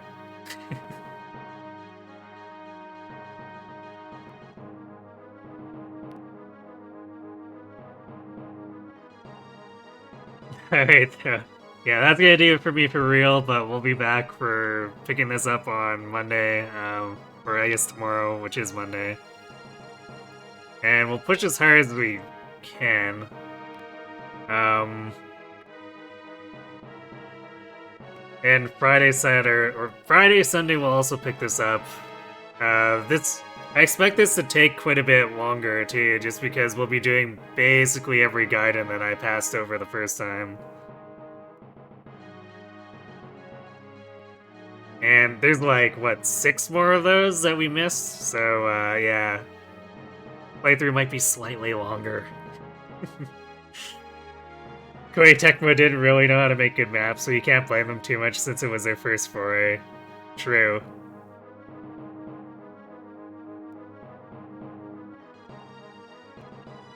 And then, Wednesday, Thursday will be return to some Suikoden shenanigans.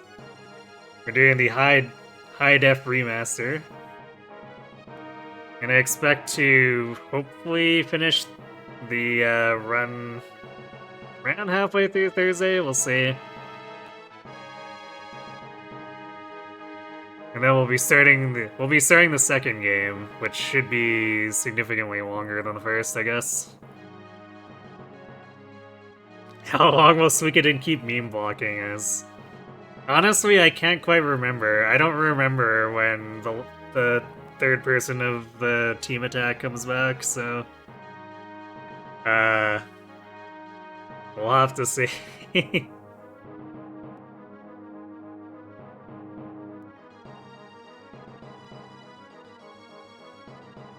So apparently I have a very needy kitty. She's come up here and she's very impatient, enough that she is gnawing on my hand. So I guess that's my cue to not find anyone to raid, apparently. Pretty quiet, so I guess we'll just call this here. Yeah, there really is, like, no one streaming right now. At least not the people that I normally have on tap who might be playing Fire Emblem games.